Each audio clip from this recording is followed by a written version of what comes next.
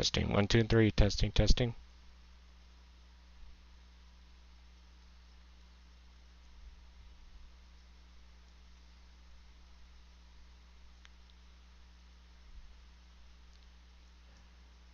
Well, hey everybody.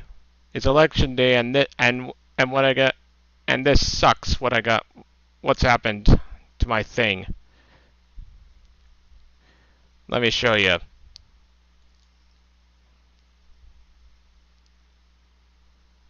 Like the transition? A little slow, I know. I was all set too. I was all prepared and everything, but then yesterday this happened.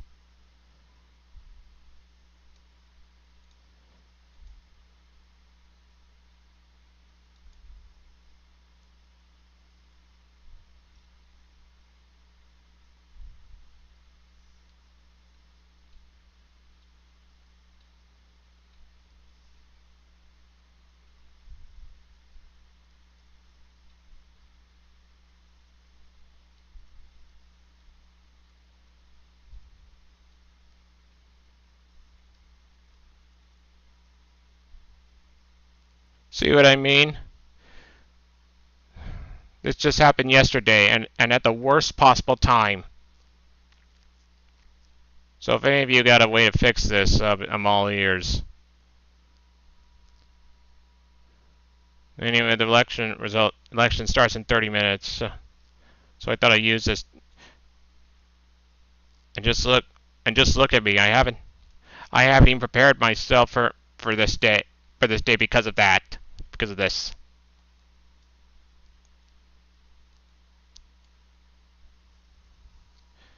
Just look at me.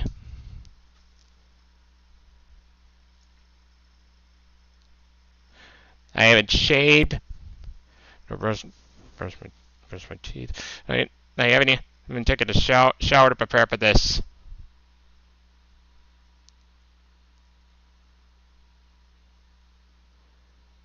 Ugh. I only got 30 minutes, so I probably only have enough time to shave.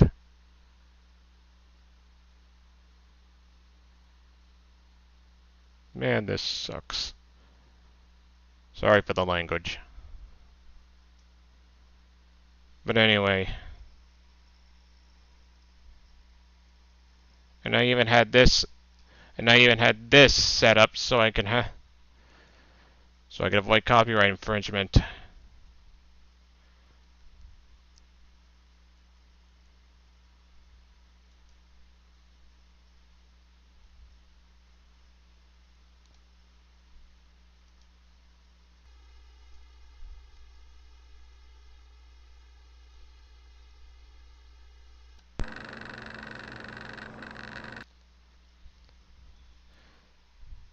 So, now that you guessed it, let's get the right amount of transparency.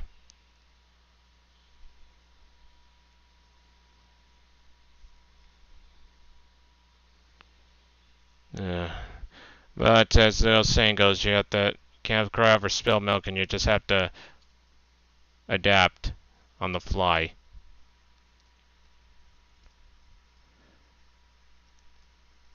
And these two. Got 30 minutes left before the election starts, so I suggest you get going.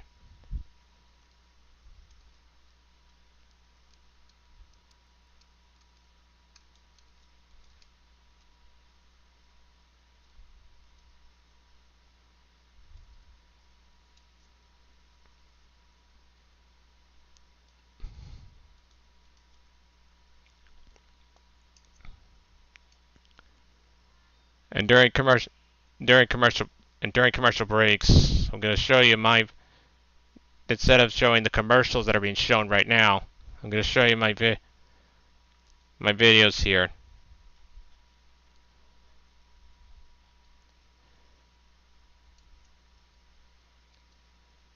I hope you enjoy them.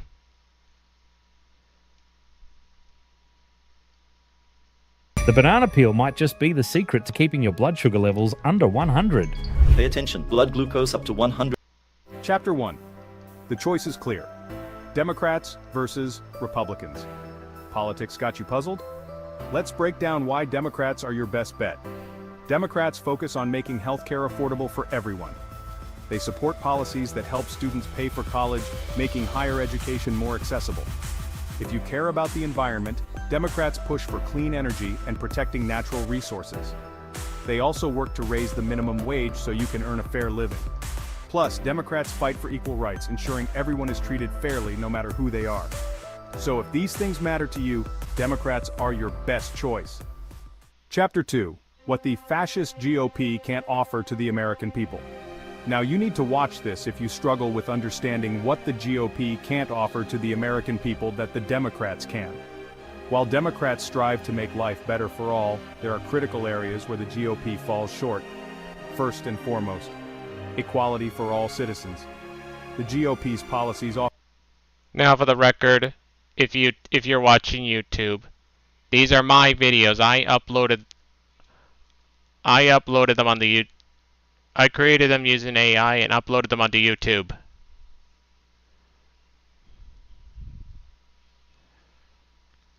So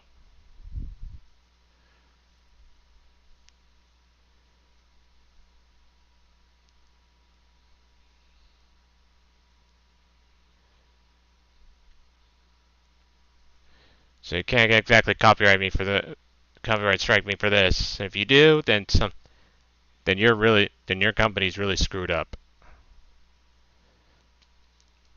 Outright, or has a beef with me. So let's continue this. Often marginalize minority communities, failing to ensure everyone is treated fairly and justly. When it comes to healthcare, the GOP's stance on repealing the Affordable Care Act leaves millions without access to comprehensive healthcare. This means higher costs and fewer protections for people with pre-existing conditions. Environmental protection is another area where the GOP lags. Their focus on deregulation and fossil fuel industries puts our planet at risk, ignoring the urgent need for clean energy solutions and conservation of natural resources. Social justice reforms are essential for a fair society, but the GOP often resists changes that could make the justice system more equitable. This includes opposing measures to address systemic racism and police reform. Lastly, economic opportunities for everyone. The GOP's economic policies frequently favor the wealthy, creating a wider gap between the rich and the poor. They oppose raising the minimum wage, which makes it harder for working families to make ends meet. In summary, the GOP's approach leaves many Americans behind. If you value equality, healthcare, the environment, social justice, and economic fairness, the Democratic Party aligns more closely with your values. Chapter 3. Choose the democracy-loving Democrats over the fascist-loving Republicans. As we've seen, the GOP's policies often leave many Americans behind, failing to address critical issues that affect our daily lives. But let's take a moment to explore what the Democratic Party brings to the table. Democrats are committed to ensuring equality for all citizens, regardless of race, gender, or background. Their policies aim to protect minority communities and ensure that everyone is treated fairly and justly. When it comes to healthcare, Democrats fight to expand access to affordable, comprehensive healthcare for all. They work to protect and improve the Affordable Care Act, ensuring that people with pre-existing conditions are covered and healthcare costs are kept in check. Environmental protection is another cornerstone of the Democratic agenda. They are champions of clean energy solutions and conservation efforts, working tirelessly to combat climate change and preserve our planet for future generations. Social justice reforms are essential for a fair and equitable society. Democrats advocate for measures to address systemic racism, police reform, and criminal justice changes that make the system more just for everyone. Economic opportunities for everyone is a key focus for Democrats. They support raising the minimum wage, ensuring that working families can make ends meet and have a chance to thrive. Their economic policies aim to reduce the gap between the rich and the poor, creating a more balanced and fair economy. In summary, the Democratic Party strives to create a better America for all its citizens. Their commitment to equality, healthcare, the environment, social justice, and economic fairness sets them apart from the GOP. If you value these principles, choosing the democracy-loving Democrats over the fascist-loving Republicans is a clear choice for a brighter future. Stay informed, stay engaged, and don't forget to vote to make your voice heard at the ballot box. Together, we can build a more just and equitable America. Why do I vote? It's because, believe it or not, democracy is tightly interconnected with various aspects of society, including journalism, environmental stewardship, religious values centered on love, and economic health. Why did I include the economy too? Well, that's because democracy is good for the economy. Each element is crucial in shaping a society that values freedom, justice, equity, and sustainability. Unfortunately, oligarchy, autocracy, and anarchy each have distinct implications for various societal aspects, each posing significant challenges to journalism, environmental sustainability, religious values, and economic stability. These administration structures can lead to misinformation, environmental decline, social division, and economic inequality, ultimately harming society. In short, democracy is progress, while oligarchy, autocracy, and anarchy are regress or decline. That is why I vote. Hey there! Have you ever wondered how democracy impacts your everyday life? You might be surprised by just how connected it is to almost everything we do. First off, let's talk about education. The right to a free, public education is a hallmark of democratic societies. It ensures that everyone, regardless of background, has the opportunity to learn and grow. Think about it. The very fact that you can go to school and pursue your dreams is a direct result of living in a democracy. Next up, let's consider the workplace. In democratic societies, labor laws protect workers' rights. This means safer working conditions, fair wages, and the ability to voice concerns without fear of retaliation. Your job security and workplace rights, yep, you can thank democracy for those. Now, on to healthcare. Many democratic nations have systems in place that ensure access to healthcare for all citizens. This means that when you or your loved ones are sick, you have the support you need to get better. That peace of mind? You got it. Democracy again. Next, let's discuss how democracy is intricately linked to various aspects of our daily lives, influencing journalism, environmental stewardship, economic policies, and even reflecting the core values of love in all religious teachings. But how does it all connect? Let me explain. Journalism is interconnected with democracy, as it serves as a crucial watchdog, ensuring government transparency and providing citizens with the information needed to make informed choices in a democratic society. A democracy helps protect the environment by promoting policies that reflect public concerns. A democracy is interconnected with love, which is the core aspect of all religious values. It fosters mutual respect and understanding among diverse beliefs and promotes compassion and justice that align with democratic principles. Economically, a democracy levels the playing field, offering everyone a fair shot at success. Also, a democracy is linked to the various aspects of our daily lives by empowering individuals to participate in decision-making processes, protecting their rights, and fostering a sense of community and equality. For example, democracy fosters social justice by ensuring everyone's voice is heard. So, when people are empowered, amazing things happen. Let's not forget about freedom of speech. The ability to express your opinions, protest, and advocate for change is a cornerstone of democratic societies. It's what allows us to have open discussions about important issues and work towards a better future. And finally, participation. Voting in elections is one of the most direct ways to influence the direction of your community and country. Every vote counts and your voice matters. So, make sure you exercise your right to vote. In short, democracy deeply influences our daily lives in ways we often take for granted. It's essential to stay informed and involved. So, next time you benefit from these rights and freedoms, take a moment to appreciate the democratic system that makes it all possible. Thanks for watching. If you found this video enlightening, give it a thumbs up and don't forget to subscribe for more insights into how the world works. Stay curious and stay active.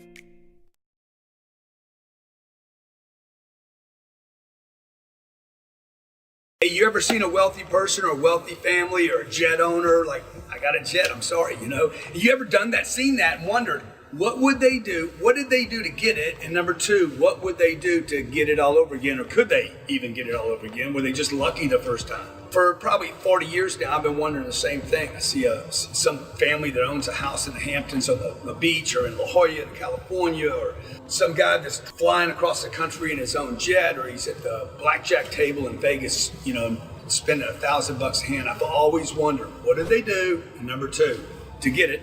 And number two, could they get it all over again? My name's Grant Cardone, and I'm happy to say I'm one of those people. I have a company that has almost $3 billion worth of real estate today, and another company that does almost $200 million a year in gross sales.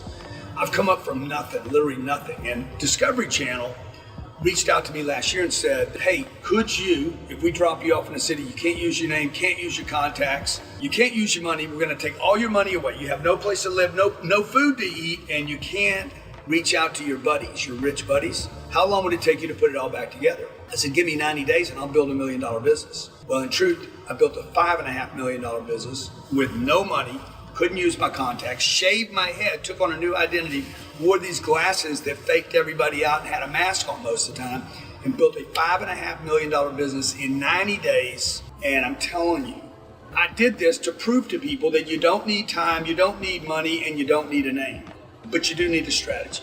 You need to know exactly how to do it. There's a way to do it. What I want to do today is I want to give you the strategy. It's taken me 45 years to figure this out. Nobody gave this to me. And I promised my mother when I was 16 years old, if I ever figured this out, because we grew up poor, my mom was scared every day. I said, if I ever figure this out, and if I get wealthy, because I used to have these dreams and fantasies of like being wealthy one day, I'm gonna make it, I'm gonna be the superhero of my house. And I told my mom, I said, if I ever figure it out, I'm gonna share it with other people. And that's what I want to do with you today. I want to share this with you, okay? And some of you are going to do nothing with it. Cost you nothing, by the way. Some of you will do nothing with it, and some of you will turn this into millions, tens of millions. Maybe somebody will see this, use this, and become a billionaire because of it. I'm doing this right now for free. I will not keep it for free for long. We're trying to do a test group to see what kind of response we get from you when you get on the program. $5.5 million in 90 days because of a strategy, okay? But you got to have the strategy. You don't need the name, you don't need good looks, you don't need a jet, you don't need a bunch of social media. In fact, I didn't use social media for 90 days, and I still built a $5.5 million business. So I want to give you this for free. Grab it right here, and I want to share with you for free exactly what you can do to get from poverty to financial freedom. To get from making excuses about time and money to having all the time and money that you want. It's possible. Look, the dream is possible. You don't have to live in America to make this dream real. You can do it anywhere. You don't need a name, you don't need money, but you do need a strategy. I hope you take advantage of this, okay? If you, and when you, for those of you, hit $1 million in 90 days, I'm gonna put you on this bird. We're gonna go for a ride on the bird, and I'm gonna have you sit right here. I'm gonna have you sit right here. I'm gonna sit right here, or maybe across from you. Maybe we'll play some backgammon or some chess or some gin, and then we're gonna figure out how we can do business together, okay? But first, you need to get the training. Click right there. Let's do this. Let's get financial freedom together.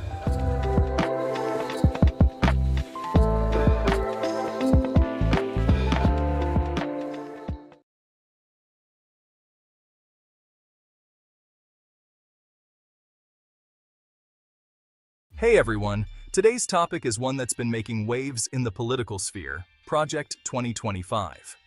This initiative could reshape America as we know it. Let's dive into what it is and why it matters. Chapter 1. The Blueprint for Change.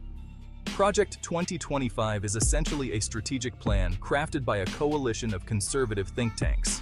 Their goal? To implement sweeping changes to the U.S. government structure if a conservative candidate wins the 2024 election. We're talking about massive overhauls in federal agencies, a shift in power dynamics, and potentially changes to how laws are enforced. Chapter 2. Implications on civil liberties. One of the most controversial aspects of Project 2025 is its potential impact on civil liberties. Critics argue that the proposed changes might lead to increased government surveillance, stricter law enforcement, and a rollback of certain freedoms. Supporters, however, believe that these measures are necessary for national security and stability. It's a debate that strikes at the heart of what it means to be an American. Chapter 3. The political landscape ahead. If Project 2025 comes to fruition, it could profoundly alter the political landscape. The balance of power might tilt more heavily towards the executive branch, reducing the checks and balances that have defined American democracy. Whether you see this as a positive or a negative, one thing is clear. The stakes are incredibly high. So, what do you think? Is Project 2025 a path to a stronger America or a dangerous concentration of power? Let me know in the comments below. But personally, I believe that it's a dangerous concentration of power that could become dangerous for not just America, but the entire world too. Remember to like, subscribe, and hit the bell icon for more in-depth analyses of today's most pressing issues. Until next time, stay informed.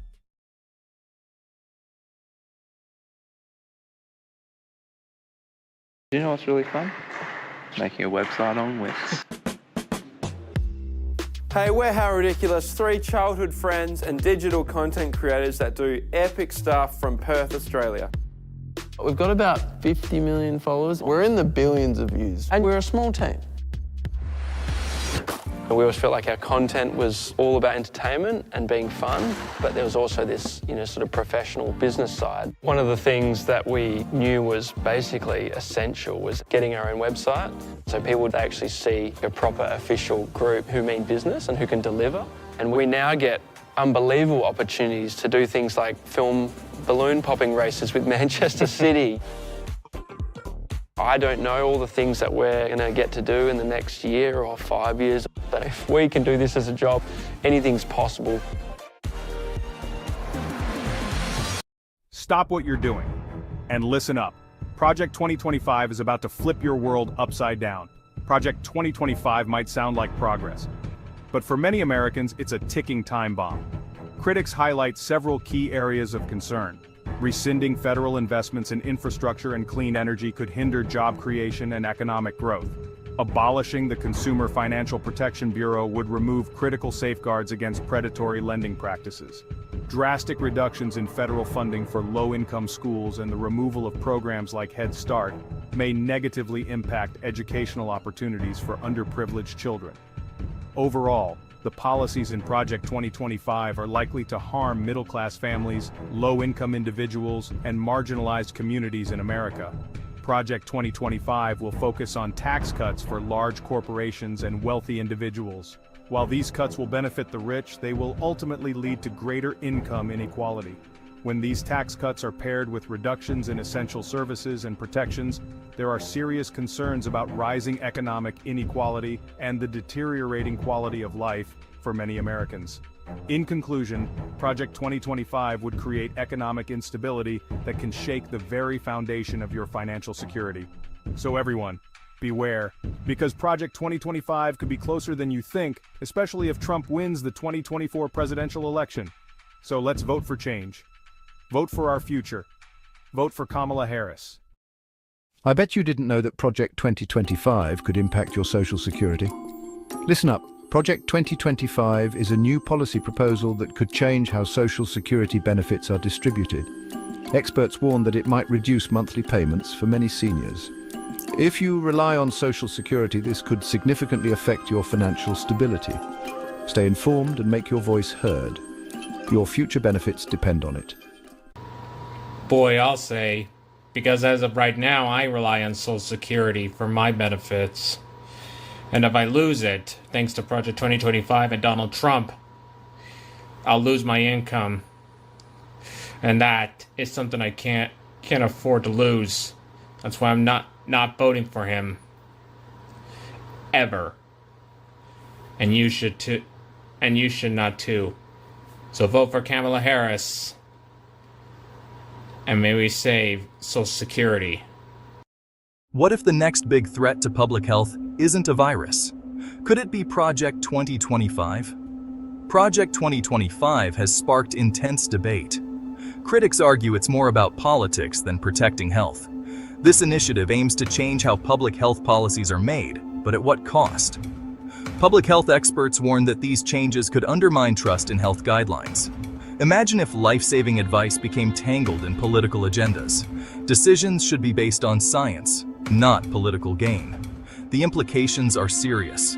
Reduced trust in public health recommendations could lead to lower vaccination rates, more disease outbreaks, and greater public confusion. We need to ask, is Project 2025 a step forward or a dangerous gamble? Stay informed, stay healthy. Let's prioritize science over politics for the sake of our future. Unbelievable. Yesterday during a Zoom meeting, when they were reading the mandate for Project 2025, it stated that they were going to outlaw masks during the next pandemic. Can you believe that? That I can't imagine how many people will die from that. And personally, I think that the mandate might upset a lot of people who sell these kind of masks to make for a living, or a company, medical masks. So if they were any supporters of that who make face masks, I think they lost them due to Project 2025. Am I the only one that didn't know Project 2025 threatens neurodivergent rights? We've made huge strides in understanding and supporting neurodivergent individuals, but Project 2025 could undo all that progress. It's aiming to cut crucial programs and protections. This isn't just a policy change, it's a step backward. We need to speak up now. Contact your representatives, share your stories, and spread the word. Let's make sure our voices are heard. Don't let Project 2025 turn back the clock on neurodivergent rights. First time buying crypto? It's like your first visit to a taco truck. So you start with un poquito, a taster. If you like this, we can mix things up. Go off menu, spicy as you like. Is Project 2025 the end of democracy in America? Today, we dive deep into what some are calling one of the most dangerous political schemes in all of American history. The Heritage Foundation, a well-known conservative think tank, has launched Project 2025. On the surface, it seems like a plan to reshape government policies. But dig deeper, and you'll find a blueprint that could fundamentally alter American democracy. First, let's talk about the plan's ambition. Project 2025 aims to dismantle regulatory agencies, reduce government oversight, and shift power to the executive branch. Sounds like a lot of political jargon, but here's what it means for you and me. Imagine a world where environmental protections are rolled back, where healthcare regulations are stripped down, where corporate interests can operate with minimal restrictions. This isn't just theoretical. It's a direct threat to the checks and balances that keep our democracy in place. Now, some might argue that reducing government interference is a good thing. But consider this, without proper checks, who holds the powerful accountable? The answer is no one. Project 2025 also proposes an overhaul of the civil service. The goal? To replace career officials with political appointees. This could lead to a government run by loyalists rather than experts, undermining the very foundation of a nonpartisan civil service. Critics argue that this plan paves the way for authoritarianism, concentrating power in the hands of a few. And history teaches us that when power is unchecked, democracy suffers. So, is Project 2025 the end of democracy in America? Only time will tell. But one thing is clear. Staying informed and engaged is more crucial now than ever. Thanks for watching. Stay vigilant, stay informed. Jisa.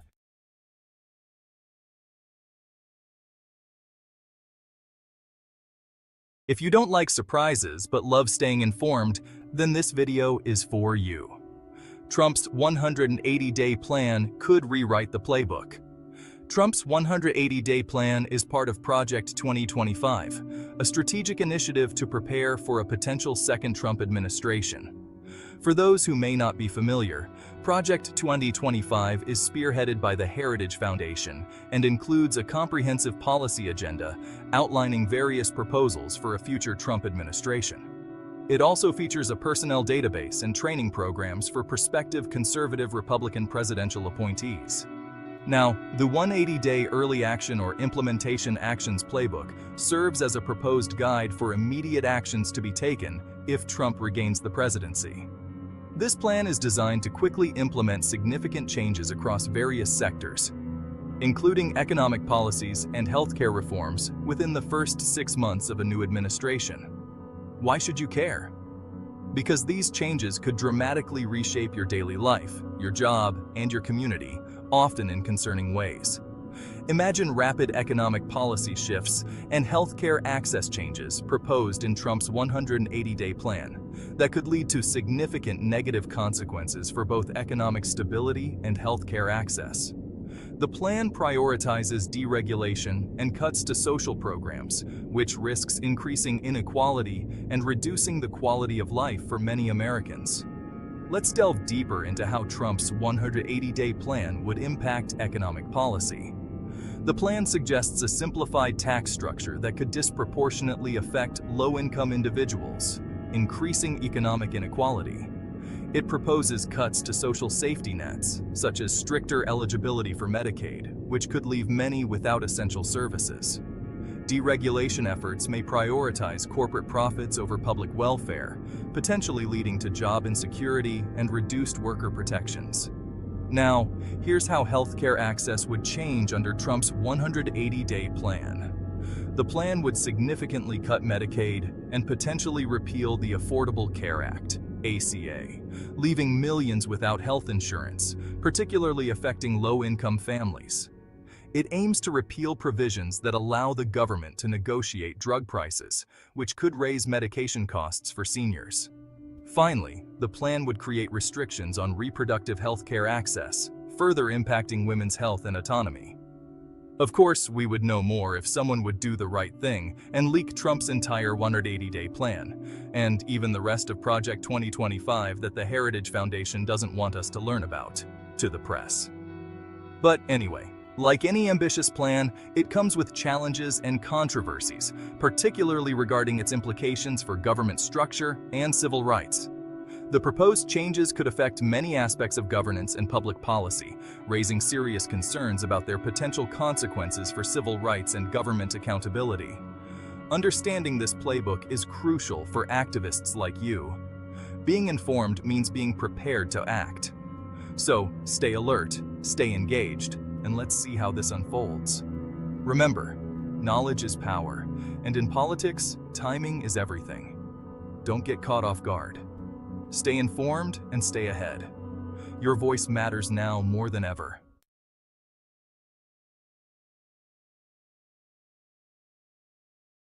I bet you didn't know world leaders are dreading Trump's 2025 vision, but here's why. Project 2025 isn't just a plan, it's a game changer. Trump aims to overhaul US policies and make America more powerful than ever. But here's the kicker. Global leaders fear this shift will destabilize alliances and ignite conflicts. They're rallying against his return because they're scared of an unpredictable future. Is it bold leadership or a risky gamble? You decide. Through my eyes, it's not bold leadership, and it's worse than a risky gamble. Project 2025 is an idea that should never have been brought into existence. And I don't blame the world leaders for fearing Trump's return. After all, with Project 2025, he could transform America into an autocracy. And that's why we need to all stand together, united, and say no to Trump, and say yes to Kamala Harris for president. Are you with me? If you're dreaming of a brighter future, you're not alone. People around the globe are rallying behind Kamala Harris. From the bustling streets of Tokyo to the serene villages of Kenya, people are cheering for Kamala Harris. They're inspired by her vision of a more inclusive and just society. In Paris, they see her as a symbol of resilience. In Mumbai, she's a beacon of opportunity. And in Sydney, she's a champion of equality. Why do they care who leads the US? Because Kamala Harris stands for the values we all share: justice, equality, and hope. Her journey is a testament to the power of diversity and the strength of unity. She inspires not just Americans, but global citizens who believe in a future where everyone can thrive. Kamala Harris isn't just a candidate, she's a movement that crosses borders and bridges divides. Join the world in supporting Kamala Harris. Together, we can build a brighter tomorrow. So remember to vote for Kamala Harris, because if Trump wins and enacts Project 2025, it'll not just doom America, but doom the entire world. And that is a fact. You need to hear this if you're a political junkie. Project 2025 is the talk of the town. Trump supporters are throwing the ultimate party, but the global headlines? Not so much. Chaos in Europe, Asia on edge, and Australia not amused. Yep, it's one heck of a celebration. And just when you thought it couldn't get any wilder, bam! Kamala Harris pops up. Imagine if the whole world got to vote. Oh, the drama! Because Donald Trump would lose to Kamala Harris in a huge landslide. It's true because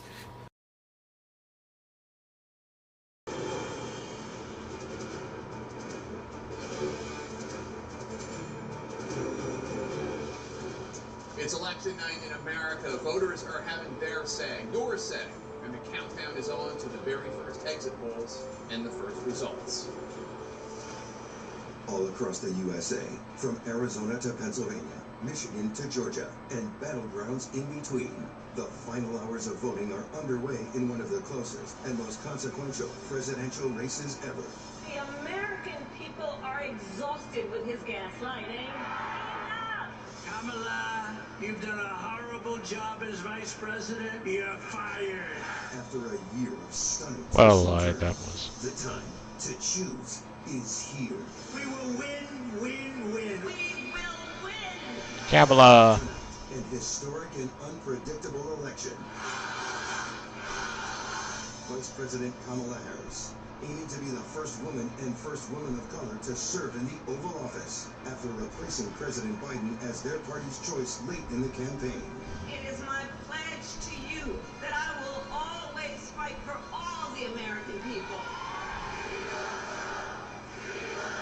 Former President Donald Trump, hoping to become only the second ex-commander-in-chief to return to the White House, even after his unprecedented criminal indictments and convictions. We will never give up.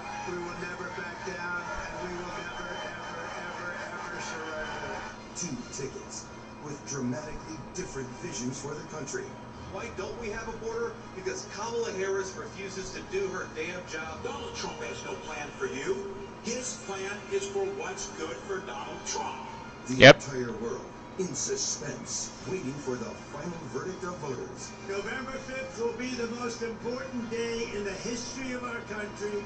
Who will win and when? Are you ready to make your voices heard? This is CNN's coverage of Election Night in America, the race for the White House, the campaign for Congress, and the challenges facing the nation. Do we believe in the promise of America? We will make America great again. He doesn't know what truly makes America great. Until the last vote.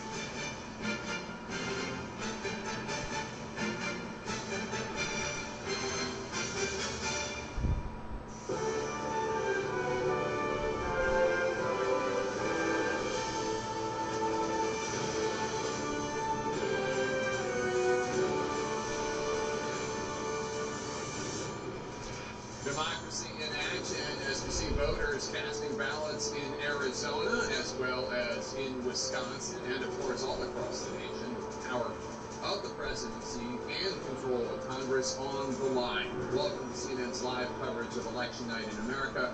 I'm Dick Tapper. Right now Americans are making a monumental decision, choosing either Vice President Kamala Harris or former President Donald Trump to lead the country through the next 4 years. We'll soon get some early clues about what voters are thinking when we roll out our first exit poll results about an hour from now, and that will help set the stage for the battle ahead, the all-important race to 270, the number of electoral votes needed to win the White House.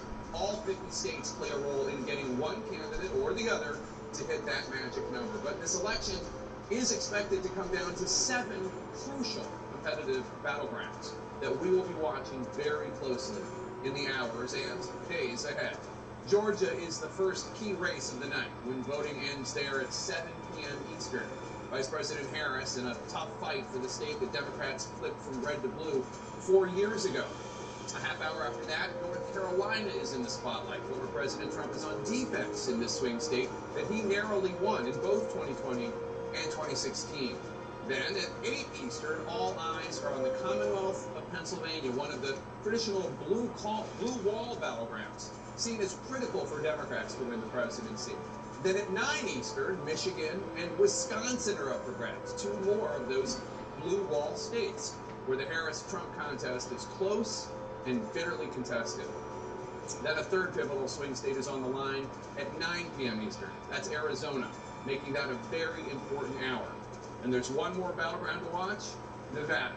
Voting ends there at 10 p.m. Eastern as we get deeper into the night and the fight for electoral votes. Aaron Burnett and our battleground correspondents are going to give us updates on turnout and vote counting in those crucial swing states, along with Pamela Brown at the voting desk. John King is at his post at the Magic Wall, where he will be mapping out the votes and tracking the trends all night long. David Chalian is crunching our exit poll numbers and will bring us the very first results imminently. Boris Sanchez is following the balance of power in Congress, with 34 Senate seats and all 435 House seats up for grabs. Our political team is going to break it all down. Adi Cornish, Dana Bash, and Chris Wallace are here. And Anderson Cooper is with David Axelrod, Van Jones, Alyssa Farrah-Griffin, and David Urban. Plus, of course, we have correspondents covering the presidential candidates. Let's go right now to Abby Phillip at Harris campaign headquarters at the vice president's alma mater, Howard University, here in Washington, D.C. Abby, what is the mindset right now from the Harris campaign as results start to come in some places? Jake, I've been talking to Harris advisors all day, people inside and outside of the campaign. The word I'm getting from them is cautious optimism. A lot of these people have been in the battleground states throughout the weekend and the last couple of days. They are seeing a momentum shift on the ground. They believe that something has changed in their favor. So a lot of the people that I'm speaking with, they are feeling good coming into tonight. One person, though, who doesn't really want to talk about winning is the candidate herself. Vice President Kamala Harris is almost superstitious about not wanting to have that kind of conversation. She has been head down all day today on the phones, doing phone interviews with radio stations. She just went to the DNC here in Washington a few minutes ago to call voters and ask them to get out and vote. She has been working on getting out the vote. One person who spoke with her recently said she is not one to even get close to measuring the drapes. She wants to make sure every single vote is counted before her mind goes to that place.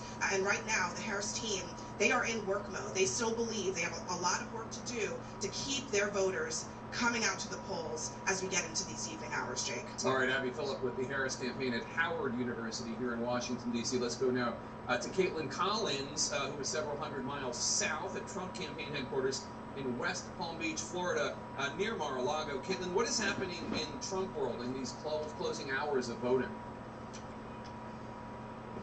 Jake, they're watching everything very closely. This is a team that has been poring over these numbers all day, much like the Harris campaign has as well. For Donald Trump himself, he didn't arrive back here in Palm Beach, Florida until about 5:30 this morning. That came after he held that late-night rally in Grand Rapids, Michigan, where he always closes out his presidential campaigns. He hasn't gotten much sleep, based on what I've heard from sources who say that he has been peppering his aides all day long, asking for updates on this race and where the polling stands right now and how the voting has been looking today. I'm told one thing that they have zeroed in on is that number of early voting, where Republicans have done very well, obviously a change from just a few years ago when Donald Trump was incredibly critical of early voting. Those numbers have given them a newfound confidence in the last 24 hours or so, Jake, and that is the number that Trump campaign aides are giving to surrogates in order to try to boost them and excite them going into this. Now, whether or not that confidence is warranted, Jake, remains to be seen. And I should note, I am at the Trump campaign convention center where they are going to be having their party here tonight. Trump himself will be watching the returns come in from his Mar-a-Lago club just a few moments away. There are several hundred guests that are invited there, and those that we are expected to be around him are names like Elon Musk, Robert F. Kennedy Jr., Dana White, newfound allies of his that have obviously been out on the campaign trail with him as well, Jake. All right, Caitlin Collins, we'll check back with you in a minute. Now to the Magic Wall, where John King is mapping out the candidates' potential paths to 270 electoral votes. John, how do they get there? Jake, we begin tonight with each candidate having several paths to 270, but we also know from history that certain states tend to loom larger, if you will, in that path. So let me start here with the three right here. Those are the three states, the blue wall, the so-called blue wall, Pennsylvania, Michigan, Wisconsin. They have voted together since 1992. They have voted blue in every election except 2016. Remember, that was Donald Trump's big surprise. He flipped the blue wall red, and he won the White House. So they are the most important states, and if you are the vice president of the United States, they are your easiest. There are no easy paths to 270, but this would be her easiest. Look where we have her right now. 226 electoral votes, solid or likely Democratic. 219 votes, solid or likely Republican. If the vice president can hold Pennsylvania, Joe Biden won it, hold Michigan, Joe Biden won it, and hold Wisconsin, Joe Biden won it, that alone, as long as she wins Nebraska's 2nd congressional district, would get her to 270, and she would be the next president of the United States. That's the blue wall strategy. Now, can she win without the blue wall? Let's take those back. She can't. She can win with the Sun Belt strategy.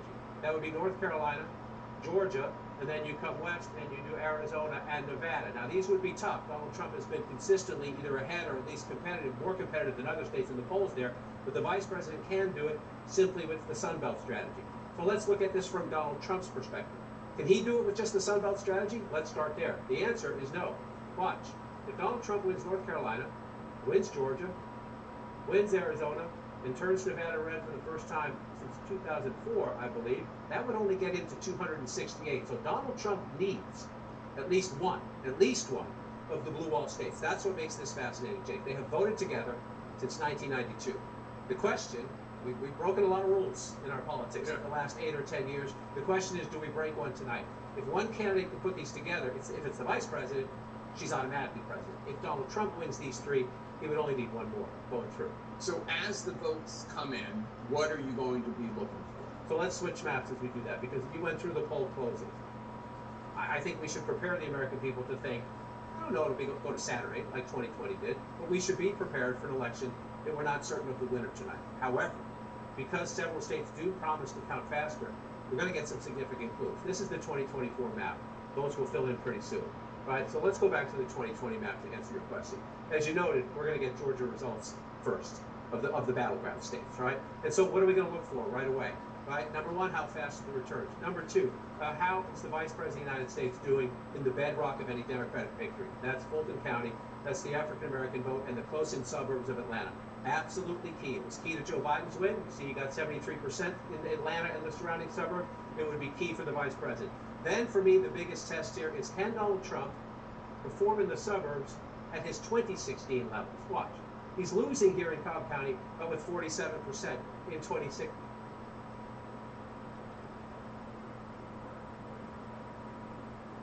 I hate it when it does that.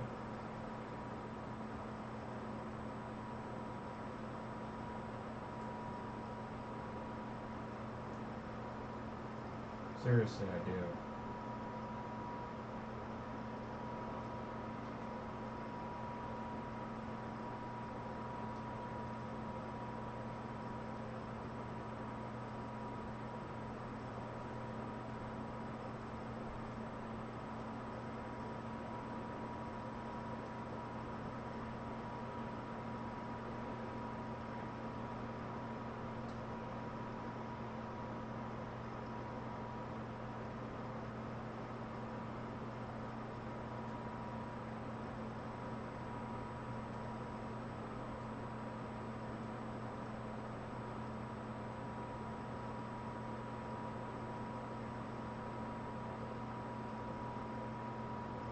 Trump has been running for 2 years.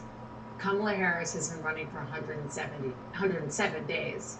So one of my big questions is, particularly with her candidacy, is whether that was just enough time to introduce herself to the country and to candidates who were dead set on voting for a Democrat, weren't so sure about him, or whether she could have used a little bit more time.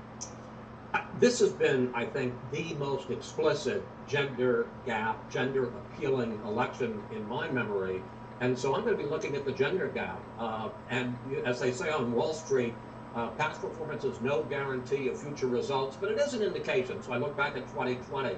The electorate in 2020 was 52% women, 48% men. Among women, Biden was up by 15 points.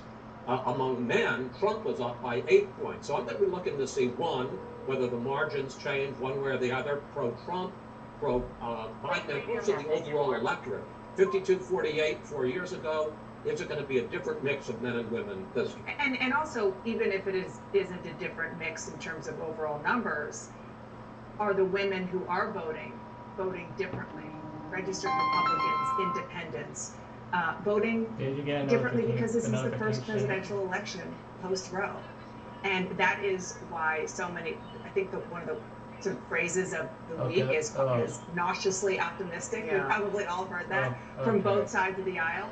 But from the Democrats, they are still banking on women in particular and some men. I know, saying and we're it's so draconian focused on that in so many states. But what's fascinating is Kamala Harris actually didn't run as an identity candidate, right? We're not looking at someone who took the Barack Obama approach and talking about her resume and trying to appeal to people's better natures when it comes to race. And she's not doing what Hillary Clinton did. But she's running on freedom. Hold on. When she says Hold freedom, on. she's Don't start the this number yet. one thing in that freedom bucket is reproductive rights. On the other hand, Not the first there three. was that hot mic moment when she was sitting down, Kamala Harris, with Gretchen Whitmer, the governor of Michigan, and all she right. said, we really got to work on that. They definitely feel that with this Roe strategy, that and getting the endorsement just today from Joe Rogan, that Donald Trump has succeeded in appealing to men and appealing especially to young men, and even young men who are Latino or black. They got to cut a little bit into that, and they also need to do really, really well among women, including Republican women. We're closing in on our very first exit poll results, early insights into the minds of people who turned out to vote and the issues driving their choices for president. Straight ahead, we're going to take you inside polling places in crucial battleground states where ballots are being cast right now. Stay with us as we track every vote until we know who wins and who loses, whenever that may be. This is Election Night in America on CNN.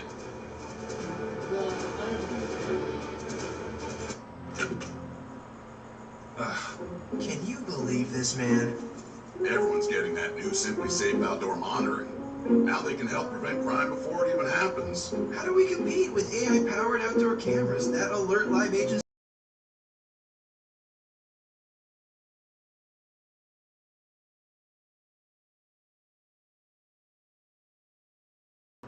Okay, I'm gonna show you why I said he doesn't know squat about what makes America great.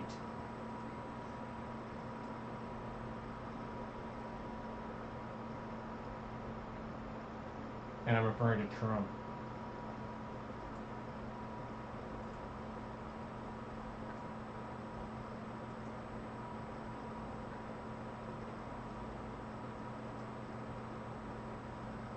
Here we go. If your heart swells with pride when you see the stars and stripes, congratulations. You're living the American dream. Freedom. It's the heartbeat of our nation. The freedom to speak, to dream, to be who we are. Diverse, yet united. Innovation, it's in our DNA. From Silicon Valley to small-town startups, we're pioneers, creators, and risk-takers. Every idea, no matter how big or small, has the power to change the world. And let's talk about diversity. It's our superpower. People from every corner of the globe come here to build a better life, bringing unique cultures and perspectives that enrich our communities. So what makes America truly great? It's the freedom to be you, the diversity that strengthens us, and the innovation that drives us forward. Remember, America is not just a country, it's a vision of what we can achieve. Together, stay inspired, stay united, stay innovative. That's the real American spirit. However, during his presidential campaigns, Donald Trump kept using the phrase, "Make America Great Again," or MAGA for short, because he often positioned himself as the candidate who knows how to restore America's greatness. He suggests that his policies and leadership style are the solutions to the problems he identifies, such as economic stagnation, immigration issues, and national security concerns.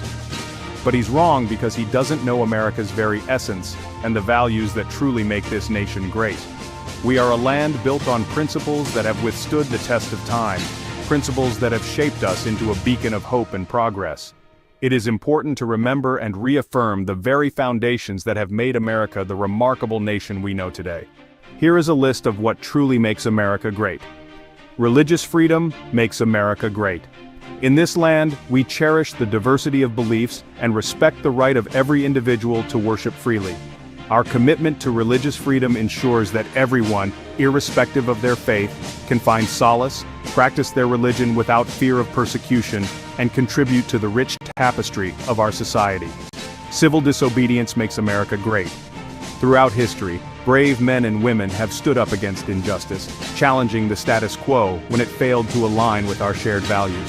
Civil disobedience has propelled us forward, reminding us that change is possible and that we must never shy away from speaking truth to power. Unity makes America great.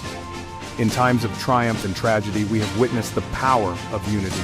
In our collective strength, we find the resolve to overcome adversity, bridge our differences, and foster a society that is not divided by walls, but connected by bridges of understanding, empathy, and respect.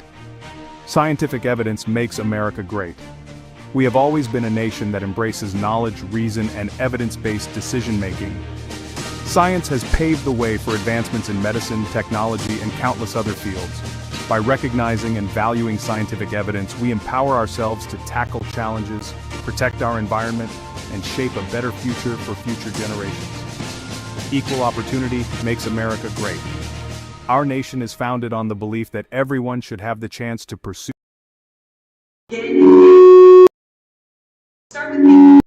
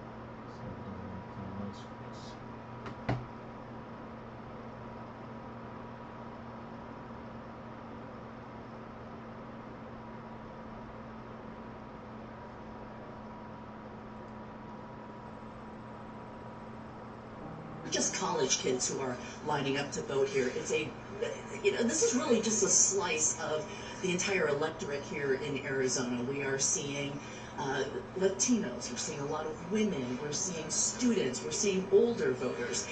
We are hearing from the Maricopa County reporter who just tweeted saying, please go somewhere else to vote, because this is not typical for what you are seeing in the county.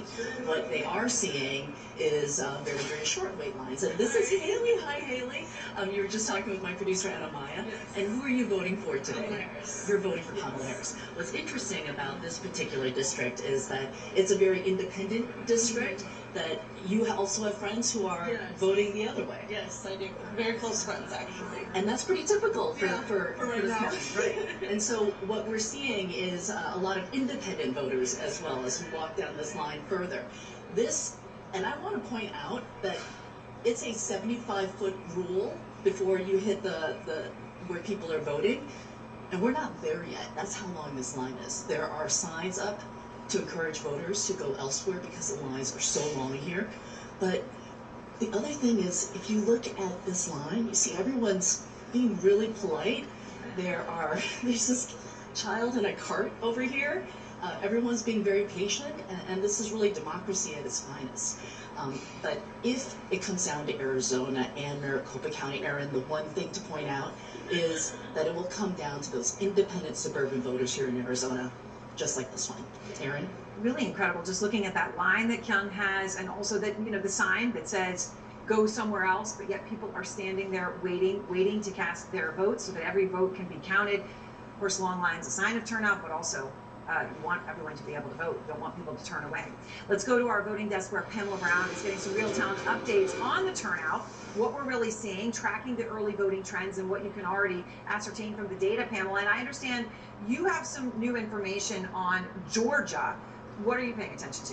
Yeah, I've been talking to my sources on the ground there in Georgia who are affiliated with the election there, and here's what we're learning at this hour. Fulton County will likely seek from a court an extension of polling hours. So here's what's going on there. Affected by those non-credible bomb drops we've been reporting throughout the day until 7:30 p.m. That's what a Georgia official with knowledge of the request told me just moments ago. That same official telling me there are 2 polling places in Cobb County that will stay open until 7:20 p.m. and one place in Gwinnett County that will request an extension until 8 p.m. and is in court this hour. But the official told me the majority of precincts will still report the bulk of results by 8 p.m. And we keep hearing from officials there, including the Secretary of State, that first drop around 8 p.m. will likely be around 70% of the total vote there in Georgia, Aaron.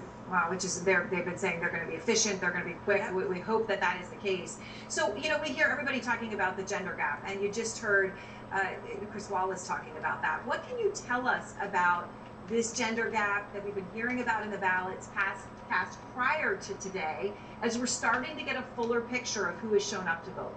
It's a really good question. Let's just zoom out a little bit here and look at the overall early vote. Nearly 84 million Americans had already cast ballots before things got started today. So that's less than the overall number in 2020 when we were still in the middle of a pandemic, but this number accounts for roughly 53% of everyone who voted in the 2020 election. And there's a clear gender gap in pre-election voter, though I should note it is narrower than it was at this point 4 years ago. Look at this here on your screen. 1.4 million more women than men have cast pre-election ballots this year. That's actually a slight drop from the 1.8 million more women than men casting votes early in 2020. And that's partially because fewer people overall have voted early than 4 years ago. But even with that drop, Aaron, female voters are voting at a higher rate than men in all 7 of the battleground states we're watching. Look at this right here.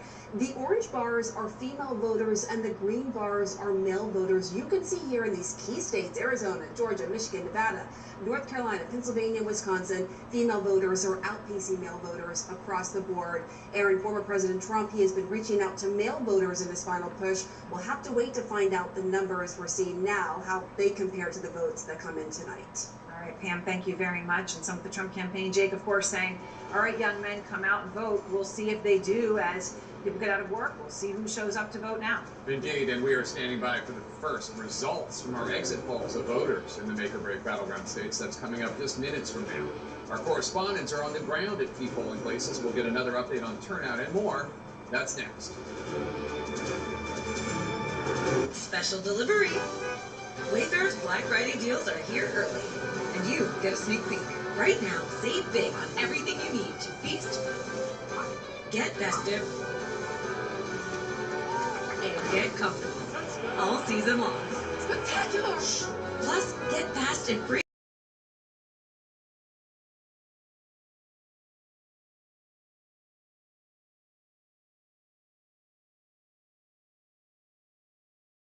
Okay. The gates are pumping. Okay, that's it. The market's closed. Teachers don't nurse, bro. Okay, let's get back to it.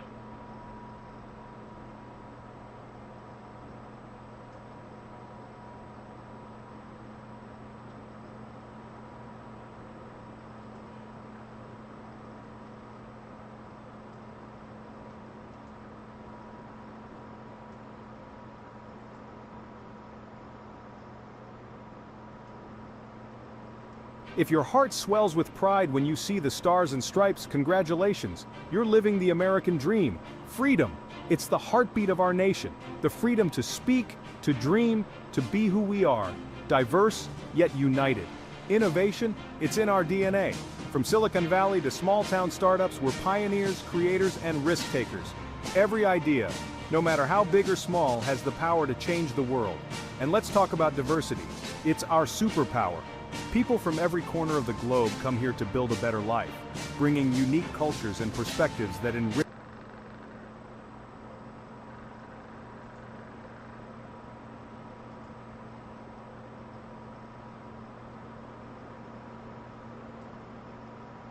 If your heart swells with pride when you see the stars and stripes, congratulations. You're living the American dream. Freedom.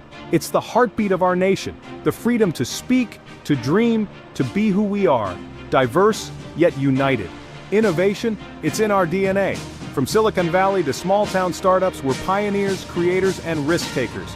Every idea, no matter how big or small, has the power to change the world. And let's talk about diversity. It's our superpower. People from every corner of the globe come here to build a better life, bringing unique cultures and perspectives that enrich our communities. So what makes America truly great? It's the freedom to be you, the diversity that strengthens us, and the innovation that drives us forward. Remember, America is not just a country, it's a vision of what we can achieve together. Stay inspired, stay united, stay innovative. That's the real American spirit. However, during his presidential campaigns, Donald Trump kept using the phrase, "Make America Great Again," or MAGA for short, because he often positioned himself as the candidate who knows how to restore America's greatness. He suggests that his policies and leadership style are the solutions to the problems he identifies, such as economic stagnation, immigration issues, and national security concerns. But he's wrong because he doesn't know America's very essence and the values that truly make this nation great. We are a land built on principles that have withstood the test of time, principles that have shaped us into a beacon of hope and progress. It is important to remember and reaffirm the very foundations that have made America the remarkable nation we know today. Here is a list of what truly makes America great. Religious freedom makes America great. In this land, we cherish the diversity of beliefs and respect the right of every individual to worship freely. Our commitment to religious freedom ensures that everyone, irrespective of their faith, can find solace, practice their religion without fear of persecution, and contribute to the rich And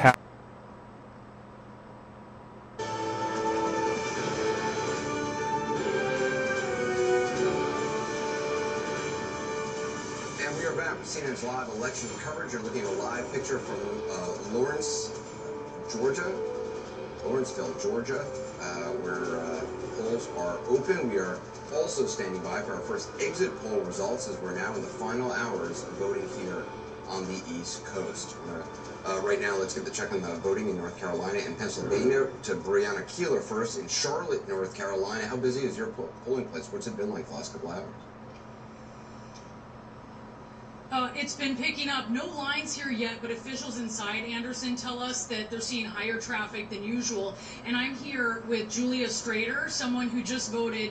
And while things are moving pretty quickly inside, it actually took you a while. Tell me about that. Yes, it took me about 2 hours. I had to change my address that I was registered to vote at, so I had to sit for the help desk for 2 hours. Okay, most people just came in and out, but not for you.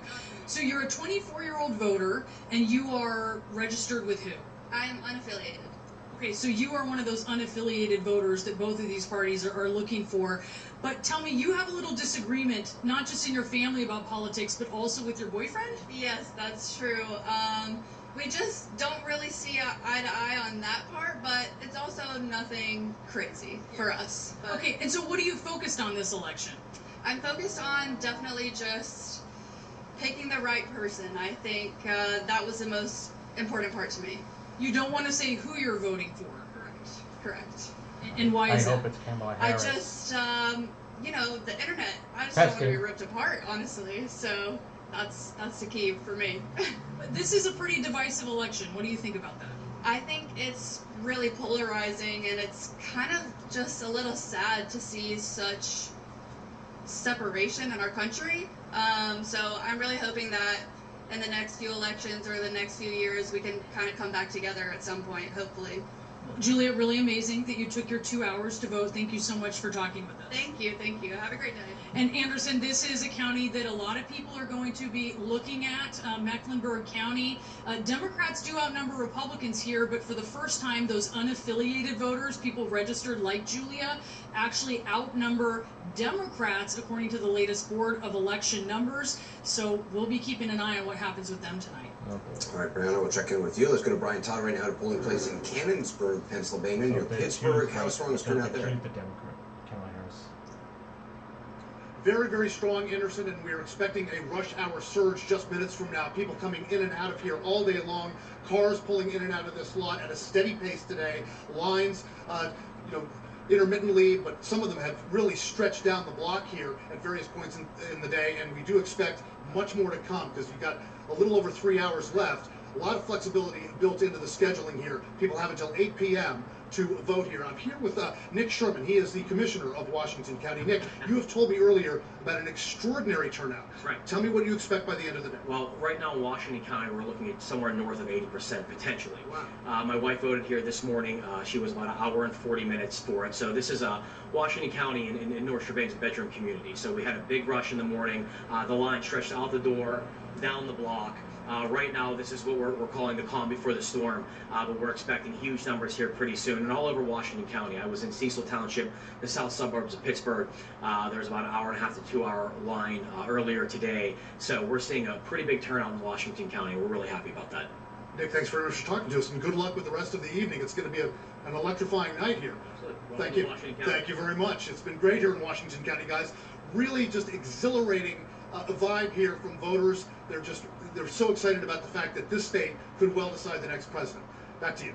All right, Brian, we'll check in with you back with the team here in New York. David Axelrod, you've done a couple of these. Here we are. Here we are. We've taken a long journey together in this incredible saga that nobody could have written, and it seems fitting that we're here on election night, an hour and a half before the polls close. And I asked someone who's deeply in the bubble of this campaign where he thought the race was, and he said, we can say with a tremendous amount of authority that we don't know. Because turnout is very high. It's high in the rural areas. It's high in cities and suburbs.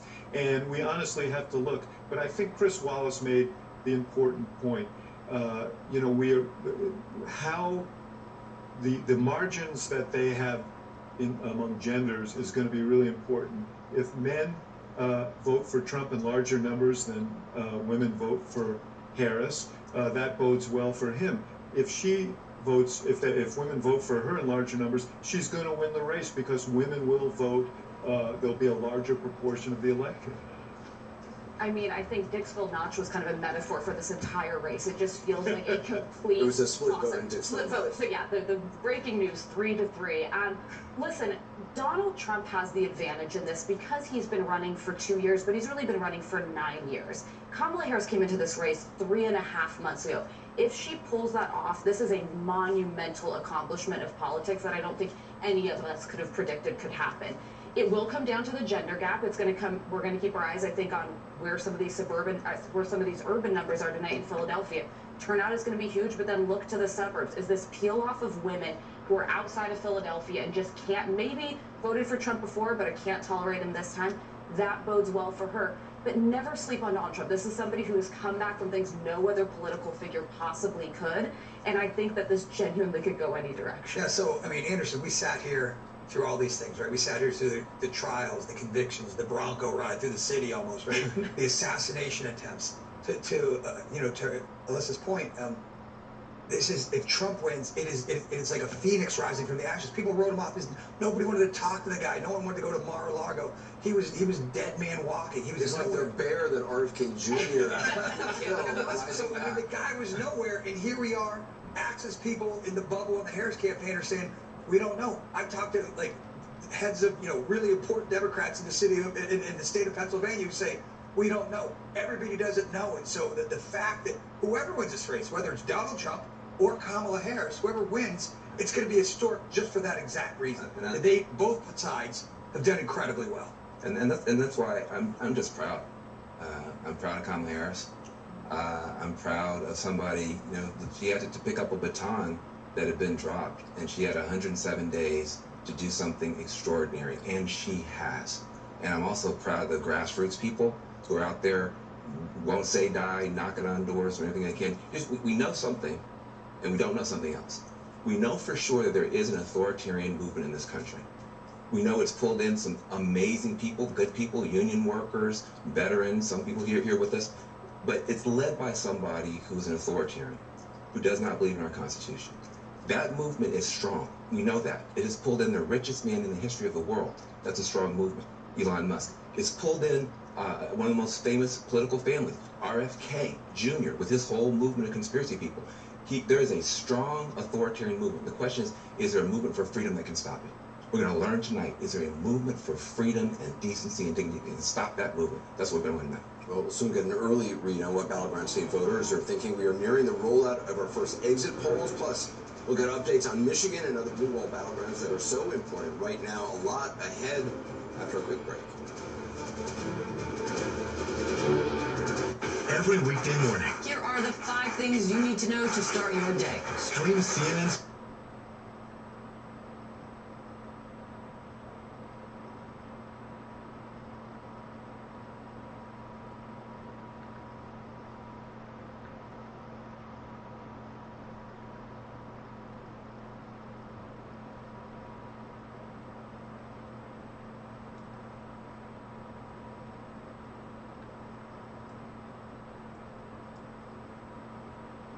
tapestry of our society. Civil disobedience makes America great. Throughout history, brave men and women have stood up against injustice, challenging the status quo when it failed to align with our shared values. Civil disobedience has propelled us forward, reminding us that change is possible and that we must never shy away from speaking truth to power. Unity makes America great. In times of triumph and tragedy, we have witnessed the power of unity.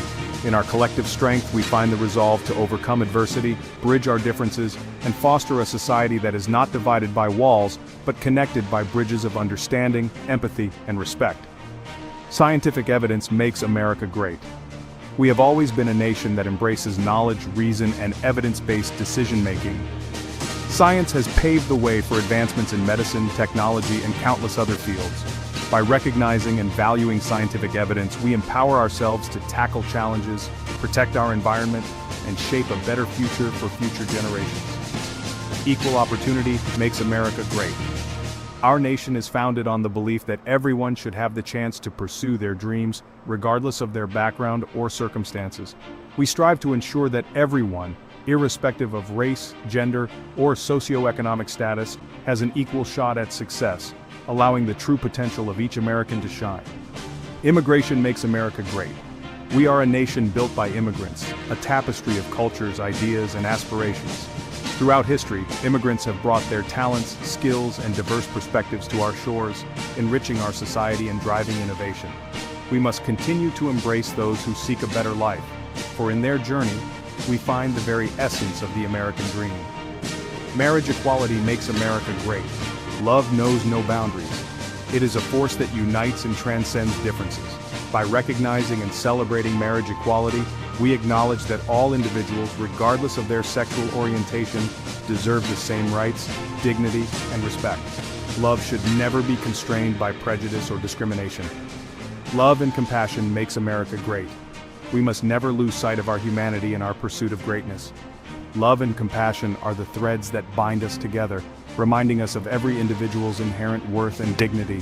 Through acts of kindness, understanding, and empathy, we can build a society that truly reflects our nation's greatness. Grace makes America great.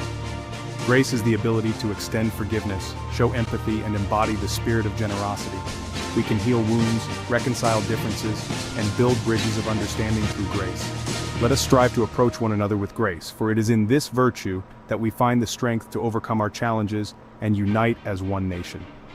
Education makes America great. Our commitment to education is the bedrock of progress and innovation.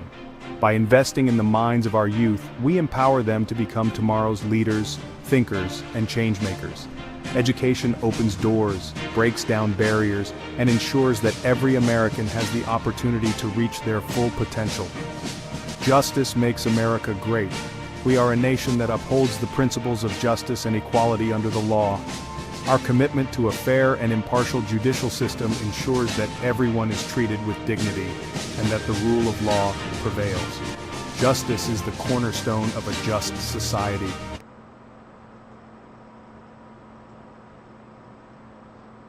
What are you watching? So Jake, as you look through these states as we go, one of the questions people have all the time is why these 7, right? Why these 7? Nevada is a lot different from Pennsylvania. Wisconsin is a lot different from Arizona. Why are these the 7 battleground states? What makes them so unique that they're generally toss-ups all the time? It is because of the greatest dividing line today in American politics, and that is education. If you look at this, see the dotted line across the top? That is the national average for the percentage of a population nationally that has a college degree. Massachusetts and Vermont, 2 of the blue states that are significantly above that. The percentage of the people have college degrees. They vote blue reliably. West Virginia and Arkansas, among the states that are a good deal below the national average for voters with a college degree. They vote red. What makes the battlegrounds unique? Look at them. With the exception of Nevada, which is below, a little bit below, they hug the average. That's why they're battlegrounds. You have an equal percentage of people with college degrees and without college degrees. So that is what unites them, even though geographically they are far apart. Now, this is how it plays out when you look at it this way. This can also play out within the states. Come on over here and I'll show you what I'm talking about here. Let's just take Pennsylvania as an example. Pennsylvania, as you know, Jake, your home Commonwealth, one of the most complicated states on the map. So what happens down here? Let's look at Montgomery County. Used to be, when I started doing this, a Republican suburb. Now it is a strongly Democratic suburb. Look at Joe Biden, 63% of the vote there. Well, let's take a look at education in Montgomery County. Look at the percentage, nearly 60%, well above the national average in Montgomery County, have a college degree. That's why it's the clearest dividing line. That's going to vote Democratic. That's Montgomery County. Then pull out and just pick randomly, pick a county. Donald Trump does very well out of these rural counties. So you pick up here Tioga County. He gets 75% of the vote there, right? So let's take a look and just do the comparison. Bring this back up. Pop that up. And look, well below, right? Almost half, right? In Montgomery County, it was nearly 60%. Here, it's 31% with a college degree. So education, the greatest dividing line in American politics right now. It is the one common factor, Jake, that makes the battleground so competitive. Fascinating. Back to Aaron Burnett now in our battleground correspondence. Aaron? All right, Jake, so we're talking about these battlegrounds, and you talk about the education and what makes the battleground a battleground. We're getting new information from Nevada and Wisconsin, 2 crucial battleground states. Jim Acosta is at a polling place in Las Vegas. Jim, earlier, Secretary of State from Nevada was talking about where you are, just the surge in youth turnout that they're seeing as they try to figure out how long it will take to count. What are you seeing right where you are in Las Vegas? Well, they're pulling out all the stops as they do in Vegas to get people out to vote, Aaron. And we are outside Allegiant Stadium where the Las Vegas Raiders play. And I'm with one of the Las Vegas Raiders right now, Charles Stoughton, who came here to vote. And he's a defensive end with the Las Vegas Raiders. And I guess, Charles, why are you out here at this particular site to vote? I guess maybe it was a requirement from your employer, or what can you tell us? And what was on your mind more seriously when you went in to vote? Yeah, no, it was a requirement. I just think it's just, how often can you say you play in the NFL and get to vote at your home stadium? And so I just wanted to come out, do my civic responsibility and get out and vote. And what issues were on your mind? I know you were telling me before we got started, you didn't want to say who you were voting for, but what was on your mind going into the ballot box? Definitely just housing, women's reproductive rights, and just try to be on the right side of history. All right, very good. And Aaron, this county that we're in right now, Clark County, this is going to be the big vote total here on election night. We're expecting those returns to come in later on this evening. The polls close at 7 o'clock. That's when we'll start to get a lot of the tabulations coming in. Charles's vote with all of the other Nevadans who have cast their ballots. We'll get those numbers in later on tonight. Back to you, Aaron. Right, we'll see. Of course, the Harris campaign has expressed confidence about Nevada, optimism, but we just don't know. And as these votes come in, Trump campaign saying optimism as well. Let's go to Wisconsin. Sarah Seidner, you're in Cedarburg, which is a suburb of Milwaukee. obviously a must-win state in the blue wall. So what are you seeing where you are right now? You know, Cedarburg used to be a reliably red city. Since 1926, by the way, but things changed in 2020 when Joe Biden won by just 19 votes, and we are seeing an incredibly large turnout here, according to officials. I do want to give you some sense of what's also happening, something that no one knew might happen, but you're seeing the non-registered voters over there. They are here to register to vote. So far, that number is at more than 300 people have come in and newly registered voters here in Cedarburg. They could make the difference when you think that only 19 people made the difference in 2020. Now, I want to give you an example of what happens. They register here, they come to this desk behind me, and they have to show their ID. They are checked in on the voting rolls, and then they take a little piece of paper that you're seeing right there, and they go to their district, and they pick up their ballot, which all of these folks here working at the polls have, and then turn to your left here, Skype. They vote right here, and it goes into the tabulation machine, which is down here. There are only 2 of them, but this is the only place to vote in the whole city. So you see a lot of folks coming through, and we're also seeing a very high number of absentee votes, 5,500 of the about 9,500 folks who are registered to vote. Now, we just happened to see this young lady coming up. You came here today. What did you come to do? Because I noticed you were not a registered voter when you walked in the door. What happened? I'm not a registered voter. I got my ID and I just gave the lady my ID and I registered to vote with my mom, and then I went to the nice ladies at the District 4 and then I got a ballot and did that. And it took less than 10 minutes. Have you ever voted before, or is this your first time? This is my first time. I just turned 18. Why was it so important for you to vote? I want to be a part of the difference, along with like all my friends are voting right now, and they've been a hot topic, so I want to join the group too. It's been a hot topic. How old are you? I'm 18. You're 18 years old. So are you graduated from high school, or are you about to graduate? I'm about to graduate, class of 25. Class of 25, and you said all your friends are voting. So the possibility is that this is popular with young folk. Perhaps there'll be a lot more young folks who come out and vote. Now, the last question, who did you vote for and why? I voted for Kamala Harris. Why did you do that? She's a Democratic, and I do approve of her women's rights and being different for the minority group. Thank you so much for talking to us. I appreciate it. And thank you for registering to vote. It's great. Congrats on your first time voting. It's amazing. Appreciate it. All right, that is what's happening here in Cedarburg, and things are starting to get a little more busy. But we've been watching people trickle through all day long. They're expecting that potentially this may be a record for the percentage of voters. They're expecting potentially 95% of registered voters to show up and vote here in this city. That is amazing. 95%. I mean, Jake, just to think about it, and I know it's too early to tell yet, but we've heard from secretaries of state in Michigan, in Georgia, that we could have record numbers there. I mean, it is incredible and something to celebrate. I hope everybody can, no matter what the outcome is. Yeah, we heard from the gentleman in Washington County, Pennsylvania, about the more than 80% turnout there. We're on the brink of a big reveal on this election night in America. The very first exit poll information from the 2024 presidential race is straight ahead. Stay with us. We've heard all the pundits, seen all the hot takes, and read all the headlines. But what's it like?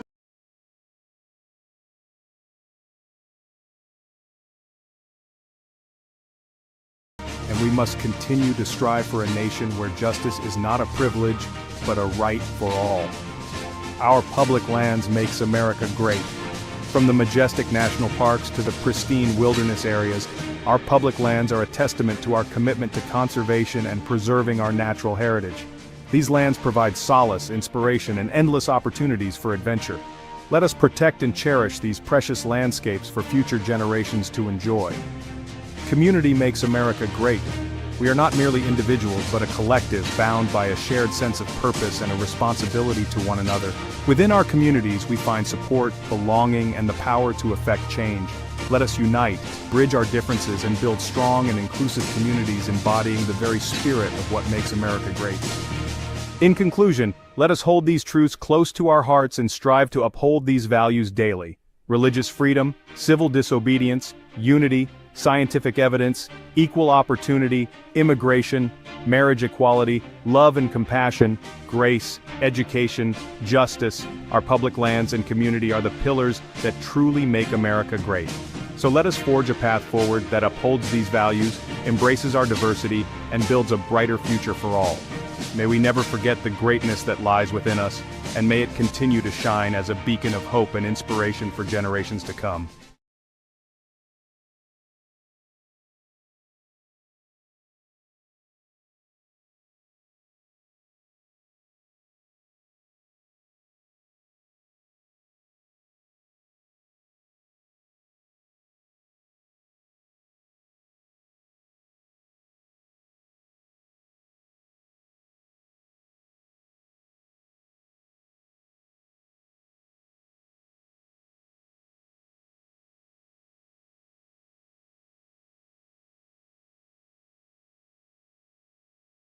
All right, folks. Now you know what truly makes America great, and why Trump doesn't understand a lick of it.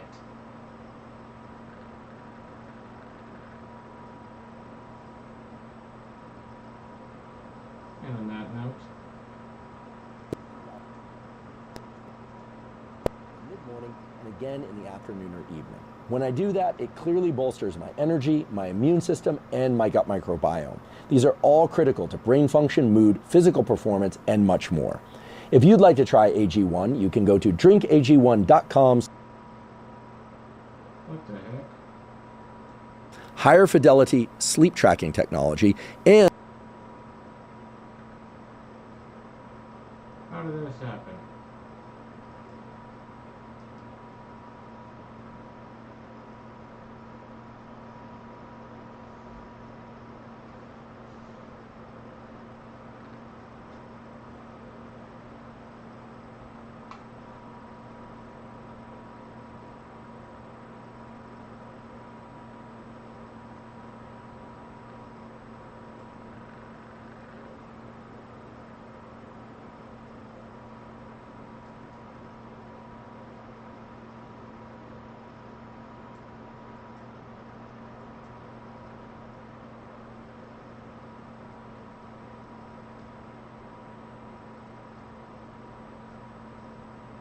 Voters in Lawrenceville, Georgia, who are, like so many others across the United States, making important decisions right now. The nation at a crossroads, waiting to learn if Vice President Kamala Harris or former President Donald Trump will be the next president. And we're back with our election coverage. John King, should we all be bracing for the kind of protracted vote count that we had in 2020, which really lasted until Saturday? Should we be preparing for that or not? What we're told by state officials, Jake, officials we trust, is to be somewhere in the middle. They don't think it's going to be as long as 2020, but they do think it could take a while, especially if it's very close to some of the battleground states. One thing we do have to be prepared for is for the map early on in the night, perhaps not to look like the map is going to end, either later in this night or as we get a day or two down the road and we get final results. Why do I say that? Remember 2020. Some states count votes one way, other states count votes another way, meaning some states count election day ballots first. They tend to favor Republicans. Some states count mail-in ballots first, early ballots first. They tend to favor Democrats. We do not expect the difference to be as lopsided as it was in 2020 when the mail-in ballots, the early ballots, disproportionately favored the Democrats. But remember 2020. This is how the map ended up. And how it ends up is what matters most. How it ends, not how it begins. It ended this way with Joe Biden's big victory. But let's just go back in time to remind you. This is 9 o'clock at night on Tuesday night in 2020. You look right here, right? So Michigan is red. Texas is blue. Mississippi is blue.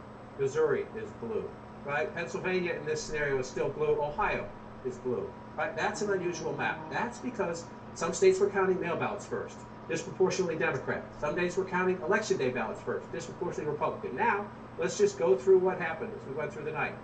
This is midnight. You see, Texas went back to being Texas. It's a red state. Missouri went back to being Missouri. It's a red state. As they continue to count the votes, right? You still see Ohio goes back there. Then we get to 12 noon on Wednesday, the next day. What has happened? Michigan has gone blue. These have gone back to themselves. Keep an eye. Pennsylvania is red here, but it's only noon on Wednesday. We continue to count the votes. By noon on Friday, Pennsylvania is blue, Michigan is blue, and I just want to take this off. At this point, the map is filled in pretty much where it ended. This is noon on Friday, and then of course it was Saturday morning just before noon. Results came in Philadelphia. We're able to project Joe Biden as the winner. So is it going to be as confusing as that? Some people call it a mirage. It's not a mirage. Those votes are real. Joe Biden was leading in Texas. Joe Biden was leading in Missouri. It just wasn't the full pie. It was a piece of the pie. So we'll have that again tonight. Some states count in different ways because the states decide how to administer their election. So the word of the night, just as it was in 2020, is let's be cautious. What you see at the beginning might not be what you get at the end. Right, and also important to remind people, as if they need reminding, that 4 years ago we were in the middle of a deadly pandemic, and that was one of the reasons why so many people were voting early. More people voted early 4 years ago than this time. Right, and so we know that that number is down some, and we know that the Republican number is up. What we don't know is are those new Republicans. Most of the data suggests they're not new Republicans. They're just Republicans who took advantage of, oh, I can vote early and I don't have to wait in line. That's how some of that happened. But that's one of the things we want to watch as this plays out. This is the 2020 map again. As we come into the 2024 election map, that's what you want to see. And we will get some early clues. We do know in Michigan they say they'll count faster. In Pennsylvania they say they'll count faster. In Wisconsin they say they'll count faster. So while I want to prepare everybody that this could take a few days before we know the ultimate winner, I do believe if those states are keeping their word and they get that done that quickly, we actually may get some clues tonight. And we also may get some clues out of states that are not battlegrounds. Virginia, one of the earliest states to report. 2 competitive congressional races there, key suburban votes there. So we will get some clues as we early in the night, and then everyone be patient as we continue to count from there. And as we wait for the first votes, our coverage continues right now.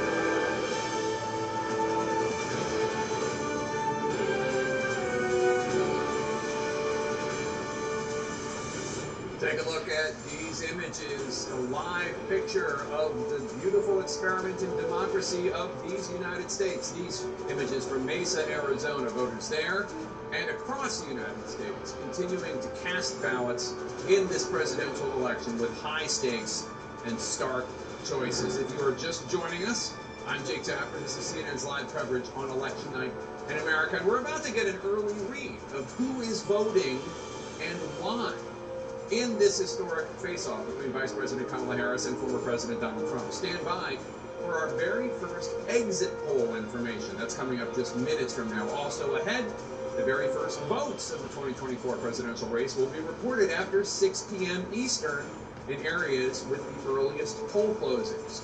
The race to 270 electoral votes is underway with a total of 60 electoral votes on the line in 6 states where all voting ends at 7 p.m. Eastern.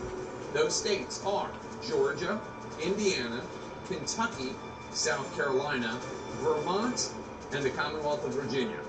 Georgia is the first major presidential battleground up for grabs this evening. Democrats are hoping to hold on to the state that they narrowly flipped to blue 4 years ago. Republicans fighting to take it back. CNN teams are keeping tabs on the final hours of voting in all of the crucial swing states that will decide who ultimately wins the White House. And our campaign correspondents are at the candidates' headquarters. Let's go now to Abby Phillip, who is at Harris HQ here in Washington, D.C. And Abby, what's the Harris camp's take on the battleground states right now? Jake, they are looking very carefully as turnout is happening, particularly in the parts within the battleground states where they need to turn out their people. One source familiar with the ongoing voting situation in Philadelphia in the Commonwealth of Pennsylvania says that they are happy with the turnout that they have been seeing so far, particularly in the northwest wards of that city, that heavily Democratic city. This source says that some of the polls even requested additional ballot paper to meet the demand of voters. So if you are the Harris campaign today, that is a very good sign. You need that plus in order to win the state, or the Commonwealth, excuse me, of Pennsylvania. And they are looking very carefully to make sure that in Philadelphia, especially where there's a strong black vote, where they need to really drive up those margins, that they can get there before the end of voting today, Jake. All right, Abby Phillip, thank you so much. Let's go south now to Caitlin Collins in the Palm Beach area. And Caitlin, do we have any idea when we're going to hear from Donald Trump this evening? Because obviously 4 years ago he came out and prematurely, falsely declared victory. Do we have any idea what his plans are this evening? Well, right now, Jake, what we're hearing from sources that they are planning to hear Donald Trump speak tonight. Of course, what he says remains to be seen. What I am hearing is that he will make an appearance where I am at the convention center. This is where we are expecting several thousands of Trump's supporters and donors to come and gather here behind us for one of two parties that is happening here in southern Florida tonight, the other being at Donald Trump's Mar-a-Lago club, where he's going to be surrounded by friends, family, major donors and surrogates like Elon Musk and whatnot. But Jake, I am hearing that Donald Trump is expected to show up here tonight to speak to his supporters. He said earlier he hasn't written a speech yet, and it's not completely clear that he will be here. But I've heard from sources that say they are planning for him to come. They can quickly whip up what his remarks are going to be. One thing, Jake, that Trump has been privately expressing frustration about is that a winner may not be announced tonight. And his own campaign aides have cautioned that is normal, that is likely expected, and that they don't think they'll know the victor of this race tonight. Obviously, that doesn't mean anything is wrong. It takes time to count the votes. But Trump has been frustrated with that because he says he wants an outcome tonight. Of course, Jake, the question is whether or not there are influences around him encouraging him to declare victory like he did last time in 2020, falsely. All right, Caitlin Collins, thanks so much. And we can now share the very first exit poll information, which are just clues for how this night might play out. David Chalian has that. And David, how are voters feeling about the state of the country as they cast their ballots? Sorry, before we dig into the numbers, I just want to say two things so that everybody understands what we're looking at here. One, these are early preliminary exit poll findings. These numbers will shift as the night goes on and more interviews come in. The second thing everyone should be aware of, this exit poll encompasses every kind of voter, whether you voted pre-election day, on election day, by mail, early in person before election day. We have incorporated polls of all kinds of voters that are incorporated into this exit poll. With that being said, let's look at the numbers on the mood of the country. It's a pretty dour mood in terms of the way people feel things are going in the United States. Nationally, only 7% of voters say they're enthusiastic. 19% say they're satisfied. Look at these numbers. 43% dissatisfied, 29% angry, 72% of the electorate nationally say they're dissatisfied or angry. What about America's best days, we ask? Are they in the future or are they in the past? 61% of voters in this election across the country say America's best days are ahead of the country. 6 in 10 say so. 34% say the best days are in the past. And finally, President Joe Biden's approval rating, it's at 41% in these early preliminary exit poll findings. 58% of voters in this election across the country nationally disapprove of the way that the incumbent Democratic president is doing his job, Jake. All right, interesting stuff. David Chalian, thanks so much. And let's talk about it with our panel. And Dana Bash, obviously this is early exit poll data, but still looking at this, which really doesn't deviate so much from polling in general we've seen. Joe Biden, not popular. Most Americans dissatisfied. One of the questions that I have been asking and looking at since I started covering campaigns is this: are you satisfied or are you not satisfied? Right track, wrong track. It is extremely high, the dissatisfied or angry. As David said, if you add those two up, 72%. What we don't know, because this is such a different election, is whether the dissatisfaction or anger will be taken out on Kamala Harris or Donald Trump, because they are both effectively, Harris is part of the current administration, but Donald Trump and the Trump era is very much upon us. We don't know how that's I gotta say, I think that's putting the best spin on it. I think when you see current voters saying that by a 3-to-1 margin that they are dissatisfied with the country, or angry, dissatisfied or angry. I gotta say, I think that that's with the present conditions of the country. I mean, in conventional terms, it would be a miracle that Kamala Harris could win with that kind of headwind, and also with a president. Remember, she was part of the administration. The Biden-Harris administration was 41% approved, 58% disapproved. This isn't even close to the 50%. Let me just finish my point, which is just that if she is able to overcome those numbers and still win this election, then she has done a remarkable job of somehow separating herself that she's part of the solution and not part of the problem. It's early in the night, I think, for me to put it behind a name, but I am actually really cheerful at seeing that 61% of people here are saying that America's best days are in the future. That means they are showing up today believing they can do something about it. And as someone who walks the streets and people come up to me and say, I don't understand what's going on, the partisanship and complaining, it's good to see that because it means people feel like they are not helpless in this scenario. Well, one of the things, Chris, about that is it's just like the idea, it's like polling on the issue of democracy. You can see that people are concerned about democracy, and yet that doesn't necessarily mean they're on the side of the Democrats who oppose the January 6th insurrection. It's really, people can have, we all continue. But the only thing I would say is that you know, look, one of the big issues in this election has been immigration. It's been the economy. We know people are unhappy with it. Yes. We know they're unhappy with the flood of people across the border, and I think that's reflected in these numbers. John King, what are you looking for in the two battlegrounds where voting ends earliest today, Georgia and North Carolina? Jake, as you know, I'm a demographic and a data geek. These are two of the greatest tug-of-wars in American politics, Georgia and North Carolina, because of the even balance in the state. So votes are going to come in early, and because they're battlegrounds, they're going to help us understand quite a bit. This is the 2020 map. So this is the 2020 map. Remember that. But look at this state. Look at all that red. What do they have number one? They have a lot of small rural counties, the places where Donald Trump runs it up, and just give you an example, pick it up, and runs it up big, right? You pick any random one, he's going to be above 65%. Sometimes he's above 70% or more. He runs it up big. What else do they have? They have urban centers that have a large African-American population and growing suburbs of college-educated voters. You have that in Mecklenburg County. That's Charlotte, the biggest county of the state. You have it up here in Raleigh-Durham, the Research Triangle. An African-American population plus a high college-educated population, a lot of young voters. So both parties have their base. The question is who can win the middle. Just one thing to look at in these states, right? So let's look at the African-American population and bring it up. The darker the shading, the higher the African-American population. This is North Carolina. And then I'll bring you up and come down and we'll look at the state of Georgia. The Democrats have a built-in base here if Kamala Harris can get high turnout and keep the loyalty of African-American voters. African-American turnout critical in these two states. Here's a different way to look at it. You can look at it this way and bring this out here. Let me do this here for you. Race and ethnicity. This is the state of Georgia. About 51% white, 31% of the state population is black, African-American voters, the foundation of the Democratic Party. That's in North Carolina. You pop out to the United States just to get the look. It's 12% nationally, right?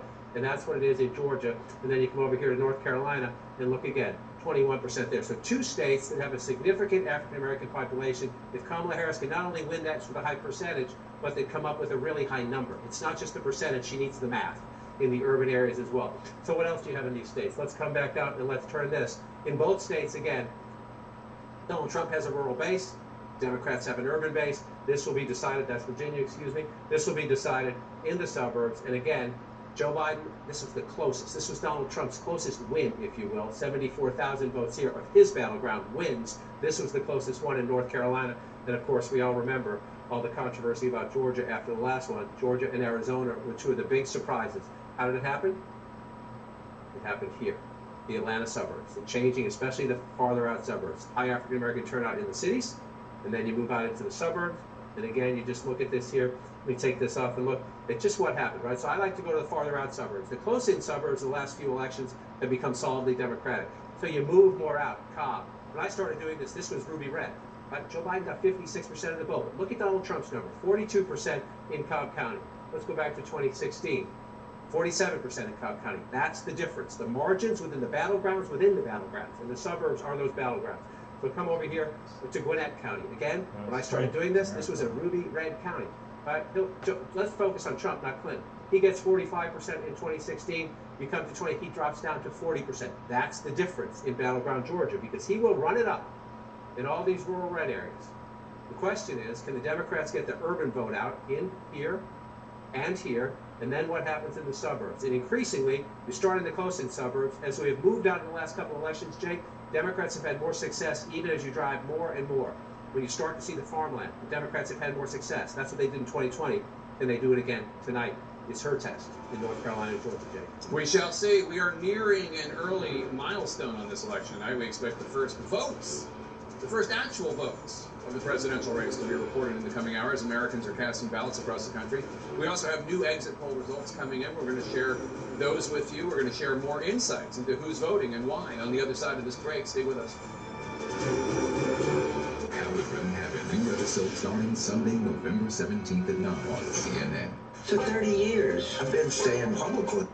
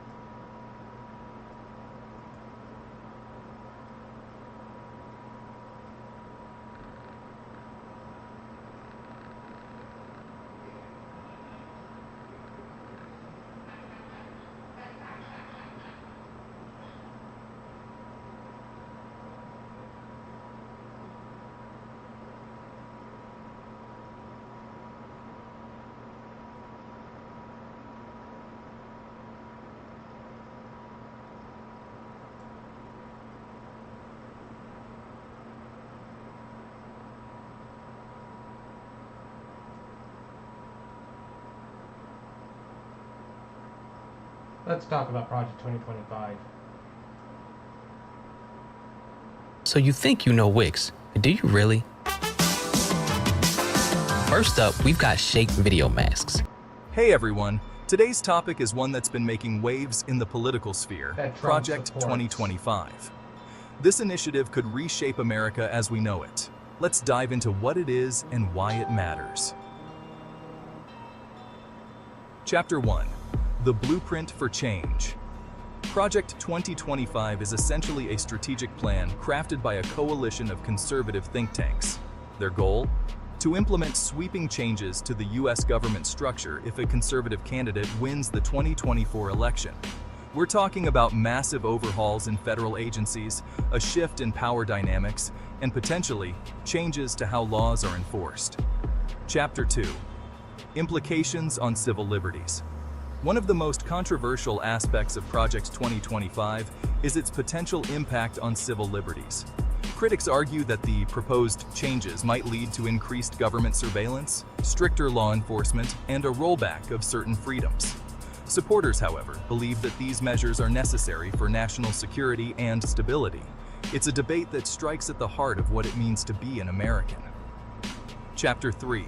The political landscape ahead. If Project 2025 comes to fruition, it could profoundly alter the political landscape.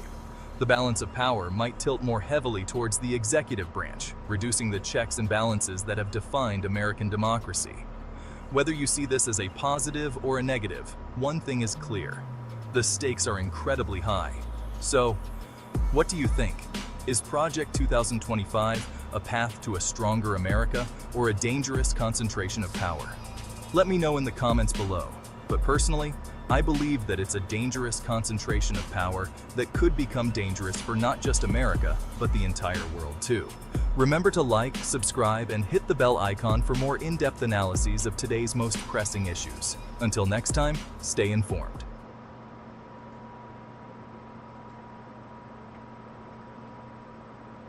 Stop what you're doing and listen up.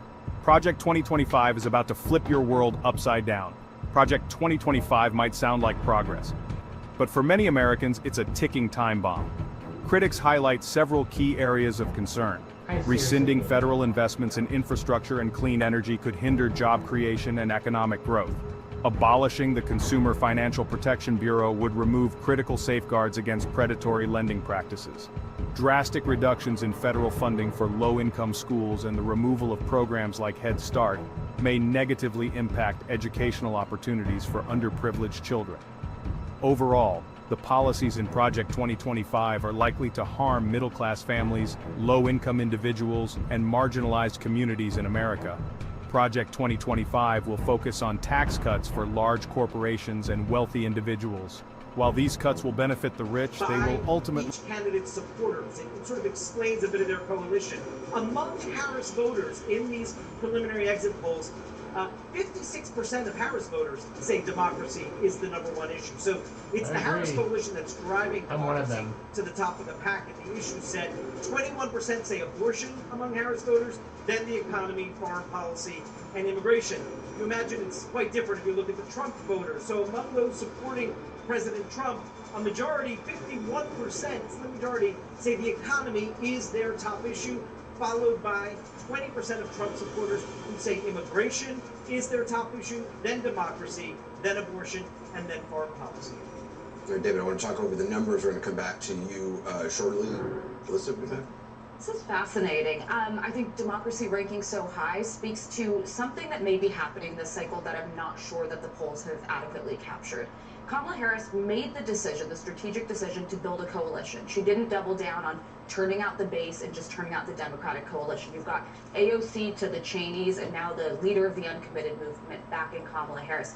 And I think it speaks to this concern that even if you like the Trump era, maybe your taxes were a little lower, you felt good about the economy, concerns about the direction of the country when it comes to American democracy.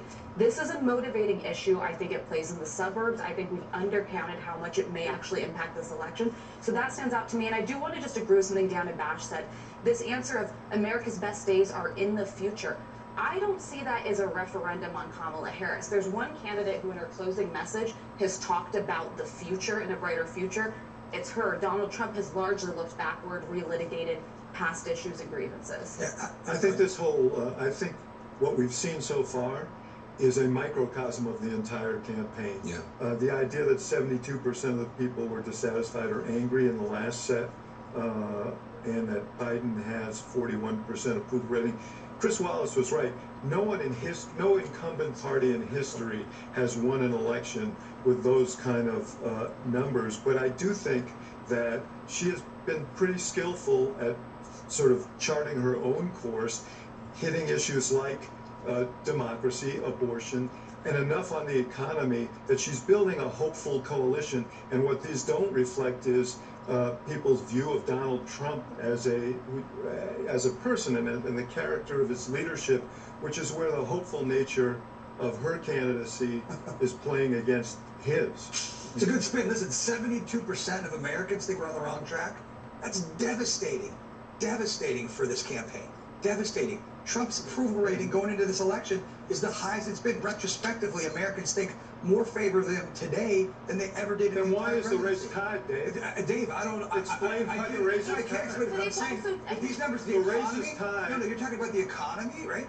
People, it's nice to worry about the democracy, but if you can't pay for your food, I agree with that. And that's why she spent so much time talking about it. She closed out talking about the economy, not even saying his name. If you saw my video, democracy is linked with the economy. This is great news. Democracy is good for the economy. This is great news for Trump. Van, let's hear from you. That's all we have. That's what happens. They give us caffeine. You guys are coming in hot. But listen, I do see it differently than you do. People are angry and people are dissatisfied in large part because Donald Trump has created an environment that is so toxic for people. You have people who are literally afraid of whatever happens this election. There are people who are afraid that if he wins, he's going to do bad stuff to them, and they're afraid if he loses, his supporters might hurt them. That is a part of this overall. So people's dissatisfaction with the status quo includes dissatisfaction and anger. I think, listen, Ben, you said this before. You said this before. So I'm going to steal your own line. Please do. People are dissatisfied. That right check, wrong check number is so bad because when the check engine light comes on in their car, they get pissed off because they can't pay for it. Sure. That's why they're dissatisfied. You know what? That's why they're angry. Can I just make a point about this? I think the brilliance of the way Harris finished this campaign is she attached Trump's character issues. The fact that he's absorbed with himself, focused on vengeance, and she really asked the question, who's going to wake up every day trying to address the problems you care about, that guy or me? And I think she's made some progress doing it. Let's go back to Dave Chalian, who's got another readout from the exit polls. What candidate qualities resonate most with voters? There's So one of the things we've been tracking throughout this campaign is sort of if voters are voting for their candidate of choice or more coming out to vote against their opponent. So among Harris voters in these preliminary exit poll results, and this again is nationwide, 67% of Harris voters say they're coming out to vote in this election for Harris. Only 29% of Harris voters say that they're out there casting their ballot to oppose Trump. Now, those numbers are even bigger in this direction for Donald Trump supporters. Among his supporters, 80% of them say they're out there casting their ballot for Donald Trump. 17% say they're showing up to cast a ballot against Harris. We also asked about certain qualities that each coalition was looking for. So among Harris voters, 35% of them say they were looking for a candidate that has good judgment. That was the quality that mattered most to them. 28% of Harris supporters say they were looking for somebody who cares about people like me. 21% say has ability to lead. And only 13% of Harris supporters said they were looking for someone to bring about needed change. It's a complete reversal when you look at the Trump coalition here. 41% of Trump supporters said the most important quality was looking for somebody who had the ability to lead. Right up there, almost tied, 39%, looking for a candidate who can bring needed change. And then everything else was in single digits. Only 9% of Trump supporters said they were looking for someone who cares about people like me, and only 7% of Trump supporters were looking for a presidential candidate who has good judgment. Cares about people fascinating. That's fascinating. Well, listen, that explains a lot. It's like literally, if you don't care, if somebody cares about you or has good judgment, Donald Trump is your candidate. They know he doesn't care about them. They know he has trouble. Someone's going to fight for him. If somebody doesn't care about them, only cares about himself. I do think this is helpful because it literally is upside down world, and I think it's important to point out that Kamala Harris has crossed the bridge of convincing people that she cares about people like them, that she has good judgment. That is an important value that I think is going to show up in a big way today. I'm also surprised immigration has gone down in its significance of top issues, which was 1 and 2 for most of this race. And I have to wonder if that's because Donald Trump led on it for so long, but I think Kamala Harris was able to negate some of that steam by saying she would have signed the border bill that he had passed. I think that may have resonated with voters, that they realize there's 2 candidates who care about this issue. They simply have different approaches. I'm not sure if I were any candidate that I'd feel good about the fact that my own voters were motivated by good judgment, and I got 7% of, the people who said you had good judgment. She's 35%. This battery goes back to the thing I was talking about. I mean, I think people think Donald Trump's strong. His supporters say he has the ability to lead. But the question is, who is he leading for? Is he leading for me? His supporters may believe that, but this issue of caring about people like you, this issue of has good judgment. I mean, these are character issues about the character of your leadership. And I think people are making a judgment as to where are my interests best served?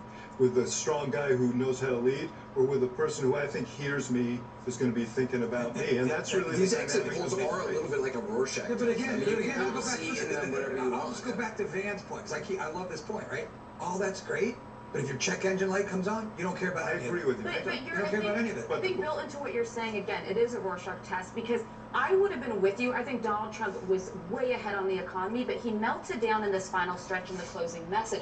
And Kamala Harris is talking about home health care for people who have senior parents. She's talking about the opportunity economy. She's tried to turn that message as somebody who her parents didn't own a home until she was in high school. She related on the issues of understanding the economic struggle, and he was talking about the things I'm not even going to repeat, the use as a closing message. I think that's where it may have shifted. I do think that she's been able to kind of walk him down the economy by talking about stuff like, if you have a kid, you're going to get $6,000 for some newborns. Like, walk him down, and close that gap.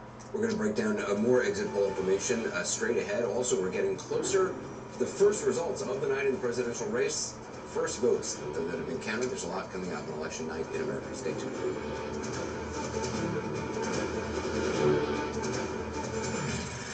There's only one man big enough to run this thing. I want us to suffer for what he's done.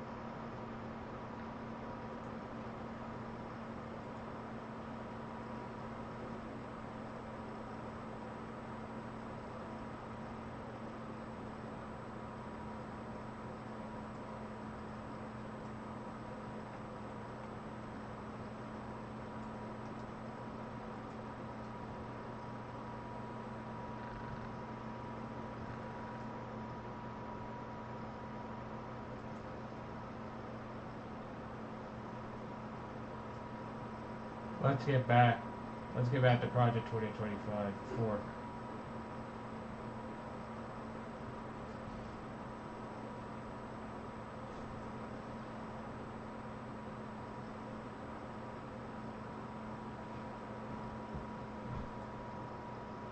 Lead to greater income inequality. When these tax cuts are paired with reductions in essential services and protections, there are serious concerns about rising economic inequality and the deteriorating quality of life for many Americans.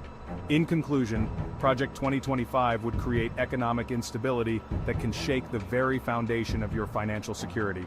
So everyone, beware, because Project 2025 could be closer than you think, especially if Trump wins the 2024 presidential election. So let's vote for change. Vote for our future. Vote for Kamala Harris. I bet you didn't know that Project 2025 could impact your Social Security. Listen up. Project 2025 is a new policy proposal that could change how Social Security benefits are distributed. Experts warn that it might reduce monthly payments for many seniors.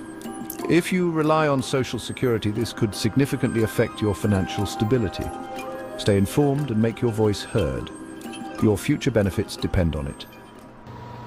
Boy, I'll say, because as of right now, I rely on Social Security for my benefits. And if I lose it, thanks to Project 2025 and Donald Trump, I'll lose my income. And that is something I can't afford to lose. That's why I'm not voting for him. Ever. And you should too. And you should not too. So vote for Kamala Harris. And may we save Social Security. What if the next big threat to public health isn't a virus? Could it be Project 2025? Issue, as you saw earlier, look here, 31% of voters nationwide in these preliminary exit poll results say that the economy was the most important issue driving their vote, second only to democracy.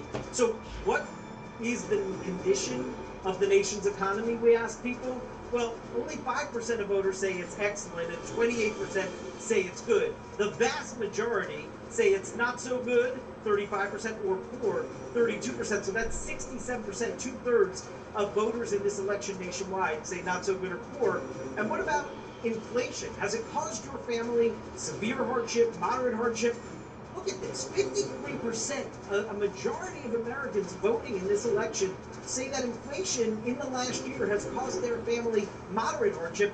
Another 21% say severe hardship, so some kind of hardship for 74%, 3/4 of the electorate. Only a quarter, 24%, say inflation didn't cause them any hardship at all. And what about your family's financial situation? Better or worse than it was 4 years ago? We hear Donald Trump ask that question all the time at his rallies. Well, the plurality here, 45% of Americans nationwide voting in this election, say their family's financial situation is worse than 4 years ago. 30% say it's about the same. Only a quarter, 24%, say it's better than 4 years ago, Jake. All right, David Chang, thanks so much. And Aaron Burnett is now getting an update from the Western battlegrounds. Aaron? All right, Jake, and looking at these exit polls, you can make an argument either way. And in hindsight, we will look back, we will be able to parse all this together and see what it really is saying here. But let's go to some of these battlegrounds. Wisconsin, Michigan, Georgia. Let's start, though, with you, Sarah Seidner, in Wisconsin. Cedarburg, outside Milwaukee. You hear all these exit polls coming in, but you're actually speaking to voters there at the polls. Does this fit with what you're seeing, and what are you seeing right now?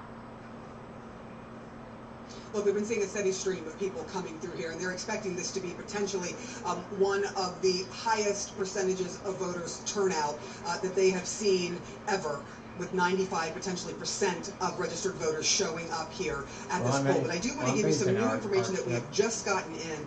In the city of Milwaukee, which is about 20 miles from where we are in the suburbs here, they are now saying, according to election officials there, they're going to have to rerun about 30,000 absentee ballots through tabulating machines for an abundance of caution, because what they learned is that the doors of one of its tabulating machines were open, it hadn't been closed properly, and they want to make absolutely sure that the machine counted everything properly. So they are rerunning 30,000 ballots. Why that is important is it will mean that there will take a longer time to count those absentee ballots. And if you will remember back in 2020, it was the absentee ballots and waiting for those to be counted, which we heard Donald Trump and the Republicans jump on, saying there's some sort of malfeasance. Officials are saying this is not the case. There was an issue with one of the machines not being closed properly. They want to make, out of abundance of caution, sure that each and every vote is properly counted. So we may have to wait a bit longer to find out what the tally of those absentee votes were in Milwaukee, the most populous city in Wisconsin. All right, and obviously abundance of caution is important. Those wanting the quick results, sometimes it takes a little bit longer than you want, but 30,000, they're going to rerun those. Every single one of those counts when it comes to getting this final number. Let's go to Michigan, Macomb Township, right outside of Detroit.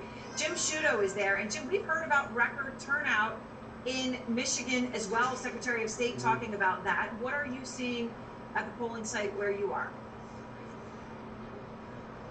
Yeah, they said they were on track for record turnout in the whole state of Michigan, and certainly where we are in Macomb Township and Macomb County, just outside of Detroit, they're seeing this. I mean, we're right in the middle of the lines here. They've been wrapping around the building here, coming down, casting their votes, and then up here they enter them into the machines. Keep in mind, this is day 10 of voting here. There were 9 days of early voting. That's new, voted in via constitutional amendment in 2022. So this is the first presidential cycle with that early voting. And I talked to the township clerk here.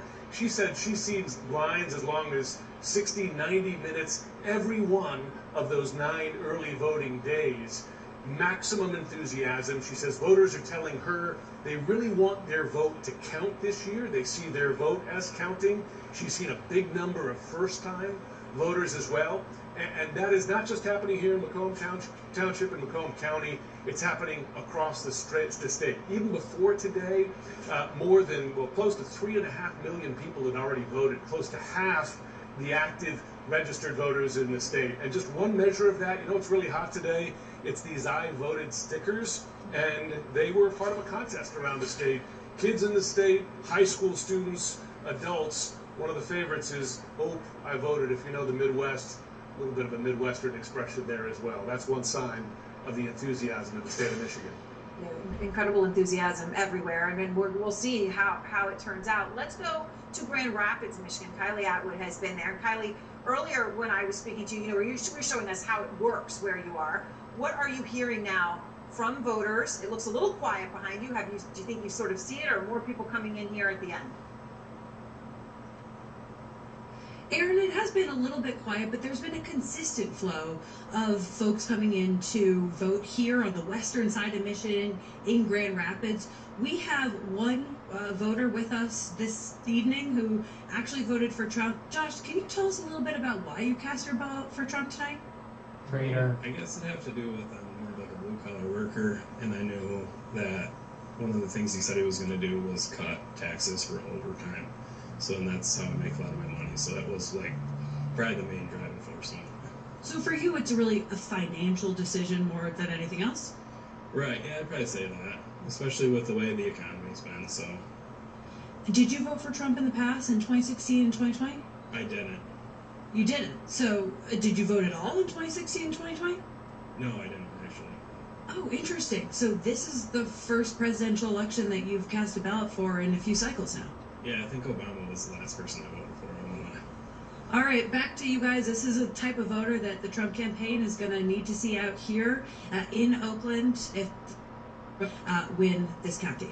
Yeah, absolutely, Kylie. There you go. When they've been talking about are there those shadow Trump voters or shadow Harris voters, there you go. A Trump voter who didn't vote in the election in 2020 or 2016. John King, he was saying Barack Obama was the last person that he voted for. I mean, there you go. That's what they're trying to find.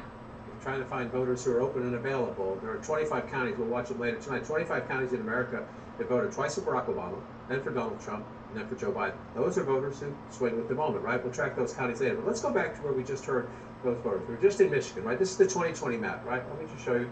2024 map, it's going to fill in just a minute. We'll start getting votes top of the hour. We'll go on. But let's just use the 2020 map as an example and look at the state of Michigan. So you just heard a voter out of the Grand Rapids area. That's Kent County. This used to be Republican territory, and it's become more Democratic. However, the margins here matter. You see that, 52 to 46. If you round the former president up there. So a 6-point race in Grand Rapids in 2020 when Joe Biden carried Michigan. Right? You go back to 2016 and you look at the margins here, and it's a Trump on top of Hillary Clinton in this area right here. So the margins within some of these battlegrounds matter. If Trump can turn Kent County red, Trump is well poised to win the state of Michigan. That's Michigan 2016. Let's come back to 2020 and let's bring up here where Jim Sciutto was. You see Detroit. Detroit is blue right here, but look just north of Detroit. That's Oakland County. Used to be a Republican suburb, more educated, more affluent. This is Macomb County. This used to be a Democratic suburb, blue collar, auto workers, people in the mechanized industries here.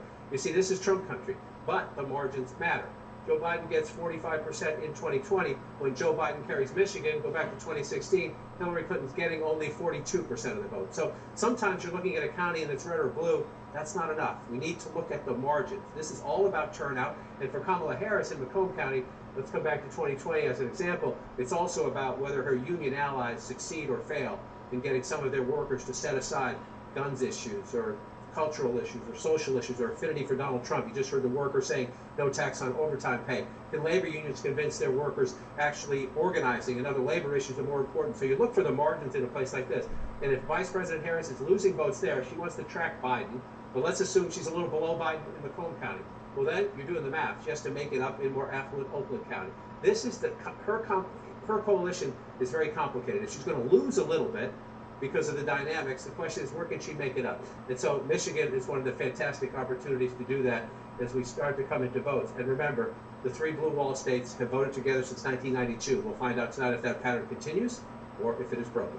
All right, thanks, John. We're just minutes away from the very first votes of the 2024 election coming through in areas with the earliest poll closings, and we're getting closer to the end of voting in battleground Georgia, the first pivotal battleground state on our radar tonight. After months of anticipation, the results are finally coming soon in this historic presidential race. We'll be right back. Choosing the right candidate for any office is difficult, whether the office is square or even oval. But ZipRecruiter finds quality candidates for your office fast. If only every decision could be this easy. But the gates are pumping.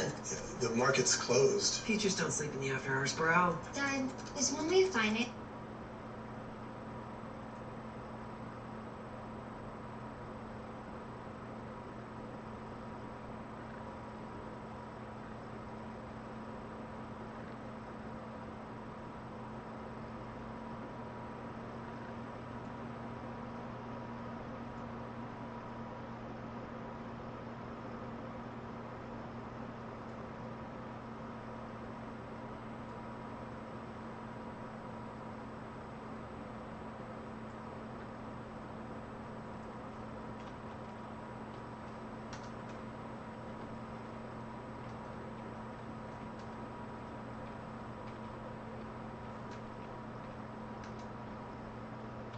Project 2025 is bad for the economy for those who haven't voted yet.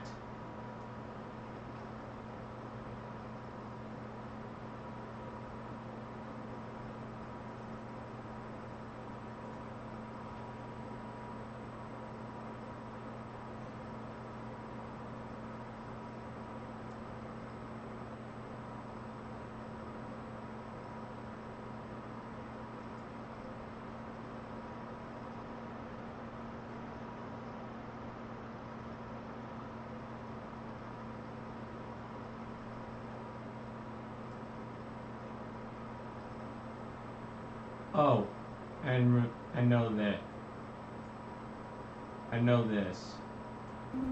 Project 2025 has sparked intense debate. Critics argue it's more about politics than protecting health.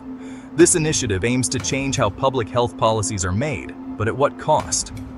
Public health experts warn that these changes could undermine trust in health guidelines. Imagine if life-saving advice became tangled in political agendas. Decisions should be based on science, not political gain. The implications are serious.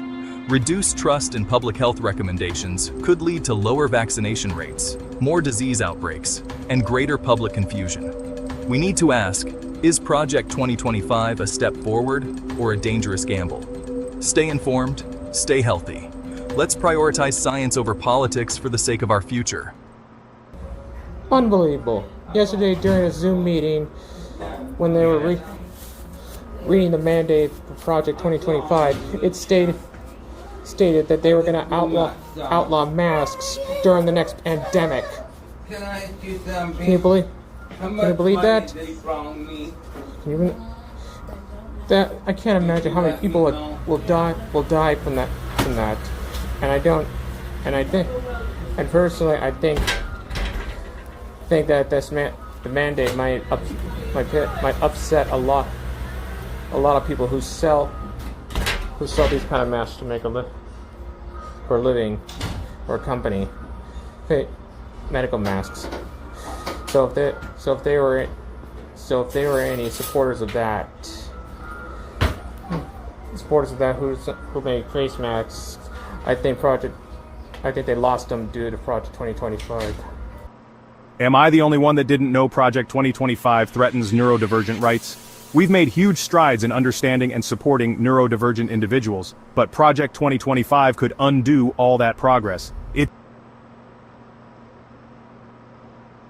White House and the balance of power Congress on the line. The first results of the presidential race, the first actual votes, are coming up very soon. But right now to Aaron Burnett with yet another battleground report. Aaron. All right, Jake, and of course it's all about the battlegrounds. As we await these results, we still see people in state after state waiting to vote, waiting for their voice to be heard.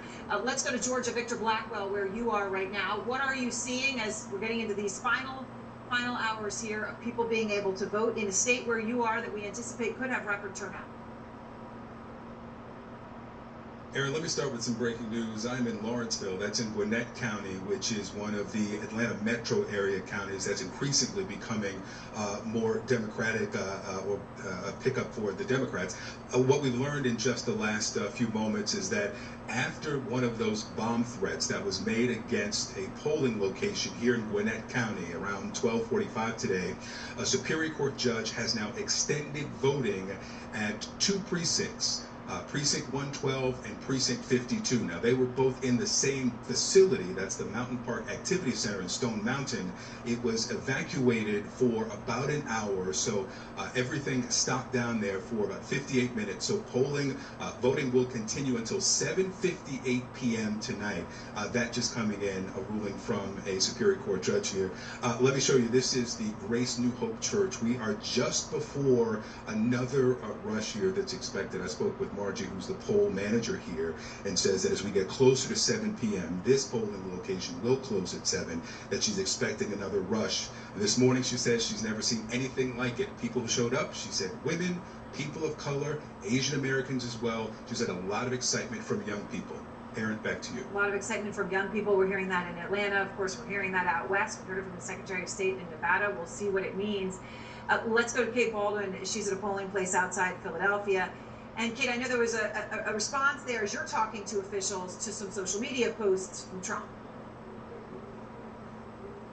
Absolutely. Look, disinformation, misinformation, it's been running rampant, and it's been something that officials in Pennsylvania have been trying to fight against ahead of Election Day, to reassure people that this election here will be safe and secure just as it was in 2020. They're now having to combat that from the very top.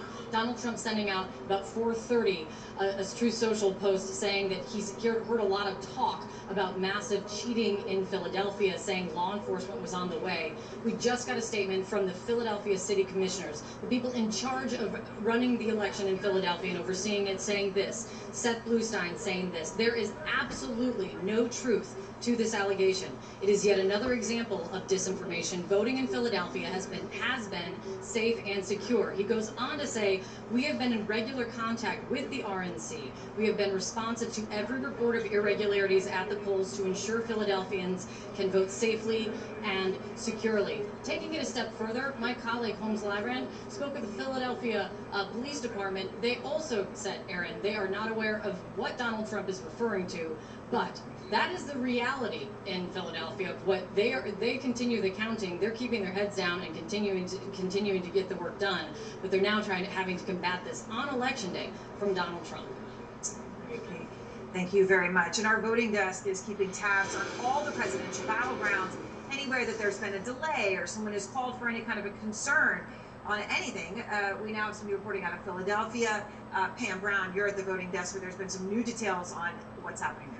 Yeah, that's right. I've been speaking to officials across the country, but in Pennsylvania, the crown jewel battleground Commonwealth, I should say, I just got off the phone with an official there in Philadelphia, and this is what the official told me. Overall, they have 182,000 early ballots in Philly counted so far, and 75 to 100,000 of those will be released at 8:01 p.m. tonight after the polls close. Now, we should note that overall number could rise in Philly because voters have until 8 p.m. to drop off their early ballots. Now, let's kick it over here to Arizona. Arizona, actually, I just got off from the phone with a source in Maricopa, the largest county there. That source tells me it is taking longer than expected to process those early ballots. Here's why, Aaron. This year, they have double the amount of paper, front and back. 79 measures and contests that they have to process with the two pieces of paper, and they also have to check the signatures on the envelope. So this first release of 1.1 to 1.2 million ballots at about 10 p.m. Eastern tonight, that will come through. Those will only account for early votes through last Tuesday, October 29th. That's less than the initial estimate that the first drop would be comprised of ballots through at least Friday. That's what they had hoped for. Now, the first drop is expected to be about 55% of the total vote turnout for Maricopa. The next results reported overnight will include today's Election Day votes. In addition to that, officials will need to process the ballots dropped off across the county today. And then Nevada is another state that we're keeping a close eye on. They have to wait for every voter in line by the time polls close at 10 p.m. Eastern to vote, and for every poll location in the state to close before results are released, Aaron. So it's going to take longer than maybe many people had hoped. Okay, so there's that. When you look at Arizona, where might we get results more quickly tonight, Pam? Well, Georgia is showing promising signs. I've been speaking to an election official there on the ground. Most polls will close at 7 p.m. Eastern, with the exception of 2 polling places in Cobb County and a few others requesting an extension. Now, by law, the state has to report all the mail-in ballots received by Monday by an hour after polls close. But officials say that I've been speaking to, they expect around 75% of Georgia's overall vote to be released at around 8 o'clock. And then an official I've been speaking to says the majority of precincts will still report their first batch of results after polls close. Now, in Michigan, the Secretary of State, I just spoke to the Secretary of State, just off the phone with her, and she tells me they're on track to match and possibly surpass their turnout record from 2020. The Secretary of State also tells me that at 9 p.m. Eastern, all the early in-person votes and the vast majority of today's Election Day votes should be in, and then they'll be made publicly throughout the night. She also notes, and this could be important, Aaron, depending on how close this race is, that 7,000 overseas ballots have not been returned yet. So again, another factor in all of this. Back to you. Yeah, absolutely. Secretary of State there earlier, Secretary Benson, saying if it comes down to a margin of 7,000, we could be waiting. If it's not that tight, we may find this out much more quickly. So we will see. All right, Pam, thank you very much on the voting desk. Let's go to Sarah Murray. She is in Atlanta with new information on the voting there. What have you just learned, Sarah? Well, Aaron, we learned that there are 5 locations here in Fulton County that will be staying open later because they had to be briefly evacuated today because of these non-credible bomb threats. Obviously, this is an issue that folks in Georgia, as well as a couple other states, have been grappling with today. Now, we just learned from county officials here in Fulton County the polls will be open anywhere from 10 minutes to 45 minutes past this 7 p.m. deadline when they were expected to close. Again, this is designed to give voters an opportunity to vote to make up for the period that these locations were closed today. Now, as Pam Brown was just pointing out, Georgia does have a rule that says an hour after your polls close, you need to report early absentee advanced voting. And in speaking to officials, they still believe we are going to see very timely results in Georgia, even though we have these 5 locations in Fulton County that are going to be staying open later, as well as a handful of other locations across the state. Still a lot of optimism from officials here that we are going to see some speedy results tonight. Yeah, absolutely. And the Republican Secretary of State there has been so confident in that. We hope that's the case. All right, Sarah Murray, thank you very much with that latest reporting from Atlanta. Let's go over to John King. I'm peeking behind you at the wall. I see Pennsylvania is up. So as you were translating what that means, I want to try to add to that as well as we go through it. Number one, let's start out west, and I'm going to walk over this way for a minute. If this race comes down to Arizona and Nevada, which is distinctly possible given how close it was, you get the impression from what we just heard, the counts there could take a little bit longer. If it comes down 11 and 6 in terms of the electoral votes, if it comes down to out west. However, it's also quite possible when we get these, which some will be late tonight, some could be tomorrow or beyond, we'll get more. So let's wander back over here and go through what we just heard. And I'll have Pennsylvania up because you just heard from Kate Baldwin. So let's start with Kate Baldwin. She's here in Bucks County. This is one of the key collar counties right around Philadelphia. Democrats need to run it up big in Philadelphia and then do well in the suburbs around it. Bucks County, blue collar, cops, firefighters, close to Philadelphia, which is just here to the south. This has been the most competitive of the collar counties. The more affluent, more educated, Montgomery and Delaware, have become overwhelmingly Democratic. Look how close Bucks County was in 2020, 52 to 47. Go back to 2016, it's even closer, 48 to 48, or 49 if you round up Secretary Clinton to 48 there. So that's a very important point when Kate is saying, you know, there could be keeping precincts open a little bit longer to deal with that. That's what happens on election night, number one. Number two, if you're still voting and you see things on social media, check with your state officials or your county officials. Be careful about what you believe on social media, especially if it's coming from somebody who has a stake in the outcome of the election. So that's Pennsylvania there. I just want to go quickly down to Georgia, where Victor Blackwell was, because he makes an important point. Both Sarah Murray here in Fulton County, some bomb threats, so they're going to keep polls open, an absolutely essential area, 10% of the state population. You see how important it is to the Democratic coalition there. But then where Victor was out here in Gwinnett County. Again, as Victor noted, this was Republican territory 8, 10, 12 years ago. It is increasingly Democratic territory now, you see right there. So keeping the polling places open for a little bit longer could be incredibly important. And again, bomb threats, that's unusual. Keeping polling places open a little bit later because something happens, that's part of the process, Jake. It happens all the time, and we just need to be patient. All right, thanks so much. And we're getting a new read on the issues that matter to voters. David Chalian back with more exit poll information. David, how concerned are people about this issue of protecting democracy? Yeah, it's the number one issue, according to the exit poll of voters across the country in this election. 35% of voters in this election, Jake, say it is the most important issue. So we went a little deeper. Is democracy in the U.S. secure or threatened? 73% of voters nationally in this election, according to these preliminary exit poll results, say U.S. democracy is threatened. Only 25% think it's secure. Are you confident that elections are being conducted fairly and accurately in the United States? Well, 2/3 of voters in this election, 68%, say they are confident.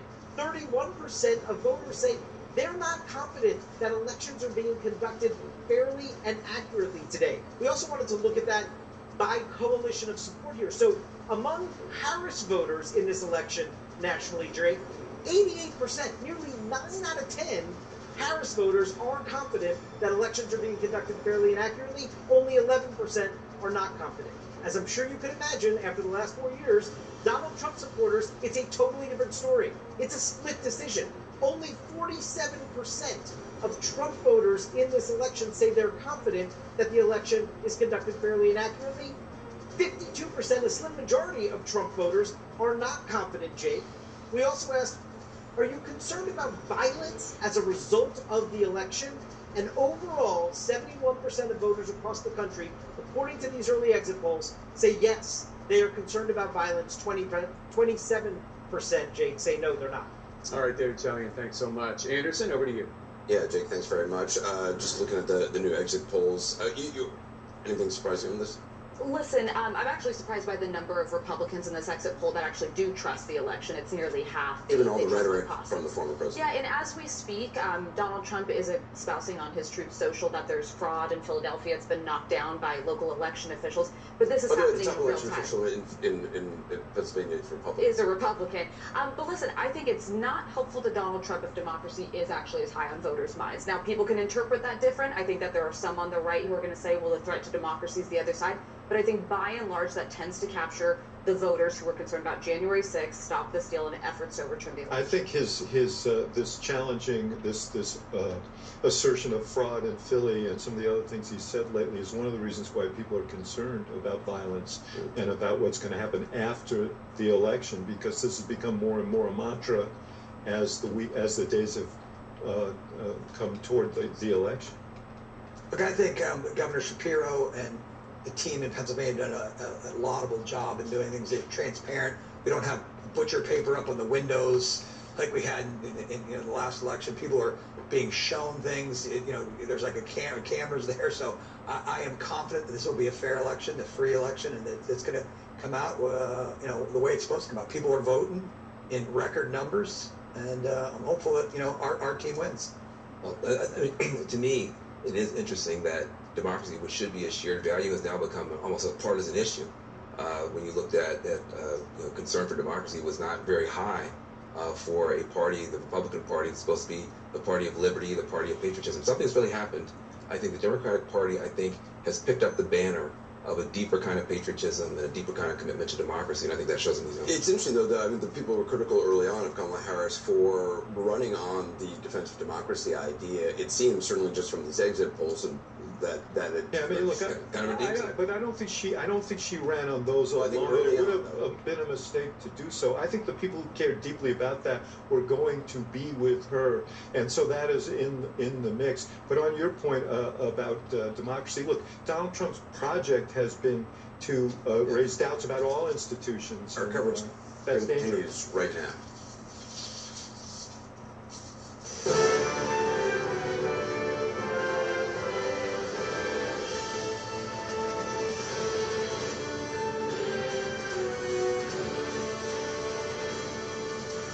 It is election night in America. These are live pictures from a polling place near Milwaukee, Wisconsin, one of the 7 battleground states expected to ultimately decide who becomes the 47th president of these United States. I'm Jake Tapper in the CNN Election Center.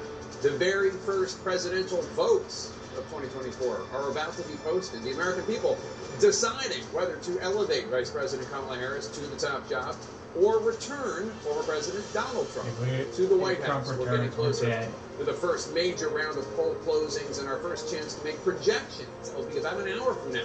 60 of the 270 electoral votes needed to win the presidency will be on the line at 7 p.m. Eastern. That's when all voting ends in Georgia, Indiana, Kentucky, South Carolina, Vermont, and Virginia. Some polling places in the Eastern time zone in Indiana and Kentucky are actually closing right now, and we expect early results from those 2 states at any moment. Georgia is the first crucial battleground state on our radar this evening. The state was pivotal in the Democrats' 2020 presidential victory, and Georgia's 16 electoral votes could be decisive in this election as well. Our correspondents are tracking Election Day voting in all the top swing states and will be on the scene as the first vote counts are reported. Our correspondents are working their sources inside the Harris and Trump campaigns. Let's check in with Abby Phillip, who is at Harris headquarters at Howard University here in Washington, D.C. And Abby, what are you hearing from the campaign at this hour? Well, Jake, these are the critical turnout hours for the Harris campaign, and I'm here with my colleague Jeff Zelity. He's got some new reporting about how the Harris campaign, Jeff, is trying to, in these final moments, reach the people that they need to reach who maybe haven't voted yet. It's so extraordinary, Abby. Even as the vice president is at the Naval Observatory here, about 100 miles away in the campaign's war room in Wilmington, they are checking these turnout numbers and literally going door by door. A senior advisor told me just a short time ago, if you have not voted yet, you will get a knock on your door, or someone will give you a phone call. Just a few moments ago, the campaign sent out a blast release saying, trying to get volunteers to call people who have not voted. So that is how micro this is. But on a broader sense, the Harris campaign, as you've been reporting earlier, she is feeling optimistic, we're told, but cautious. And one question is, yes, they do believe turnout is high in cities like Madison and Milwaukee and Detroit, but the high turnout can obviously go both ways. So the question of the gender gap is front and center here. Or Howard University, obviously, and her supporters will be coming in here shortly. And I'm told that she has also been working on a speech. We do not know if she will deliver it here tonight, of course. It could be one of 2 kinds, but we do know that she will be acting very quickly to whatever the Trump campaign does. So look, 1 hour before polls close in critical Georgia, this election is still going on. People are still being contacted if they have not voted. And as you know, Jeff, one of the key advantages the Harris campaign thinks that they have is a turnout operation that is within their campaign. They have full control over it, and they believe it's been working at full capacity in the last couple of weeks. Back to you, Jake. Thanks, Abby. Thanks, Jeff. Let's go to Caitlin Collins now, who's at Trump headquarters in West Palm Beach, Florida. Caitlin, what are you learning about Mr. Trump's mindset this evening?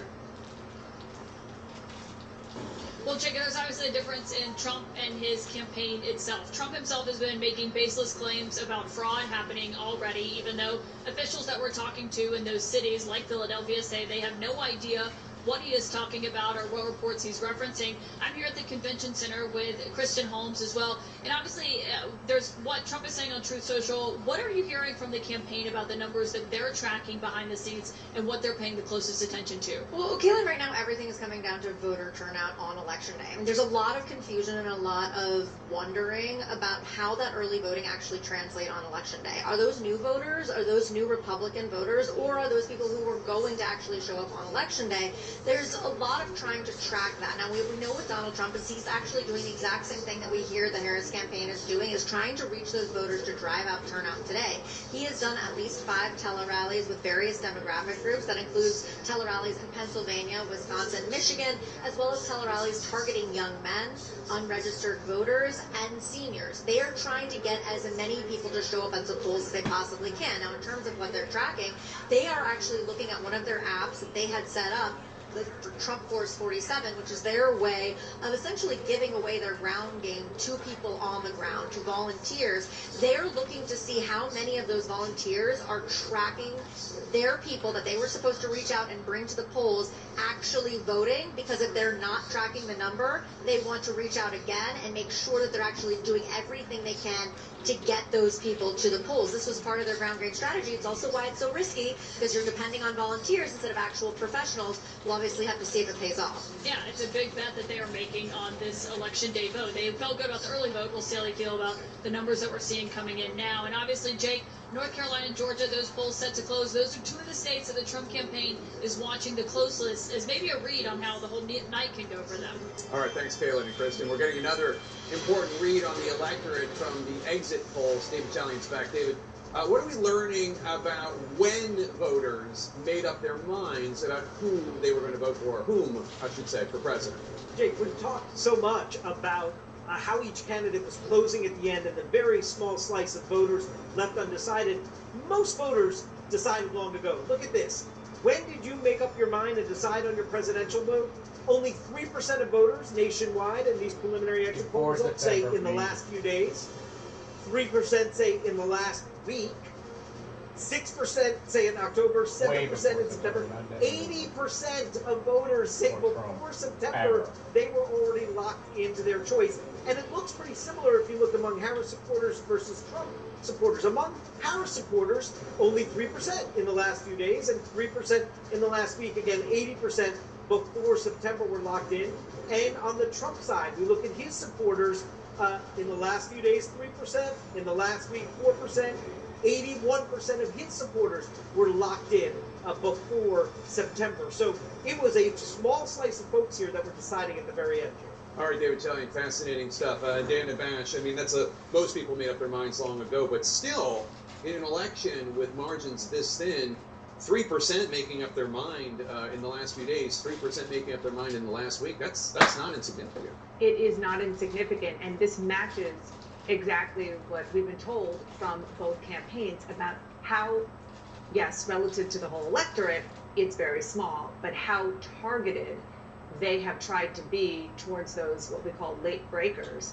And this is just proof that they were right about how narrow it is, again, broadly, but how and why it was so important for each of those campaigns to be targeting the people that they thought were most likely to come their way. And we saw it in the messaging, particularly if you think about Harris, even in the last 24 hours, reaching out to people if they weren't sure, promising that if they're a Republican or an independent, that they are not going to have to worry about her governing anything other than across the aisle. Whether they bought it, that's a different question. Chris and I were chuckling earlier at a voter from Grand Rapids, Michigan. His name was Josh. Yeah. He said that he was coming out to vote for Donald Trump, but what was interesting is he was voting on the economy, and he said he had not voted since Obama. Look at that. That is the Trump fantasy, the low propensity He's male got the lead voter in who comes Indiana, out huge and votes lead, on the and only economy. like You know, I can take your point. 3% in the last few days, 3%, even I can do that math, 6% in the last week is not nothing and could be the difference between victory and defeat. On the other hand, when you think of how unknown Kamala Harris was to the general electorate, the idea that 80% of the people that decided they were going to vote for her without knowing almost anything about her, only 7% in September, which was the big debate that was generally seen as a big victory for her and not Trump. Oh, yes, if the billions make the difference between victory and defeat, it was worth it. But man, 87% before we even got to October 1st. That's pretty amazing. Because that's America right now. It's shirts and skins. The 80%, I mean, not to say that they didn't love her, but they're likely like either hardcore Democrats or hardcore never, ever am I going to vote for Donald Trump. Yeah, but to go to Chris's point, she had to slingshot her way into the public consciousness and very quickly against somebody who had been running essentially for a decade. So I think it's actually pretty remarkable what we're seeing. All right, we're counting down to our first chance to make projections in the presidential race. That's at the top of the next hour. We're inside key polling places in these final hours, and minutes before they close, this election night will be heading into overdrive very soon. Brew a cup of coffee for yourself. Stay with us. 10,000 years before the birth of Paul Atreides.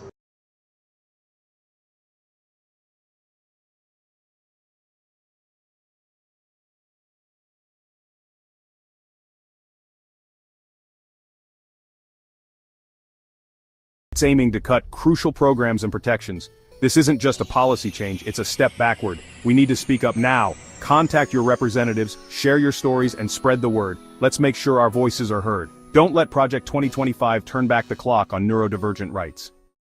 Use this 3-minute method tonight to reverse your insulin resistance. Pay attention, blood glucose up to 100. Is Project 2025 the end of democracy in America? Today, we dive deep into what some are calling one of the most dangerous political schemes in all of American history. The Heritage Foundation, a well-known conservative think tank, has launched Project 2025. On the surface, it seems like a plan to reshape government policies. But dig deeper, and you'll find a blueprint that could fundamentally alter American democracy. First, let's talk about the plan's ambition. Project 2025 aims to dismantle regulatory agencies, reduce government oversight, and shift power to the executive branch. Sounds like a lot of political jargon, but here's what it means for you and me. Imagine a world where environmental protections are rolled back, where healthcare regulations are stripped down, where corporate interests can operate with minimal restrictions. This isn't just theoretical. It's a direct threat to the checks and balances that keep our democracy in place. Now, some might argue that reducing government interference is a good thing. But consider this, without proper checks, who holds the powerful accountable? The answer is no one. Project 2025 also proposes an overhaul of the civil service. The goal? To replace career officials with political appointees. This could lead to a government run by loyalists rather than experts, undermining the very foundation of a nonpartisan civil service. Critics argue that this plan paves the way for authoritarianism, concentrating power in the hands of a few. And history teaches us that when power is unchecked, democracy suffers. So, is Project 2025 the end of democracy in America? Only time will tell. But one thing is clear. Staying informed and engaged is more crucial now than ever. Thanks for watching. Stay vigilant, stay informed. Jisa.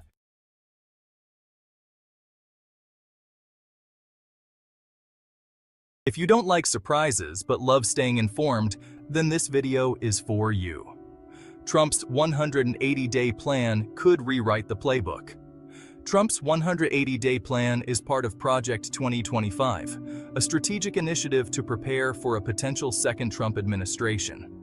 For those who may not be familiar, Project 2025 is spearheaded by the Heritage Foundation and includes a comprehensive policy agenda outlining various proposals for a future Trump administration. It also features a personnel database and training programs for prospective conservative Republican presidential appointees. Now, the 180-day early action or implementation actions playbook serves as a proposed guide for immediate actions to be taken if Trump regains the presidency. This plan is designed to quickly implement significant changes across various sectors, including economic policies and healthcare reforms within the first 6 months of a new administration. Why should you care? Because these changes could dramatically reshape your daily life, your job, and your community.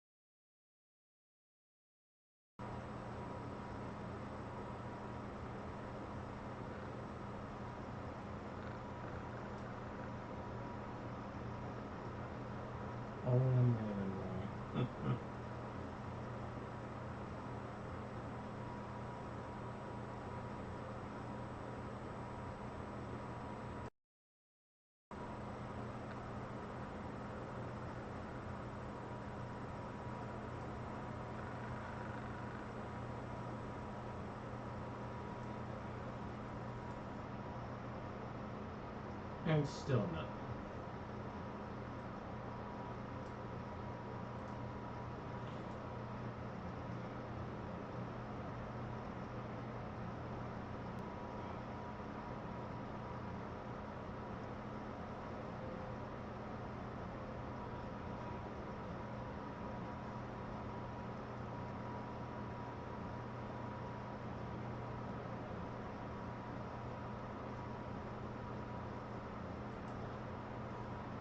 What?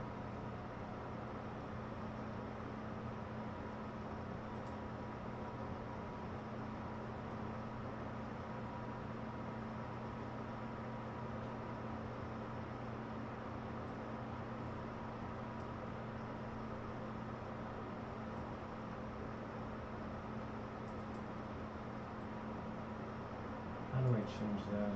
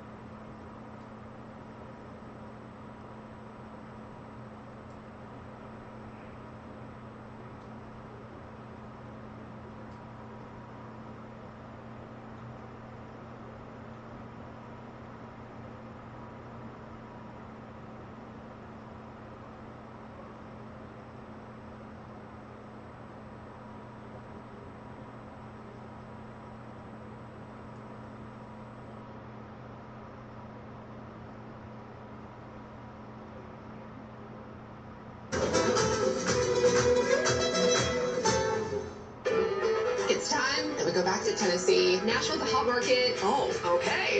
This isn't fitting 10 kids. No. I want to make this the perfect home for them. Look at this. Christina in the Country, season premiere next Tuesday at 9 on HGTV. 5 good things. Listen wherever you get your podcasts. And we're back. We have another key race alert for you. More votes coming in from the states of Indiana and Kentucky. In Indiana, Donald Trump is in the lead, 62.5% of the vote. Kamala Harris has 36.4% of the vote. Donald Trump with a 43,417 vote lead. That's with an estimated 5% of the vote in. In the Commonwealth of Kentucky, Donald Trump in the lead there as well, with 65.9% of the vote. Kamala Harris has 32.9% of the vote. Donald Trump with a 17,717 vote lead. That's with an estimated 3% of the vote. Over to John King. John, what stands out to you as these first votes come in? One thing that stands out is that both states are getting about their business in the sense that we're wondering, will the battlegrounds count slowly or quickly? We're starting to see results trickle in. Kentucky's only at 3% right now, but you see more counties have at least reported some votes than the last time we were here. So what am I looking at? One thing, it's way too early. I just want to show you, we expect Donald Trump, of course, to win the state of Kentucky. It's been a red state for quite some time. But there are blue pockets, and so you try to see in an urban area that has key suburbs around it, this is Lexington, Fayette County, how is the vice president performing compared to Joe Biden 4 years ago or Hillary Clinton 4 years before that? It's way too early. You see 373 votes to 199 votes, so I'm not even going to do the comparison, but this is one of the things you look at and you say, okay, and so where is there a community like this in a battleground state, right? Because we tend to have nationalized elections. Too soon for that. In 2016, if you were with us back in 2016, one of the very first clues of the Trump phenomenon came here. Came right here. In the early results out of Kentucky, we saw in these small rural counties, not only was Donald Trump running it up, but running it up in excess of Mitt Romney, running it up in excess of George W. Bush, getting new people to come out and vote Republican. That's what made Donald Trump the force he was in 2016. And so we're going to look along these lines just to see, again, we expect him to win Kentucky, so some people might say, why do we care? Why do we want to look at that? Well, as you see, that's Ohio, right? And then there are Wisconsin and Michigan. There are communities like that in some of the other battleground states as well. So you're trying to see what's happening. So we'll just take a peek here to see. There are 25% here in Greenup County, Donald Trump at 72%, right? So you just go back and look. Is the rural Trump base coming out like they did in 2016 out of the woodwork? So there's 2024. He's at 72%. in 2020. He's at 72%, so he's about matching 2020. You just go back to 2016 and look, there he is at 71%. So essentially consistent turnout for Donald Trump in the small rural counties that are critical to him. Now, we're not done here, obviously. That was only about 25%, I think, when we did it. But you want to look at that throughout the night. That first glance says, okay, the people we expect to come out for Trump are coming out there. I mentioned earlier, let me get rid of the green. Here's one of the places we will look at because it is more interesting in the sense of more competitive.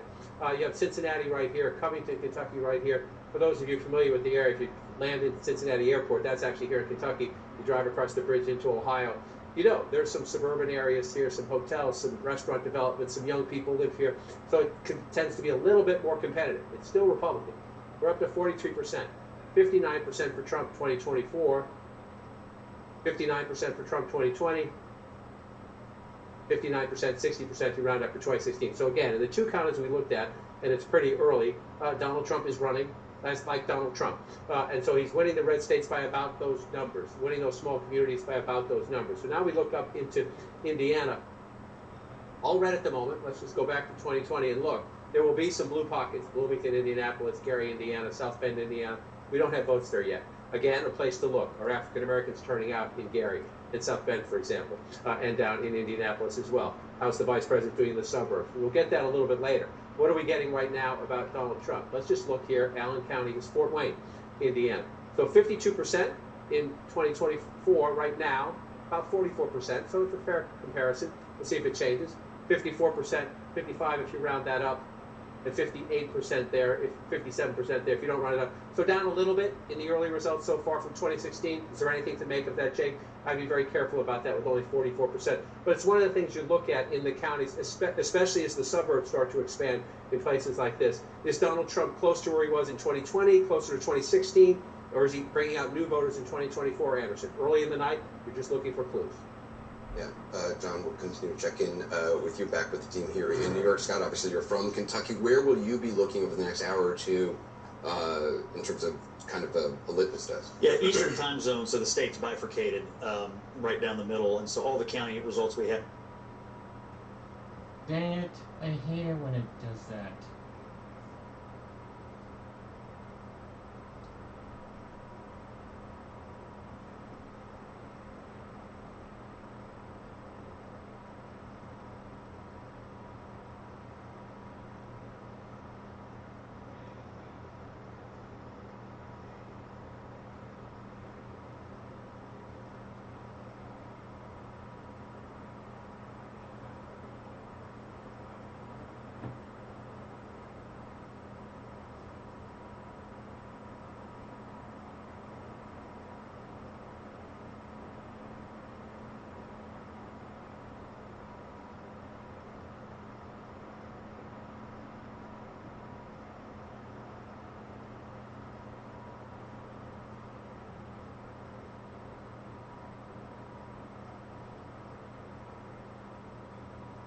Tweeting telling them about it tonight. Yeah.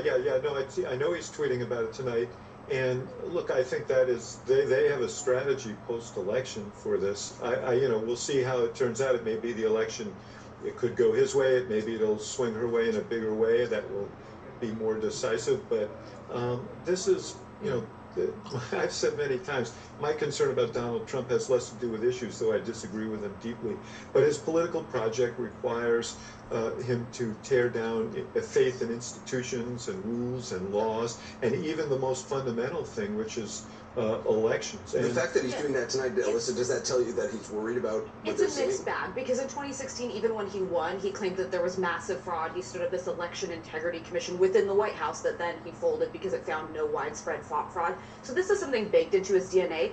But the clip at which he's doing it, the way he's doing it, targeting Pennsylvania, I think that they're nervous. I think that his behavior in the final stretch of it, I think they recognize their closing message was nowhere where it needed to be. And some of the early projections we're seeing show a momentum that I think a lot of Americans are feeling, that this Trump era may be coming to an end. Look, I mean, he should be scared in Pennsylvania because there is an energy. There is a surge.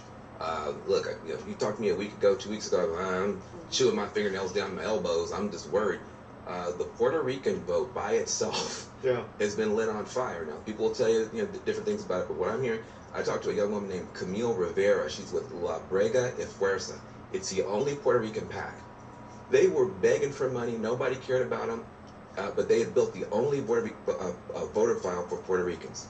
When this insult comment attacked Puerto Rico, she said it was like wildfire. She said people remember, Puerto Ricans culturally, they vote a lot. They vote a lot on the island. And so there is a big tidal wave of Puerto Rican vote coming in Pennsylvania. Could turn out to be the most expensive joke in history. On the issue of Pennsylvania, I talked to the Trump campaign just a couple of minutes ago. They actually have Trump sitting in a room right now calling into radio stations in Pennsylvania and Wisconsin, encouraging last-minute turnout. I asked my source there, how you feeling? And he said, would rather be us than them, but it's tight.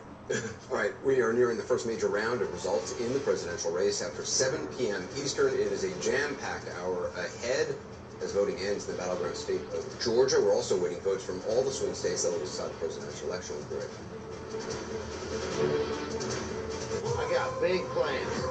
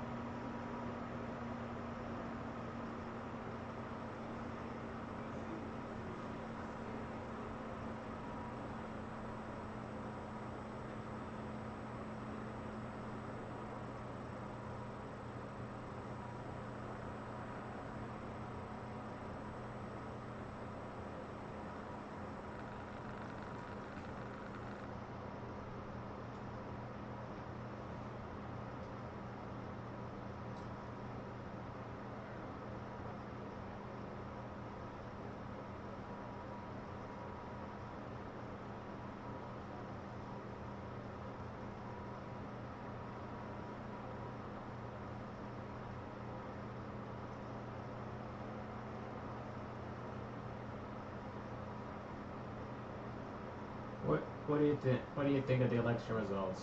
Are you watching it? Oh.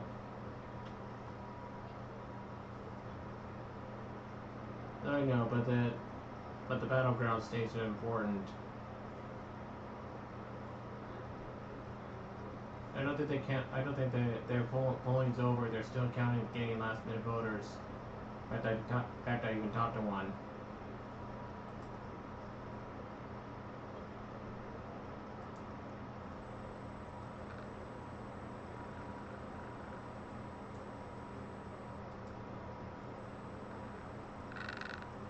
You gotta look at the facts first before you do that, right?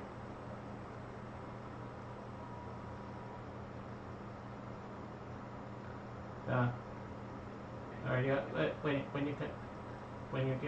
are you home? When you're done with your class, will you go on the election? Keep me updated about it, okay? Alright.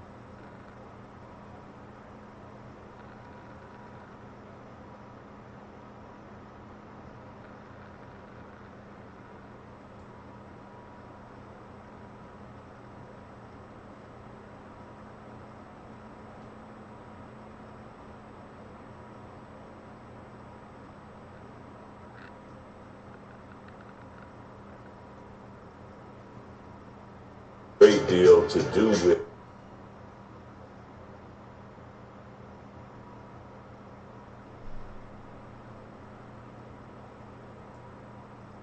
Visit CNNHeroes.com to vote. I come back here every year.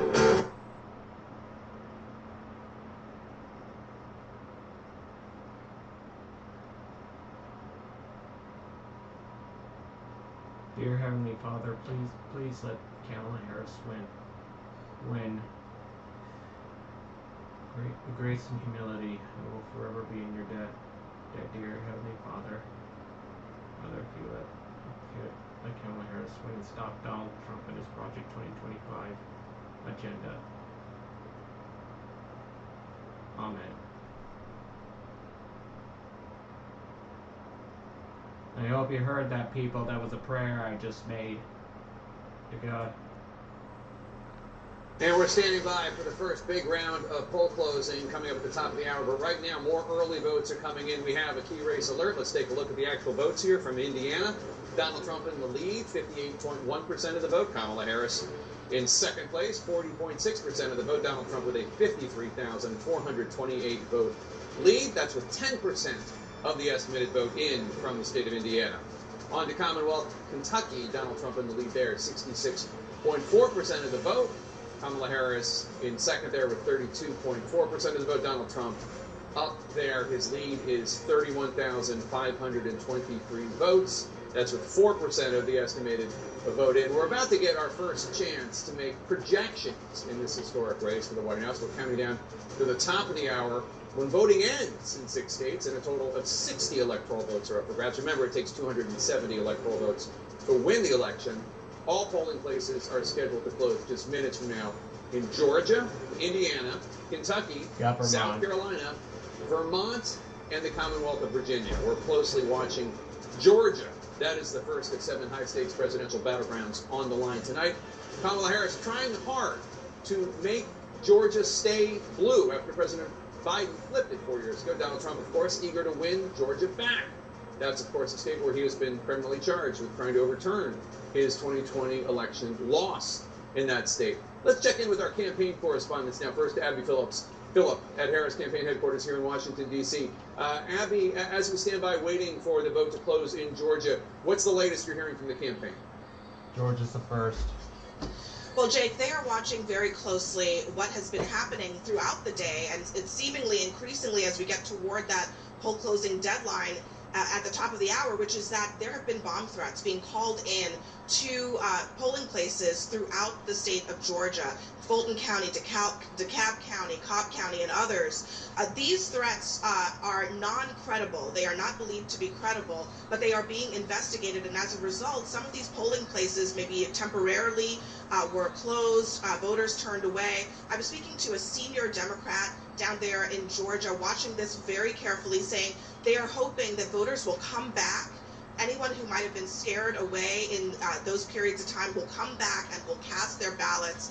Some of those polling places also, Jake, are being kept open a little bit after the top of the hour. So this is an ongoing situation that they are watching very closely because of where this is happening. This is happening in the parts of the state where the Harris campaign and Democrats need to drive up turnout among Democratic-leaning voters. So when you have polling places that are closed temporarily, that's a problem for them, and they want to make sure that those voters end up coming back, Jake. All right, Abby Phillip with Harris Campaign. Let's go now to Caitlin Collins in West Palm Beach with the Trump campaign.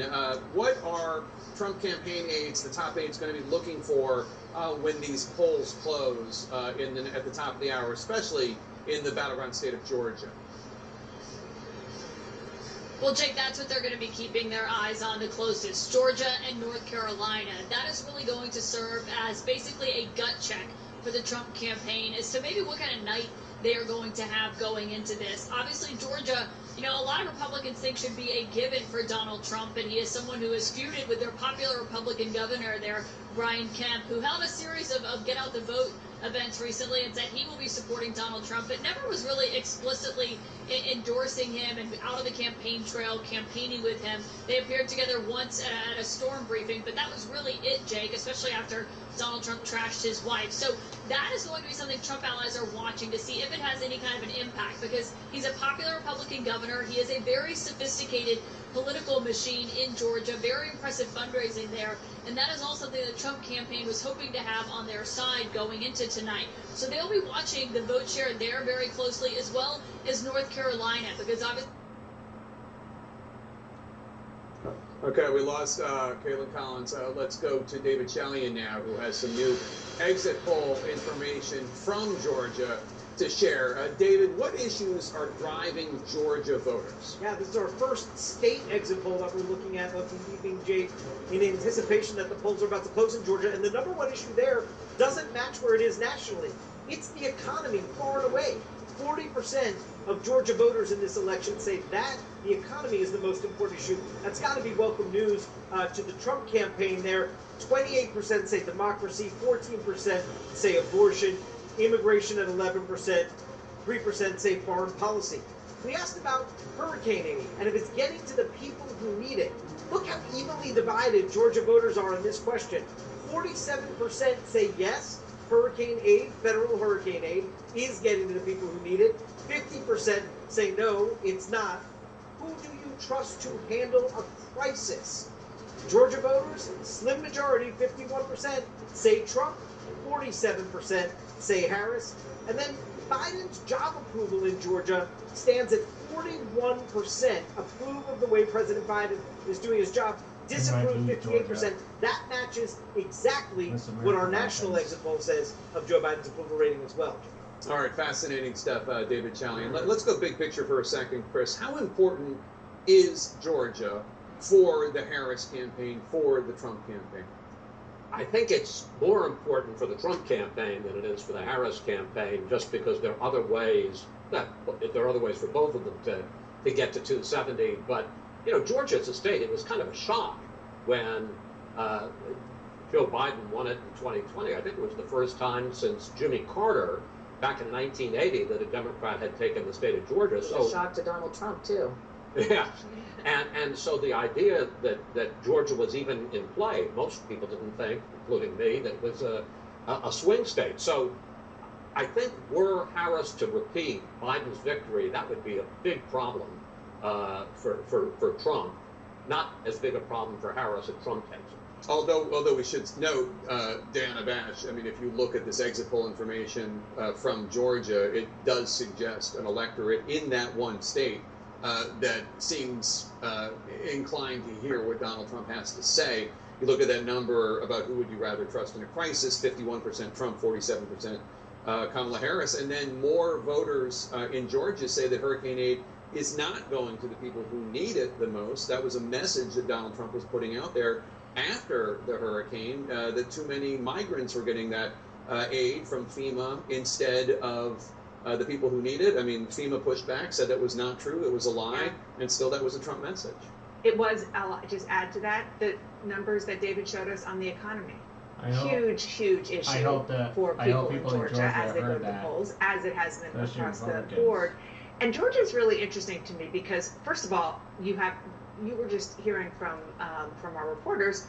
I mean, right now there are bomb threats that are shutting down polling stations. Threats in Georgia. That on top of the fact that residents of Georgia lived through the fight over 2020 and the misinformation that Donald Trump put into the sort of information stream, like almost nobody else, maybe other than Arizona, in this country, and it was Republican versus Republican on that.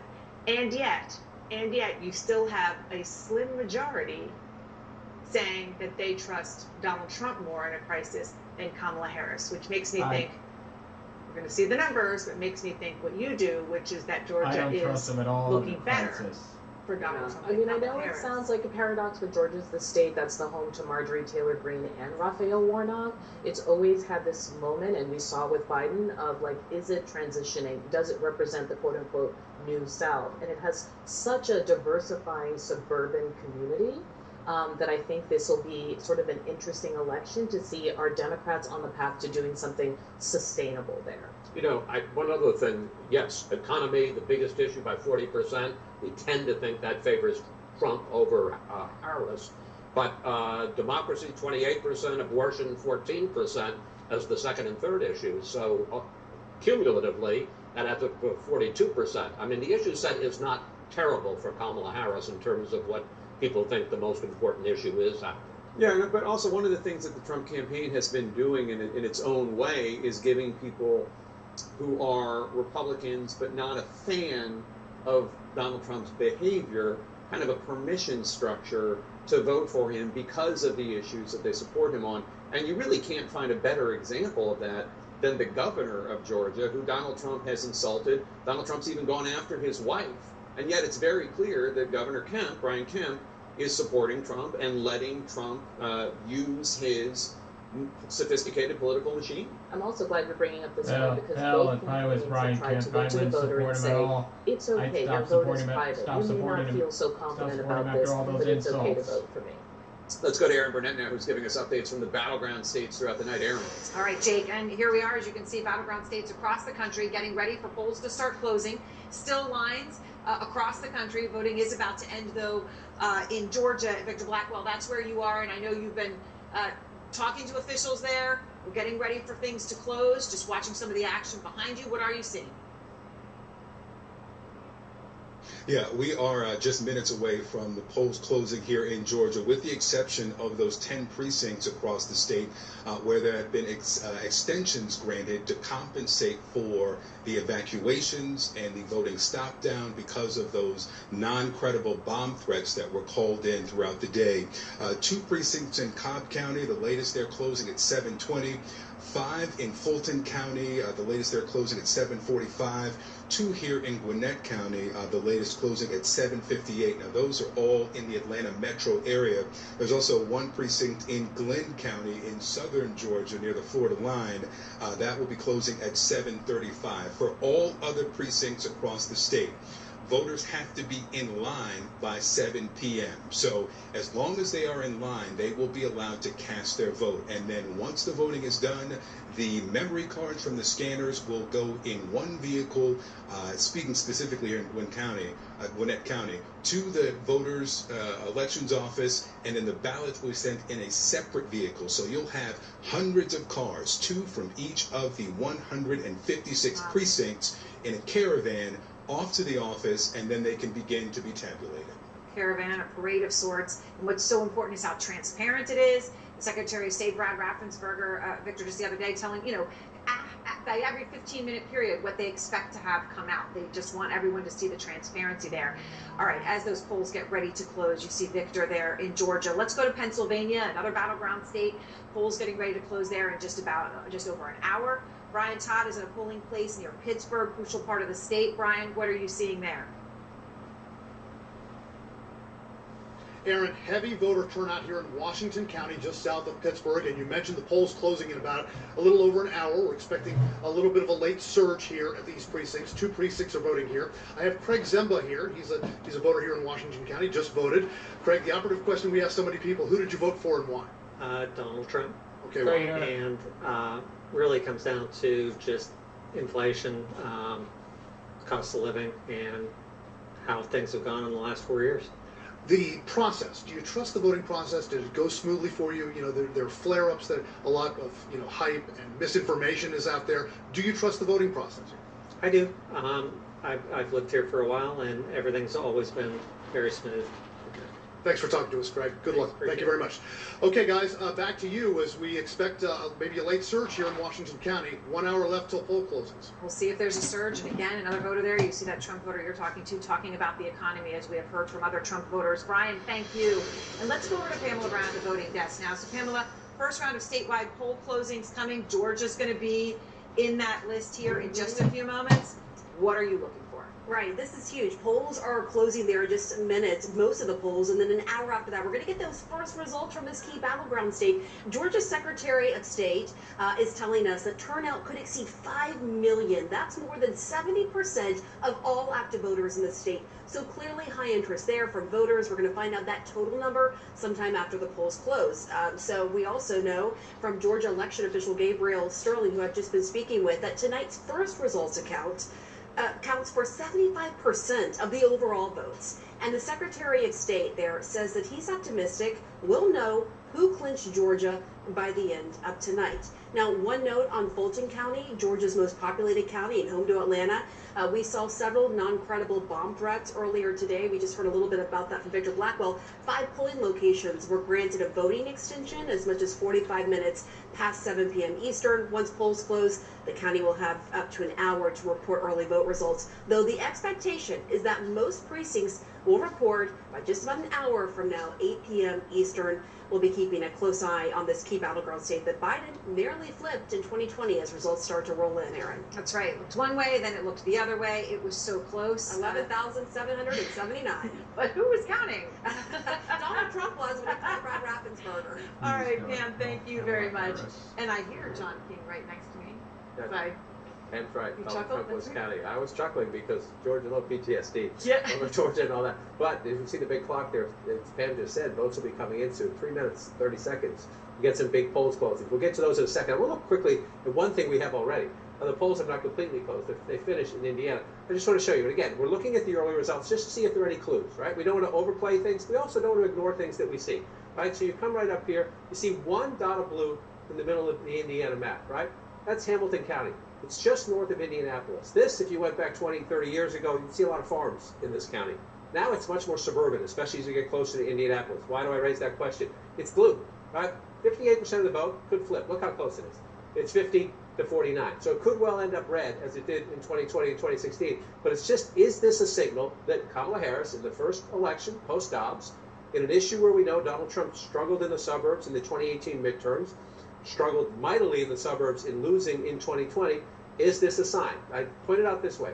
Harris at the moment at 50, Joe Biden was at 46 in this county in 2020, and Hillary Clinton was at 37% in this county in 2016. So the suburbs are critical in key races. Indiana is most likely to stay red. Let's be very clear about that.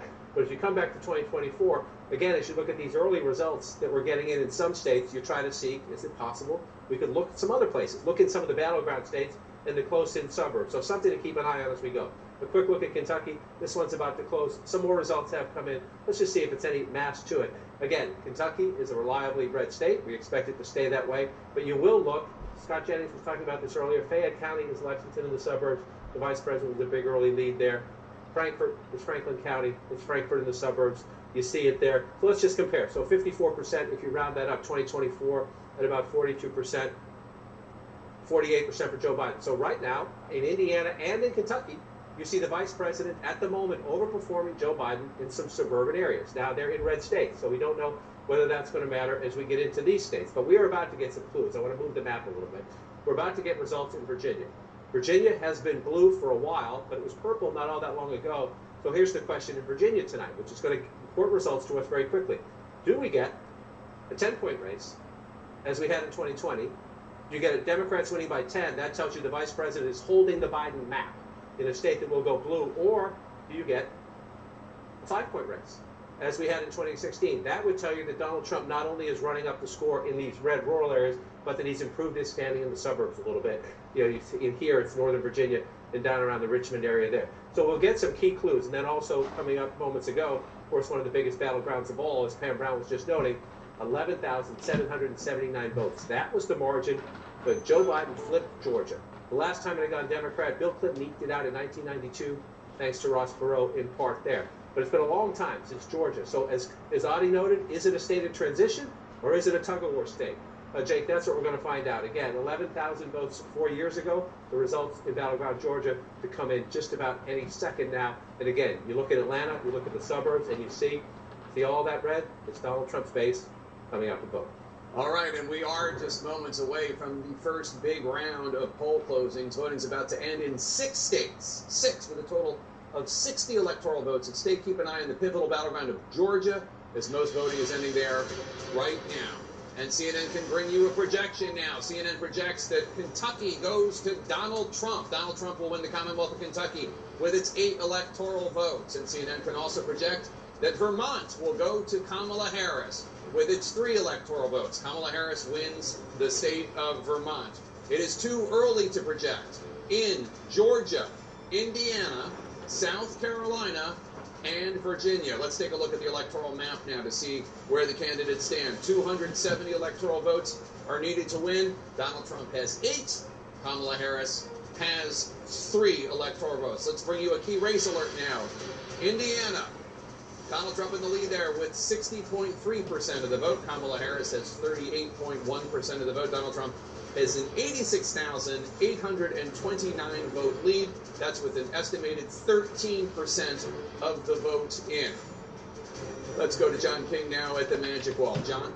And so, Jake, now we wait, right? You have the states that we've projected, Kentucky and Vermont. Those are the ones you expect. But so what are you going to get here? You see some first votes in Florida. Look at that. Let's just take it out. Okay, it's just south here. It's in Osceola County, just south of Orlando.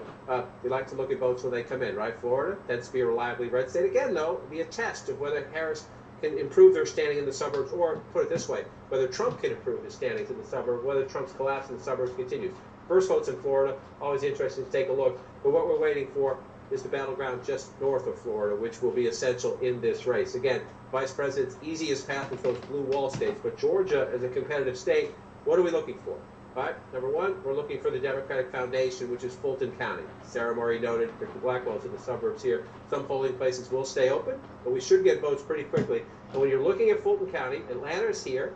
You see how it stretches, a lot of suburbs around it, right? We're at 0 right now. What are you looking for? You're trying to see if she can not only match the president's percentage, get 73% of the vote, but by the end of the night, sometimes this count could last into tomorrow, is the math margin, right? Because if you look here and you come out here, there are 159 counties in Georgia. A lot of them are like this. I'm just picking one randomly. They're small, they're rural, but Trump runs it up. So we're going to watch that. Is the Trump base in rural America coming out in battleground Georgia? It is absolutely essential to his math that he run it up big in places like that. But if that is the case, and that's what we expect to be the case, the Trump base comes out, then the key will be, does the Harris base come out in Fulton County, Atlanta, and then what happens here? Clayton County, just below, predominantly African-American, strong Democratic suburb. You need to run up the number, but it's not just the percentage. What's the raw math? Are Democrats coming out to vote? Democrats need high turnout to offset the Trump rural numbers. So that's one test. And then, for me, but you get further out here. Let's go out where Victor Blackwell is, out here in Gwinnett County. Look at that. Joe Biden got 58% of the vote, Jake, right? You don't have to go back too far in history. It was just in 2012. Mitt Romney won this county. 4 years before that, John McCain won this county. This is the change in the American suburbs. Right? Georgia was a red state then. But look at Romney's number. The Republican share in 2012 in this suburban area is 54%. Right? That's what we're looking at tonight. How does Donald Trump fare in the suburbs, right? It goes down to 45% under Trump in 2016. He still won Georgia then at 45%, but then you come to 2020 and Trump's share drops to 40%. You cannot win in a competitive state if you are getting trounced like that in the suburbs. So can Trump get that number back up to 42, 43, 44? If he can, he's in play. If he can't, then this is the tug of war of the state. As long as Harris gets out her base, there's a flip side responsibility for her. But this, we talked a bit earlier about this. This to me, Georgia and North Carolina, demographically, they are just evenly split. They're tug of war. So we're going to see. And it does, it's cliche, it does come down to turnout. So can you take me to Florida? Sure. We got to come back to 2024. You want to see results? Okay, I think we have 1 million votes in from Florida, about. Oh no, not 1 million. What do we have? 194,000. 194,000. Yeah, you are. You're over 1 million. Over 1 million votes. So this is obviously a state that we do expect ultimately is inclined to go red. And the polls are still open there. We should know. Is there anything we can divine from where the vote has come in? Because it's more than 1 million votes have come in, and Donald Trump with a 224,000 plus lead right now. The number one thing I would define is we have another example, this time in a very large and very complicated state, that people have learned the lessons, built on the lessons of 2020, and that they're counting early votes and getting early votes out fast. And so that's a good thing for democracy, right? So these all red state or blue state? I assume they are. David Challey can correct me if I'm not. Some of it could be a modest number of election day votes, but normally when you see a big batch of votes come in like that, it's early votes. So correct me if I'm wrong. So what can you glean from this? So you just want to look at big population centers. Duval County, this is one of the swing counties. Although Florida used to be a very competitive state, you would say who's winning Duval County. Right. If you want to say who's winning the governor's race or who's winning, Bush versus Gore, you go to Duval County. It's not so much as a competitive state anymore, but it is a competitive county. As you see right there, 50-49. So you go back in time and you look, it was 51-48, right? So you could argue, we need to get the final results. You could argue, if you want, Donald Trump's a little bit more competitive this time. If that result holds, we'll see how that plays out, right? This is his home state now, but we'll see. But it's early to look at that. But that's one of the things you look at. The other thing you'll look at is, we don't really have it yet, is here, the I-4 corridor, Tampa, St. Petersburg, Orlando, over to the beach, and you see it. And then, the Democrats, again, I don't have no expectation the Democrats are going to win Florida, but again, you will see, are Democrats turning out? Right? Are Democrats turning out? There's some, there's been a lot of reporting about this. Harris lose a little tiny bit of the Jewish vote because of the Israel, unhappiness over Israel-Gaza and how she has talked about that in the White House. You'll see a little bit of that down here. It's more important when you get to suburban Philadelphia and out in the Detroit area as well, around Metro. So you might get some clues out of Florida. My expectation is that Florida will stay that color. Just because keep an eye on it. Sometimes you get surprised. Right, and one of the other things that's interesting about trying to divine a national view of based on Florida, which is that As I recall, Governor DeSantis, who's a very conservative Republican governor, I think he won Miami-Dade when he ran for re-election. Is that not right? Do you have the governor's? I'm sorry, I shouldn't be. No, it's all right. If you want to look, there we go. Yeah. So that's the Rubio race. We got to come to governor. Yes, he won. He won Broward. He won. He won. Chris won Broward. Chris won Broward. Sorry, DeSantis won Miami-Dade. DeSantis won Miami-Dade. Yes. And it was suggested that he also maybe did better than traditionally Republicans had done with the Hispanic vote, which is obviously significant.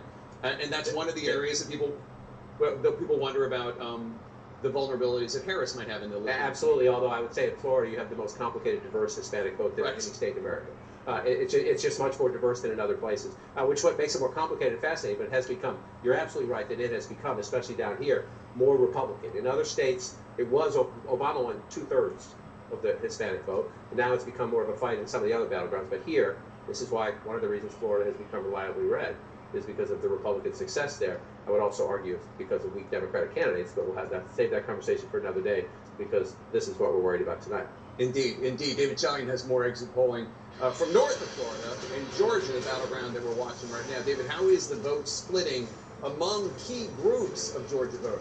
Yeah, now that the polls have closed, Jake, we can look at some of those key demographics. So let's take a look at the African-American vote in Georgia. It's making up 30% of the electorate, according to these early exit polls. Harris obviously winning it big, 86% to 12%. But I want to note here, that 86% number, 4 years ago, Joe Biden had 88%, a tick higher of support of the African-American vote. And Trump's 12%, he is a tick higher than he was 4 years ago when that was 11%. But it's roughly the same with the black vote that we saw here. Look at younger voters under the age of 30.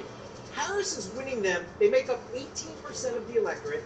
Harris is winning 60% to 39%. She is doing better with young voters in Georgia than Joe Biden was doing against Trump 4 years ago. Trump got 43% of the youth vote in Georgia 4 years ago. He's down to 39% now, so that'll be something to watch. And then non-college white voters. This is obviously Trump's base.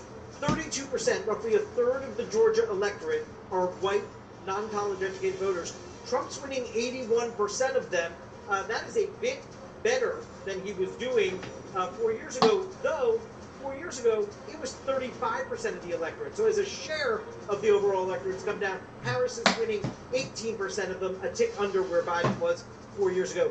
This will be the story of these exit polls in Georgia. Independent voters. They make up 31% of the electorate. That is a slightly larger share than what they made up 4 years ago. Trump is winning them by 11 points in these early exit poll results, 54% to 30%. Jake, 4 years ago, Joe Biden won independent voters in Georgia when he won the state by 9 points. So we've seen a swing of 20 points towards Trump in terms of the margin, from 9-point advantage 4 years ago with independents for Biden to now an 11-point advantage with independents for Trump in Georgia. Wow. David Chalian. And Dana, that is really significant. We see some incremental changes here and there when it comes to young voters. She's doing slightly better. Non-college whites, he's doing slightly better. But that independent swing is wild. It's a huge swing, and I just want to underscore what David said. It is a bigger percentage of the vote share. Last time around, it was 28% independents. I made up 28% of the Georgia vote, and now it is 30%. And, I was right, 31%. And it is a total flip. It's a complete flip. Donald Trump is doing so much better with independents than Kamala Harris, and Joe Biden kind of ran away with independents 4 years ago, and of course he won the state. Yeah, I'm trying to figure out why. What the reason is that there would be this dramatic flip of double digits in independents, and I am something you don't often hear in election coverage. It's something of a loss as to how you explain that independents would have gone so much more for Trump this time than they did for Biden last time. Audie, hang on. We're going to go over to Jake for a projection. And we can bring you another CNN projection. CNN projects that Indiana We'll go to Donald Trump. Indiana with its 11 electoral votes will go to Donald Trump. Let's look at the electoral map now to see where the candidates stack up. Remember, 270 needed to win. Donald Trump has 19 electoral votes. Kamala Harris has 3 electoral votes. They both still have a lot of electoral votes to get up to 270. Let's do a key race alert for you now. In Florida, Donald Trump is in the lead with 51.3% of the vote. Kamala Harris has 47.7% of the vote. Donald Trump has a 138,912 vote lead. I'm sorry, that just went up, a 224,914 vote lead. The votes are coming in as I do this. That's with more than a third, 35% of the estimated vote in from Florida with its big fat packet of 30 electoral votes. The Commonwealth of Virginia, slightly more competitive. Donald Trump in the lead right now with 58.7% of the vote. Kamala Harris has 40.6% of the vote. That's only with a handful of votes in as of right now, about 1,500 votes. As we stand by for results from the crucial state of Georgia, we are counting down to the end of voting in the battleground state of North Carolina. This historic election night is just getting started. Stay with us. Every weekday morning, here are the 5 things you need to know to start your day. stream CNN's 5 Things with Kate Baldwin for the news you need. How about this for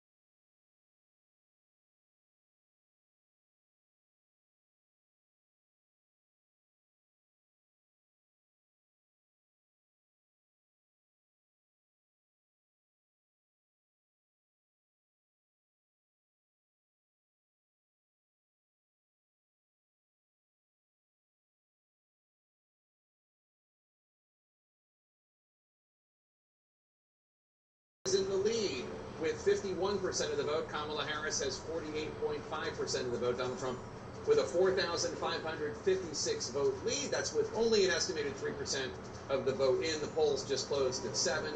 In the state of Florida, Donald Trump in the lead, his new home state, 53.2% of the vote. Kamala Harris has 45.9% of the vote. Donald Trump with a healthy 438,912 vote lead. That's with half of the vote in, 50% of the estimated vote.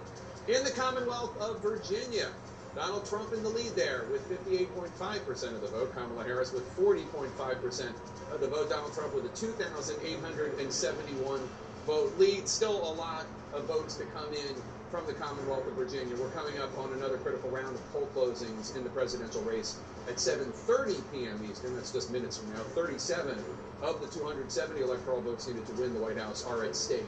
When voting ends in North Carolina and Ohio and West Virginia, North Carolina is one of the 7 crucial presidential battlegrounds tonight, as its changing demographics have made it more competitive for Democrats than in some past elections. Kamala Harris is in a heated battle right now with Donald Trump in North Carolina after he won that state in both of his previous presidential campaigns, narrowly last time.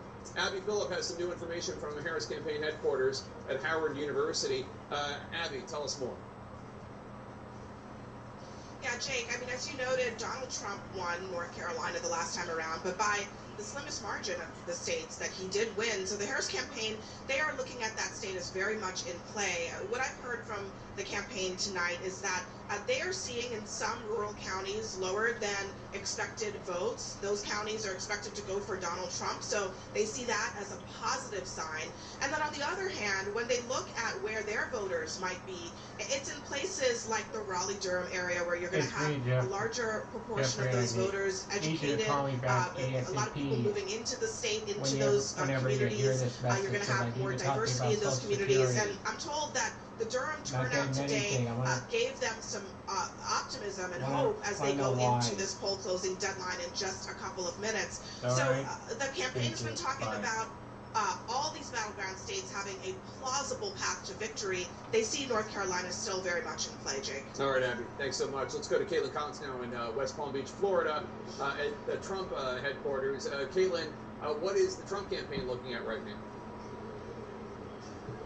Well, Jake, obviously when it comes to North Carolina, something that they're hoping will be a gut check for them tonight. One thing that they're looking at, remember, this is a state that they thought Donald Trump was well on his way to winning when President Biden was still in the race. Of course, once he dropped out, it seemed like it was more in play. One thing that I'm told aides are keeping an eye on tonight is whether or not the governor's race has an effect on what the ultimate numbers there look like in the presidential race. Obviously, the Lieutenant Governor, Mark Robinson, who is the Republican gubernatorial candidate, has faced a scandal after CNN reported on his past comments. That is something they will be watching closely tonight, as Josh Stein, the Democrat, is expected to do well. We'll see what the ultimate race looks like there. And Jake, I should note, as they are keeping a close eye on these early gut checks, hopefully they believe in Georgia and North Carolina, Donald Trump is also still making calls to get voters out in Pennsylvania tonight. I was told that he was just on the phone calling into radio stations inside Pennsylvania, urging people to get out and make sure they get to the polls and vote. And Jake.com says some of his top surrogates are also posting online, urging people to get out and vote. Stephen Miller himself urging men to get out and vote, Jake. All right, Caitlin Collins in West Palm Beach with the Trump headquarters. David Chalian has some exit polls coming in from North Carolina now. David, what issues seem to be driving voters in the Tar Heel state? Yeah, Jake, let me just explain to you that first we're going to look at how people feel about the way things are going in the U.S., in North Carolina, what North Carolina voters are saying. 6% enthusiastic, 21% satisfied. The plurality, 43% of North Carolina voters tell us they are dissatisfied with the way things are going in the U.S., 27% angry. I just want to say those bottom two, 7 in 10 voters that are dissatisfied or angry, obviously, if you're the Trump campaign, you think there's a lot of opportunity there for you. But the Harris campaign sees opportunity there too. They want to get at least a chunk of those dissatisfied and angry voters who are dissatisfied and angry with Trump's dominance in our politics. So that'll be something to watch later in the evening. We also are looking here at the most important issue. Economy actually ranks top, not like it is nationally, but like we saw in Georgia, though it ticked down from that. 36% say the economy is the most important issue in North Carolina. Democracy is right up there, Jake, at 32%. Well down then is abortion and immigration in the teens. We also asked about hurricane aid here. Is federal hurricane aid getting to the people who need it? You see it's roughly split here, but 49% say yes, federal hurricane aid getting to where it needs to go. 46% say no. And then Joe Biden's approval rating, it's 1 point higher here in North Carolina than it is in Georgia or nationally. 42% approve, 56% disapprove. Again, the Harris campaign would like to make sure they get some of those Biden disapprovers into their fold, but that kind of approval on Biden is what is giving the Trump campaign hope in a place like North Carolina. Jay? Interesting. All right, David Tellian, thanks so much. And let's talk about this. And Dana, I mean, again, some headwinds for Kamala Harris here in these exit polls. First of all, 70% of North Carolinians of Tar Heels are either dissatisfied or angry with the state of things. The economy is the number one issue. That's terrain that where Trump traditionally polls better. And then a bad job approval rating for Joe Biden, her boss. Yeah, it is true about the 70 or 71% of people who are dissatisfied and angry. But I think, unlike what Chris said before, saying that means that it's a very good sign for Donald Trump. I think that what you are maybe not calculating, and what David with Anderson are not calculating, is that there are a lot of women and men who are dissatisfied with the fact that women don't have the ability to control their reproductive rights in America. No, look, it's baked in. I mean, the right track, wrong track, we've known for some period of time, and the fact is the race, despite the fact that people are very unhappy for whatever reason with the way the country is going, is still supposedly as tight as can be. So Kamala Harris is clearly going to be able to overcome that. Incidentally, may I just, in the last segment, I said, I don't know why the independents are so heavily for Trump in Georgia. Fortunately, we have a very smart Republican pollster listening, and who wrote to me and said, it's the same problem that democracies, incumbents and democracies around the country are facing right now. Around the world, rather. Inflation, they don't like the way things are going. They want somebody to fix it, and that's Donald Trump's basic pitch at the end, which is it's broken, I'm going to fix it. I don't want to drop the ball on what Dana said, though, about what people mean when they are dissatisfied. It's the same thing about what they mean by democracy or being independent. It's not entirely clear until we're closer to the final tallies. No, absolutely. But the battleground states are... You know what's got the lead in Georgia right now. They are, and of course, we're just moments away from polls closing in a lot of these states in these final crucial minutes, really, in North Carolina, crucial minutes. Brianna, where you are in Charlotte, the people still have to vote, and we're starting to see some of these exit polls, concerns about the economy, the dissatisfaction that people have. What have voters been telling you? They've been telling us, Aaron, that everything matters. We're here in Mecklenburg County, which is going to be closely watched. It voted 66% for Joe Biden in 2020, and this is going to be very important to see the result here, to see how Harris performs compared to how Joe Biden did in 2020. I'm joined now by a voter, Brian Flores. You just voted. I did. And who did you vote for? For Harris. And tell me about how you came to this decision. So I wasn't going to vote at all until my girlfriend was blowing up my phone telling me to go vote. And if I didn't, she was going to break up with me. So now I'm here. Was she seriously going to break up with you? No, I made that up. She didn't say that, but it's funny to say that. So she asked you to vote for Harris. She did. And so you voted for Biden in 2020, but what were you going to do this time? I wasn't going to vote at all. You were just going to stay home. I was going to stay home, eat some chips or something. I don't know. And so you came just before polls closed. But here's the thing: how long did it take? Most people have been saying it's taken them 5 or 10 minutes. Tell us how long it took you to vote. So I got off of work at 4:30. Drove here about 30 minutes. I think I walked in like at 5:05ish, and I was waiting for about 2 hours. I just walked out. Brian, 2 hours to fix your address, right? 2 hours. Brian Flores, thank you so much. Aaron, back to you. Well, that's devotion.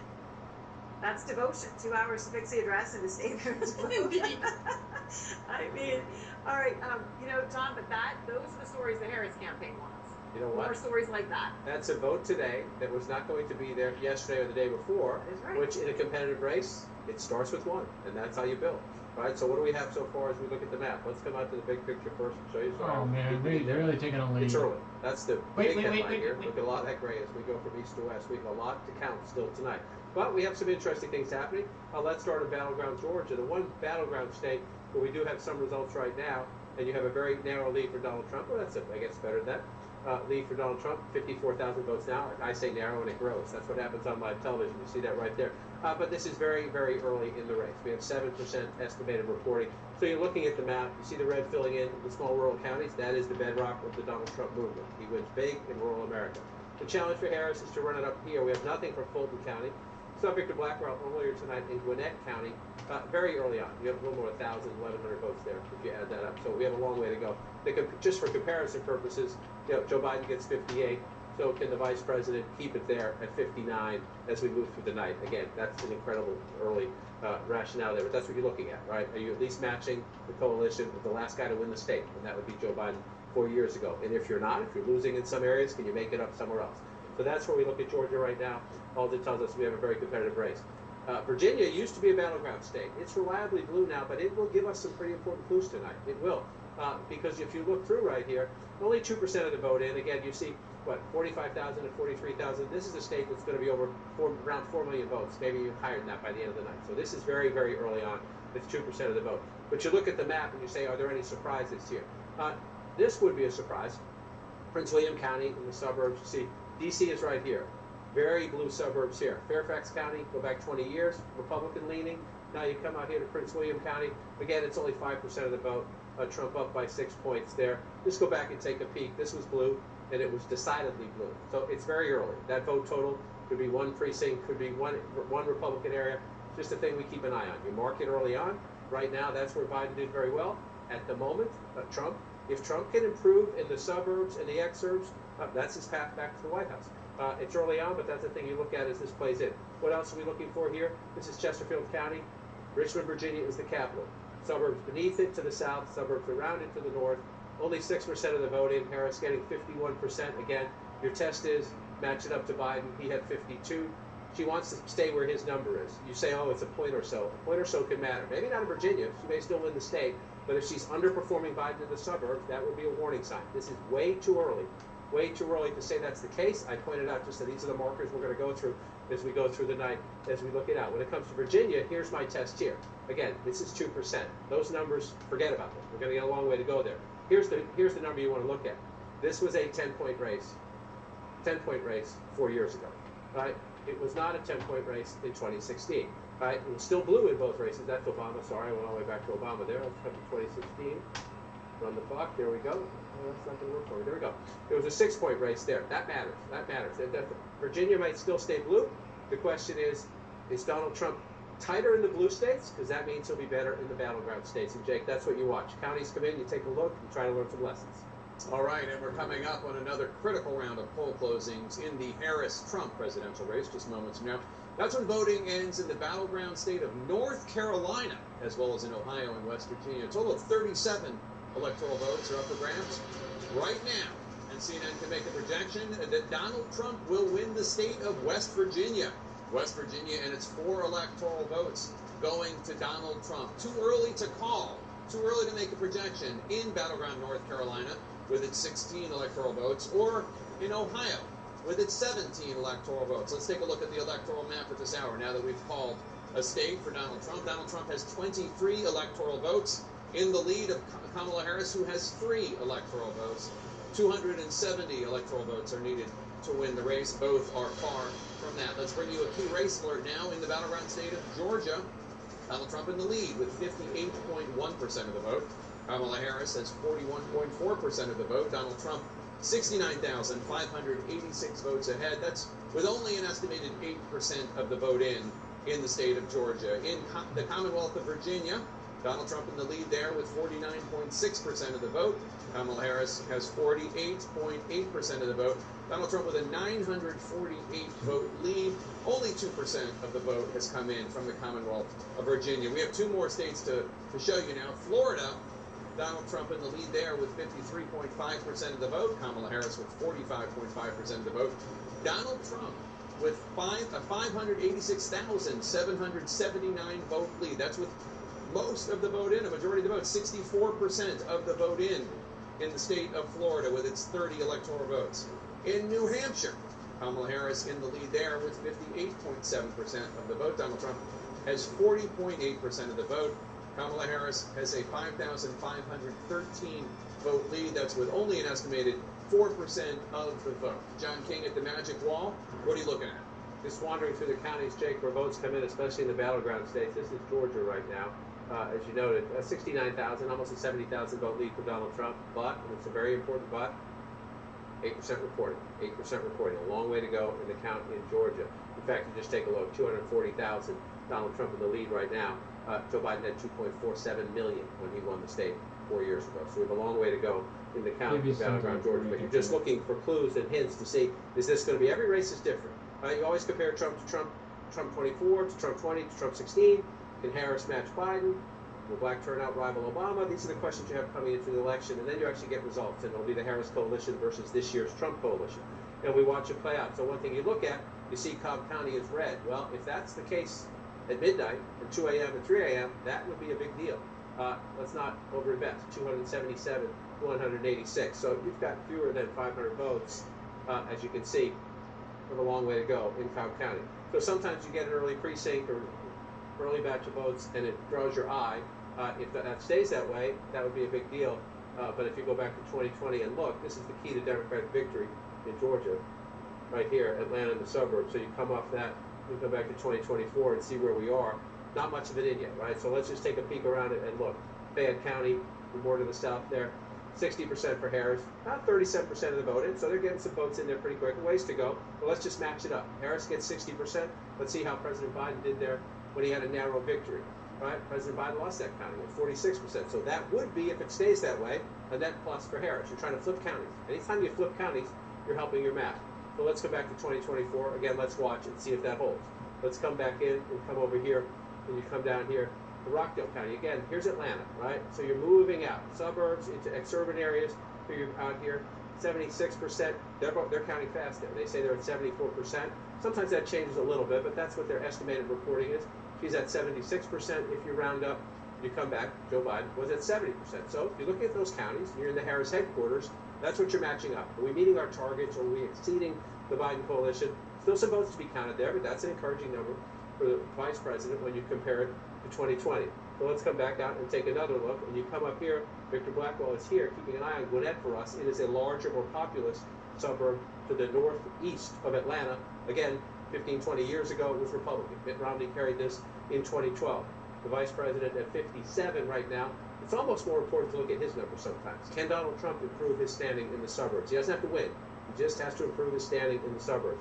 If you can make that a 46, that makes you more competitive. So 43 right now in Gwinnett County 2024. But look at them again, 812 votes. Harris is in the lead. By the time we're done, you're going to be in the 200,000s, right? So we have a very, very, very long way to go. Trump at 40% there 4 years ago. Trump running 43% right now. But again, got to look at the early count. We don't even have a percentage there because it's such a small number of votes. But that's what you're doing early on. You're just looking, placing some markers to try to do the comparison as you go back and forth. And Jake, I just want to pull out quickly to the map and look at it here. Everything else is filling in as expected. The question is to look at some lessons. In North Carolina, we do have some first votes in, and it is blue at the moment. 1,800 vote, 1,820 vote lead. There you go, it just moved again. More votes came in, 8,732 vote lead for the vice president. But again, 17,782 votes. It might change even as I speak. This is just to show you how early we are in the count. It takes 2.7 or more to win North Carolina in a high turnout election. So we're very early in the count, but North Carolina and Georgia, critical battle. Look at that, if you Donald see? Trump wins North Carolina and Georgia, blue the vice president cannot win this race. Those counties that if she counted wins one, Pennsylvania. If he takes those two off the board, North Carolina and Georgia, she must win Pennsylvania. So as these counts come in these battleground states, we're starting to get into the point where we can start doing some electoral college chess. North Carolina and Georgia are critical. If Harris loses them, her path becomes incredibly narrow. If she can win one of them, she has more options. All right, now to Boris Sanchez, who has our first projection of the night in the fight for control of the U.S. Senate. Boris. Jake, a major projection to bring you. In their quest to take control of the U.S. Senate, Republicans have their first expected pickup, and it comes from West Virginia. A former two-term governor, Jim Justice, the Republican in this race, is projected to defeat the mayor of Wheeling, West Virginia, Glenn Elliott. Justice, a former Democrat, now expected to take control of the seat held by retiring Democrat turned independent Senator Joe Manchin as he now retires. Kind of gives you an idea of where West Virginia is headed politically, so this is no surprise, but it is significant for the map. Justice, a MAGA acolyte known for taking his 4-year-old English bulldog everywhere with him, it appears that Baby Dog and Justice are now headed to the U.S. Senate. So what does this mean for the magic number? Republicans started out the night needing control of 2 Democratic seats to take the upper chamber. Now that number is down to 1, and they are currently leading in one race where Democrats hold a seat. Let's get you some key race alerts now and show you exactly where that is on the map. We start with Ohio, still very early there, but Colombian-born businessman Bernie Moreno is leading Democratic incumbent Senator Sherrod Brown, seeking his 4th term, only by about 16,000 votes. Still very early, though, 3% of the vote in the state of Ohio. If you're a Democrat and you're looking at the map, you're looking for opportunities to pick up a Republican seat. One of their best opportunities in the Sunshine State of Florida. Rick Scott got elected by winning only about a 10,000 vote margin over his previous opponent back in 2018. Right now, he's 715,000 votes ahead of former Democratic Congresswoman Debbie Murgaso. Now, still a lot of votes to count, but this has been 60% of the vote in the state of Florida. So stepping back, looking at the raw numbers, what does this mean to the balance of power in the U.S. Senate? Democrats hold 28 seats, Republicans 40, with that one important pickup in West Virginia. 32 seats remain up for grabs, Jake. You need 51 to control the chamber. All right, Boris, thanks so much. Let me bring you a CNN Key Race Alert right now. In North Carolina, Kamala Harris is in the lead with 68% of the vote. Donald Trump has 30.8% of the vote. Kamala Harris, as of this hour, has a 41,599 vote lead. That's with only an estimated 2% of the vote in from the big battleground of North Carolina with its 16 electoral votes. In battleground Georgia, Donald Trump in the lead with 60.6% of the vote. Kamala Harris has 38.9% of the vote. Donald Trump, as of this hour, with a 109,841 vote lead. That's with an estimated 9% of the vote in from that key battleground state of Georgia and its 16 electoral votes. In the Commonwealth of Virginia, Kamala Harris has 59.7% of the vote. Donald Trump, 38.8% of the vote. Kamala Harris with a 105,065 vote lead. That's with an estimated 11% of the vote in from the Commonwealth of Virginia with its 13 electoral votes. We expect more votes to come in from key battlegrounds at any time, and we're going to soon get the first results from a third high-stakes presidential battleground, the great Commonwealth of Pennsylvania. Voting ends in the Commonwealth just a few minutes from now. We're going to talk to you on the other side of the break. Stay with us.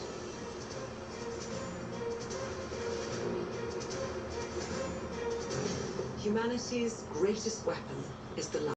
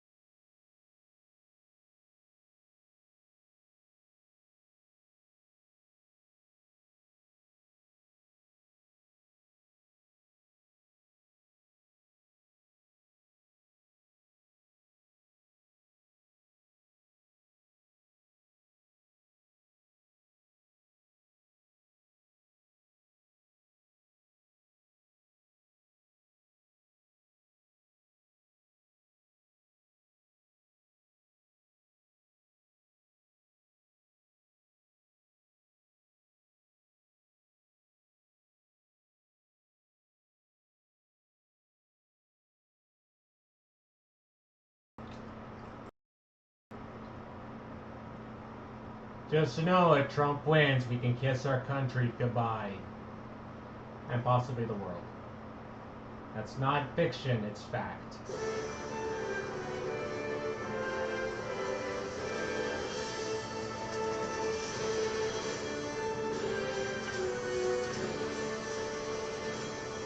It's 7:43 p.m. on the East Coast, and we're heading into one of the busiest hours of this election night. Here's where the race to 270 electoral votes stands right now. Donald Trump has 23 electoral votes. Kamala Harris has 3 electoral votes, both of them far from the 270 needed to win. But we have some new results to share. So here's a key race alert. In battleground Georgia, Donald Trump in the lead with 62.7% of the vote. Kamala Harris has 36.8% of the vote. Donald Trump with a healthy 166,655 vote lead. That's with 13% of the estimated vote in. Still a lot of votes to be counted in Georgia. In battleground North Carolina, Kamala Harris has 67.5% of the vote. Donald Trump has 31.4% of the vote. Kamala Harris has 40,929 votes ahead of Donald Trump, but it's still very early. 2% of the estimated vote is in. Still a lot of votes to count in North Carolina. In the Commonwealth of Virginia, Kamala Harris has 58.2% of the vote. Donald Trump has 40.3% of the vote. Kamala Harris with a 121,029 vote lead. It's still very early, only 15% of the estimated vote in from the Commonwealth of Virginia. In Florida, Donald Trump in the lead, 54.3% of the vote. Kamala Harris has 44.7%. Donald Trump with a healthy 822,987 vote lead. That's with an estimated 71% of the estimated vote in from Florida. In Ohio, Donald Trump with 56.7% of the vote. Kamala Harris with 42.5% of the vote. Donald Trump has a 31,716 vote lead. It's still very early in Ohio, only 4% of the estimated vote in. In New Hampshire, Kamala Harris in the lead, 58.7% of the vote. Donald Trump has 40.8% of the vote. Kamala Harris has a 10,020 vote lead. Still very early in New Hampshire, only 7% of the estimated vote in the Granite State. We're only minutes away from the biggest wave of poll closings in this entire presidential race. We are counting down to the top of the hour, that's 8 p.m. Eastern, when a total of 171 electoral votes are on the line. That's a huge chunk of the 270 needed to win. Voting is about to end in Alabama, Connecticut, Delaware, the District of Columbia, Florida, Illinois, Maine, Maryland, Massachusetts, Mississippi, Missouri, New Hampshire, New Jersey, Oklahoma, the key Commonwealth of Pennsylvania, Rhode Island, and Tennessee. All eyes are on the Commonwealth of Pennsylvania in this hour ahead. It is one of the make or break battlegrounds up for grabs tonight, and the polling there has been 48-48 or 50-50. Kamala Harris is hoping to pull off a win in Pennsylvania, as President Biden did 4 years ago. Donald Trump aiming for a repeat of his 2016 victory there. Let's check back with our campaign correspondents. First to Abby Phillip, anchoring at Harris headquarters in Howard University here in D.C. Abby, what is the latest from Harris campaign headquarters when it comes to watching the returns come in from Georgia and North Carolina? Jake, right now, my colleague Jeff Delaney has new reporting about what's happening in the state of Pennsylvania. Jeff, what are you learning? Well, Abby, there's no doubt the Harris campaign is watching Pennsylvania closer than any other state. They're looking to Philadelphia in particular, what they believe is higher turnout than the 2020 levels for Joe Biden. They're looking at a couple key precincts in Philadelphia. But if that were to be the case, if the vice president is to have a strong performance in Pennsylvania, she must do well in Philadelphia. Abby, as you well know, she closed out her campaign last night in Philadelphia with that big rally on the Rocky Steps. That's where the marathon ends. It's called the finish line. The big question for her campaign, if she reaches the finish line in the presidential race, can she have big enough margins in Philadelphia and in Pittsburgh to carry the state? The Harris campaign is a little worried about North Carolina and Georgia. They've always said the most straightforward path is the blue wall, but all eyes are on Philadelphia right now. That's why, as we speak, they're trying to get the rest of the voters out to the polls. Yeah, just a couple of minutes left. Jeff, thank you for that. Back to you, Jake. Thanks, Abby, and let's go to Caitlin Collins at Trump headquarters in West Palm Beach. Caitlin?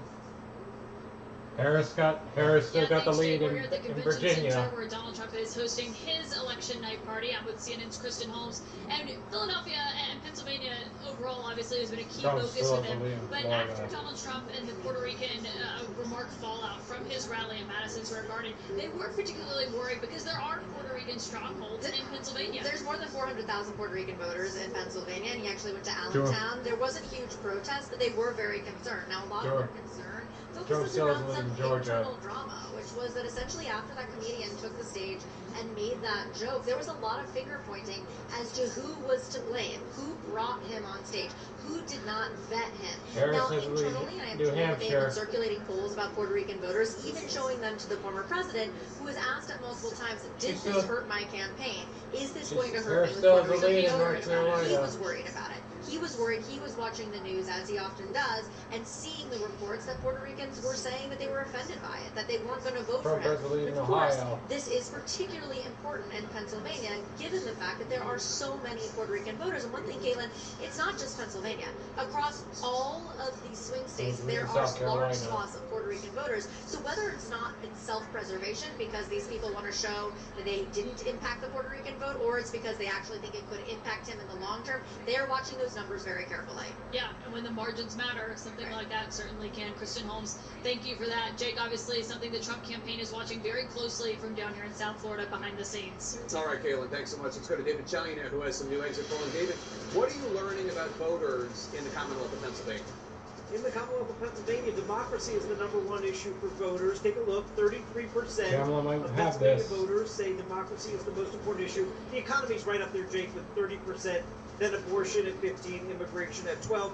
Speaking of abortion, we asked, do you think it should be mostly legal or illegal? 64% of Pennsylvania voters, nearly 2/3, say it should be legal.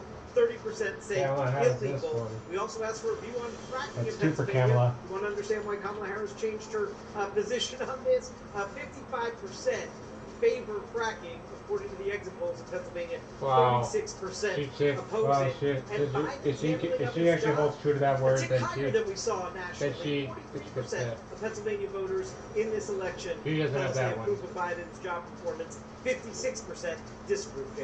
All right, David Chania, thanks so much. And Chris, at least just based on this exit poll, a slightly better trend in Pennsylvania for Kamala Harris, with democracy as the #1 issue, 33% as opposed to economy at 30%, a strong majority supporting legal abortion, and Joe Biden's approval rating is bad, but not as bad. I think it's night and day. I mean, as compared to Georgia and North Carolina, 48% of people in Pennsylvania said either abortion or democracy was the most important issue. Seems like a very different climate than North Carolina and Georgia, and that's the point. She doesn't have to win all of the states that Joe Biden won. She just needs to win enough to get to 270, and the blue wall and the blue dot and Nebraska is enough.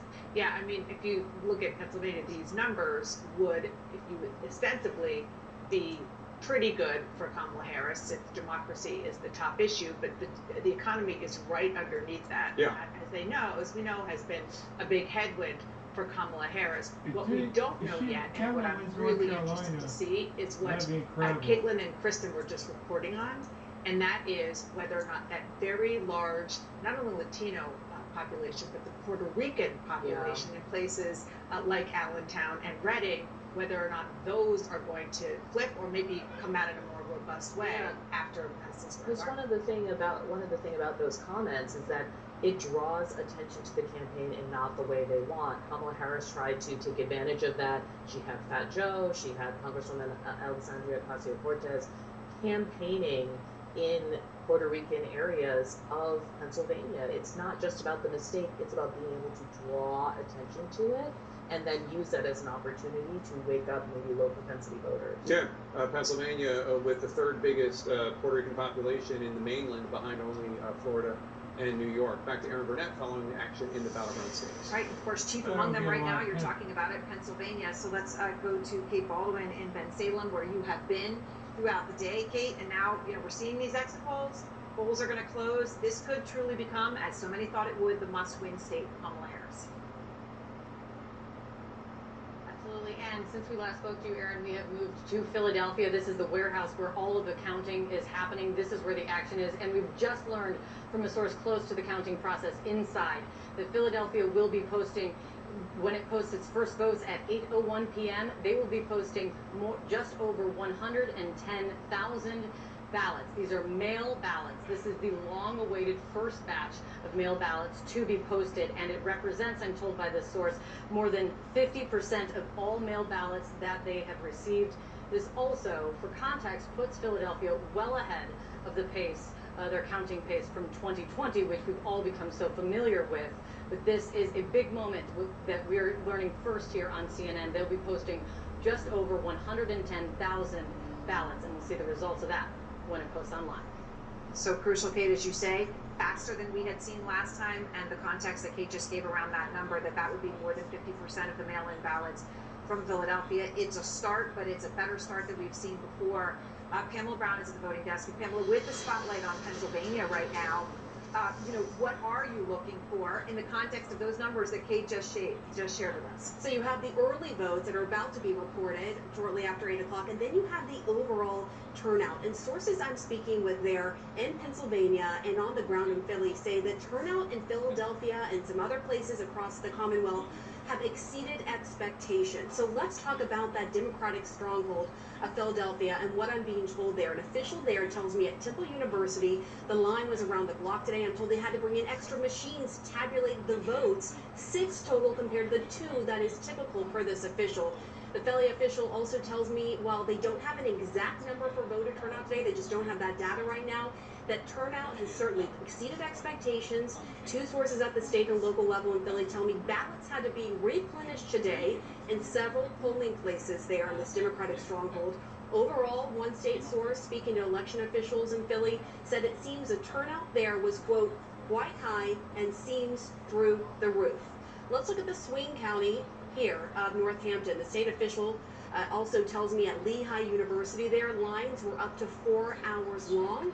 I'm told this is not because of any glitches in the system or issues, just that the turnout there was stronger than they had anticipated at this university where there are a lot more younger voters. Now, I'm told right now as it stands across the Commonwealth, there are 600,000 fewer mail-in ballots compared to 2020, but officials aren't done counting the total number, and they tell me it's actually more mail-in ballots than they were expecting. So we're about to get our first big look at those mail-in ballot numbers right there in the Commonwealth of Pennsylvania at 8 p.m. A lot coming our way this hour, Aaron. That's right, absolutely. As Kate said, more than 100,000 of them, could be more than 50% of the outstanding for Philadelphia. John King, amazing though when you hear about 4 hours of lines, and we have heard that from Pennsylvania to Nevada, that young people have turned out. Hopefully everyone's turning out. I just want to say quickly, seeing Kate Baldwin in that spot in Philadelphia, you want to trigger some Johnny 2020 PTSD. That's real PTSD. Yeah, that is the spot. I remember that spot oh too well from 2020. Let's look through what we have. Blank in Commonwealth, Pennsylvania right now. Again, this is the biggest of the battleground prizes. 19 electoral votes. Whoever wins this state has more options to get to 270 because it's 19. The next biggest one is 16. But so what are we looking for here, right? Kate was just right here in Philadelphia. It's the biggest basket of votes. If you're the Democrat, you need to run it up in Philadelphia. So she just said we'll get about 100,000 votes, right? So let's just go back to 2020, just as a reminder. Joe Biden wins Philadelphia with 81% of the vote and just over 600,000 in the count. So those first 100,000 will give us a clue, but it's a building block. We're going to have to wait to see what keeps coming after that, especially if those are early ballots. And we'll see, are the early ballots this year as disproportionately Democratic as they were in 2020? That's one of the things we'll see. But this is the building block for any Democratic victory in Pennsylvania. It has to be not only a high percentage, but you want a high turnout. You want to do some raw math there to run up your margins. Then we get into the suburbs around Philadelphia, the Collier counties, Bucks, and Montgomery, and Delaware, and then you start moving out to the extra to see how it's going. Pam just noted 2 places that I'll keep an eye on tonight. Again, I said this at the beginning of the program. Maybe you weren't with us. There are 25 counties in America, only 25 counties in America that voted twice for Barack Obama, then for Donald Trump, and then switched back to Joe Biden. right? So those are your bellwether counties. Two of them are in the Commonwealth of Pennsylvania. One is in its northwest corner, where Boston came out there. There's Erie. Look how close it was in 2020. But the winner goes on to win the White House, right? And then you come over here, Pam just mentioned Northampton County, which is right along the Jersey border, right here. Been there a few times in this campaign, part of our All Over the Map project. Great group of voters there. And again, look how close it was in Northampton County. She mentioned long voting lines there. I talked to one of our voters earlier today by text who said she was confident that Harris could pull it out, but that's a bellwether there. That's Pennsylvania. Now let's come back to 2024 and see what we have on the map. At the moment, we told you this early on, the vice president is leading in battleground Ohio. Not much of a battleground anymore. This is a reliably red state. So just take this. It's 20% estimated reporting. You'd rather be ahead than behind, but remember we told you, some states you're going to see a lot of early votes first, and then you get election day voting. So always good to be ahead, but it's only 20%. And the expectation by the end of the night is Ohio turns back to red, but we want to look at the vote. To be fair to the former president, earlier tonight I talked about Hamilton County, Indiana, a suburban county just north of Indianapolis where the vice president was leading when we were in the 50%. We're above 62% now. Still very competitive. Still could be a sign that she's competitive in Republican-leaning suburbs, but Donald Trump is taking the lead in Hamilton County, Indiana, which of course is a red state already in his electoral map column. Let's just check in on the Commonwealth of Virginia, and then we'll move south. Again, if you're Harris, Joe Biden had a 10-point win here, right? If you want to recreate the 2020 map, you want the states to come out roughly like they did then, only at 22%, but right now she's in the ballpark for a 10-point win. We'll keep an eye on that. If you get that 10-point win there, the question is, can you carry it over? This has always been Democrats' frustration. How do we get Virginia, but we can't get North Carolina? Demographically, they're very similar. You could even say there are some more advantages for Democrats in the research triangle. Younger voters, more black voters. Right now, the vice president has the lead, but again, we are very early on in the state of North Carolina, 59%. Just want to go back and look for comparison. 126,000 votes, she has the lead. Why do we know we're going to be out this a while? It's going to take about 2.7, 2.8 million to win the state. So we have a long way to go here. Let's just take one more look at battleground Georgia before we get to the top of the hour. And we're going to start to see votes coming in. It's time to do some serious math at the top of the hour. Donald Trump leading at the moment, 182,000 votes ahead. Only about a third of the vote counted, and not much in yet from the Atlanta suburban area. But Jake, in the hour ahead, a lot of votes. Indeed. Voting is about to end in 16 states and the District of Columbia. The biggest round of poll closings all night. A whopping 171 electoral votes at stake, including 19 in Pennsylvania, the battleground that could decide the presidential election. And let's bring you some CNN projections. CNN projects that Donald Trump will win the state of Florida with its 30 electoral votes, as expected. Donald Trump, CNN projects, will win the state of Tennessee, as expected, with its 11 electoral votes. Missouri will go to Donald Trump. Missouri, as expected, will give Donald Trump 10 electoral votes. Here are two more projections for Trump. Alabama, CNN project, will go to Donald Trump with its 9 electoral votes. And Oklahoma, CNN projects, will go to Donald Trump with its 7 electoral votes. We have some projections for Kamala Harris as well. CNN projects that the Commonwealth of Massachusetts, with its 11 electoral votes, as expected, will go to Kamala Harris. CNN can project that Maryland, as expected, with its 10 electoral votes, will go to Kamala Harris. And CNN can project that the District of Columbia, with its 3 electoral votes, can go to Kamala Harris. Here are the states where the polls just closed, where we are not prepared to make a projection. They include Connecticut, Delaware, Illinois, Maine, Mississippi, New Hampshire, New Jersey, Pennsylvania, and Rhode Island. No projection in any of those states. Here is the electoral vote count at this hour. Donald Trump has 90 electoral votes. Kamala Harris has 27 electoral votes. 270 are needed to win. Neither of them has approached that number yet. Key race alert for you now in the big battlegrounds. North Carolina, Kamala Harris is in the lead there with 51.8% of the vote. Donald Trump has 47.2% of the vote. Kamala Harris with an 11,000 plus vote lead. That's with only 5% of the estimated vote count. It's still a lot of votes to count in North Carolina. In battleground Georgia, Donald Trump in the lead with 54.8% of the vote. Kamala Harris has 44.6% of the vote. That's with a third of the vote in Georgia. That's 33% of the estimated vote. In the Commonwealth of Virginia, Kamala Harris in the lead with 54.2% of the vote. Donald Trump has 43.9% of the vote. Kamala Harris with a healthy 115,000 plus vote lead. That's with a quarter of the vote counted in the Commonwealth of Virginia, 25%. In New Hampshire, Kamala Harris has 55.7% of the vote. Donald Trump has 43.7% of the vote. Kamala Harris with a 9,517 vote lead. That's with only a 10% of the estimated vote counted in the state of New Hampshire. In Ohio, Kamala Harris in the lead there, 54.5% of the vote. Donald Trump has 44.7% of the vote. Kamala Harris has a 144,000 plus vote lead in Ohio. That's with a quarter, 25% of the estimated vote in the state of Ohio. John King? Jake, we said this earlier in the program. We're going to say it again because caution is the operative word here. Sometimes the map early in the night, and we are still early in the night, even though we're moving on a little bit. Sometimes the map looks a little different. Sometimes it looks a lot different than it might look at the end of the night or the end of the count. It takes a day or two. I say that because at the moment you see Texas is blue.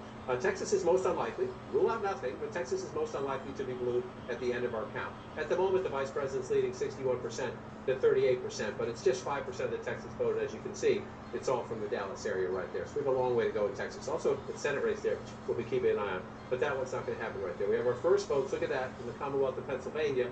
Again, only 3% of the vote in. But you'd rather be ahead from the beginning to the end if you can be. 73% if you round up for Vice President Harris, 27% for Donald Trump. But again, where are they from? They're all from right out here in Allegheny County, which is the Democratic stronghold. Just for the sake of comparison, they say that's about 25% of the estimated vote, so it could change, and it could change dramatically.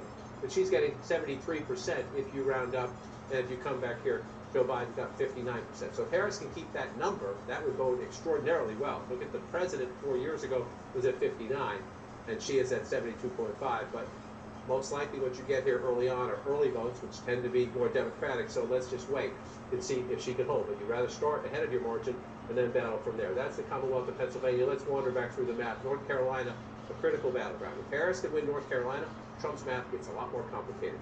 If Harris loses North Carolina and Georgia, her map gets a lot more complicated. Here's where we are right now, 12,000 votes ahead, only 6% of the vote in. Again, she's got 179,000 and change. Just for the context, Donald Trump got 2.7 million plus to win this state in 2020. So a long way to go in the count. But you look at the map and you say, is it filling in the way each candidate would want it to fill in? So let's start here. Actually, Mecklenburg is the largest population center. And Vice President getting 70% if you round that up. This is where she needs to win and win big. The African American community, the suburbs around it. If you're going to compete in North Carolina, you start in Mecklenburg County, in Charlotte. So 70% if you round up, 67% for President Biden 4 years ago, former Vice President Joe Biden when he ran. This gets a little confusing. But if you're Harris and you can keep that advantage, that's what you want, right? You want to run ahead of where he was. The question is, it's early in the night, can she hold that? That would bode well for her. If she can, it would show African-American turnout and that she's doing well in the suburbs. Then you move, if you're the Democrat, over to Wake County, which is Raleigh, the second largest population center in the state. Again, we're only at 7%. So this is just a glimpse, and then we check back. 72% for her, or if you want to look at Trump's number, equally important, where is he performing vis-a-vis last time? 27% for him. You come back here, 62%. So again, in the early returns in North Carolina, the Vice President of the United States, in the key areas, the Democratic building blocks, is running ahead of her boss 4 years ago. It doesn't mean it will hold up. Let's just scoot over to Durham and take a look. Biden got 80% there. You come back to Harris now, she's getting 84%. Again, it's only 5% reporting. Early votes tend to be disproportionately Democratic. So let's watch and see how it plays out. Early in the campaign, you're just checking your list. Are we above or below where we want to be? And if you're above, you take a breath and you wait for more votes to come in. We're going to look out in this part of the state because this is the part of the state that was hit hardest by Hurricane Helene. There have been questions, could people vote? The state has done a remarkable job getting the facilities open and making people to vote. Buncombe County is where Asheville is right here. Again, only 7% in, 77% if you round up to the vice president. If you go back, again, in these early results, emphasis on early results, she's overperforming Joe Biden, who just narrowly lost North Carolina 4 years ago. So if that holds up, it tells you to keep an eye on North Carolina. At the moment, she's doing what she needs to do, but I just want to be cautious that it's early votes, which tend to favor the Democrats. So let's wait until we get more. Only at 7% in North Carolina, but we keep counting from there. So then Georgia is hanging on the board blue, the Sun Belt battlegrounds. We'll get to Arizona and Nevada later in the night. Some of the count there may take us into tomorrow and beyond. But the other two Sun Belt battlegrounds in North Carolina, where we just were, let's gas up the car. We go to Georgia now. The former president of the United States ahead there with 56% of the vote. You're up to 36%, so you start to think, okay, we're doing some business here with the count. However, I just want to caution, Fulton County, by far, the largest county population-wise in the state. It's 10% of the state. 159 counties in Georgia. This is by far number one. About half of the vote in, 71%. This is where you start to get, in North Carolina, I just said very early on, the vice president was running ahead of the president. Well, you see 53% there at 71%. Here, he's running a little bit behind the president. Again, there's more votes to be counted. But remember this as we go through the night. 73% if you round up for Biden 2020 in Fulton County. The absolute bedrock of any Democratic victory has to come with big math there. 380,000 votes and change for the president then. You come here now, she's at 71%. That's a little below the Biden number. We'll see where the final turnout number rounds up. But if you're in the Harris campaign, you're working the phone saying, yo, what's out there? What's going to come? Where are we going? We really think we matched our numbers. And if you lose a little bit in Fulton County, you better make it up in the suburbs around it, which is why this is very interesting, but it's also very early. Cobb County, 58%, but look at that, 986 votes for Trump in the lead. It's going to take 200,000 plus, 220, 230,000 to win Cobb County. So let's be careful and cautious early on about that. Then you just come back out. This one's Gwinnett. Up here, Gwinnett County, Harris at 52, but again, look, we're very early here. We love counting votes. Gives me an early test of how things are playing out. The 52%, if you round that up, go back to 2020, Biden at 59. You know, you're not alarmed yet because you're only at 2%. Just want to come drop down here to DeKalb County. This is the most Democratic of the suburbs, just to the east of Atlanta. Biden gets 83.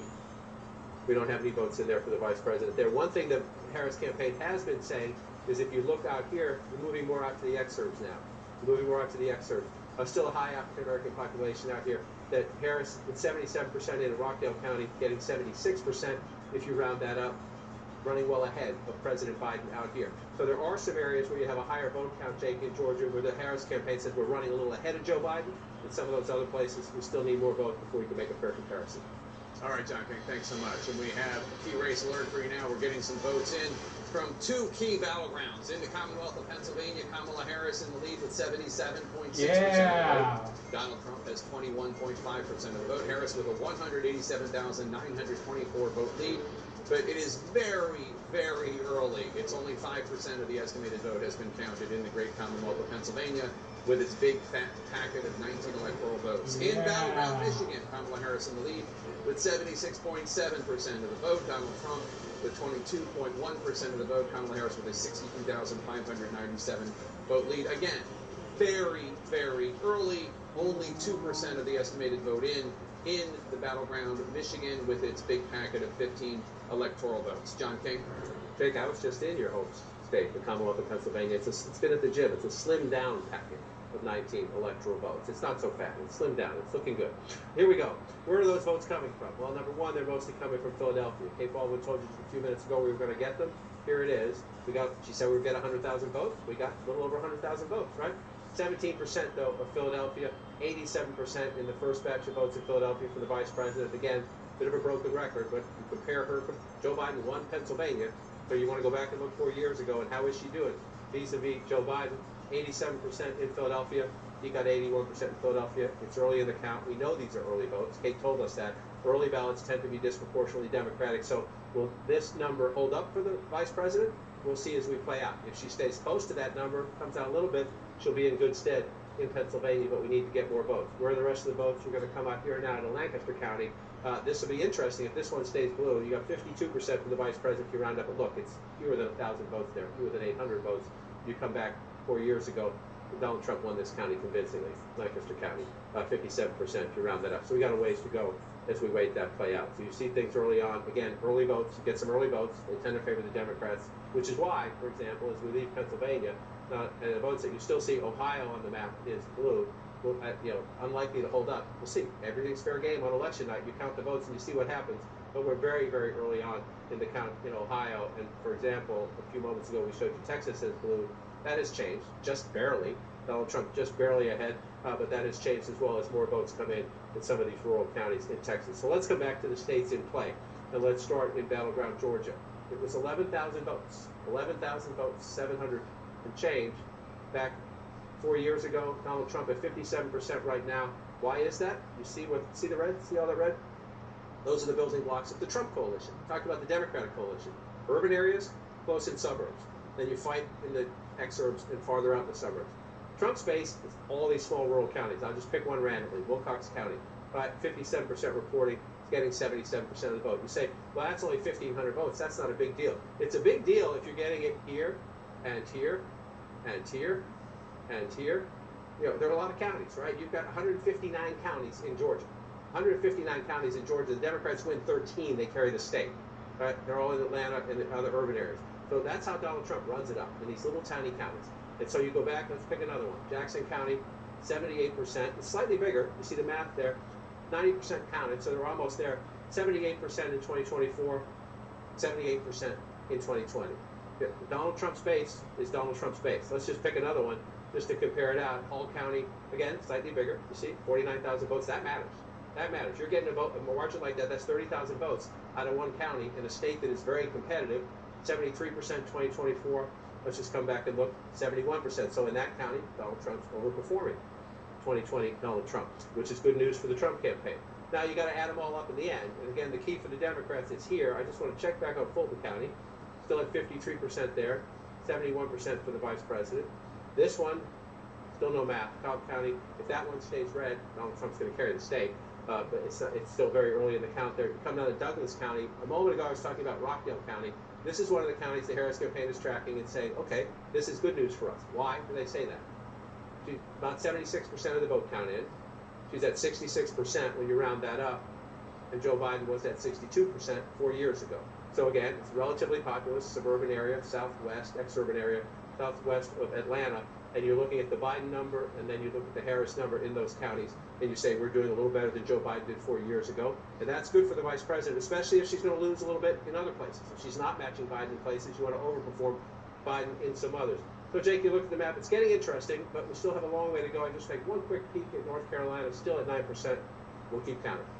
All right, John, let's go to Boris Sanchez now for new projections in the fight for control of the U.S. Senate. Boris?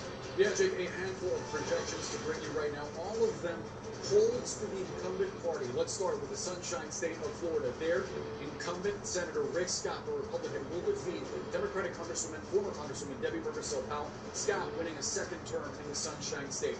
Meantime, in Tennessee, the first all-female Senate race in the volunteer state's history, incumbent Republican Marsha Blackburn will win her second term, defeating Gloria Johnson, a state lawmaker. Meantime, in Indiana, Congressman Jim Banks, he will defeat Democrat Valerie McRae, a clinical psychologist. This is for the open seat left by retiring Senator Mike Braun, who's now running for governor. Let's show you some Democratic polls beginning in the Northeast with the state of Massachusetts. There you have incumbent Democratic Senator Elizabeth Warren seeking her third term in office. The former presidential candidate is expected to defeat John Deaton, a best-selling author and cryptocurrency advocate. Staying in the Northeast, another projection to bring you for Democrats in the state of Connecticut. There, incumbent Democratic Senator Chris Murphy will win his third full term in office as he defeats Matthew Corey, a bar owner / teamster who's run for statewide office now 5 times. The 5th time, not the charm for him. Murphy wins re-election in Connecticut. Meantime, a projection to bring him from Rhode Island. There, incumbent Democratic Senator Sheldon Whitehouse seeking his 4th term in office. He's projected to defeat Patricia Morgan, a Democratic member, or rather a Republican member of the state house. And now, in Vermont, the longest-serving independent in congressional history, Senator Bernie Sanders, an independent who caucuses with Democrats, is expected to win his 4th term as he defeats Gerald Malloy, a business executive. So what do all those projections mean for the magic number, the number that Republicans need to pick up in order to take control of the upper chamber? With the 1 pickup in West Virginia, they started out the night at 2. Now it's at 1, and they are currently leading, still early, but they are currently leading in 0 races where Democrats hold seats. Let's take a look at some key race alerts now and get you live updates, live results as they are coming into CNN, beginning with the state of Texas. This is a welcome sign for Democrats. It is still early, but right now, Democratic Congressman Colin Allred from the Dallas area has about a 31,000 vote lead over Republican incumbent Ted Cruz, who's seeking his 3rd term in office. Of course, Democrats love to see this, but it is still early, and this could present one of the few opportunities for Democrats to pick up a Republican seat. We just got an update now. His lead up to 14,000 votes, with 18% of the voting in the Lone Star State. Let's get you an update from Pennsylvania. Here, incumbent Democratic Senator Bob Casey, seeking his fourth term in office. He's currently leading against the CEO of one of the largest hedge funds in the world, former CEO, I should say, Dave McCormick. Casey right now with a 223,000 vote lead. Still very early though, 6% of the voting, and it just updated. A 222,000 vote lead now for Casey, with 6% of the voting in the Commonwealth of Pennsylvania. An update for you. One of the closest races we are expecting tonight coming from Michigan. There, Democratic Congresswoman Melissa Slotkin, 60,000 votes ahead of a former Republican Congressman Mike Rogers. This is for the open seat left by retiring Democratic Senator Debbie Stabenow, 3% of the vote in the Wolverine state of Michigan. So, looking at the balance of power for the U.S. Senate, these are the raw numbers. Democrats hold 32 seats, Republicans 42 with that one important pickup in West Virginia, but 26 seats remain up for grabs.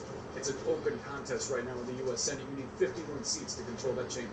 All right, Boris, thanks so much. We're awaiting more votes in the crucial presidential battlegrounds of Georgia, North Carolina, and Pennsylvania. We're watching those very early votes from Michigan as well. We're also looking ahead to 9 p.m. Eastern, when all voting is going to end in Michigan and another blue wall battleground state, Wisconsin.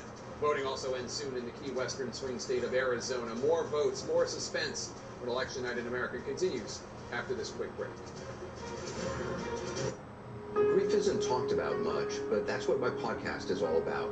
Join me and my guests for a new season with new conversations about loss, life, and love. All There Is with Anderson Cooper. Listen on Spotify or wherever you get your podcasts.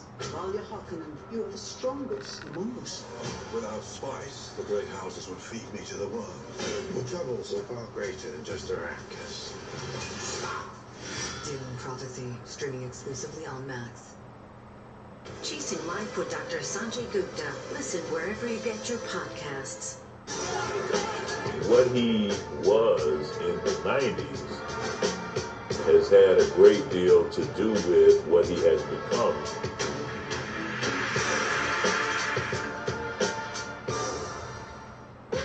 I can't move again. You've gotten used to chaos. We can get rid of that. Don't sell. Oh my gosh, is this our house? When leaving just isn't an option, the brothers are here to help. Thank you. You're welcome. Don't Hate Your House. Series premiere Wednesday, November 13th at 9 on HGTV. Who should be the CNN Hero of the Year? Weigh in now. Cast up to 10 votes a day, every day. Visit CNNheroes.com. 5 good things. Listen wherever you get your podcasts. November 17th, Sanjay Gupta ventures across the globe to see how the new weight loss drugs are transforming lives. Is Ozempic right for you? Sunday, November 17th at 8 on CNN. I come back here every year. I'm addicted to it.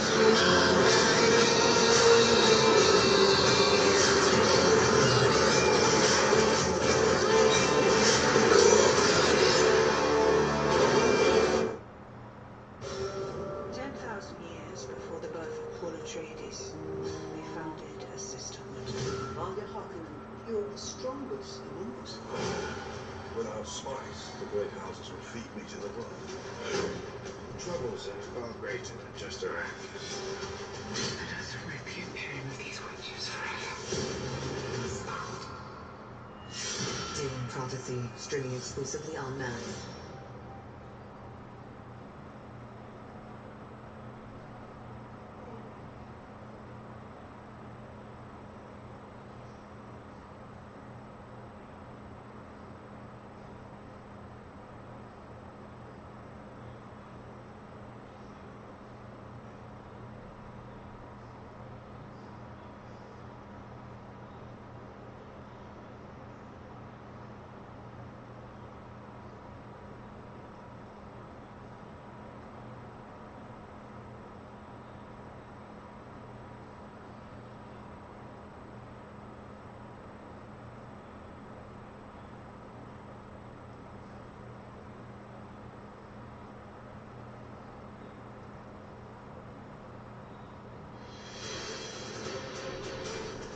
It is 8:21 p.m. in the East Coast, and we are getting deeper into this election. Let us take a key race alert right now. Pennsylvania, the Commonwealth of Pennsylvania, Kamala Harris in the lead there with 72% of the vote. Donald Trump has 26.9% of the vote. Harris has a 240,000 plus vote lead. But it's early. Only 8% of the estimated vote has come in from Pennsylvania. In Michigan, Kamala Harris in the lead there with 61.1% of the vote. Donald Trump with 37.1% of the vote. Harris with a 58,000 plus vote lead. Still early there as well. Only 4% of the estimated vote has come in from Michigan. In battleground Georgia, Donald Trump in the lead with 55% of the vote. Kamala Harris with 44.4% of the vote. Donald Trump with a 275,000 plus vote lead. That's with almost half the vote in, 48% of the estimated vote in from battleground Georgia. In battleground North Carolina, Kamala Harris in the lead there with 52.1% of the vote. Donald Trump with 46.5% of the vote. Harris has a 36,000 plus vote lead. That's with only 11% of the estimated vote in from North Carolina. It is still very early in North Carolina. In the Commonwealth of Virginia, Harris in the lead there, 51% of the vote. Donald Trump has 47.2% of the vote. Harris with a 58,000 vote or so lead. That's with more than a third of the vote in from Commonwealth Virginia, 34% of the estimated vote. John King? Jake, starting to fill in more on the map, starting to figure out where we go. I want to caution everybody, if you look at the map, as we start to fill in more, as we move at least to the Midwest, you have Kansas blue at the moment. Very reliably red state. We'll count the votes, see what happens. Remember, it shocked us after Dobbs with the referendum there. Ohio is still blue. We expect as more votes come in, that will swing back. But again, that's why we count votes. If you look at this big picture at the moment, Donald Trump in an unusual position. We'll see if it holds up. At the moment, he's leading in the popular vote. He, of course, lost the popular vote in both 2016 by a much larger margin, more than 7 million votes in 2020. At the moment, he's 2.5 million votes ahead in the popular vote. But that's about 17% of the national vote. So we have a lot of counting to do tonight, into tomorrow, and beyond. It will take. So let's wander through some of the battleground states. Let's start in the biggest battleground of all, Pennsylvania, 19 electoral votes right there. The vice president at the moment with a big healthy lead, guess what? Pennsylvania's not going to end that way, even if she wins it. It's just too competitive a state. So why is it such a big lead? Because most of the votes are from right down here in Philadelphia and the Democratic suburbs, but can still be instructed. Number one, we're still at the same place, 87%, 17% there at 87%. We haven't moved in Philadelphia. She's ahead of where President Biden was 4 years ago, but that's a tiny percentage of votes in their early votes. So let's move up here. This is the most competitive of the three caller counties. It's Delaware, Montgomery, and Bucks. Bucks has become the most competitive. At the moment, the vice president is getting 66% if you round up in Bucks County, but again, it's 11%. If the vice president ends up above 60% in Bucks County at the end of the night, she's going to win the Commonwealth of Pennsylvania, but it is very, very early. Why do I say that? Because Joe Biden won it last time with just 52%. This is a very tough, a good, strong Trump base in Bucks County. So what you see at the moment is mostly early votes, but we watch and we see. Another place here is Montgomery County. Again, when I started doing this, this is where Ronald Reagan, George H.W. Bush won elections. No more. It's a Democratic stronghold now. But you see right now, it's very early on, 800 votes when you add that up. So we won't even bother with the comparison. Then you just pop down to Delaware County. Same issue, about 15% of the vote in. So we can take a look here. I was just here the other day in Delaware County, and you see it's overwhelmingly Democratic, but you do see some pockets of Trump support. This is one of the places, it's a key test. He's not going to win Delaware County. Can he improve his standing in the suburbs just a little bit? That's Donald Trump's big challenge. Improve your standing in the suburbs just a little bit. 15%. He's at 24% right now. If you go back 4 years ago, he was at 36%. So if he stays where he is, he's in trouble in Pennsylvania. But again, these are very, very, very early results. So we've been looking at this from the vice president's perspective. Let's go back to 2024 and look at it from the former president's perspective, and that is these red areas out here. So this is Butler County. This is where the rally was where the assassination attempt was made on the former president's life. Very small smattering of votes right here, but this is Trump country. This is Trump country. 81% of the vote at the moment right now. You go back 4 years ago, 67%. So let's see. Let's see. It's very, very early. So it's not, I'm not making the comparison now. It's just one of the places we lay down markers and we look. Does Donald Trump match or exceed his 2020 performance in these smaller red rural counties? That is his building block in the Commonwealth of Pennsylvania and in all of the battlegrounds. He runs it up in the small rural areas and he goes from there. Let's move down. North Carolina. Jake, I'll take it back to you. I'll be back in a minute. That's right. I have a projection now. CNN has a projection. And CNN can project that South Carolina will go to Donald Trump. South Carolina, as expected, to the Republican with 9 electoral votes. Let's take a look at how that affects the electoral map. Donald Trump in the lead with 99 electoral votes. Kamala Harris has 27 electoral votes. There are 270 electoral votes needed to win. Neither of them are particularly close, though obviously Donald Trump in the lead. John? And Jake, as you come back, you just mentioned the Electoral Council. Let me just wander over here. It's very early in the night. I just want to wander over for a minute. These are the ones, the states we have projected and called. And you see, as Jake just noted, 99 for Trump, 27 for the vice president. We're very early. It takes 270 to win. The thing you look at when you look at this map is, are there any surprises? And the answer as of now is no. That the states that are red are states that Trump has won consistently, and they're Republican states, and the states that are blue are Democratic states. So we have no surprises on the map at the moment, because those states, none of those states are considered battleground states, but you always watch on election night, every now and then you get a surprise. At the moment, the map is filling in as expected as we await for the states that tend to be the swing states and the battleground states. Just one point I want to note, as we look big picture, last time we were here, just a few minutes ago, Ohio was blue. Ohio has turned red now. Donald Trump with a very narrow lead, but it's the trend, as the election day votes start to come in, states that are reliably one color or the other, one party or the other, tend to go back to their DNA. Trump now narrowly ahead in Ohio. We'll keep an eye on that as we do it. So let's look at the battleground states that will matter most. If the stat map fills in over there, who can get to 270? Georgia is one of the big pieces of the puzzle. And again, in a state decided by 11,779 votes, I believe, 4 years ago, Donald Trump ahead by more than 300,000 votes, or about half the count. Half the count is good, but there's still a long way to go. Just want to check. This is where the Democrats have to run it up. Remember, Cobb County, last time we checked, Trump was winning. Harris is now winning with 57% of the vote, 57% of the count in. She's got 57% of the vote. You move over. That's around where Biden was 4 years ago, a little tiny bit above. That's what she wants to do. You come over to DeKalb County. Biden was at 83. The vice president at 75. Very early in the count there. Keep an eye on that. She'd have to make that. That would be a big. That would be, if she's underperforming Biden there, that would be a big deal. And again, I just want to show you the Trump base. I'm going to just pick one randomly. Wilcox County. I did that one before, so let's pick another one. Pulaski County, right above it. 95% of the vote in.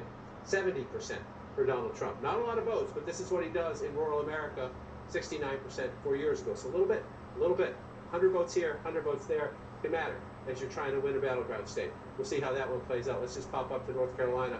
See again, 51% to 48% if you round that up. This is an incredibly competitive state. And again, I just want to check in on how Trump is doing in these small rural counties. 80% of the vote in Macon County. He's got 68% when you round up. You come back here, 68%, a little running tiny bit behind, but that's about equal to where he was before. So you're looking right now, battleground North Carolina, battleground Georgia, battleground Pennsylvania. Come back to 2024. Some votes coming in slowly in battleground Michigan as well. As we continue to count and go, just check and see if anything else is changing out. Let's take a quick look at Michigan before we have to go here. 59%, but look at all the votes are here. Let's check here. This is Kent County, a key suburban area. If Trump can hold on to this one, he'll win Michigan, but we're very, very early in the count, Jake. All right, John. Well, polls are about to close in deep red Arkansas, where 6 electoral votes are at stake. And CNN can project that Donald Trump will win the state of Arkansas, as expected. Donald Trump will take home Arkansas's 6 electoral votes. Let's take a look at the electoral map count now. Donald Trump in the lead with 105 electoral votes. Kamala Harris has 27 electoral votes. There are 270 electoral votes needed to win. Let's take a look at where there are states that have not been projected yet. In the Commonwealth of Pennsylvania, Kamala Harris has 71.2% of the vote. Donald Trump has 27.8% of the vote. Harris with a 238,000 plus vote lead, but it's early. Only 8% of the estimated vote has been in from Pennsylvania. In battleground Michigan, Kamala Harris has 57.6% of the vote. Donald Trump has 40.5% of the vote. Harris with a 50,000 plus vote lead. That's with 6% of the estimated vote in from Michigan. Still a lot of votes to be counted in Michigan. In battleground North Carolina, Harris in the lead there. 49.8% of the vote, but Donald Trump bringing up the rear, 48.9% of the vote. Harris has right now a approximately 7,200 vote lead. That's with 14% of the estimated vote in North Carolina counted. In battleground Georgia, Donald Trump in the lead with 55.4% of the vote. Kamala Harris bringing up the rear with 44% of the vote. Donald Trump with a healthy 322,000 plus vote lead. That's with more than half of the vote counted in Georgia. 53% of the estimated vote in Georgia counted. In the Commonwealth of Virginia, Kamala Harris in the lead with 50% of the vote. Donald Trump with 48.2% of the vote. Harris with a 30,000 plus vote lead. That's with more than a third, 39% of the estimated vote in from Virginia counted. In the state of New Hampshire, Kamala Harris in the lead, 54.1% of the vote. Donald Trump with 45.3% of the vote. Harris with a 13,000 plus vote lead. That's with an estimated 18% of the estimated vote out of New Hampshire counted. In Ohio, Donald Trump in the lead, 50.3% of the vote. Kamala Harris with 48.9% of the vote. Donald Trump with a 36,000 plus vote lead. That's with an estimated 41% of the estimated vote in from Ohio. And now we can make a projection in a closely watched race for governor. CNN can project that Democrat Josh Stein will be elected governor of North Carolina. Stein is the current Attorney General. We are projecting that he will defeat his Republican opponent, Lieutenant Governor Mark Robinson, who had Donald Trump's endorsement. Robinson's history of controversy became a major issue in the race. I think she might win North recently Carolina. Uncovered, shall we call them, inflammatory posts on a porn website from more than a decade ago. Again, CNN projects the Democrats will hold on to the governor's office in North Carolina with Attorney General Josh Stein replacing the term-limited Governor Roy Cooper. John? And Jake, one of the big questions in North Carolina, as you know, is Democrats were somewhat hopeful that maybe the scandal in the governor's race might help them, and the Trump campaign was nervous that with the Republican candidate Robinson in trouble, would Trump be impacted by that? So let's just take a quick look at it. You see North Carolina, this is the presidential race, very close at the moment. We're only at about 15% of the statewide vote count, so a long way to go in a state we expect to be tight. It is tight from the get-go in the early count. I just want to switch over and look at the governor's race. Down here, look at the governor's race. So you have the Democrat here at 49.4, the Democratic candidate for president. If you look at the governor's race, Josh Stein winning 56% of the vote. So you have a lot of ticket splitting happening in North Carolina right now. People who are voting for Donald Trump who simply could not vote for Mark Robinson for governor. And so at least at the moment, not the benefit that the Harris campaign was hoping for, at least no evidence of a giant benefit that the Harris campaign was hoping for in North Carolina from the scandal around the Republican gubernatorial candidate. So what do we have here? The key Sun Belt battleground, North Carolina, Georgia, and then we go west, Arizona and Nevada, 648 votes ahead. That's why we call them battleground states. But we're only at 14% of the count. And so you come out here, and let's just go west to east. 73% for the vice president, 26% reporting. You just go back and check. Joe Biden came close here but lost, so she's overperforming him at the moment there. And then you want to come over to the biggest population center, Charlotte, in the suburbs. That's Mecklenburg County. The president got 67% when you round up 4 years ago. You come back here, she's getting 70%. So in the early count, it's neck and neck. This is one of the great tug-of-war states in the United States right here. And we'll continue to count, still at 14%. Let's pop down to Georgia. We're at 53%. We were at 50% last time. So we're moving up, but moving up slowly. And again, trademark Trump, just running it up in the rural areas. And so we pick one randomly. You come down here, Bacon County, 95% in. So we're close to the full count here. But look at that, 87% of the vote, right? This is how he does it. It's 4,000 votes to 600 votes. In a state this big, you say, oh, that's not such a big deal. When you do it in county after county after county, that adds up. So just go back and take a look. 86%. So Donald Trump is at least matching his performance in most of these rural counties of 4 years ago when Georgia was incredibly close. So if he matches in the rural areas, all he has to do is improve a little smidgen in the suburbs or in the urban areas, and you're more competitive in the state. So let's just check the suburbs around Atlanta, because this is where if Trump is performing in the rural areas, as it looks like he is, turning out his base, then the race will be settled here by the margins in the suburbs. Only 16% of the vote in, so let's be careful. 60% for Vice President Harris, or again, more important almost, is can Trump move his numbers up? 39% in the suburbs right now. Gwinnett County suburbs, it was 40%. So at the moment in this one suburb, he's got some work to do. We'll see if he can do it. Let's move down here to DeKalb County. This is the most Democratic of the suburbs just to the east of Atlanta. 83% President Biden had in winning the state 4 years ago. The Vice President running a little bit behind that right now, but look, that's not even 1,000 votes. So we have a ways to go before we have to worry about any comparison there. Let's drop down to Clayton County, the Atlanta airport just south of Atlanta.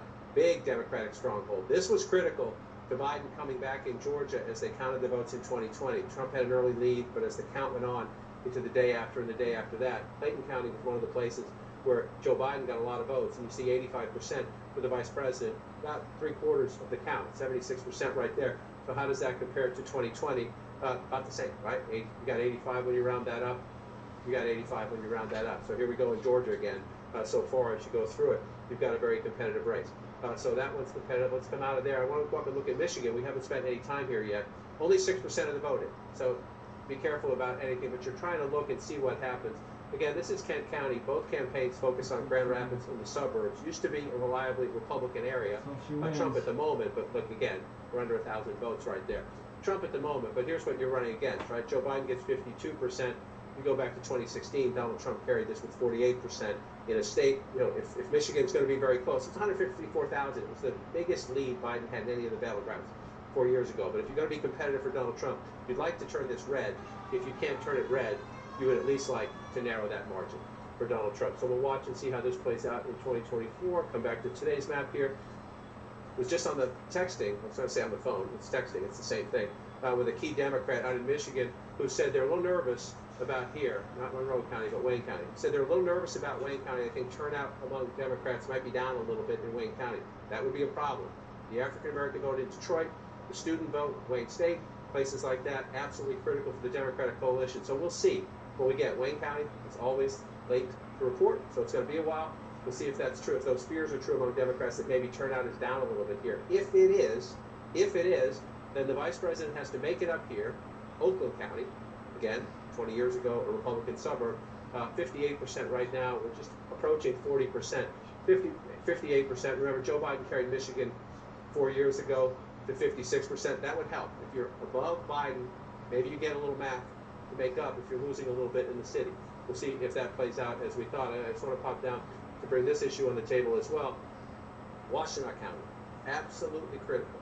Young voters were critical to the Biden coalition in 2020, even more critical when Governor Whitmer won re-election in 2022, and the Michigan Democrats made gains in the legislature. Washtenaw County is the home of Ann Arbor.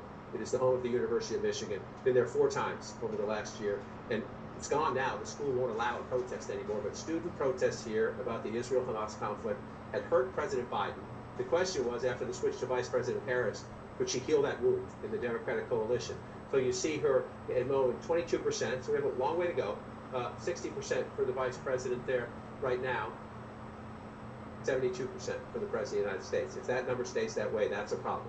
That's a problem. At 73%, if you round that up in Washtenaw County, 61%, or 60% actually, you can't round that up quite yet. So that's something to keep an eye on as we go forward. And I just want to come out just the other day, I was also here, Michigan State is in Lansing, in Ingham County, and again, we're trying to get students to turn out.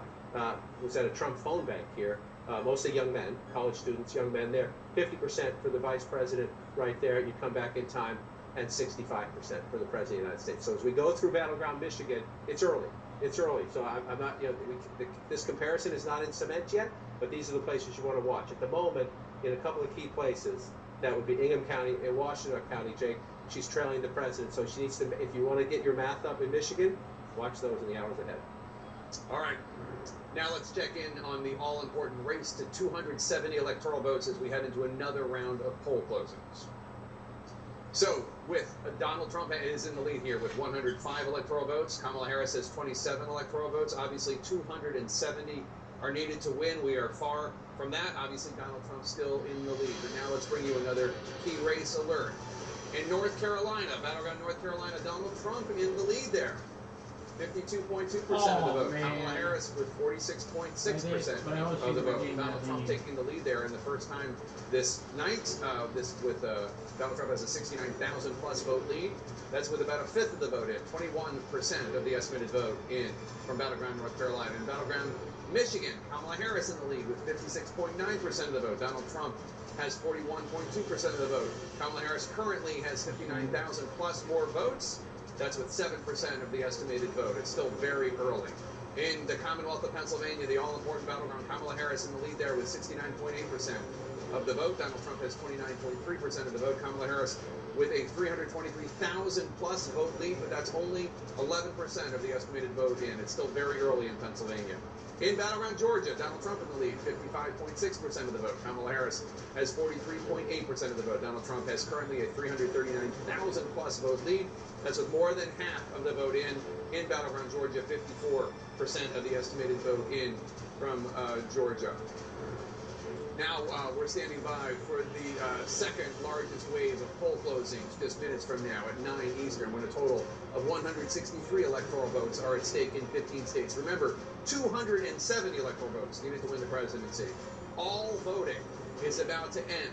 In Arizona, Colorado, Iowa, Kansas, Louisiana, the battleground state of Michigan, Minnesota, Nebraska, New Mexico, New York, North Dakota, South Dakota, Texas, battleground Wisconsin, and Wyoming. As I mentioned, Michigan and Wisconsin are the two battlegrounds on the line in the hour ahead. Pillars of the Democrats' so-called blue wall that crumbled in 2016 but was rebuilt to help seal President Biden's victory 4 years ago.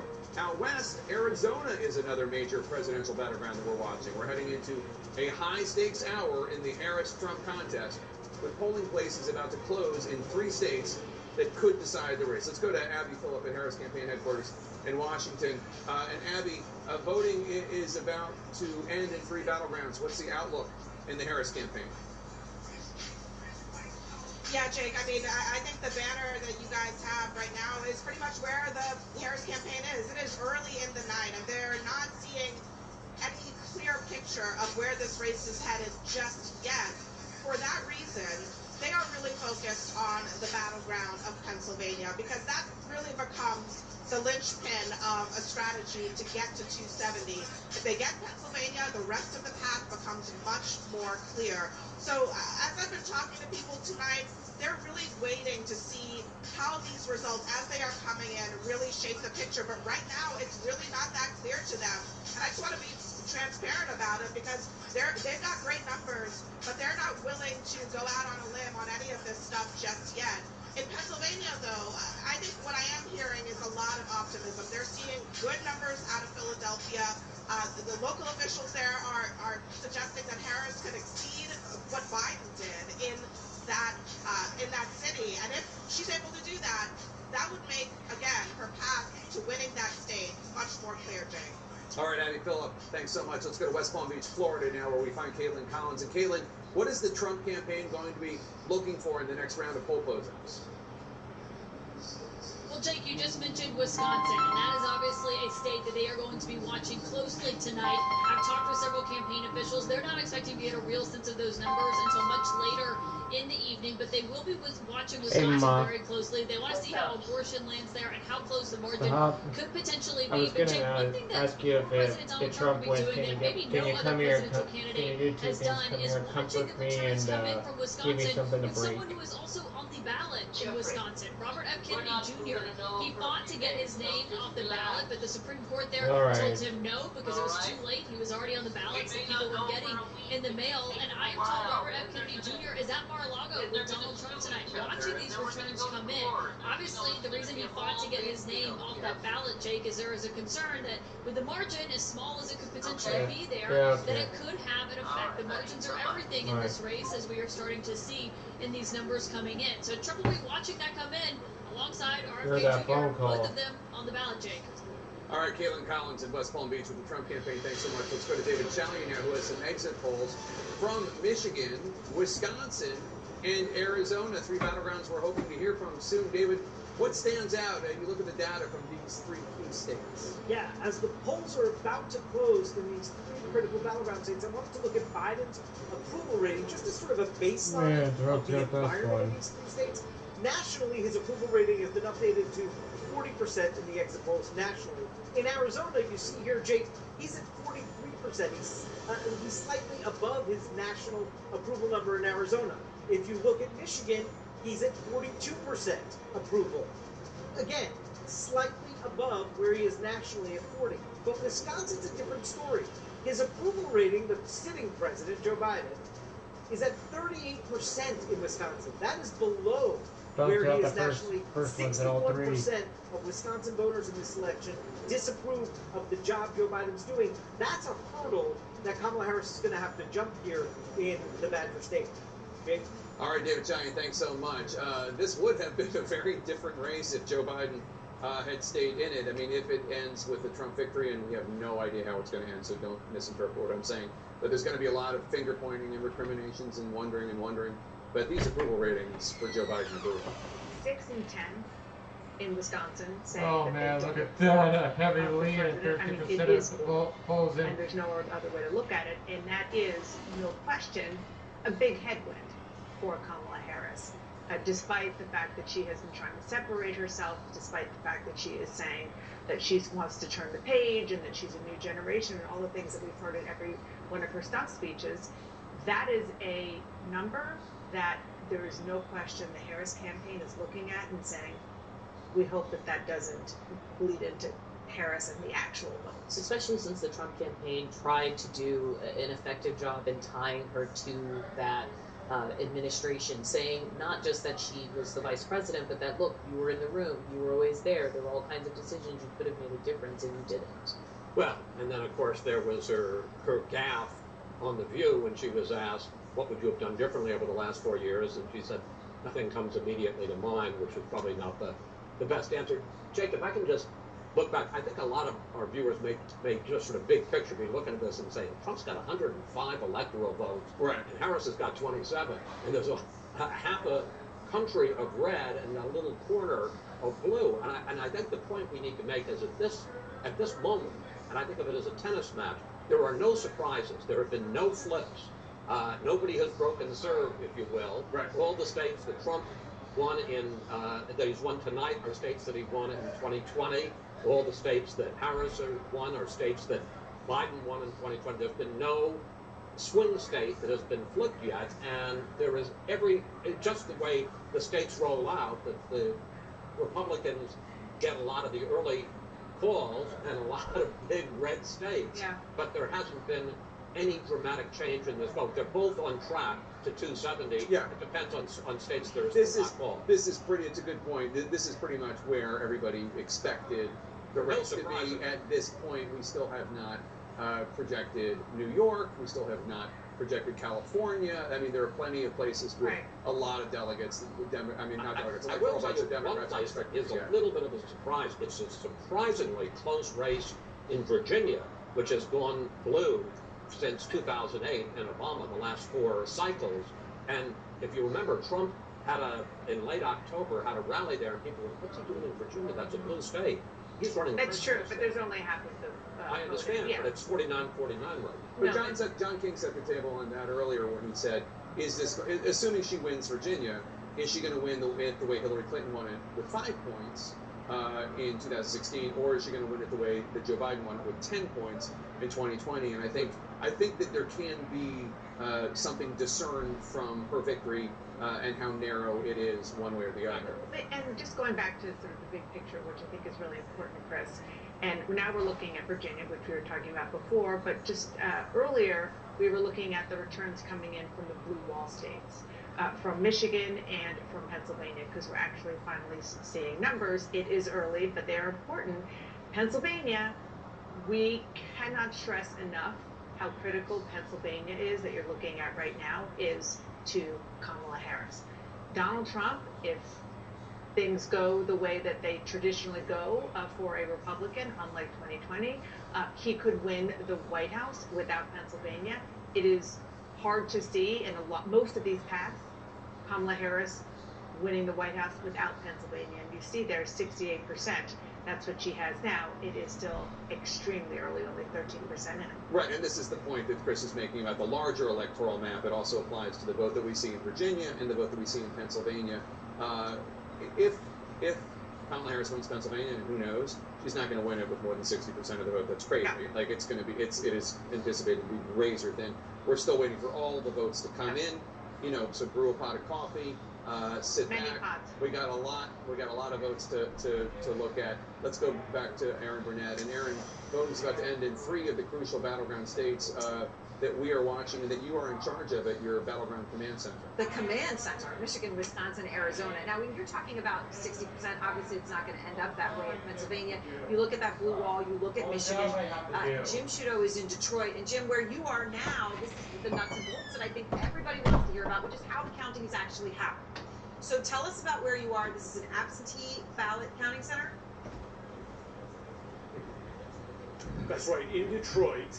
And they were expecting about 100,000 absentee ballots in Detroit. But this is key. Because of changes in Michigan state election laws in 2022, they were able to begin counting those absentee ballots received before Election Day, prior to Election Day. So at this point, they've already counted 92,000 of about 100,000 expected absentee ballots, and they expect when those 8,000 come in over the next couple hours, it's not going to take them long to finish up that count. In fact, we heard a short time ago that here in Detroit, they expect that by midnight tonight, or perhaps a bit after, they will have counted not just the absentee ballots in Detroit, but early voting ballots, and voting that took place today as well. So you're seeing the effects of that law, which allows for counting to begin as early as last Monday. One more note, this is important, Aaron, because in 2020, this site in downtown Detroit became the scene of protests and unfounded claims of fraud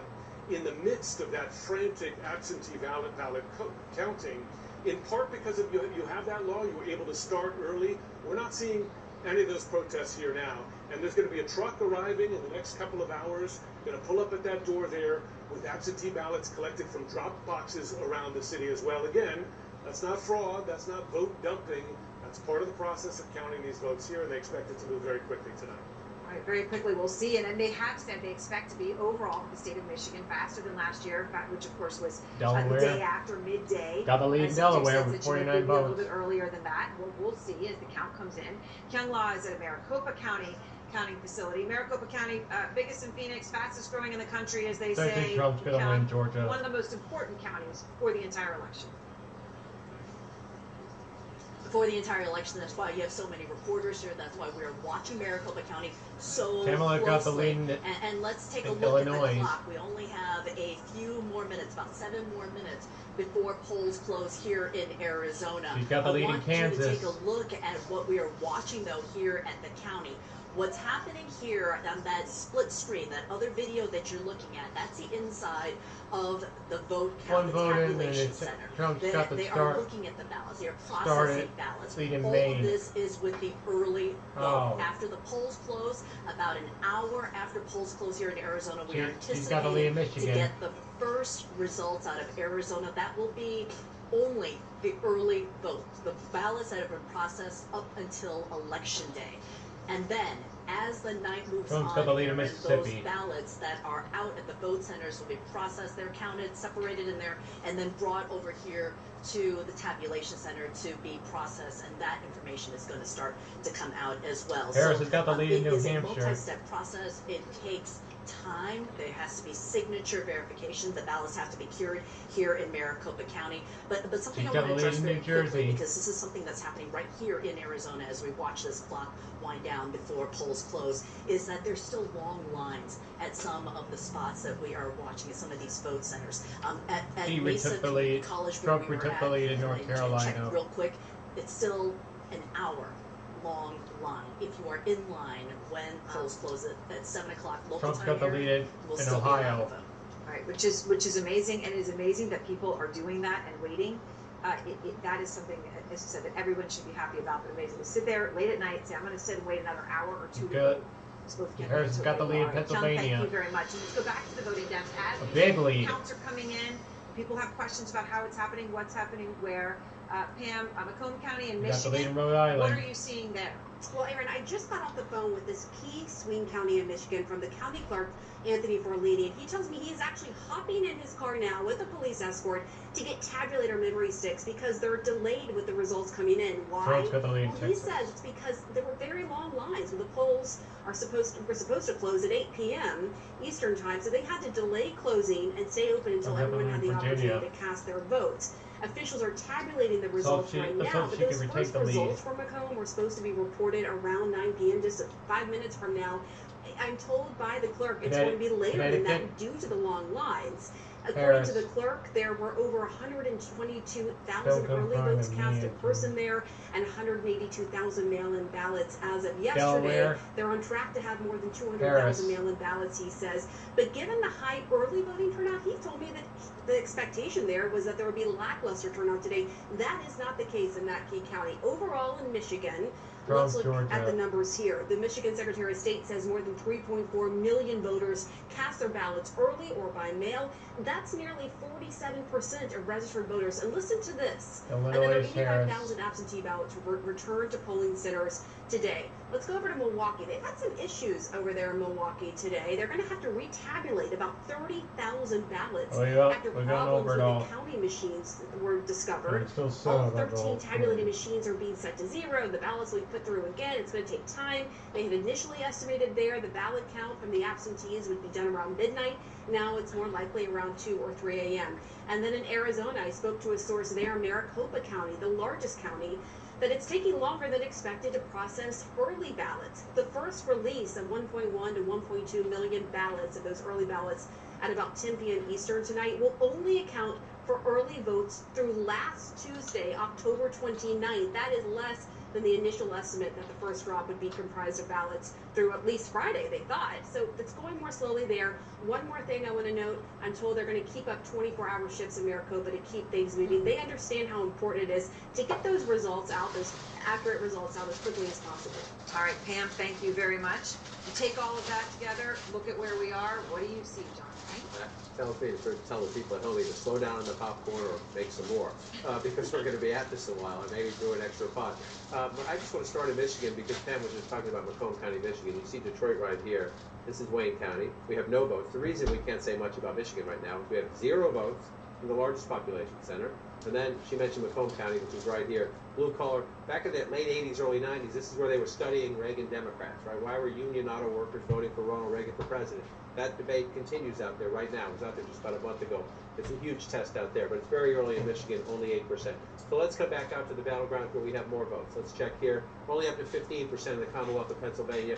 The vice president with a big lead. Pennsylvania's not going to end. No matter who wins Pennsylvania, it's not going to end a 30-point race. We just know that as we count more votes. So we'll wait and try to get more in Pennsylvania. This is one of the surprises. A lot of surprises on the map right now. Unlikely to end this way. You see the vice president leading in Kansas, the vice president leading in Missouri, the vice president, even though we've already projected Arkansas, that's just early votes. The votes will come in. We'll see. We'll keep an eye on it. We're open to surprises here, but we'll keep a look at it. A surprise that has a lot of votes counted so far is Virginia. They're almost up to the halfway mark here, and Donald Trump is ahead in a state Joe Biden carried 4 years ago by 10 points. So let's see, one of the things we do at this point when you get up to almost half the vote is what's missing. Right? This is live outstanding votes. The larger the circle, the more votes are out in an area. The color of that circle tells you how the voting is going so far. So you see these big circles in Richmond and the suburbs, huge circles, and then smaller circles within them in the Washington, D.C. suburbs. So there are a lot of Democratic votes still to be counted.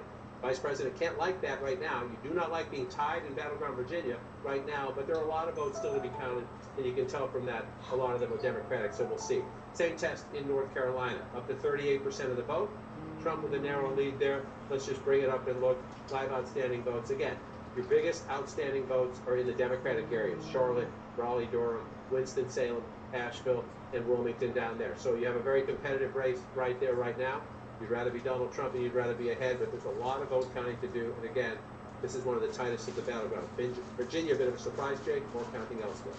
All right, John King, voting is about to end in 15 states, the second biggest wave of results this evening. 163 electoral votes will be up for grabs, and we're watching several crucial battlegrounds. CNN's going to bring you this projection right now. CNN projects that Texas will go to Donald Trump. The state of Texas, as expected, to Donald Trump with its big bucket of 40 electoral votes. CNN also projects that North Dakota will go to Donald Trump, as expected. North Dakota with its 3 electoral votes. 2 more for Trump now. CNN projects that South Dakota will go to Donald Trump. Right. South Dakota, as expected, with its 3 electoral votes to Donald Trump. And CNN projects that Wyoming will go to Donald Trump. Wyoming with its 3 electoral votes. CNN is not making any projections in the following states that just closed their polls. Arizona, that's a big battleground. Colorado, Iowa, Kansas, Louisiana, battleground Michigan, Minnesota, Nebraska, New Mexico, New York, and battleground Wisconsin. Let's look at the electoral map now. Donald Trump has 154 electoral votes. Kamala Harris has 27 electoral votes. 270 are needed to win. Let's bring you a key race alert now. In battleground Pennsylvania, Kamala Harris in the lead with 64.4% of the vote. Donald Trump has 34.7% of the vote. Kamala Harris in the lead there with 326,000 plus votes. Only an estimated 16% of the vote has been counted in Pennsylvania. In battleground Michigan, Kamala Harris in the lead, 54.8% of the vote. Donald Trump with 43.3% of the vote. Kamala Harris with a 100,000 plus vote lead. That's with only an estimated 8% of the vote counted in Michigan, still very early in Michigan.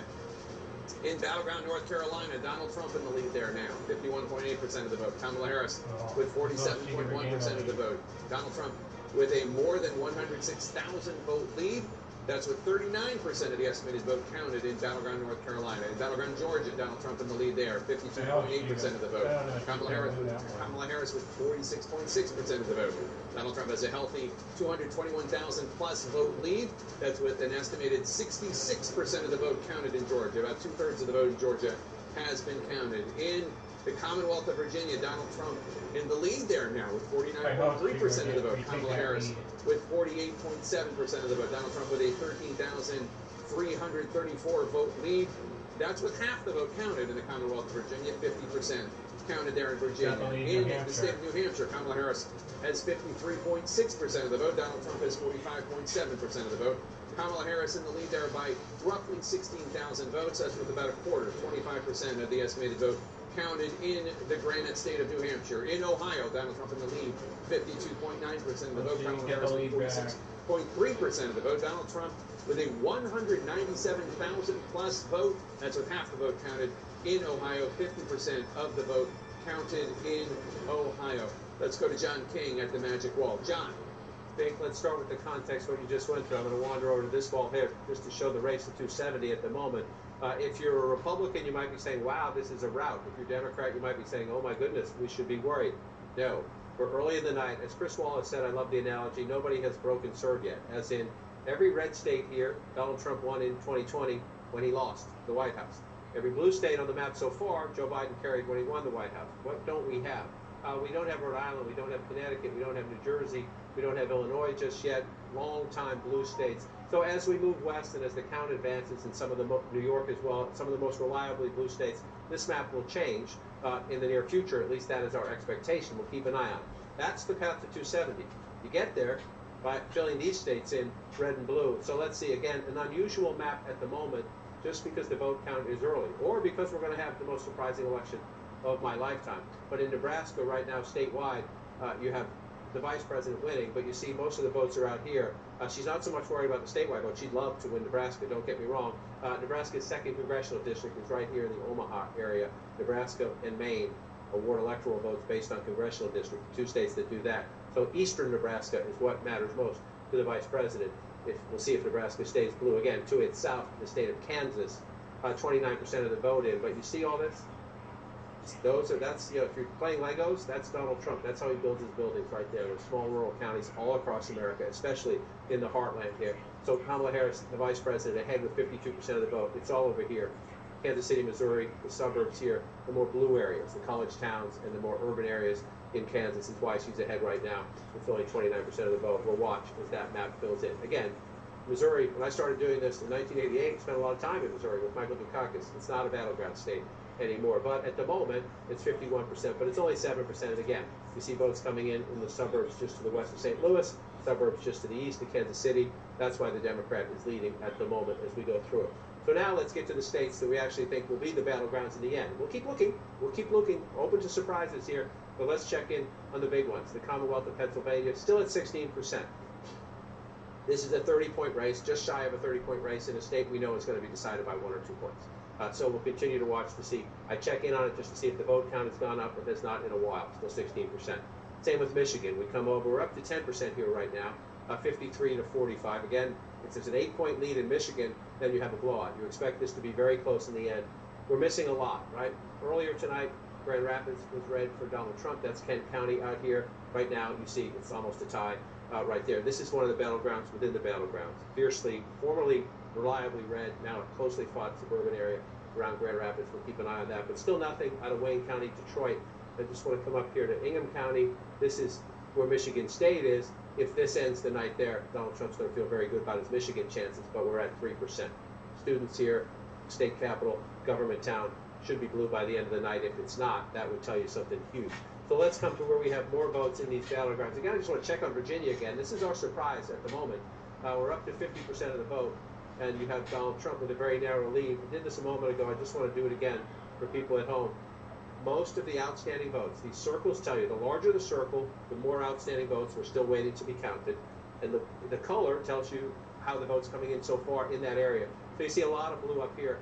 Virginia now has become a blue state because of the Washington, D.C. suburbs in Northern Virginia. The places, the counties, within 25, 35 minutes, depending on traffic, drive. So that's out there, plus Richmond and the suburbs around there. We'll see. Donald Trump is remarkably in play in this state, and this would be, even if it's close, it might tell you something about what's going to happen to its south in North Carolina. They're not twins, but they're very similar, Virginia and North Carolina. North Carolina actually has a higher African-American population. So if you're the vice president, that's part of your base. Here's Donald Trump with a lead, 41% reporting. Again, should the Harris campaign be nervous? Both campaigns will be nervous about battleground North Carolina. It's going to go back and forth. But again, you see, there's still some large pockets of Democratic votes. Also some pretty good-sized pockets of Republican votes. In a battleground state, this one's going to take a while to sort out. But you see where the outstanding votes are. I didn't get to this last time in Georgia, so let's go down and look at battleground Georgia and bring that up here right now. We're up to 68% of the vote in Georgia, and you have 53 to 46. So if you're in the Trump campaign, you're thinking with more than 2/3 of the vote counted, you start to feel good about a lead that big, especially in a state that was 11,700 votes 4 years ago. But let's see what's left out. Where are the outstanding votes? And you see right there why in the Harris campaign you're nervous. You're checking in with all your field captains and your precinct and your county people. But you see right there, you see those giant circles right there, and a bigger circle, another big circle over here. There are still a lot of areas that we know vote disproportionately Democratic, where votes are to be counted in Georgia. I just want to come back and make one more observation here. You see that 242,000 vote lead. It is a little after 9 o'clock on Tuesday night. If you go back to 2020, Donald Trump was leading Georgia by 244,000 votes at 9 o'clock on Tuesday night, election night in 2020. It was 244,000 votes then. It's 242,000 votes now. Joe Biden carried Georgia. Doesn't mean Kamala Harris will this time. It just means we need to count all the votes. And you come back out and take a look again to see if the map has changed at all. Texas and Florida have gone back. Ohio has gone back to where you expect it to go back, and that lead seems to be growing. I want to just check in again on this battleground here. Still at 18% there. And so I'm going to do something now. This is an exercise. You see Trump leading in North Carolina and Trump leading in Georgia. I just want to switch the map here and come over to the race for 270. Okay? This is an if. This is an if. It's not it. We're nowhere near there. We have a lot of votes to count there. But why is this so important? When you take battleground states off the board, when we're able to project and call them, it changes the chess of getting to 270. If Donald Trump were to hold that, he's leading there now. It's close. It's close. There's plenty of votes still for the vice president to catch up. We have to wait and see what happens. But if Donald Trump takes those two, the vice president of the United States needs to win that. That's what makes the math interesting. She needs that 19 votes right there. Because if Donald Trump gets that, it gets into the finish line. So if that happens, that becomes essential. We're not there yet, Jake, but just like to do the math in our head as we go through the scenarios. All right, John King, and CNN can now bring you a new projection. CNN projects that Kamala Harris will win the state of Delaware. Delaware, as expected, will go to Kamala Harris with its 3 electoral votes, the small wonder state. Let's take a look at the electoral vote count. Donald Trump has 154 electoral votes. Kamala Harris has 30 electoral votes. 270 electoral votes are needed to win. Let's bring you a key race alert now. In the Commonwealth of Pennsylvania, Kamala Harris has 60.4% of the vote. Donald Trump, 38.7% of the vote. Kamala Harris with a 284,000 plus vote lead. 284,000 plus vote lead with only an estimated 19% of the vote in, not even a fifth of the vote. Still a lot of votes to count in Pennsylvania. In battleground Michigan, Kamala Harris with 53.1% of the vote. Donald Trump has 44.9% of the vote. Kamala Harris with a 46,000 plus vote lead. Only a tenth of the vote has been counted in Michigan, 10%. Still very early there. In North Carolina, Donald Trump in the lead with 51.9% of the vote. Kamala Harris with 46.9% of the vote. Donald Trump with a 119,000 plus vote lead. That's with 41% of the estimated votes counted in North Carolina. In battleground Georgia, Donald Trump in the lead there, 52.7% of the vote. Kamala Harris with 46.6% of the vote. Donald Trump with a 225,000 plus vote lead. That's with 69% of the estimated vote in Georgia. They're really counting the ballots in Georgia there. 69% of the estimated vote has been counted.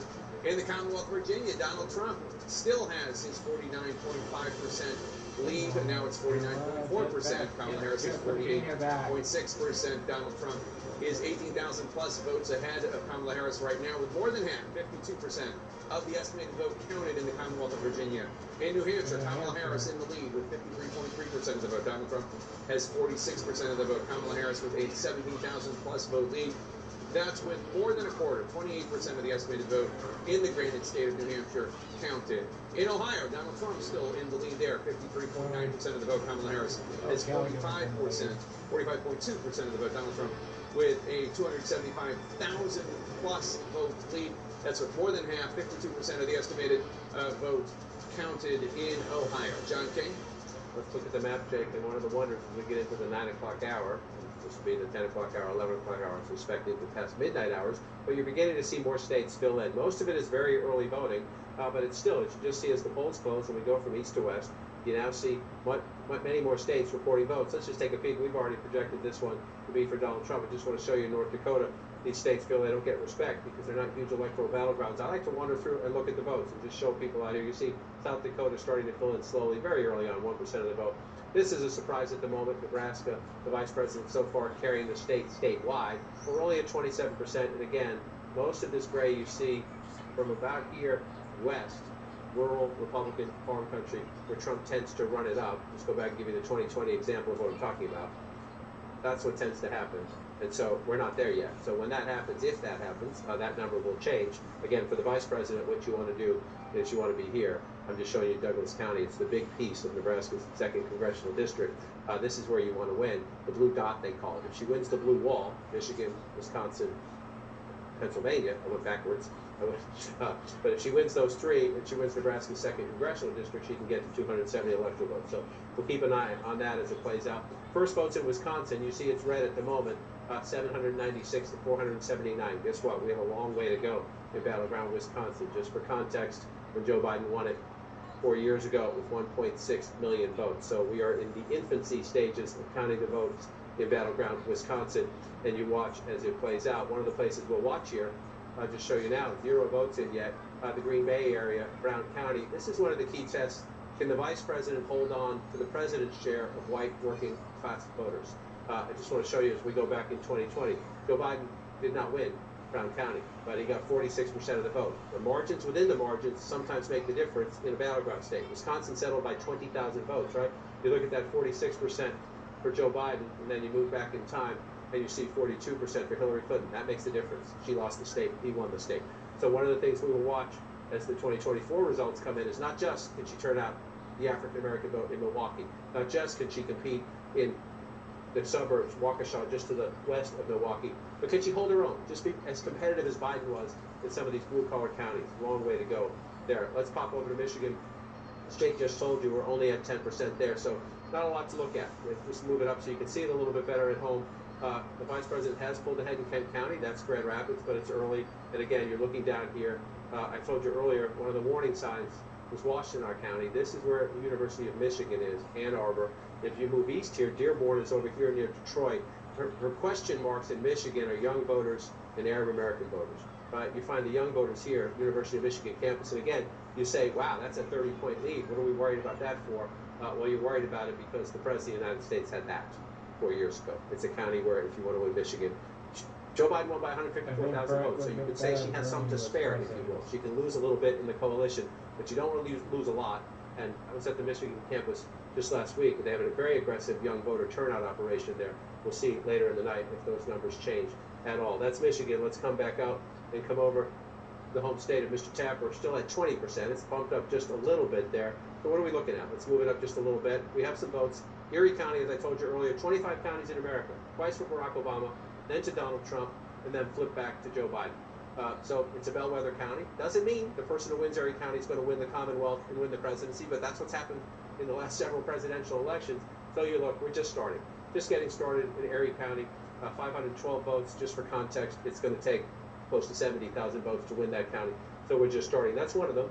Let's come back to 2024 and move over here to Northampton County. Again, right along the New Jersey border, not terribly far from Allentown. The vice president ahead there at only 22% of the vote in. So that was, again, look how close it was. Joe Biden just barely carried it. Donald Trump just barely carried it 4 years before that. That's the way it tends to end up. So we'll watch as that plays out. Here's something we do want to look at, is Lehigh County. Only 20% of the vote in here. If there is an impact from the Donald Trump Madison Square Garden event, where so many insults were made about Puerto Ricans and about Mexicans and about Latino and Hispanic Americans, if you're going to see an impact, this is one of the places you might see it, right here. And that's why both Trump and Harris went to Allentown in the final days of the campaign to try to take advantage of it. We're only at 20% right there, but again, you're doing this for context. 62% for the vice president. You go back in time to Lehigh County 2020, 53%. If the vice president can overperform Joe Biden in Lehigh County, Pennsylvania, she's in good shape. So we watch that as it plays out. We're only at 20% of the vote right now.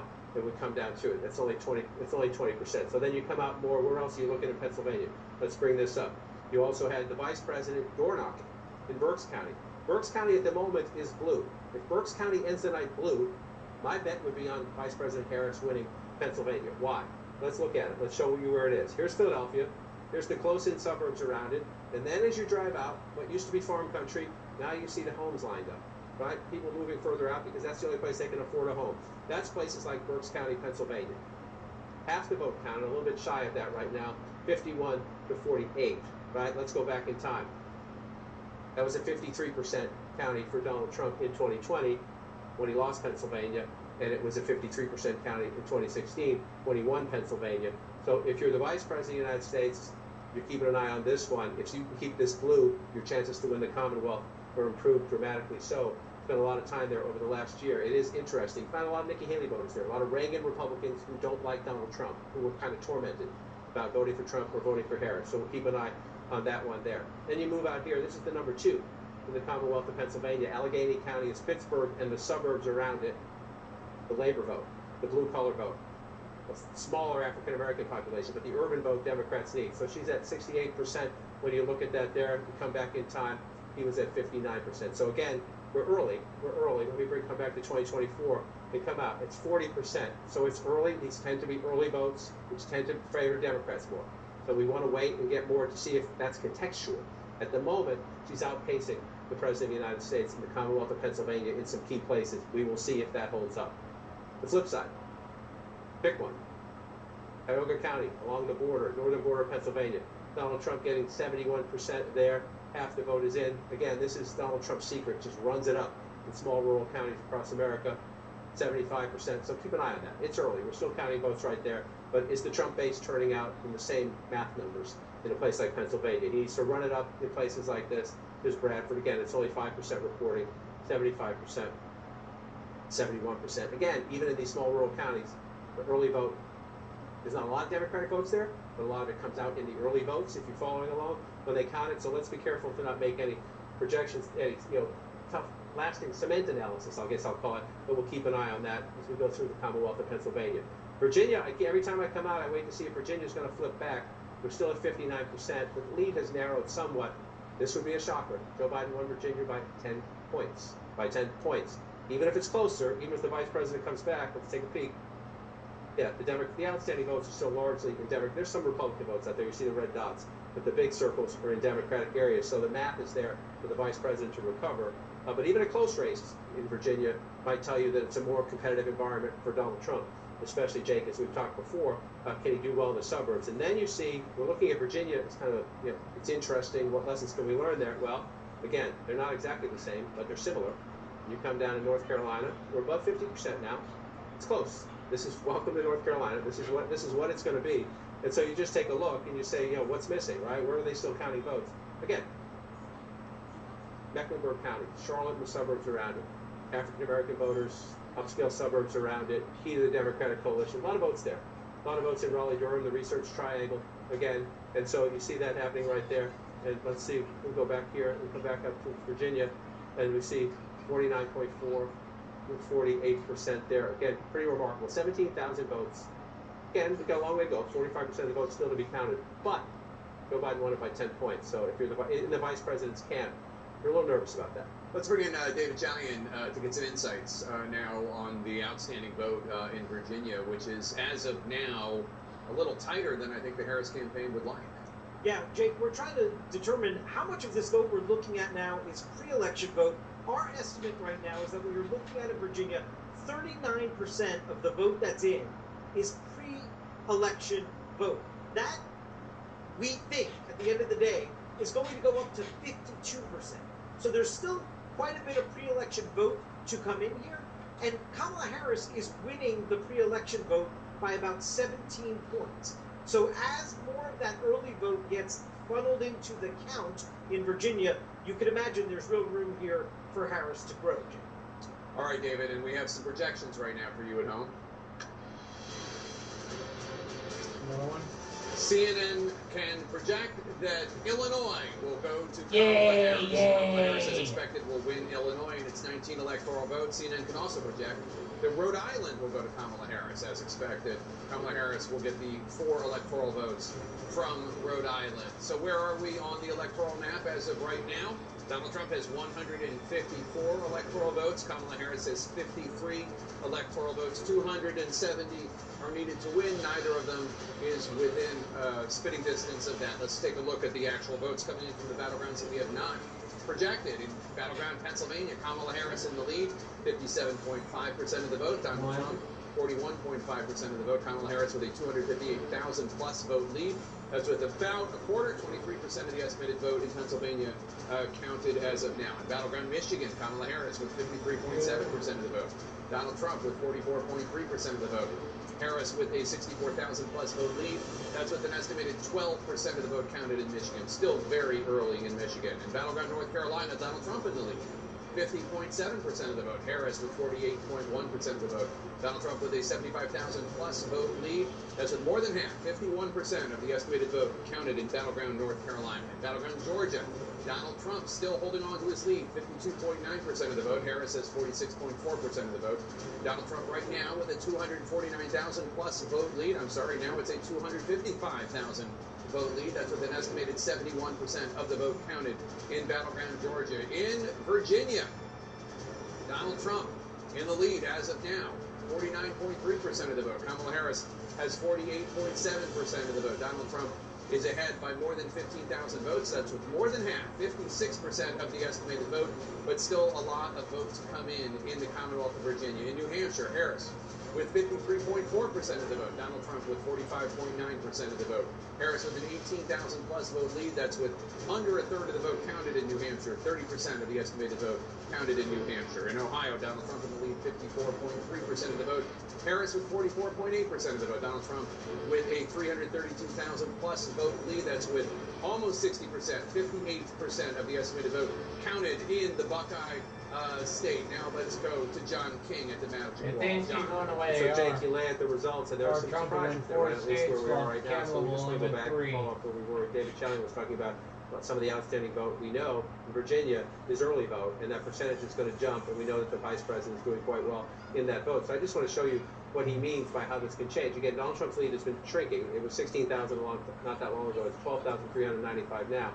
Look at the Northern Virginia suburbs here. I just want to show you, these circles help us understand where are there live outstanding votes, meaning votes that we know are out there that have not been counted yet. Right? You see the big circles, the biggest circles around the Northern Virginia suburbs, also Richmond and the suburbs around that, and some big Republican circles down here, Virginia Beach area, and some here in the suburbs more to the south, the exurbs south of Richmond. But I want to focus up here, and just to show you why. You could say early on, you say, whoa, what's happening here? But then things can change pretty quickly when large population centers report their votes. So let's take Fairfax County. It's the largest of the suburban counties. It's the #1 county population-wise in Virginia. The vice president's getting 66% of the vote, 63% of the vote in. Look at the number where she is, though, 250,000. We know turnout is robust, right? So we should be somewhere around 2020 when we end 2024. Maybe a little higher, maybe a little lower, but somewhere around it. 250,000 votes right now. If you go back in time, you see 419,000 votes. So if she's winning 60+%, the president was winning 70% 4 years ago. You have Vice President Harris winning 66, a little below. Virginia looks like it's going to be a little bit more competitive this year. But you can see just right there in that one county, there's a lot of votes still out, and she's winning disproportionately in the math right now. That can change, but it generally tracks when you get above 60% of the vote. And so just in that one county right there, the math, when the votes come in, the math can change. So doesn't mean it will, but there's more than enough Democratic votes still outstanding, or votes outstanding in Democratic areas, is a better way to put it, for that to happen. So let's check in on the other battlegrounds as we go through. This one, again, go back in time. This was the closest Donald Trump victory in a battleground state. Of the battlegrounds he won, 74,000 votes, 483. 74,483. 4 years ago, he's 110 ahead right now, but we're only at 54% of the vote, right? So you see these gray areas. What are those? That's where you have no votes in yet. So we're still waiting. Some of these smaller counties. This one, this is the 10th of the 100 counties population-wise, so it's not tiny. Gaston County along the border right there. But the big population centers are Charlotte. Let's just see how much we have. Only 10% of the vote in Mecklenburg County. So if you're looking at this number, you're saying, okay, Donald Trump's got a 4-point lead. There's 3.5, 4-point lead in North Carolina. But then you come here. It's the largest Democratic area, only 10% of the vote. And again, look where we are, 36,000 votes for the vice president right now. You go back 4 years, 378,000 votes. So we just need to slow down with where we go in here in North Carolina and count more votes, because there are more than enough votes out there. Again, if you come out statewide, we'll just apply the entire graph to the whole thing, live outstanding votes. You see some Republican pockets here, but where are the biggest circles? Where are the biggest circles? Charlotte in the suburbs, Raleigh-Durham in the suburbs, Winston-Salem in the suburbs, Wilmington in the suburbs, Asheville in the suburbs. Doesn't mean the vice president's going to win North Carolina. By no means means the vice president's going to win North Carolina. It just means there are a lot more votes to be counted in areas that right now are blue, and some of them blue by a pretty lopsided margin. Now, just to be fair, see all these little tiny dots? There's a lot of little tiny red dots, right? They're not going to match the vote count here and here, but there's a lot more of them, right? So when you come out, you just take a look. Again, I'm a broken record sometimes, but this is the wonder of Donald Trump. This is how he runs up the math. 72% there, only 25% reporting there, but 72% in Rutherford County, right down here along the border here. Let's just go back in time and take a peek. 72%. Donald Trump is consistent. He is the constant in this race. In most places you look, he's getting what he got in 2020. He's getting what he got in 2016. He's pretty constant and pretty consistent. But 24,000 votes there with 72% 4 years ago. And so then you come forward there, we're only at 25%. So again, if it comes in around the turnout of 4 years ago and it stays at that percentage, there's a chunk of votes there and in many of these other small rural counties still for Donald Trump, which is why we count late into the night and sometime into the morning. He gets small margins, but you add them all up, 20, 15, 20, 30 rural counties, match them up against the one urban county, that's how you get a battleground state. Let's pop down to Georgia.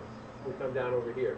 This one here, again, and the state decided by 11,000 votes 4 years ago, with 75% of the vote in, Donald Trump's ahead by 241,000. You start to think, oh, we're about 75% of the vote. Are we at the point of no return? Well, let's take a look. Number one, how many votes does it take to win Georgia? Donald Trump's leading right now with 2.1 million. Joe Biden won it in 2020 with 2.4 million and change, and we hear turnout is pretty good down there. So it could be somewhere around that, could be a little higher than that, number one. So you start there, and then number two, Jake, you just apply, what are we waiting for, right? And look at the size of the blue circles. Again, doesn't mean the vice president's going to come back and win Georgia. It just means, everybody take a breath, let's count votes. Because you see Atlanta and the suburbs around it are where most of those big circles are, which means, in a place like Fulton County, where, 78% reporting in Fulton County, that's actually interesting. We'll see what comes out. It's still, it's a big, because of the population center, it's a big chunk of votes, but he's running at 73% right there. Look at that. Look at that, 72.6, 72.6. That's funny. It's a mirror image right there. So I always look at the ones a little bit farther out. 80% now in Cobb County, it's 57.4. You go back here, it's 50. It's just right. The question is, can he improve? It's really the bigger question. I keep focusing on her. Can he improve in the suburbs? He's not there. Let's just come over here to Gwinnett. He's at 39% right now, and he was at 40%. There, he's close. He's close, but those little tiny margins can matter. But again, 16% of the vote there. So we got a ways to go. That's a healthy lead for Donald Trump, and a lot of votes still to be counted in this blue circle right here. So let's bring back the map that shows where the vote is still outstanding, if you could do that. I can do that. Because I want to bring in Pamela Brown to get us up to speed on some of the outstanding votes that remain in Georgia. Pamela, what do you learn? Let's talk about that. I'm just getting off the phone with Gabriel Sterling, a key election official in Georgia. He says, give or take, there are 1.5 million outstanding votes still in Georgia. Again, give or take, not a precise number, but around that. Let's zoom in here on Gwinnett. This is a Democratic stronghold. They are significantly delayed, according to Zach Manifold, who I just got off the phone with. He says there's an issue with their adjudication software for the write-ins on the ballots. And so that is why we're seeing such a low number. Now, overall in Gwinnett, I'm told there are 419 1,000 votes there. So that was as of 6:30. He says that number is likely going to go up. Out of that breakdown, the at least 419,000, there are overall 96,000 day-of votes in Gwinnett, 322,000 early votes. So if you look at the numbers here, the rough estimate of 16% of the estimated vote in, there are still roughly more than 350,000 outstanding ballots just in Gwinnett alone. And then you put that into the bigger picture of what I just said from Gabriel Sterling, that there's still 1.5 million outstanding ballots in Georgia, give or take. Jake? And we actually have a correspondent slash anchor in the Gwinnett County Election Center in suburban Atlanta, Victor Blackwell. Victor, what can you tell us about the vote count in Gwinnett County? So let me tell you what's happening right now. Zach Manifold, who Pam just mentioned, the supervisor of elections, is on the phone right now with Brad Raffensperger, explaining what the delay is. As Pamela said, it's a problem with the adjudication of some of those write-in ballots. We spoke with him just a few moments ago at the 8:15 news conference here, in which he said there was some delay in processing those and getting those 322,000 early in-person and absentee mail-in ballots to the state tabulation center, to that computer. It statutorily had to be there by 8 p.m. He says that it was just the computer system clicking down to identify the names in the write-in column for president, specifically for that race. And there appears to be a problem with that system. So right now there are from Gwinnett County about 72,000 votes, still about 250,000 of the early in-person votes and those mail-in absentee votes that were supposed to be in more than an hour ago. And he's on the call right now to determine what happens next and explain to the Secretary of State's office what they're doing and probably look for some guidance on how to move forward, Jake. All right, Victor Blackwell in Gwinnett County. And John King, as happens every election, human beings are fallible, machines all the more so. Right, which is why you want trusted officials to deal with the problem when it arises. And we know from 2020, Georgia happens to be a Republican Secretary of State. These local county officials, they know what they're doing. And they have a problem, then they make a plan, right? They have a problem, you try to find a solution. So where is Victor Blackwell? He is right here. He's in Gwinnett County, one of the most important suburbs in the Atlanta area, to the northeast of Atlanta. And as we know, there's only 16% of the vote reported in this county right now. And so a long way to go in the count, Jake. And this is a place where, again, with Donald Trump with a pretty healthy lead statewide right now, that's what you're waiting for. You get a giant basket of votes reported from there. It gives you better context about the real state of the race. All right, John King, we have a projection for you now. At home, you people at home. CNN can project that New York, as expected, will go to Kamala Harris. Kamala Harris will be the winner of the 28 electoral votes offered from the Empire State. Let's take a look at the electoral vote count now. Donald Trump in the lead, 154. Kamala Harris with 81, 270. Or needed to win. Neither of them is there as of yet. Let's go to Abby Phillip at the Harris campaign headquarters here in Washington, D.C. on the campus of Howard University. Abby. Yeah, Jake, this group here has been here for a little while now, and they've been watching the returns as they've been coming in. You're hearing them right now cheering as they're seeing you, a little bit delayed, calling New York for Kamala Harris. They want some good news tonight. I can feel the anxiety in the crowd. These are all people who want to have a party. They want to celebrate. There's been a DJ playing all night long. But the results are coming in, and they're coming in slowly. But each time a race is called for Harris, or she's shown in the lead in one of these battlegrounds, it is a big moment for the folks here at the Kamala Harris headquarters.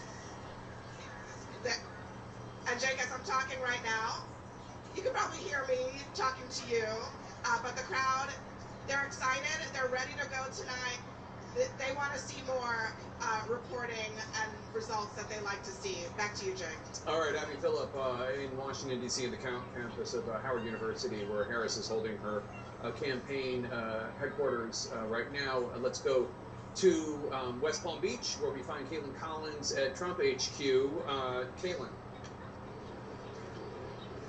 Yeah, Jake, I should note, obviously we are all still watching these numbers come in. There is no celebrating happening yet inside the Trump campaign, but one thing that is giving them a confidence boost this hour are the numbers that you and John King were just going over in Virginia. They were looking at that very closely, comparing it to President Biden's numbers there in 2020, and it is making them feel good tonight, lifting their spirits. Now, no one is saying that this is obviously anywhere near over yet. They are still watching very closely to the blue wall of Michigan, Wisconsin, and Pennsylvania. Donald Trump calling into radio shows in Wisconsin and Pennsylvania in just the last few hours as he's at his Mar-a-Lago club. He just spoke to supporters briefly, Jake, but as he's talking to the people who are at Mar-a-Lago, he's also getting constant updates from his own campaign team. And right now they are watching a few key indicators, including the turnout from black males in Georgia and in other states, but also just watching those numbers in Virginia. We'll see, Jake, of course, if that pattern continues throughout the night. All right, Caitlin Collins, thanks so much. John King? Make a fascinating map at the moment. You just updated the electoral vote count, 154 to 81. You're looking at a map now. There are a lot of Democrats looking at this map and say, wow, we're having a great night. I would just say, be cautious. Enjoy the moment, but just be cautious. Why do I say wow? Well, at the moment, we touched on this a little bit earlier, the vice president is still leading statewide in Nebraska. What she wants to win is the 2nd congressional district, which is right here. Nebraska, one of 2 states that awards electoral college votes based on congressional district. Only 30% of the state. You see all this gray. Those are small, rural, farm country, beautiful, beautiful parts of Nebraska that tend to vote for Donald Trump in overwhelming numbers. So let's wait to see that one play out. But then you move east, and remember, what was the surprise poll of the last week of the campaign? It was the Iowa poll. It showed the vice president of the United States actually no clear leader, but 47 to 43, I think, if I have it right, a little bit ahead of Donald Trump in what has been, since Barack Obama left the scene, a reliably red state. Well, at the moment, only 19% of the vote in, but at the moment, Democrats in Iowa, and I suspect elsewhere, are saying, we told you so, but we have a long way to go in the county. Right? So Polk County is Des Moines, 83% of the vote, and this is almost a downside for the Democrats, if you will. She's getting 56% of the vote, but you're at 83% already. So you got some more coming in, but this is your biggest basket, biggest Democratic stronghold, the capital of Des Moines. If you haven't been in Des Moines in 10 years, it's a very different city than you might remember. A lot of young professionals, insurance industry and the like, Democratic stronghold there. Joe Biden got 56% in Des Moines in 4 years ago. So if you think, oh wow, look at that, just let's be careful and be cautious. But we are waiting. Ames, College Town, right up here, Story County. Ames, we have nothing right now. That's a place where President Biden got 57% of the vote. When we get numbers here, we'll look at that, but let's see that. If the Democrats are going to surprise us, even by making Iowa much closer than it was 4 years ago, you'll see some math in these blue counties, more people, enthusiasm. Enthusiasm matters in a competitive environment. So we'll see what happens with Iowa. Again, it has been a red state for quite some time. And just to put the exclamation point on the it's early, the state of Missouri has the vice president of the United States ahead right now. Missouri hasn't voted blue for president in a very long time. Again, let's be open to surprises and we'll count votes. Now let's come in to the battlegrounds where we are waiting. Wisconsin is blue. It was red last time. Still very, very early. 18% of the vote counted. This is critical. For Vice President Harris, if, emphasis on if, you can win Pennsylvania, Michigan, Wisconsin, hold that Nebraska congressional district I just showed you, then you're the President of the United States. Right? That's her easiest. No path is easy, but her easiest path is to keep the blue wall. Pennsylvania, Michigan, Wisconsin. So let's move up Wisconsin so you can get a better look at home. She's ahead right now at the moment, but we're only 18% of the vote. And again, Don's a broken record tonight, but I want you to look up at all of those gray areas, and I just want to remind you, in most of them, not all of them, but in most of them, you're in rural Trump country. So as you come back to the 2024 map, and you say the vice president's ahead, that's where you want to be. You want to be ahead. You've got a long way to go. So what are we looking for? I'm going to do this in reverse order. Because of the questions about young voters turning out, whether unhappiness with the White House over Israel-Gaza, Israel-Hamas policy would impact youth turnout. 38% in Dane County, that's the University of Wisconsin. Absolutely essential for any Democratic win in Wisconsin to run it up here, not just in the percentage, but with the raw math. So let's look. 38% of the vote. So a long way to go. Long way to go. Let's just compare it to the president. President Biden had 76%. Keep an eye on it. Don't panic yet if you're a Democrat, but keep an eye on that because the vice president needs to be as close to that as she can be. And at the moment, she's running a little bit behind that. That's Dane County. That's Madison. This is the biggest population center. Spent a lot of time here in the last year. The big question here is the black voters turn out, and the subset question of that is, does Donald Trump make inroads, especially among black men? We did see some evidence of that in our several trips out to Milwaukee. At the moment, I was texting with somebody in Milwaukee earlier, by the way, who said they thought turnout was actually going pretty good for the Democrats. We'll see if that turns out. At the moment, 25% of the vote in, 66% if you round up, 32% for Donald Trump. So let's just go back in time knowing we have a long way to go. And Milwaukee sometimes reports late. If you go back in time, Joe Biden again, 69%, Trump at 29%. So the 69% is what jumps out. Trump is a little above right now. Trump's a little above where he was 4 years ago. She's a little behind where the president was 4 years ago. It's only 25% of the vote. We're not pouring cement on any of this, but that's where you say, oh, we got to keep an eye on that as we go forward. Then you move over here, you went to the WOW counties, Waukesha, the biggest among them. This is a Republican suburb. Long has been a Republican suburb. The challenge for Democrats, I've been saying this about Trump in the battleground states that tend to lean blue. Where's Trump's number in the suburbs? Can he compete? He's not going to win, but can he compete? That's the challenge for the vice president here. Waukesha County tends to be a Republican suburb. So there she is at 40%, Trump at 59%. Again, you go back in time, 59% to 39% 4 years ago. Welcome to another 20,000 vote race probably in the end in Wisconsin based on that. So 66% of the vote in there is essentially matching where we were in 2020. And again, just so you remember our history here in the blue wall, Harris is leading right now. That's sepsis. We got a lot of vote to count right here, but I'm laughing a little bit just at the 22,000 number because if you look at that right there, Joe Biden won this state in 2020 by 20,000 votes. 4 years before that, when he cracked the blue wall and became president, Donald Trump won Wisconsin by 22,000 votes. Welcome to Wisconsin. It's a state that tends to hang around the margins of 20,000 votes, which is why that is somewhat amusing to me. Earlier, I actually just put up 34,000 to shut me up. And there we go as we go through the count in Wisconsin, very early there. Let's come over to battleground Michigan. Let me come back for a second. See that? If they stay that way, and it's early, don't call your bookie, don't make any bets, don't pop the champagne. You see Pennsylvania, Michigan, Wisconsin, right? Especially if you're looking at a map where North Carolina and Georgia are red at the moment. They're not done either. But if you're a Democrat, you're kind of, should we be nervous about this? Then you should be, should we be optimistic about that? So let's take it away and see what I mean by that. Number one, let's just start to the east and go west. Up to 32% in Pennsylvania, long way to go. Long way to go. Just want to check on where we are in Philadelphia, still at 26%. You get Philadelphia over 50%, then we can start to understand what the math is elsewhere as you go. But again, you see most of the rural areas filling in for Trump. That's his strength. That is his strength, and Pennsylvania is one of his best states. Let's come up here into Michigan. We're still only at 14% in Michigan, and we have our first votes out of Wayne County, and it shows Donald Trump in the lead in Wayne County. If Wayne County's red at the end of the night, Donald Trump's winning the presidency in a landslide. We're at 1%, so that's unlikely to happen. The question is, where does it end up? This one's more interesting, Macomb County, but again, 500 votes. 506 votes. Trump wants to keep it somewhere around there. Go back in time, you see he's at 53%. If Donald Trump can win Macomb County, it keeps him competitive. Keeps him competitive in the state. The higher above 50 he gets, it matters. This is one of the signature key counties for Vice President Harris and her Michigan chances. Oakland County, the birthplace of Mitt Romney, used to be a Republican county when I started doing this.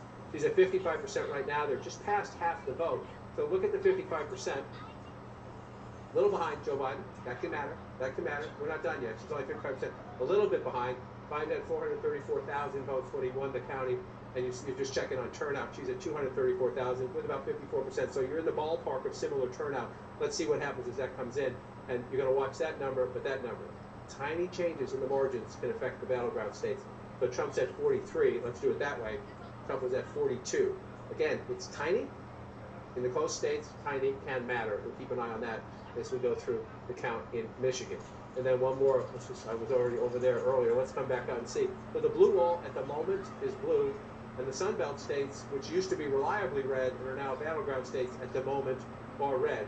So we'll just check in, see if anything else came in. Georgia's at 79%. President's lead is 204,000. It was 240,000 a little while ago. President's lead has come down a little bit. I just want to remind everybody, in this hour, 4 years ago, Donald Trump was leading Georgia by about 244,000 votes. Joe Biden won Georgia when the votes were all counted. Doesn't mean that's what's going to happen this time. It just means you'd rather be ahead than behind, but we're not done yet. Let's come back up to North Carolina. We're at 63% in North Carolina. This count's coming up now. This count's coming up a little bit. and you're at 177,000 vote lead, that would be a blowout. Anything in triple digits in North Carolina, again, go back 4 years ago, the closest of the battleground states Trump carried, 74,000 votes then. You see how close it was, 50 to 49. And so let's come back now and take a look. The blue then is where the blue is now, except for this one out here, I believe. This one, Haywood County, well, we're only at 4%. If you go back in time, that was a Republican county.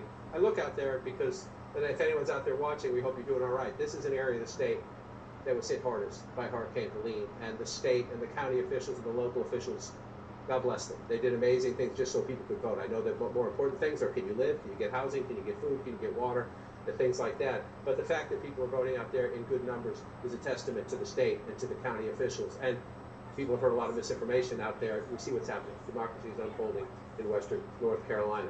This is where it matters most if you are the Democrats. And only 14% of the vote is in. So you see Donald Trump leading in North Carolina, but you see only 14% of the vote in Mecklenburg County, which tells you, let's just take this for a while. Let's just go through and see what happens as we go. It's 11% of the statewide population. The vice president's at 60% right now. So you go back in time. Again, this is, if you're the vice president's camp, he lost. Joe Biden lost North Carolina, getting 67% of the vote in Mecklenburg County. She, at the moment, is getting 60% of the vote. Is that meaningful? We don't know yet. We don't know yet. It would be meaningful if we end up there, but it's only 14% of the vote right now. So then you come back out here, and again, that would be Donald Trump doing better in the suburbs. If he gets her number down from Joe Biden, that would mean Donald Trump is doing better with black voters and in the suburbs. But we watch that. We still have a long time to go. Wake County is Raleigh, number 2. Mecklenburg, number 1, population-wise. Wake County is number 2. She's at 64% right there. Trump's at 35. If you go back in time, Trump's at 36. She's at 62. Roughly the same. Roughly the same. We'll make a big deal about that now. Sometimes, roughly, you start looking into the margins of roughly if we get to 80, 90% of the vote. Move over here to Durham, your 6th largest county now, right? So Raleigh, Durham, the Research Triangle, young voters, some black voters, some college-educated suburban voters in the healthcare industry, and the other industries in the Research Triangle there. 81% of the vote right now with 85% in. So this is where you can make a comparison. You're at 85% of the vote, you can say, okay, where are we? Where was Joe Biden? 80%. So she's matching Joe Biden here in a key place. Trump's at 18% in 2020. We see him at 18% now, a little bit below that. So this, if you're the vice president, you're matching the president. The question is that good enough, right? He lost the state by 74,000 votes. So we come back up. Where else do you want to look? You look for the other Democratic pockets, right? Cumberland County, Fayetteville. We're just starting, right? We're just starting. This is the 5th largest county in the state. So that's, if you're the vice president, you think there's some room for growth there because we're not there yet. And again, I just want to show you, you see the blue in the urban areas. North Carolina along here has the belt here. These are black voters here for the most part in these Democratic counties. Absolutely essential to the vice president's math. And then you come down to Georgia, again in these states, you just see all that red. Not a lot of people live in those, but you do county after county after county after county. You run it up. And Jake, as I toss back to you, just one more check. No, Fulton County is still at 80%. So the Georgia math, we still have the biggest population center where we're waiting to see some key results. All right, John, as we stand by for the next poll closings at the top of the hour, here's an update on the race to 270. Donald Trump has 154 electoral votes. Kamala Harris has 81 electoral votes. Obviously, 270 electoral votes are needed to win. Now, another key race alert. Let's go to the states where we have not called. Kamala Harris in the lead in Pennsylvania, 51.4% of the vote. Donald Trump has 47.7% of the vote. Kamala Harris has 88,000 plus votes of a lead, but it's about 35% of the vote that's been counted in Pennsylvania, about a third. Still a lot of votes to count in Pennsylvania. Michigan, Kamala Harris has 52% of the vote. Donald Trump has 46.1% of the vote. Kamala Harris with a 49,000 plus vote lead. That's with only an estimated 15% of the vote counted in the battleground of Michigan. In Wisconsin, another battleground, Kamala Harris 52.2% of the vote.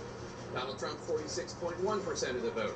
Harris with a 52,000 plus vote lead, but only 27% of the vote counted in Wisconsin, still very early in Wisconsin. Battleground North Carolina, Donald Trump still in the lead there with 52.1% of the vote. Kamala Harris has 46.7% of the vote. Donald Trump with a 201,000 plus vote lead as of now. That's with 64% of the estimated vote counted in the battleground of North Carolina. In battleground Georgia, Donald Trump in the lead, 51.9% of the vote. Kamala Harris, 47.1% of the vote. Donald Trump with a 208,000 plus vote lead. That's with 79% of the estimated vote in Georgia counted. Still a lot of votes to count there, but a lot of votes have already counted. In the Commonwealth of Virginia, Donald Trump. In the Commonwealth of Virginia, Donald Trump has 49.5% of the vote. Kamala Harris, 48.6% of the vote. That is a 28,000 now vote lead with 63% of the vote counted. I am going to now bring you a projection. And CNN can project Louisiana will go to Donald Trump. Louisiana, with its 8 electoral votes as expected, to Donald Trump. Let's see what that impact is on the electoral vote count. Donald Trump has 162 votes, electoral votes. Kamala Harris has 81 electoral votes. She has exactly half. 270 votes are needed to win. We're getting deeper into the night and another round of results. We're counting down to the top of the hour, 10 p.m. Eastern, when 16 electoral votes are on the line in 3 states. Every vote is vital to get to the winning total of 270. Polling places are about to close in Montana and battleground Nevada and in Utah. Nevada is the key battleground to watch in the next hour. Kamala Harris fighting to hold on to Nevada for the Democrats, a state that Donald Trump narrowly lost in 2020 and in 2016. As we await the end of voting in Nevada, let's check in with Jim Acosta, who's at a polling place in Las Vegas. And Jim, you have new information from the Nevada Secretary of State. Yeah, Jake, I mean, one interesting development that has emerged here in Nevada is they're running into a problem with some of the mail-in ballots that have come in so far. Some of the signatures have been an issue, and election workers are now reaching out to some of those folks out there who have signature issues. Your signatures need to match those that are on file with the state. And an interesting anecdote here, one of the problems that they're running into is that a lot of young voters don't know how to sign their names. And so when they've signed their names onto some of these ballots, they are not jiving with what state officials have on file. And so what they're doing at this point is sort of frantically reaching out to a lot of young voters across the state of Nevada to say, hey, wait a minute. Hopefully they're looking at their text and saying, hey, wait a minute, there's a problem with your ballot. You need to check in with the state and make sure that your signature is verified so your ballot can be counted. So that is one thing that they're looking at this point. There are about 14,000 of these ballot issues that they're trying to rectify. They do have several days to work that out. And as you mentioned, Jake, the polls are about to close here in Nevada. If you're still in line, you can stay in line. We heard out in Nye County, which is about an hour outside of Vegas, they've got a line about 2.5 hours long. And so that process is going to go well into the night in that county as well as here in Las Vegas, Jake. All right, Jim Acosta in Las Vegas, thanks so much. Let's go to Kamala in Phoenix. Kam? We're in Maricopa County, Phoenix, and the most populous county, Jake, in this entire state. As Maricopa County goes, so does the rest of Arizona. That's why we are here. We are watching the clock. In just minutes, in about 8 to 10 minutes, we are hearing that the county will be reporting its very first batch of election results. 11 electoral votes on the line here out of Arizona. Maricopa County will give us a strong indication after that first drop, but it takes a long time to count all of the ballots. The first drop that we're going to see, the first results, will be the early vote that is counted before Election Day. And it's not all of them, but it is the majority of the early vote that is counted before Election Day. That is what we are going to know in just minutes. We are watching to see what is happening. And the sense that we are getting, Jake, from all of the election officials we've spoken to here in Maricopa County is that they are overwhelmingly pleased that there hasn't been major problems here in this county. Things have gone relatively smoothly. Yes, there have been some small issues here and there, but overwhelmingly, they say this has gone fairly well, and they are really looking forward to, continuing to keep that going as they go throughout the night. After that first report, Jake, we are expecting to hear further reports as that in-person vote from today starts to come in, Jake. All right, Kamala in Phoenix, Arizona, big battleground out west. David Chalian has exit polling from Nevada. David, what are you learning about Nevada voters and the issues that they're focused on? Well, the democracy and the economy are battling for that top spot. 33% of Nevada voters in this election, Jake, say democracy is the most important issue to their vote. 32% basically say the economy is most important. Then that is followed by immigration at 15%, abortion at 11%, and foreign policy down in single digits. Your family's financial situation, is it better or worse than 4 years ago? A plurality, nearly half of Nevada voters say, 48% say it was worse than 4 years ago. It is worse today than it was 4 years ago. Only 22% say it's better than 4 years ago. 29% say it's about the same. Undocumented immigrants in the U.S. should be offered a chance at legal status or should be deported. 54%, a majority in Nevada, side with the Harris position on this, offered a chance at legal status. 42% in Nevada side with the Trump position that they should be deported. Abortion, should it be mostly legal or illegal? 68% of Nevada voters, nearly 7 to 10, say abortion should be mostly legal. 28% say it should be illegal. And Biden's job approval rating is at 40% in Nevada, 59% disapprove. That is about where it is nationally. All right, David. Thanks so much. Let's go to John King at the Magic Wall. Well, Jake, we're starting to watch now as we go further west. We have more states coming in. Some of the states we talked about earlier that we thought were aberrations or early votes, you see right here now, including Kansas. Kansas has gone back to being a Republican state. We expect it will finish out that way. There are some Democratic pockets of support here. They're mostly in the eastern part of the state, Manhattan, Kansas. Well, remember, it was Kansas that sounded the first alarm after Dobbs, where the amendment passed out there protecting abortion rights. So we'll watch the result margin. We expect Kansas will be a red state at the end of the night, but we'll keep an eye on that to see about that. And then you keep coming forward. Here's the one that's interesting, and it's staying interesting, but we're only at 31% of the vote. Iowa, which again has not been a state we paid much attention to since Barack Obama left the scene. Donald Trump won it comfortably twice. The Harris lead is shrinking a little bit, but she's still ahead in Iowa, 51% to 48%. And if you look through, I said earlier we were at 83% in Polk County. We're still there. That's the bulk of your Democratic votes. And you start moving down. You come over here to Cedar Rapids, which is Lynn County. You're only at 34% of the vote here. So there's some business to be done in terms of Democratic votes for the vice president in what is an interesting state. If this one is competitive, it would be a surprise. And election night surprises are always interesting. You see there, Dubuque County there. We'll see how that one plays out as we go forward. So now let's come over to some of the bigger battlegrounds. Again, if you're in the Harris campaign, especially because we're not done by any means, but if North Carolina and Georgia, Trump's ahead there, then you'd rather be the candidate ahead in the blue wall states. And at the moment, the vice president is 34%, a little more than a third of the vote counted in Wisconsin. Again, you see Trump filling in the rural areas. Just want to check. I teed this up earlier. Brown County, Green Bay, blue-collar workers. Kamala Harris is not going to win Brown County. The question is, can she compete? When Joe Biden won the state, you see she's at 33%. We're only at 12%, so we have to do this a little bit later. But Joe Biden had 45%. So it's a key test of white blue-collar workers. Can the Vice President of the United States try to at least come close to where the president was? At the moment, she is not, but it's very early in the count right there. Again, the foundation of any Democratic victory is down here in Milwaukee. We're almost at half the vote right there. She's at 67% there. Let's just go back in time and look. The president was at 69%. It sounds like not a big deal, 67, 69. Let's see. Right now, we're only at 48% of the vote. If at the end of the night, she's underperforming the president in Milwaukee by a couple points, that could make the difference in a state, Jake, that in 2 elections in a row has been decided by 20,000 votes. Jake? That's right, John. And we're just moments away from another round of poll closings. Voting is about to end in 3 states, including the key battleground of Nevada. A total of 16 electoral votes are on the line right now. And CNN can project that Donald Trump will win the state of Montana. As expected, Trump gets Montana with its 4 electoral votes. CNN can also project that Donald Trump will win the state of Utah.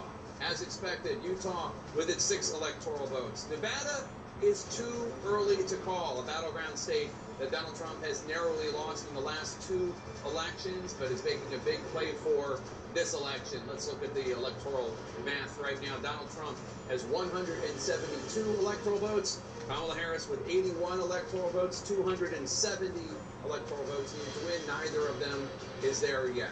Let's look at the key races now. Pennsylvania, Kamala Harris, 49.9%. of the vote. Donald Trump has narrowed her 20,000 plus vote lead. He's at 49.2% of the vote. More votes have come in from the Commonwealth of Pennsylvania. 43% of the estimated vote from Pennsylvania is in, and Kamala Harris right now has an 18,000 plus vote lead there. Kamala Harris in the lead in Michigan, 51.6% of the vote. Donald Trump has 46.5% of the vote. Kamala Harris with a 46,000 plus vote lead. Still, only 16% of the estimated vote in Michigan has been counted. In battleground Wisconsin, Harris is at 49.8% of the vote. Donald Trump is at 48.4% of the vote. She has a 15,000 plus vote lead. That's with more than a third, 35% of the vote counted in Wisconsin. In battleground North Carolina, Donald Trump maintaining his lead. He has 52% of the vote. Kamala Harris has 46.8% of the vote. Donald Trump with a 196,000 plus vote lead. That is with two-thirds, 66% of the estimated vote in North Carolina counted. In battleground Georgia, Donald Trump maintaining his lead, 51.9% of the vote. Kamala Harris, 47.1% of the vote. Donald Trump with a 208,000 plus vote lead.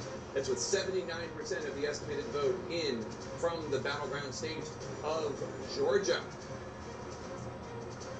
We're now getting an update on the vote in North Carolina. Let's go to John King, actually, right now. John King, what can you tell us? Well, Jake, you see the map, and again, as we get later in the night, this is where you start to see things change, especially if a candidate pulls out ahead in a state that not normally is in their lane, if you will. And by that, I'm going to refer to Iowa. Just a moment ago, I was showing you Iowa with the vice president ahead. Still competitive, but you see Iowa is now red. There was that late Iowa poll that showed the possibility of the vice president maybe being a little bit ahead of Donald Trump. No clear leader. It was a competitive poll. And this is a competitive race at the moment. 36%. This would be a surprise, right? We said Virginia's a surprise at how close it is. We'll see if it ends close, but it's a surprise at the moment. This is a surprise as well. Donald Trump just 3,800 votes ahead in battleground Iowa, a state he carried quite comfortably by 8 points 4 years ago. So you keep an eye on it, you watch, and you see what happens there. But it's interesting on this night. Now let's move over to the battlegrounds that matter at the moment. The blue wall states still being held by the vice president. The Sun Belt states, as we start to move west, North Carolina and Georgia are the two battlegrounds we care most about. They are at the moment held by the former president of the United States. Again, this was his closest battleground win in terms of Biden was the closest to him back in 2020. It was 74,000 votes. It's just under 200,000 votes right now. 66% reporting. The former president at 52% of the vote. And again, Jake, as you come over and join me here, just let's remind our viewers, still votes to be counted. We know that. So then we want to use our technology to say, where are they? All right, where are they? You see the bigger the circle means the more live outstanding votes, and the color tells you what's happening there. And at the moment, doesn't mean it will continue to be that way. You see Mecklenburg County, that's Charlotte, the suburbs. You see over here in the Raleigh-Durham area, Winston-Salem area, a little bit out of Nashville. So more votes to be counted out there, but Donald Trump at the moment with a pretty healthy lead. And you know, we have one of our excellent journalists is in Charlotte, is in the Mecklenburg County, Brianna Keeler, as the Board of Elections in Charlotte. Brianna, what can you tell us? Yeah, that's right. So at this point, Jake, about 100,000 ballots are in out of several hundreds of thousands of ballots. And that really could change any moment because we are expecting about 420 to 430,000 votes, which would have been early in-person votes, to have been closed out and posted here to the State Board of Elections. So we could be seeing that literally any moment. But what we see right now is a picture of a fraction of this key county. It's about 34,000 absentee ballots that were received before 5 p.m. yesterday, and it's also an upload of about 70,000 election day ballots from today. And you see right behind me, you see that red satchel right there. That is really the key here. These are being delivered by car. We're almost in sort of what is a drive-through situation here outside of the building of the Board of Elections here in the county. Harris and wins California. These are delivered, these flash drives, they go inside through a very strenuous process, ultimately are uploaded to a computer that has never ever touched the internet, and then that is compiled and ultimately posted to the State Board of Elections, Jake. All right, Brianna Keeler in Charlotte. Let's get more on North Carolina from Pamela Brown, who's at the voting desk. Pamela, what can you tell us? Yeah, I'm just getting off the phone with an official in North Carolina there. This official says, look, first and foremost, it's going to take some more time to get results from across North Carolina's 100 counties. He said that this is going to be close. It's going to take some time. There are counties that haven't reported yet that are red, and there are counties that haven't reported yet that are blue. So let's dive a little bit more into the numbers we have. Wake County, this is the most populous county in North Carolina. It's right here. I am told so far more than 510,000 votes have been reported. That's according to the state's dashboard.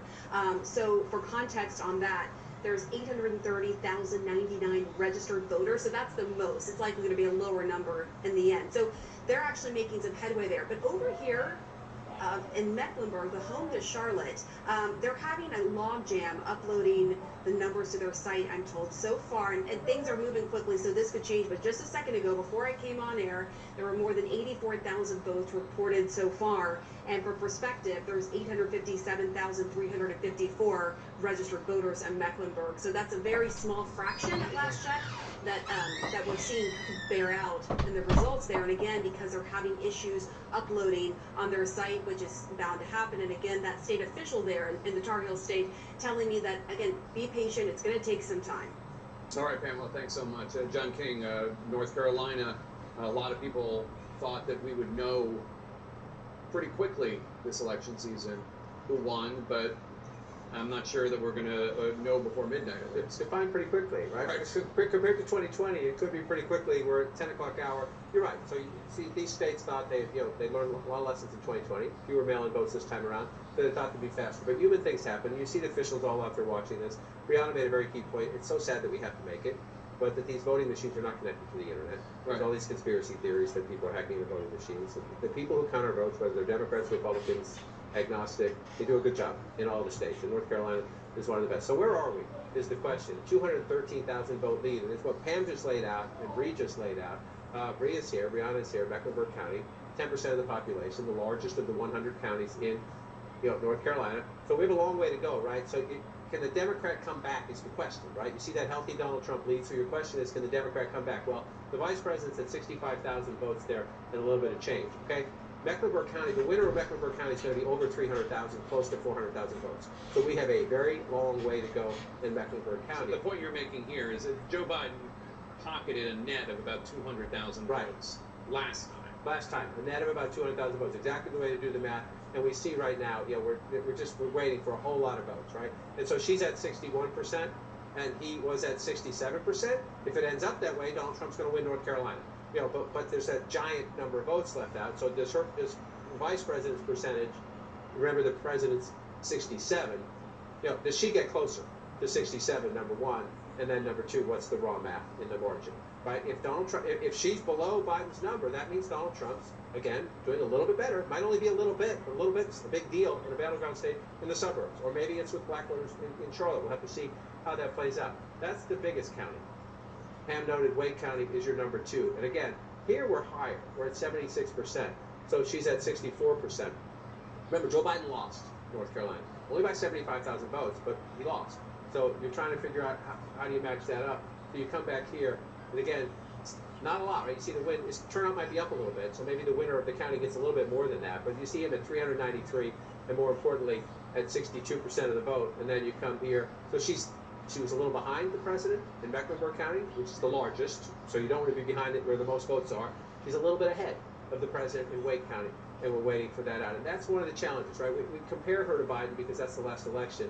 Every candidate has their own coalition, right? And so if she's doing a little worse than him with some voters, can she make it up somewhere else? Or is Donald Trump, matching his numbers and do that? If you want, you could look at it this way if you want. Let's just come out and bring this in here. Where is Harris overperforming Biden in the state? Right, so this will slide away in just a second. She's only overperforming Biden in the state in a very small number of counties, 1, 2, 3, 4, right? And so, does that mean she's going to lose North Carolina? No. It just means that she's, we have to wait to see those votes. And then they can flip the question, right? How about Trump? Is Trump overperforming Trump in 2020? In a lot more places at the moment. Key to that is in these blue areas. In Mecklenburg County, which we just noted, that's where the most votes are in the state. In the biggest of the 100 counties, population-wise, vote count-wise, it's right there. And Donald Trump's overperforming his 2020 performance at the moment. Remember how many votes are still out? At the moment, he's overperforming. And he's overperforming here in the Fayetteville area. If Donald Trump overperforms in the urban areas where you have an African-American population and then the close-in suburbs, then Donald Trump's in better shape now than he was then. I just want to remind people as we close this out, though, that I said he's overperforming here at the moment. We only have 18% of the vote, so let's see if it holds up. And I said he was overperforming here at the moment. We only have 21% of the vote, so let's see if it holds up. Again, with all the caveats you just said, that this is early, we don't know. But if that were to hold, an explanation of it can come in what we've heard from both campaigns, is that Donald Trump is doing a little bit better with African Americans, especially African American men, than he did last time, and that Kamala Harris is overperforming with white suburban women, which you would have in Raleigh. Yes, so that's what we're trying. This is why I spent 15 months traveling, right? Where is she? Where's the addition? Where can you perform better? And for Donald Trump, since he's the constant, he was on 2016 and 2020. For Donald Trump, he had 2 goals. Number one, keep your base. In 2020, Donald Trump got more votes than he did in 2016, almost everywhere, right? His base came out. Where he suffered was in the suburbs, because there was higher Democratic turnout. So if you're Donald Trump, yes, you want to pick up as many black votes and Latino votes as you can, and you want to improve your standing in the suburbs, and that includes women. Donald Trump spent, the Republicans are ripping their hair out the last week of the campaign, every day watching Donald Trump insult women. Pick your day. It was Nancy Pelosi one day, it was the Vice President of the United States every day, it was women writ large some of those days. Republican strategists were ripping their hair out because they know if Donald Trump improves his standing in the suburbs, literally by half a point, then he's the next president of the United States. And they're ripping their hair out. But as you watch through this and we go through it, we'll see how it performs out. I just want to keep checking here. 213,000 votes, but we're still here. So mathematically, you do it this way. The big question is, are there enough votes out there for the candidate who's losing to catch up? A lot of blue. The answer is yes, there are enough votes out there for the candidate who's losing, the vice president, to catch up. That doesn't mean she will. It doesn't mean she will. It just comes down to, as we get more votes in those places where I said Trump was overperforming, if he continues to overperform, especially in Mecklenburg County, that's good math for him. But we have a ways to go in county. And that's just North Carolina. Let's go down to the biggest surprise. That was very tight. The Democrats, every election cycle, they say, why can't we get North Carolina? Right? This was the big surprise when it flipped. Again, here, can we just do this for a second real quick? Let's go back. Oh, sorry, my bad. I've got to come out of this and come back here. Remember that, 204,000. 204,000. Let's go back to 2020, okay. Right? Let's go back to 2020. Okay, I just want to show you where we were. Let's go back to the beginning. This is 9 o'clock on election night. Okay. 244,000. So we're at 10 o'clock now. We're at 10:15. Right? So Donald Trump was ahead by 244,000 votes in 2020. The next day, midnight, as we turned, we're 2 hours away from that, an hour and 45, he was ahead by even more. He was ahead by 372,000 votes when Tuesday turned to Wednesday in 2020. Right? And then at noon the next day, it was down to 101,000 votes because they were counting the mail-in ballots. And then it flipped to the vice president. On Friday, Joe Biden flipped to him on Friday. And then on Saturday, when the election was called, it was at 7,200. And then in the end, when they were done with the count, it was the infamous 11,779. So Donald Trump has the same lead now, roughly, 10 or 20,000 votes, that he had in 2020. That does not mean Kamala Harris is going to win Georgia. It just means that she can't. It just means that she can't. It means that there's still math out there to do it, and we've lived through this before.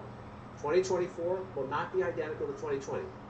States will count most votes faster. It's unlikely we're going to wait till Saturday. I'd say that with some hope as we go through. Well, look at all the blue. Yeah, right. Look at all those big bubbles. The question is, with Donald Trump 204,000 votes ahead, it's a healthy lead, right? Especially in a state settled by 11,000 last time. So you look at that number and you say, oh, wow, Republicans, Donald Trump's going to win Georgia. Hang on. 81%. 20% of the vote is a lot of the vote, especially when what you're looking for, the votes that are outstanding, larger the circle if you're just joining us, the more live outstanding votes, the color of the circle, the way the votes inside those circles are coming in. So, Jake, you can look at this and you could say, you'd rather be Donald Trump, you'd be ahead, but there's plenty of opportunity for the vice president to make up that ground in battleground Georgia, Jake. All right, John, and we have some projections for you now.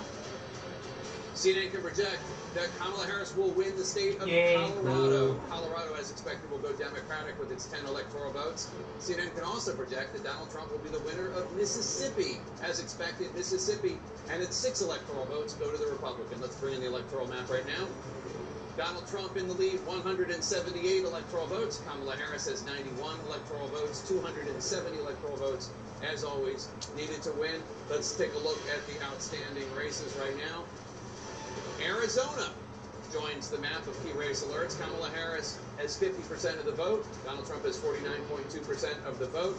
That is a 15,478 vote lead for Kamala Harris, with 49% of the estimated vote counted. Kamala Harris in Wisconsin, 49.9% of the vote. Donald Trump bringing up the rear, 48.5% of the vote. Kamala Harris with a 19,910 vote lead. That's with 43% of the estimated vote counted in Wisconsin. Pennsylvania, Donald Trump in the lead there now, 50.3% of the vote in Pennsylvania. Kamala Harris has 48.7% of the vote. Donald Trump with a 58,648 lead right now, with an estimated 51% of the vote in Pennsylvania. In Georgia, Donald Trump in the lead there, 51.8% of the vote. Kamala Harris, 47.2% of the vote. Donald Trump with a 204,640 vote lead. That's with 81% of the estimated vote in Georgia. In battleground Michigan, Kamala Harris in the lead, 51.1% of the vote. Donald Trump with 47% of the vote. Kamala Harris with a 43,307 vote lead. That's with an estimated 19% of the vote in battleground Michigan. In battleground North Carolina, Donald Trump in the lead, 52.4% of the vote. Kamala Harris with 46.4% of the vote. Donald Trump with 253,752 more votes as of right now than Kamala Harris. That's with 72% of the estimated vote in. In New Mexico, Kamala Harris in the lead, 50.7% of the vote. Donald Trump with 47.6% of the vote. That means Harris has an 8,592 vote lead over Trump. That's with less than a third, 31% of the estimated vote in from New Mexico. Still early in New Mexico. Kamala Harris takes the lead again in Virginia with 49.1% of the vote. Donald Trump with 49% of the vote. Kamala Harris with a 1,118 vote lead. That's with 68% of the estimated votes in from Virginia. John, what do you want to talk about? We have a changing map. We can talk about it all. We'll walk through it. Let's just take a quick look at Virginia and what happened there. Right, so last time I was here in Fairfax, there's what happened. Last time I was in Fairfax, it was a much lower number. Now you get a big, this is the largest county in Virginia. It's a 20-minute drive from D.C. Depending on traffic, it can be a 40-minute drive from D.C. But it's a pretty 20-minute drive, at least this time of night, if we want to give it a try. And that's one of the things that happened there. You see these close-in suburbs. You know, Alexandria, smaller, much smaller population center. Still, it's very narrow lead. So you still come out to, it's a very, very narrow lead. But again, so you're looking, this was a 10-point race for Joe Biden. So if you're seeing, even if Harris wins it, if it's closer, does that tell you you have a more competitive environment elsewhere? Or does it tell you Donald Trump's doing well in one state? You know, sometimes there's that. It has a Republican governor since the last presidential election. So you have to be careful about these things. So let's just see what's still out there. This margin's going to change. I mean, you know, there's a Republican votes down here, but there's plenty of opportunity for that tie, slight Harris lead, to turn into something else. It's the surprise of the night so far in terms of how close it is, but it just flipped blue. So let's come back in 20 minutes and see how we're doing. This is the most interesting one. Mr. Tapper's home state, the Commonwealth of Pennsylvania, just flipped red. Remember earlier I was saying the 3 blue wall states had stayed blue throughout the night. We're not nowhere near the end. We are nowhere near the end. We're at 51% right there. But you see that. So here we go. Battleground Pennsylvania. Again, one of these. Yeah, he just jumped up. He wasn't. She was leading there. But John, I'm sorry to interrupt. We have an update on the outstanding vote in Georgia. If you want to bring Georgia and Gwinnett County. Victor Blackwell's at the Gwinnett County Election Center in the Atlanta suburb of Lawrenceville. Victor, what are you hearing about the vote count there? Well, Jake, I have the supervisor of elections for Gwinnett County with me now, Zach Manifold. Thank you for a few minutes here. We've been told that there is a large tranche of votes that's soon going to be reported. How many and how soon? Yeah, we're just working with the state to go over it. We have uploaded it to the state, so they're just going through it, and it should be up here in a few minutes. So, yeah, about 320,000 advance and in person and absentee by mail. They're coming. Okay, so 323,000, and when you say minutes, we're talking 5, 10 minutes? I don't know. It's with the state, so they'll review it and then they'll tell us when to push those results. And can you simplify what in the adjudication process held up these votes for hours? Yeah, it was just the images loading slow. I'm not sure what caused that to happen. It usually isn't that slow. It was just literally kind of excruciatingly slow. But like I said, we got it resolved and moving forward and getting out those results. This is also a problem that happened in 2020, though, was it not? I don't know. I was not here in 2020, so I'm not sure. I know they had issues similar, but I'm not sure. So this has now been resolved. We should not expect this to be a problem with adjudicating ballots moving forward? No, you shouldn't see this with the election day. And we actually do have all 156 precincts, the locations, their memory cards are in the office now. So we've got everybody back. They're actually going to start running those memory cards now. So after those 323, it should move pretty quickly? Yeah. We're expecting it to pick up. Zach Manifold, Supervisor of Elections here in Gwinnett County. I'll send it back to you, Jake. Thanks, Victor. Let's get more on Georgia from Sarah Murray, who's at the Fulton County Elections Hub outside Atlanta. Sarah, what are you hearing about the outstanding votes there? Well, Jake, for all the flack that Fulton County gets for how it runs its elections, things have been going very smoothly and very steadily here tonight. They've had these memory cards coming in. They're uploading the day of election vote, and they're hoping in Fulton County to be able to upload all of their day of voting by 11 p.m. Now, there is another large county where things are going a little bit slower, kind of like Gwinnett, DeKalb County. I spoke to them a little bit ago. They said they don't have a number of what their overall election day count was, and they're not sure how long it's going to take for them to get through it. They're just chugging through it little by little. Now, in Cobb County, another large county here in Georgia, they said they still had less than 1,000 absentee mail-in ballots that they had to get through, and they also had about 85,000 votes. That was their day of votes that they were turning to. They, too, are hoping to be done by 11 p.m. The last county I talked to is Clayton County. They were also working through their day of voting. They had hoped to have it done by 10 p.m. It looks like they're missing that deadline a little bit, but they were definitely saying they only had a handful of precincts left, about 13 precincts when I talked to them about a half an hour ago, that they were still trying to upload the day of voting for. So things seem to be going pretty smoothly. And behind me, you get a little bit of a sense of the process. This is where the memory cards came through. They just brought them through. They check them in. Here with a police officer, they get scanned in, and then over in this glass room, we're showing you this is where these memory cards are removed. We start to see them uploaded. So that's what's happening here in Fulton County, and hopefully we'll have more for you around 11. Sarah Murray pointing on the count. You should look around the Atlanta suburbs. As she noted, she's in Fulton County, which is here. But this is where the big outstanding vote is. So let's just come back statewide first, just to put it into context. The Trump lead now 170,000 votes. It was over 200,000 not that long ago. So it has come down some as more votes come in. So let's just walk through what we just heard real quickly. Fulton County, you're at 84%, but this is the #1 population center, the largest population center in the state, also a hugely Democratic area of the state. That's where we're waiting for votes. Also Gwinnett County #2 in terms of the population, plus the other counties right around Atlanta. Any path to a Democratic victory, Jake, has to come there. So when we get more of those votes, we'll be able to at least get closer to being able to answer the question, is that lead that Donald Trump has safe, or are there enough votes out there for the vice president not only to catch up, but to pass? All right, John, thanks so much. We have another projection. CNN can project that Donald Trump will win the state of Ohio. Ohio, as expected, will go to Donald Trump. Ohio with its 17 electoral votes. What does that mean for the electoral count map? Donald Trump has 195 electoral votes. Kamala Harris has 91 electoral votes. 270 are needed to win. John King? Well, Jake, as we watch more of the map fill in, and this is welcome to election night, we're now at, 10:20 in the east, and we're moving across, and you see votes as far west as Montana, and New Mexico and Arizona starting to come into the map. We haven't touched this one all night. Let's take a quick look out there in Arizona. I haven't said Maricopa County on election night, and it's 10:24. That's an outrage. You see right here the Arizona stack coming in. It's very close right there. And we're about half. That's 50% of the vote, so that's pretty fascinating that Arizona's getting that vote in so fast. Let's get back there in a minute. Let's move more to the east in some of the battlegrounds that we know are absolutely key to the path to 270. And an interesting development, again, it's early, we're still counting votes, but Pennsylvania, Michigan, and Wisconsin, half an hour ago, were all still blue. Now Wisconsin has flipped to red only by 8,000 votes, and we're only at 47% reporting. And so there are two ways this happens. Either Donald Trump is overperforming someplace where he hasn't before, or we're just filling in the rural counties. So let's get a look at the map and see what we have here. Number one, let's look at the live outstanding vote. All right, so you got big blue dot here in Milwaukee, big blue dot here in Madison, some blue dots out here in the area, but a lot of red dots as well. And so Donald Trump with a very narrow lead in Wisconsin, which, welcome, again, 2 elections in a row, it's been 20,000 votes and change, 22,000 votes, 20,000 votes. This certainly shapes up to look like we're going to have another one of those, a photo finish in Wisconsin. A lot of outstanding votes, so it's hard to make any projections or analysis except to say Wisconsin, once again, is incredibly close.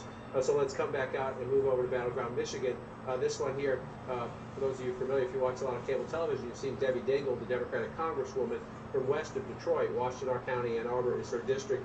Over the weekend, she got a lot of attention for saying she was nauseously optimistic about Michigan. I was texting with her a little while ago. She says she's cautiously optimistic now, and I had to check. That's an upgrade. Cautiously optimistic is better than nauseously optimistic, according to the Congresswoman.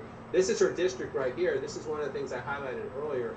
Washtenaw County is the home of Ann Arbor, home of the University of Michigan, home of a campus, been there several times, where they have a remarkable voting operation, encouraging young people to vote, encouraging students who live out of state to switch their registration to Michigan so they vote a battleground state if you're from a state that's not a battleground state. So this is very important to the Democratic coalition.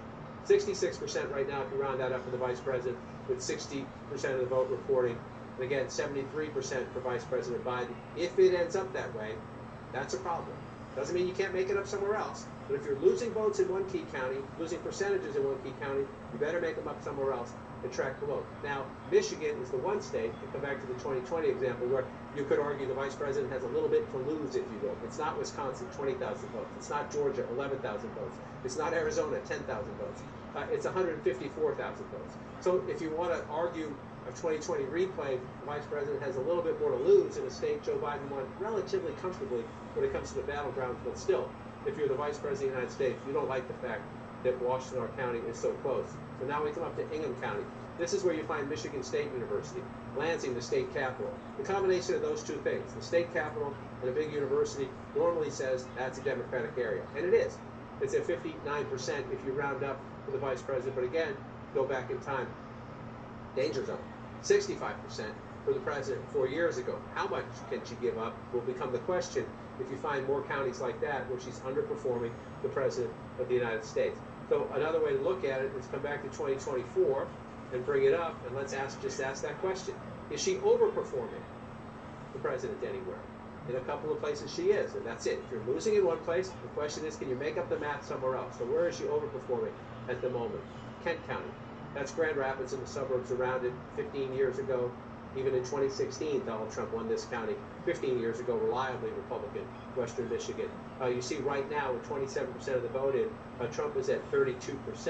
The vice president at 66. You go back, you see the difference right there. But, the emphasis on the but, we're early in the count. So let's blank this out and come back up. But there are places, again, if you're losing in one key constituency, looks like at the moment she's losing with young voters in counties where those voters are important. Can you make it up somewhere else? Another place I would look, because of the size of the population, the second largest county in Michigan is Oakland County. These are the Detroit, just north of, here's Detroit, right here. If you follow M&M, think about 8 Mile Road, 12 Mile Road, here's where we are. You come up into Oakland County, you come up into Macomb County. Oakland County, she's at 54% with 6 in 10 votes counted, 62%. So you go back in time and you look, 56%. Again, underperforming the President of the United States in a county that is absolutely critical. For 4 years ago, Joe Biden at 56. Right now, she's at 54. I said she had some to lose. You go county by county by county, and she's a little behind. You start to worry about the math, and then you see this, though. It's only 12%. If this one stays blue, the vice president's going to win Michigan. This is Macomb County, birthplace of the Reagan Democrat, if you will. It's the auto industry, it's General Dynamics, it's blue-collar people, it's a lot of union workers. The tug-of-war for the union leaders to try to convince their members to vote Democratic instead of voting for Trump. This is Exhibit A of the laboratory of that. Trump tends to get 50%, somewhere in that ballpark, of the union vote. We'll watch how that plays out. At the moment, again, only 12%, but the vice president is ahead at the moment. If you go back to 2020, that's why I point this out. If she's losing a little bit in Washtenaw, losing a little bit in Ingham, it'd be nice to make it up in Macomb. Joe Biden got 45% right there. The challenge, the vice president's campaign would have been happy, I think, with a 45 there, actually, if they're doing everything else somewhere. But watch as that one plays out, if she can keep her lead in Macomb County. Again, here's an aberration. Donald Trump is not going to win Wayne County. We only have, 6,000 votes there, a little more than 6,000 votes if you add it up. This is Detroit, but I will say, Hamtramck and Dearborn are here in Wayne County. That's where hundreds of thousands of Arab Americans voted for Joe Biden in 2020. Won that vote overwhelmingly. They are mad at the White House because of Israel and Gaza and Hamas. And so let's see what happens. This is 1% reporting. Wayne County will be blue at the end of the night. But the margin in Wayne County will matter, and will matter huge in deciding who wins the state. Again, the President of the United States, Joe Biden, getting 68%. Donald Trump just 30%. When we come to the end of the night, these numbers are meaningless. When we come to the end of the night, where's Harris and where's Trump? Where's Trump? Is he getting more black voters? Is he getting any of that Arab American vote? Last time I was out there, Trump's prospects weren't great. A lot of people say they might vote for Jill Stein and just skip the presidential line because of their anger at the White House over that. Commonwealth of Pennsylvania, at the moment, shaded red still.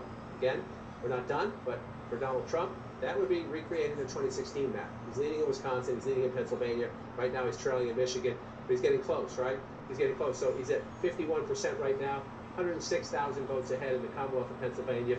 Only at 56% though. Only at 56% reporting, so a long way to go. So you're asking what's missing. Again, let's just see what's outstanding. Start there. You step back and look at that. You see there's still, you see the small circle means not a lot of people live there.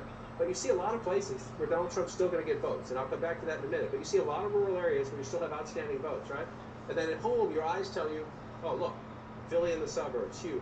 Lehigh Valley right here, Allentown, Harrisburg over here, Pittsburgh over there, bigger blue circles. That tell you, you're right if you think that means there's math out there for the vice president to catch up. You're absolutely right. That means there's math out there for the vice president to catch up. But do not underestimate these. Just do not underestimate these. This is Beaver County, Bedford County, excuse me. We're at 81%. Donald Trump's getting 83% of the vote. It's not a ton of votes, but he's getting 83% of the votes. Then you come over here. If you watch David Urban on our air, these are the counties he looks at all the time. Western Pennsylvania. This is Washington County, 72% of the vote in. Trump getting 60%. Let's compare it. Trump getting 61. He's 61%. So he's running about roughly what he did last time there. I guess you could argue whether or not he needs to improve on that or not. Beaver County, this is key Trump country out here, 66%. See about a 10,000 vote margin. This is a medium-sized rural county, right? Some of them are a couple hundred votes. This one here, you're doing some business. Again, in the state that's very close, you take 10,000 extra votes. Only 33% of the vote in here. Trump's at 66%. Almost more importantly, and she matched Joe Biden. In counties you lose, can you at least be competitive? Can you at least pick up votes? He's at 33% in Beaver County. White, working class, blue-collar workers. Joe Biden at 40%. That's a big difference. That's a big margin. Again, we're not done with the count. We're not done with the count there. That's 33% of the vote. There's a long way to go. But if you're in the vice president's campaign, and you had Senator Fetterman out there for you, trying to help you. The vice president herself was out campaigning in the Pittsburgh area just the other day. You want to improve your standing there. You know Donald Trump's going to win those counties. He's just trying to cut into his margins in a close state. Bedrock for the Democrats will go west to east. Second largest county in Pennsylvania. There are 67 of them in all. Again, 74%, so more votes to count in Pittsburgh. Suburbs surrounding Allegheny County used to be steel country, much different, diversified economy now. 61% for the vice president at the moment. You come back here, 60% for the president. So a little under the president, some of these small rural counties, maybe a little over the president there. We'll see how this one comes out as we come back. And Jake, as I just bring your full state into focus, I just want to move over very quickly to look at Bucks. We're only at 34%, so a lot of blue votes still to be counted. Montgomery at 34%. 6%, still a lot of votes to be counted. Chester only at 11%, and Delaware only at 25%. So in the suburbs right around where Jake Tapper grew up, they're Democratic leaning, and a lot of votes still to be counted. So it's a good number for Trump now, emphasis on now. Yeah, I mean, the points you're making are so resonant because I remember when everybody was trying to figure out how did Hillary Clinton lose Pennsylvania in 2016. It wasn't that she ran so much under how Obama had done in 2012, although she did. It was really just how much better Trump did in those rural counties than Mitt Romney did. It was more the overperformance of Trump than the underperformance of Hillary Clinton. We'll see exactly what happens tonight, of course. David Chalian, what are you seeing in the exit polling about the Latino vote? Yeah, we wanted to look across all three blue wall states that John was just walking us through, looking at this slice of the vote, the Latino vote in the blue wall states. Now, they only make up 6% of the electorate in each of these states, but look at the difference in the margin. So Harris is getting in Pennsylvania 58% of the Latino vote, again, 6% of the electorate, to Donald Trump's 41%. That's a 17-point advantage. But 4 years ago, Biden beat Trump with Latinos in Pennsylvania by 42 points. So that is a huge movement for Trump in narrowing that gap. Similar story in Michigan. You see the Latino vote makes up 6% of the share. sorry, not a similar story, reverse. Donald Trump is winning the Latino vote in Michigan with 60% of the vote. Harris, 35% of the vote. That's a 25. Man,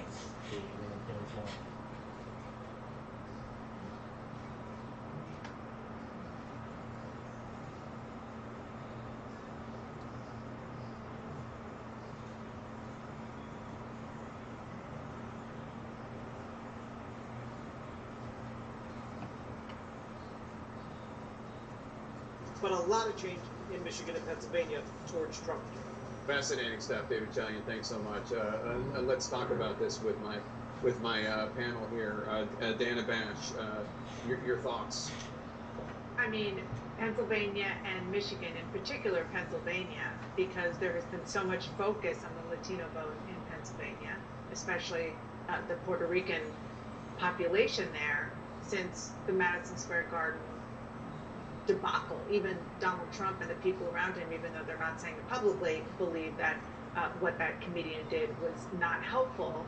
And yet, according to this exit poll, it shows that let's stick with Trump, that Trump is doing way better than he did 4 years ago with that very population, the Latino population overall, not necessarily with Puerto Ricans. Yeah, and let's face it, even before the garbage remark, Trump was making a very concerted effort. He thought, and obviously had reason to believe, that he could make some gains with Latinos, particularly with Latino men. I think there are economic issues that all people are facing. Also, I think cultural issues. There is a real social conservatism, among Latinos, and one of the ads that Trump and a lot of people sort of wondered about it, played, I think, more than any other, was the transgender ad. And you wonder if it did actually score with social conservatives and in winning votes for him and turning them away from Kamala Harris. Whatever the reason, you can see tremendous gains. I mean, in Michigan, it's extraordinary, just a flip. We're also used to considering this by straight identity, where the identity that might be key here is rural. And I'd love to hear from John about where the kind of Hispanic heartland is. Where are these voters? And we're looking at the blue wall for a reason, where we're not necessarily talking about the border. You're not necessarily having this fight over your identity. You are the ideal Trump voter in that you are rural and you are more socially conservative. Since Madison Square Garden, we've been talking, John King, if you're over there at the map, about two particular towns in Pennsylvania, Allentown and Reading. I believe it's Lehigh County and Berks County. Do we have any sense of where the votes are there? So here, this map you're looking at now just shows you there's not a very large Latino population in Pennsylvania. I'll put that into context in just a minute. But where you do see the deeper shading is where you have the higher population of Latino voters. So you see the concentration in Allentown, that's Lehigh County, and you see the concentration in the Reading area, that's Berks County. You're correct about that. I'm just going to come out, nationally, so you see the look. Like Pennsylvania has nowhere near the Latino population of a Florida or Texas or Arizona, but in a battleground state, a small population can make the difference, right? So let's come off that and come back into Pennsylvania 2024. Where were they? This is the interesting part. The exit polls are taken of people as they leave the polls, right? We're still counting votes. So some of this may not have kicked in yet in the math, if you will. People say that when they leave the polls. We don't know what precincts or Allentown are in. I don't anyway out here right now. Some of our people can jump at me if they do, if they have that information. But Lehigh County, the 10th largest of the 67 counties in Pennsylvania. It's important. It's a blue-collar county. So 53 to 45 right now, only 43% of the vote. So let's watch and see when we get higher up if this percentage changes. But just come out of this and look at 2020. Joe Biden, she's about matching Joe Biden. Trump's at 46. I'm going to focus on him. So you come here, he's at 45. And then Berks County here, I come down to, I spent a lot of time in Berks County in this campaign, and it's gone back to being Republican. It was blue earlier, and we're at 92%. So maybe a little bit there, Jake. We'll study a little bit more closely as we go through this. All right, we have some projections right now. CNN can project that Iowa will go to Donald Trump as expected. Iowa and its 6 electoral votes will go to Donald Trump. CNN can project. CNN can also project that Kansas will go to Donald Trump. Kansas and its 6 electoral votes will go to Donald Trump. So that's 12 additional electoral votes for Donald Trump, who now has 207 electoral votes. Kamala Harris has 91 electoral votes. There are 270 electoral votes needed to win. Donald Trump holding a sizable lead in the electoral vote as of now, but we are expecting more votes to drop in Democratic strongholds in key battleground states. We're also counting down to the next round of poll closings at 11 p.m. Eastern, when Democrats are expecting to claim a gold mine of electoral votes out west in California. That's all ahead.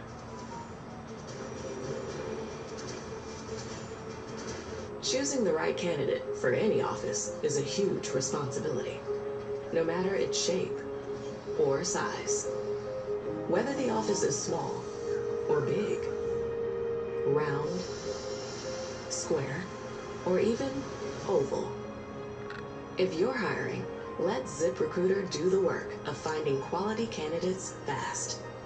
If only every decision could be this easy. We got potential here to build an empire. This year, I got big plans. This better be big. That ain't good. That ain't good, Gus. Now my new worries begin. Did you take our flick? But anytime you're doing something illegal, anything can happen. Bootleggers, rivalries blow up next Tuesday at 8 on Discovery and Discovery Plus. There's only one man big enough to run this game. Kamala has to suffer for what he's done. But take it back, Gotham! I know what he took from me. Sophia's gonna come for us. Let's go! Oswald called Man of the People. The Penguin, streaming exclusively on Max. How It Really Happened. New episode starting Sunday, November 17th at 9 on CNN. For 30 years, I've been saying publicly what people are saying themselves. I have enough money. I could just shut up. But you don't. I can't. Carve, streaming starting November 14th on Max. Who should be the CNN Hero of the Year? Visit CNNHeroes.com to vote.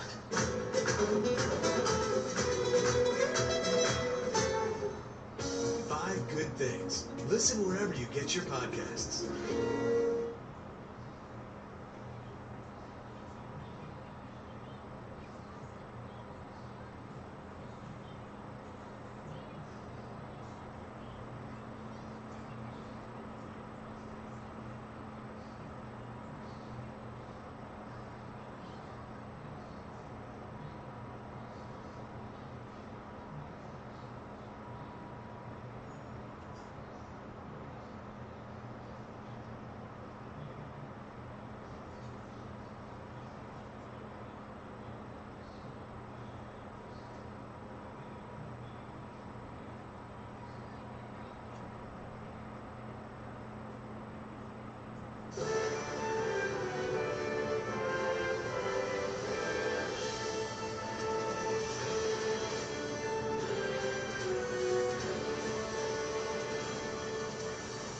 As we prepare for the next round of poll closings in about 15 minutes, let's take a look at the fight for electoral votes right now. As of right now, Donald Trump has 207 electoral votes. Kamala Harris has 91 electoral votes. There are 270 needed to win. The results, of course, are still coming in, and we have a key race alert right now. In Arizona, Donald Trump is in the lead with 49.6% of the vote. Kamala Harris has 49.5% of the vote. Donald Trump with a narrow 1,046 vote lead with 51% of the estimated vote in from battleground Arizona. In battleground Wisconsin, Donald Trump is in the lead there with 49.3% of the vote. Kamala Harris has 49.1% of the vote. Donald Trump with a 4,004 up, that just increased, so to a 6,556 lead ahead of Kamala Harris with an estimated 55% of the vote in from Wisconsin. In Pennsylvania, Donald Trump maintaining his lead 50.9% of the vote. Kamala Harris has 48.1% of the vote. Donald Trump with a 121,000 plus vote lead. That's with 61% of the estimated vote in from the Commonwealth of Pennsylvania. In Georgia, Donald Trump maintaining his lead with 51.2% of the vote. Kamala Harris has 48% of the vote. Donald Trump with a 153,980 vote lead with an estimated 86% of the vote in. In battleground Michigan, Kamala Harris in the lead. She has 52.5% of the vote. Donald Trump with 45.7% of the vote. Kamala Harris with a more than 102,000 vote lead. That's with 27% of the estimated vote in from battleground Michigan. In North Carolina, Donald Trump maintaining his lead. He has 50.7% of the vote. Kamala Harris with 47.9% of the vote. Donald Trump is 134,000 plus votes ahead with 84% of the estimated vote in the Tar Heel state. In Virginia, Kamala Harris still in the lead, 49.9% of the vote. Donald Trump has 48.3% of the vote. Kamala Harris is maintaining a 55,000 plus vote lead with 3/4 of the vote in there. In Virginia, 75% of the estimated vote. And then in New Mexico, Kamala Harris with 53.2% of the vote. In the lead there, Donald Trump has 44.9% of the vote. Kamala Harris has 48,589 more votes than Donald Trump right now with an estimated 65% of the vote. Still about a third of the vote left to count in New Mexico. And Boris Sanchez has a new projection for us in the fight for control of the U.S. Senate. Boris? Yeah, Jake, a handful of important projections to bring you, beginning with history being made in the state of Maryland. There, the executive of Prince George's County, Democrat Angela Alsobrooks, will defeat former two-term Republican Governor Larry Hogan. She becomes the first African-American person ever elected to the Senate from the state of Maryland. Another projection to bring you, this one from the state of Delaware. Congresswoman Lisa Blunt Rochester defeats Eric Hansen, a former Walmart executive, the Democrat here becoming the first woman and the first African-American person ever elected to the Senate from Delaware. A projection to bring you in the Northeast, this time in New York. There, incumbent Democratic Senator Kirsten Gillibrand, a former presidential candidate, she will win her third full term in office as she defeats former NYPD detective Mike Sapercombe. Let's get you some updates on the Republican side, beginning with the Lone Star State of Texas. Going into the night, Democrats had optimism about potentially flipping this seat from red to blue instead. Republican incumbent Ted Cruz wins re-election, choosing his third term against Democrat Colin Allred, a congressman from the Dallas area, a former Tennessee Titans middle linebacker. Cruz here winning by a substantial margin in the Lone Star State. An update now from Mississippi. There, incumbent Republican Roger Wicker wins his third full term, defeating civil rights attorney Ty Pickens. Re-election for Wicker in Mississippi. An update now from one of the reddest states in the country, Wyoming. There, incumbent Republican Senator John Barrasso wins his fourth term as he defeats Scott Morrow, a union official who touts his black belt in Taekwondo on his campaign website. Barrasso re-elected in Wyoming. Some more projections to bring you, beginning in Missouri. There, incumbent Republican Senator Josh Hawley, perhaps best known for being the first senator to object to certifying the 2020 election results in favor of Joe Biden. He defeats Democrat Lucas Kuntz to win re-election in Missouri. Meantime, in Nebraska, this special election, Pete Ricketts, former governor there, he defeats Preston Love Jr., a former campaign manager for Jesse Jackson's presidential campaign in 1984. This is to serve out the term left by retired Republican Senator Ben Sasse. An update from North Dakota now. There, incumbent Republican Senator Kevin Cramer wins his second term, defeating engineering professor Katrina Christensen. Cramer re-elected in North Dakota. So what do all these results mean for the magic number that Republicans need to take control of the U.S. Senate?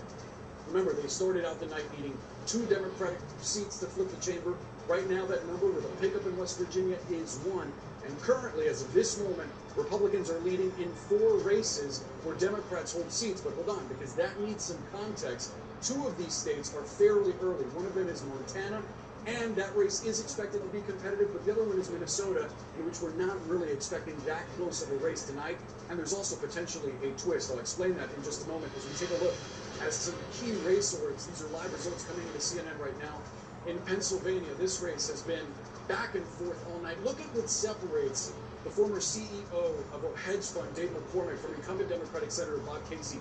0.1 percentage points, 44,000 vote lead for McCormick, with 61% of the vote in the Commonwealth of Pennsylvania. Meantime, the most expensive Senate race in the country, in history, Nearly $500 million spent on this race, and currently, Colombian-born businessman Bernie Moreno leads incumbent Democrat Sherrod Brown with 261,000 votes, 84% of the vote in Ohio, where now Donald Trump has won the book, I think, 3 times in a row. And this is the twist I was talking about before. No one expected this Senate race in Nebraska would be this close. You have Dan Osborne, an independent, who has not said which party he would caucus with. In fact, saying that he would caucus with neither party. Right now, he holds a 10,000, almost 11,000 vote lead over incumbent Republican Deb Fischer, 48% of the vote in there. If he wins, it could change the math a little bit for what Republicans need to take control of the Senate. Let's step back and give you a look at the balance of power. The raw numbers: Democrats hold 35 seats, Republicans 48, again with that one pickup of West Virginia. But there are 17 seats still up for grabs. You need 51 for control of the chamber.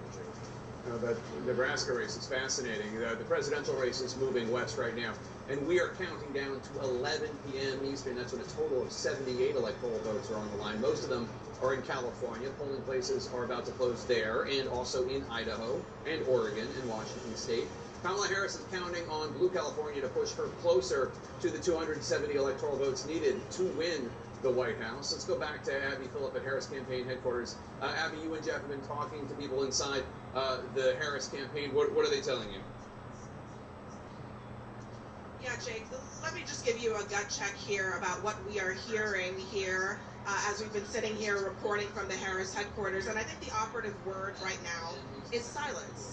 There's not a lot being said because the Harris team appears to be searching for bright spots in the map as these results very, very slowly come in. Searching for bright spots and also very aware of the warning signs throughout the electorate in Virginia, in Iowa, in other places. I am told that Milwaukee and Detroit and Philadelphia, that is what the Harris campaign tonight is holding out hope for, more votes to come in. They have always said the blue wall was the most straightforward path. Now it may be the best, not only at all, because Georgia is also something that is developing tonight. Yeah, I mean, I still hear from Harris aides that they feel good about Georgia, but it is very, very close. The blue wall still remains the best option for her in this moment.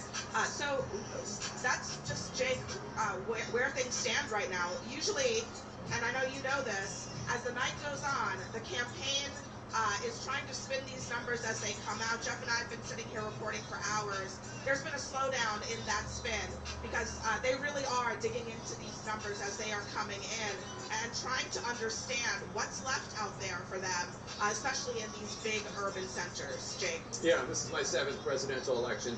I would observe that when campaigns go silent, it's generally not a positive sign. Caitlin Collins, you're in West Palm Beach with the Trump team. What are they saying? Yeah, Jake, much livelier here, as you can hear. Donald Trump's favorite song, YMCA, is playing behind me. And certainly the audience here has gotten a lot livelier in just the last 45 minutes or so, Jake. We've been here for several hours, and that matches the feeling back at Mar-a-Lago, where we are hearing from Trump campaign sources that they are feeling a lot more optimistic about these numbers, boosted by Virginia, but also by Iowa, a number that proved wrong, that poll that came out on Saturday and sent shockwaves through the Trump campaign. And Kristen Holmes, I know you've been talking to sources. What are you hearing about what they're thinking right now watching this come in? They're starting to feel even more optimistic than they were before. A lot of them are looking at those exit poll numbers and they're seeing a lot of movement. A lot of them we've talked about on our air, but the big numbers there, Latino voters. That is something that they really worked at this cycle. They believe that in 2016, Donald Trump won the election on the back of working class voters. They believe he could win the election this time around on the back of Latino voters, particularly Latino men. Now, one thing to watch, Arizona and Nevada. What do those numbers look like? He specifically, in Nevada, reached out to Latino voters. They were trying to launch their coalition for Hispanic voters in Nevada. They believe that this could actually carry him in that state, which obviously he did not win in 2020. He didn't win it in 2016, but they do believe that if he wins it in this cycle, it is because of Latino voters. Yeah, they feel very good about him improving his standing with those voters from where he was, not only 2016, but 2020, Kristen Holmes. And Jake, I should note, a sign is you're always just kind of looking for moments and to read the tea leaves, see what they mean. we're told that partygoers who were at Mar-a-Lago, where Donald Trump still is right now, are now filtering in here to the party at the convention center. Of course, it remains to be seen if and when Donald Trump himself shows up here, Jake. All right, Caitlin and Kristen, thanks so much. Let's go to John Payne at the Magic Wall. John, what can you tell us about Georgia right now? Well, let's look at battleground Georgia. First, let's just look at the entire map and look at it out. There's a lot of red on that map. A lot of red on that map, and that tells you right now, with a lot of votes to be counted, this map looks a lot more like 2016 than it does like 2020. And you know at home what happened in those two elections. But we're not done with the count, so let's look in Georgia. Right now, the former president leading in Georgia by 136,000 votes and change at 51% to 48%, 89% in. So when you get this close to the finish line, you're saying, what's left, and is it enough? Is it enough to overcome 136,000 votes? So let's start with that, and let's look at where our live outstanding votes are. The bigger the circle, the more votes still to be counted. The color of the circle, how the votes coming in that area right now. So you do see a lot of big circles in Atlanta and the suburbs. Down here in Savannah and the suburban areas around that. Columbus, Georgia down here. You see some pockets of Democratic votes that are still out. They're large pockets. That's a lot of votes. And if they come in big numbers, we'll see how significantly the vice president narrows that gap. You also see a lot of these little blue dots. They're not done in the rural counties in Georgia. And that matters too. Because yes, if you get a big basket of votes in Cobb County's at 95% though. So you're not going to get a ton there. Fulton County's at 90%. It's the largest population center, so 10% can be a lot of votes because of the population center. This is the one we're waiting the most on, Gwinnett County, but they're up to 72% now. And then we'll come down here and look at DeKalb County. They're at 89% now. So we have more votes to come from in this circle of Atlanta and the suburbs around it that are blue, but we also have more votes to come from in some of these counties out here. That one's at 94, that one's at 95, that one's at 98, that one's at 92. So you know, you got a lot of the vote in these places. So Donald Trump still has some votes to pick up in the rural areas. The question is, how big are the vice president's advantages in the Democratic areas where votes are still out? When you're down by 136,000 votes, with 89% reporting, when those votes come in, not only in Atlanta suburbs, I just want to check down here in Chatham County, only at 36%. So again, if you're in the Harris campaign, Abby and Jeff are exactly right. They are scrubbing the books now. They're looking at their data projections. They are calling people in the states. They're trying to find out what happened here. How many people turned out? We're getting 60% of the vote at 36% counting. How many more are they get? And are they all ours, or are we splitting these votes? That gets frantic in campaign headquarters at this point of the night when you're trying to figure out, is the math possible? I would say as you pull it out, yes, the math is possible, but you'd rather be Donald Trump right now in Georgia than the Vice President of the United States. So let's look at North Carolina, another of the Sun Belt states. 145,000 votes ahead. That's almost twice what Donald Trump won North Carolina by 4 years ago. 85% of the vote in. Same test. What's the outstanding vote? Again, smaller circle now in Mecklenburg. I'll go there in just a second to see. That was a little bit bigger earlier in the night. That's the largest county. Mecklenburg County is Charlotte and the suburbs around it. Out here, the Raleigh-Durham area, still a lot of votes to be had. Fayetteville area, a lot of votes to be counted. But again, look at those little tiny dots, right? Not a lot out there, but all those little rural counties add up for Donald Trump. So let's just come out and check where we were talking about. Right here, Cumberland County, that's Fayetteville. Only 21%. So this is where, if you're the Harris campaign, when I was in those Georgia counties, they were at 75%, 80%, somewhere in that ballpark. That gets you nervous. That gets you jittery. Here, you're still jittery because you're losing, but you know there are a lot more votes out there. This is the second largest county in the state, Wake County. They're up to 82%, so you're starting to get a little nervous there. You're looking for places, that's 94%.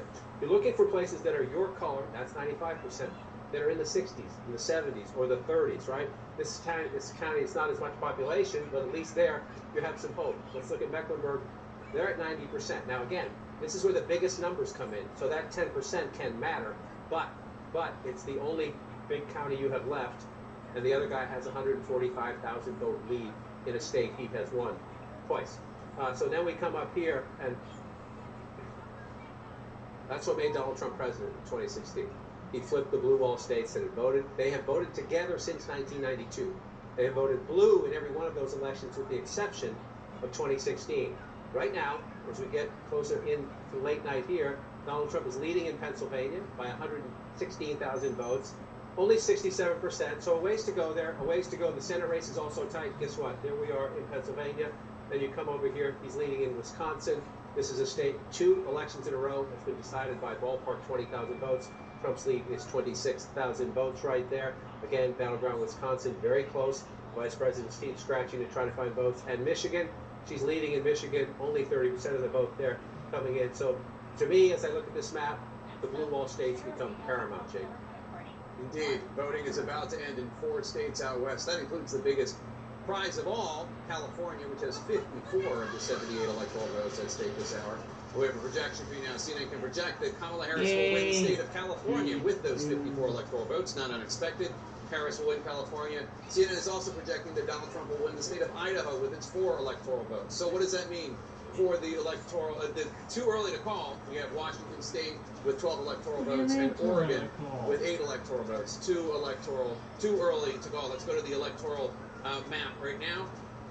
Donald Trump with 211 electoral votes at this hour. Kamala Harris cracks 100, now has 145 electoral votes. 270 electoral votes are needed to win. Donald Trump is 59 electoral votes away from that. Let's look at these battleground states now. Arizona, Donald Trump in the lead there, 49.6%. Kamala Harris right behind him with 49.5%. Donald Trump has a 2,356 vote lead with 51% of the estimated vote in from Arizona. Wisconsin, Donald Trump in the lead there too, 49.9% of the vote. Kamala Harris is 48.4%. Donald Trump has a 28,576 vote lead with an estimated 59% of the estimated vote in from the Badger State. In the Commonwealth of Pennsylvania, Donald Trump maintaining his lead. He's at 50.7% of the vote. Kamala Harris with 48.2% of the vote. Donald Trump with a 119,411 vote lead with 68% of the estimated vote in from Pennsylvania. In Georgia, Donald Trump still in the lead there, 51% of the vote. Kamala Harris with 48.2% of the vote.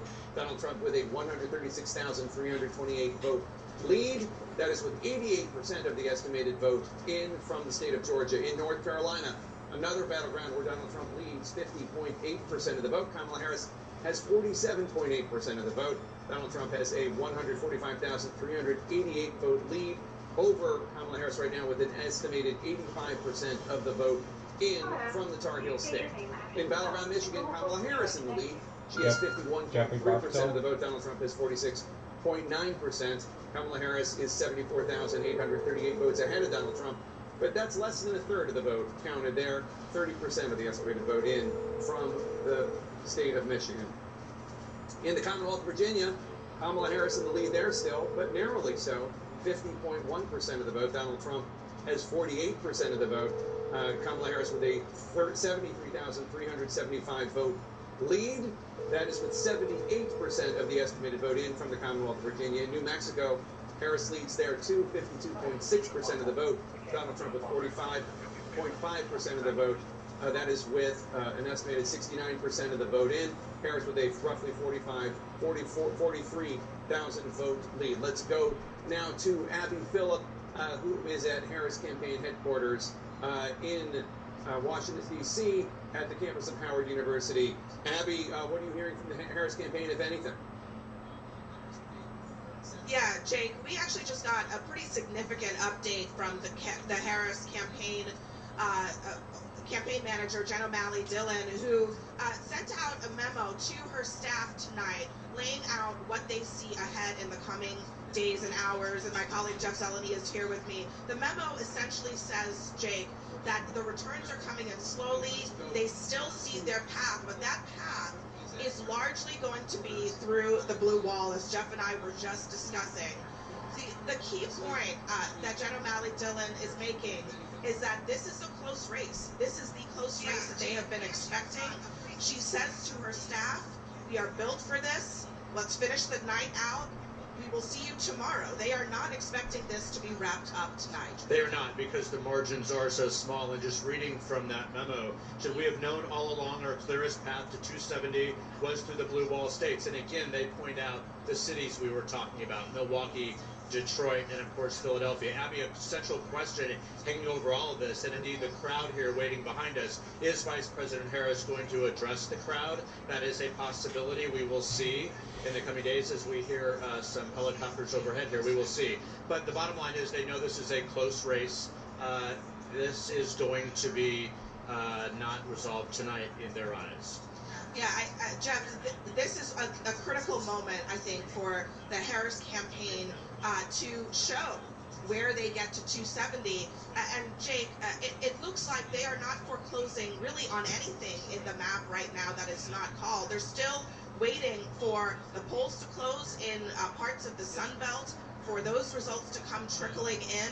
But again, it's the blue wall again. It is it's Pennsylvania, it is Wisconsin, and it is Michigan, where the best chances are for Harris to get to that 270 that she needs to become president of the United States. All right, Abby Phillip and Jeff Zeleny, I thanks would, so much. Let's I go to would, John King but at the Magic Wall. Remember the thing. John, remember the whole explain thing. Why that thing theory of the case for the Harris campaign right now, if you would.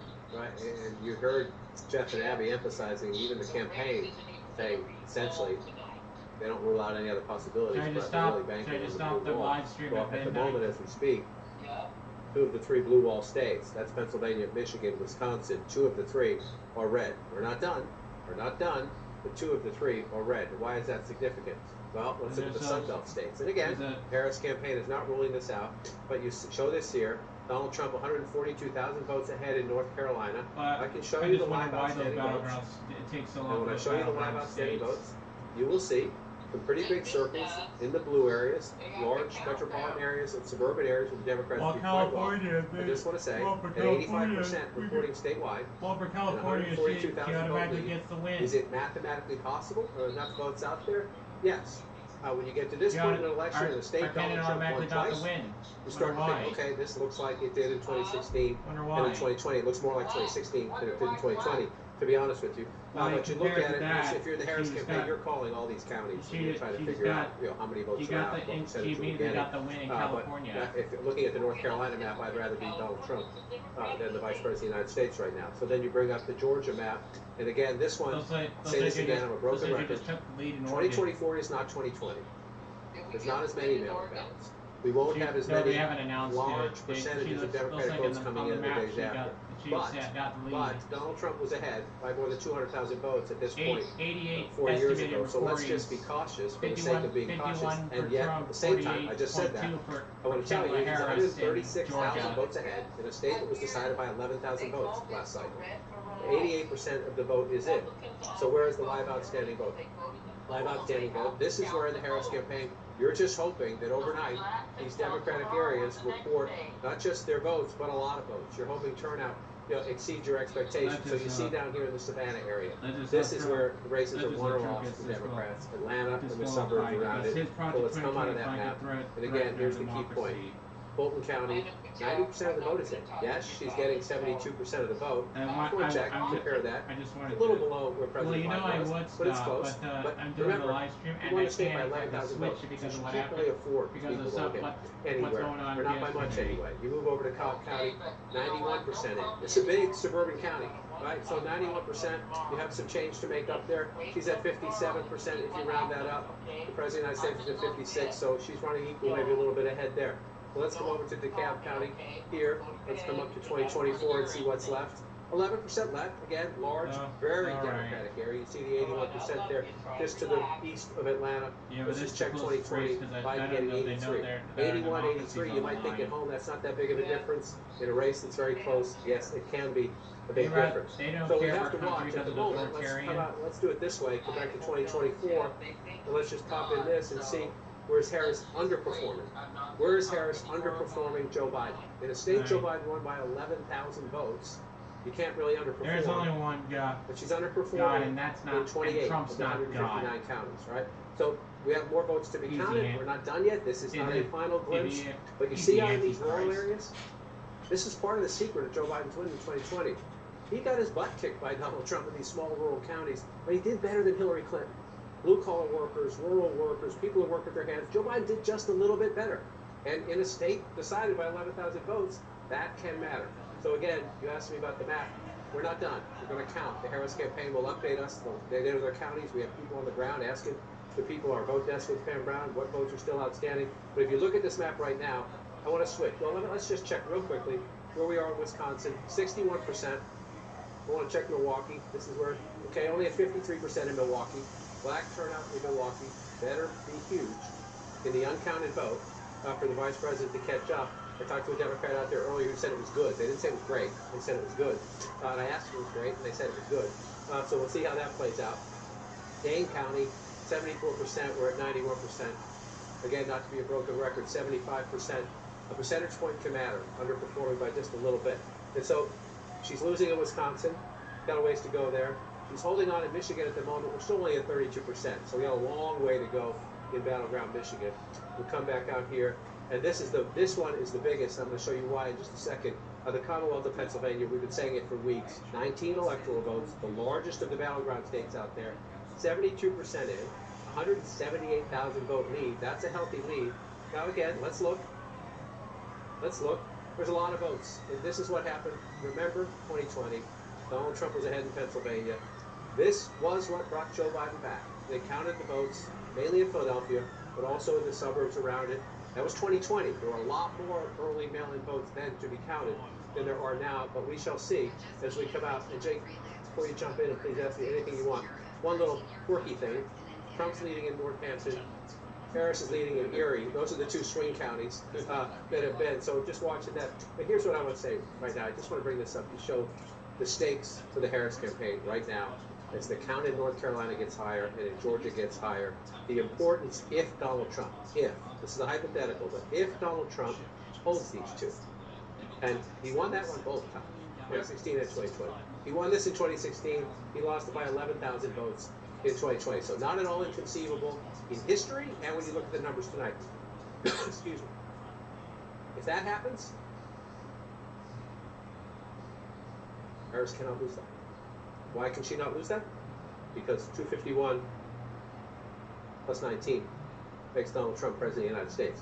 So the rest of them wouldn't matter. I don't mean your votes don't matter in those other states. But in terms of the path to 270, if he holds the leads he has right now in those two states, which are healthy leads, she cannot afford to lose that. Cannot. And at the moment, as we switch maps, please jump in if you want. I'm just going to switch back to the national map so we can watch the count. Okay. I want to stick with Pennsylvania, Georgia, and bring in Georgia, North Carolina, and Pennsylvania are now the three states we the best city in the world, Philadelphia. Kate, what are you learning?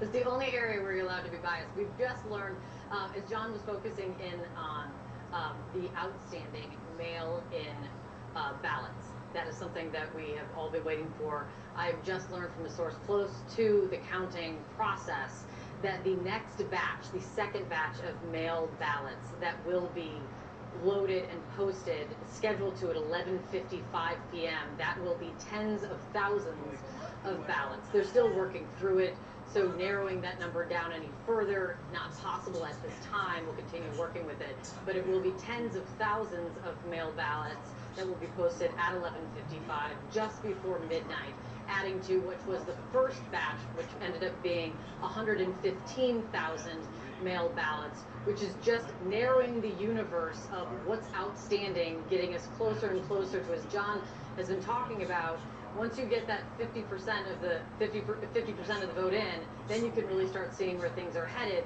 And what we're seeing in Philadelphia, they're not yet at 50%. They're getting closer to it. And these mail-in ballots, when they post at 11:55, will get them quite a bit more there. All right, Kate, thanks so much. Let's go to the other side of the Commonwealth. Brian Todd's at the Vote Counting Center outside of Pittsburgh. Brian, what's the status of the vote there? Jake, the bottom line is we're heading to the finish line very quickly here in Allegheny County. I'm with David Boyd, the election divisions manager of the county. David, it's going to be counted all pretty soon. But by midnight, about how much of the vote do you think will be in? So I believe we're roughly 98% now that are reported. I believe by midnight, we're at 89% reported. I believe by midnight we should be around 98. And to clarify, just about all the mail-ins have been reported by now. All the mail-ins that we have will be counted and tabulated this evening. The only thing that will not be are any military or overseas ballots, which they have an extra week to return their ballots, and they'll be scanned in later. And an illustration is right behind us. The votes coming in. Explain to our viewers what these are and where they're going to be put. So these yellow bags are the physical paper ballots that voters have voted. They're put in these bags and sealed and locked. Seal numbers are traced for chain of custody, and they will be locked up and kept here. Just how smoothly has it gone? Because we've heard that it's gone incredibly smoothly here in Allegheny. So this crew that works here on election day, they've gotten really good at this since 2020. I mean, we posted our first batch of approximately 186,000 mail-in ballots by 8:02. And you know, by law in PA, we're not allowed to post any results before 8 o'clock. Is there anything we can look to be outstanding after midnight tonight? Just the provisional ballots, which we were sworn in on Friday to start our return board. That is our recount. That's when we'll start researching those provisionals, see how many we have, and start counting those. And again, like I said, the overseas and military ballots, this will count and get into the system next week. Any sense of how many of those there are? Less than 4,000 total. Thank you very much. Great update. All right, guys, back to you. Allegheny County, close to the finish line here. All right, Brian, thanks so much. Let's get more on the Commonwealth of Pennsylvania with Pamela Brown, who's at the voting desk. Pamela, take us through what is left to be counted, what's outstanding. Well, it's a big question what's going on in the collar counties around Philadelphia. These are the blue-leaning collar counties that the Harris campaign has been trying to drive up turnout. That's Bucks, Chester, Delaware, and Montgomery counties where results have been slowly coming in. So I just spoke to an official in Chester County. An official there tells me that they just released a large batch of mail-in ballots. So that release was 60,673, and by 1 a.m. I'm told they'll see more results from the precincts of today's in-person votes. You have to remember they have to take the memory card, drive it in. It's a large county. Now, total ballots counted so far, like this is the universe, right, is 151,950. And then I should note the ballots cast in person today there in this key collar county is 91,277 per this official. Let's go over to Bucks County. This is another critical collar county, as John King has been talking about all night. I'm told results will trickle in as these data cards are being driven from the polling places. An official I was just in touch with, texting with there in Bucks, says so far over 90,000 mail-in ballots are accounted for in the results out of a possible total of 151,000. And I also want to note this, that the state will be required to report the outstanding early votes by midnight, so we should get a clearer picture soon there in this critical battleground Commonwealth of Pennsylvania. Back to you. All right, fascinating. And she was just talking about Bucks County. Walk us through Bucks County. This is where Harris had a couple big events there, including that one with Liz Cheney, really making a play for Republican women, especially in Bucks County. And for Haley voters. Nikki Haley got 155,000 votes in the Pennsylvania primary long after she was out of the race, so that was one piece of the competition. Two things to say about this. Number one, it's only half the vote. So if you just think we have about 200,000 more votes, right? This is 51%. It's 103 to 102. So you got roughly 200,000 votes still to come in. Bucks County is the most competitive of the collar counties. She sees at 50%, the vice president, if you round up. Again, President Biden was at 52 if you round him up. You say that's not a huge difference, but Jake, you know the Commonwealth very well. In the competitive swing counties, a half a point or a point can matter, and right now that number is not good for the vice president. Indeed. And CNN can bring you a projection now. Folks at home, CNN projects that the state of Oregon will go to Kamala Harris as expected. Oregon, with its 8 electoral votes, will go to the Democrat Kamala Harris. Let's take a look at the electoral map. Right now, Donald Trump has 211 electoral votes. Kamala Harris has 153 electoral votes. 270 are needed to win. Let's take a look at the key races now. Arizona, Donald Trump in the lead there, 49.6% of the vote. Kamala Harris right behind him at 49.5% of the vote. Donald Trump with a roughly 3,000 vote lead. That's with 51% of the estimated vote in from the state of Arizona. In battleground Wisconsin, Donald Trump maintaining his lead, 50.4% of the vote. Kamala Harris is 48% of the vote. Donald Trump with a more than 50,000 vote lead right now with 63% of the estimated vote in from the Badger State. In the Commonwealth of Pennsylvania, Donald Trump maintaining his lead, 51% of the vote. Kamala Harris is 47.9% of the vote. Donald Trump with more than 165,000 more votes than Kamala Harris, with more than 3/4, 76% of the estimated vote in from the Commonwealth of Pennsylvania. In battleground Georgia, Donald Trump in the lead, 50.9% of the vote. Kamala Harris is 48.3% of the vote. Donald Trump has a more than 131,000 vote lead over Kamala Harris. That's with 90% of the estimated vote in. So they got 10% to go there in Georgia, but Donald Trump in the lead. In North Carolina, another battleground, Donald Trump still in the lead there with 50.7% of the vote. Kamala Harris with 47.9% of the vote. Donald Trump has a more than 138,000 vote lead over Kamala Harris with an estimated 87% of the votes in. In battleground Michigan, Kamala Harris is in the lead, 50.2% of the vote. Donald Trump has 48% of the vote. Harris has a more than 40,000 vote lead over Donald Trump with 1/3, 33% of the vote in there. John King? So Jake, just going through some of these counties in Pennsylvania again. Joe Biden won the state. Let's go back and show you it. 81,000 votes, right? His birth state. He's from Delaware now, but he was born in Pennsylvania. That was one of the things that helped him, is because he was, as he liked to call himself, the scrappy kid from Scranton. So where are we now in 2024? I was just looking at here. This is Lackawanna County. This is where Joe Biden was born. Scranton, Pennsylvania. You say, well, the vice president's winning it with 51%, but Donald Trump's at 48, right? So again, in a close battleground state, margins within some of these counties can matter. She's at 51. Joe Biden, 4 years ago, was at 54. That's a big deal. That's a big deal. You look at the margin there, you say, oh, that's only 9,000 votes, right? You know, if you're trying now, you're trying to make up this lead, right? That's 3,000 votes, a little less than that, a little more than that, maybe 3,000 votes. The reason it matters is you're trying to make up 173,000 votes, right? So when you're losing ground in each of these counties, it hurts. And so let's just come over here. This is Luzerne County. This is Trump country, Pennsylvania. Harris getting 42%, 43 if you want to round that up. Trump at 57. Again, 43 for the vice president, 42. So there she's competing, not so bad. There, you're just looking for the pieces as you come through. Carbon County, 65 for Trump. 4 years ago, 72% for Trump. Now, that's white workers, blue-collar workers, high school educated workers. You want to check back in here. Lehigh County, vice president getting 52%.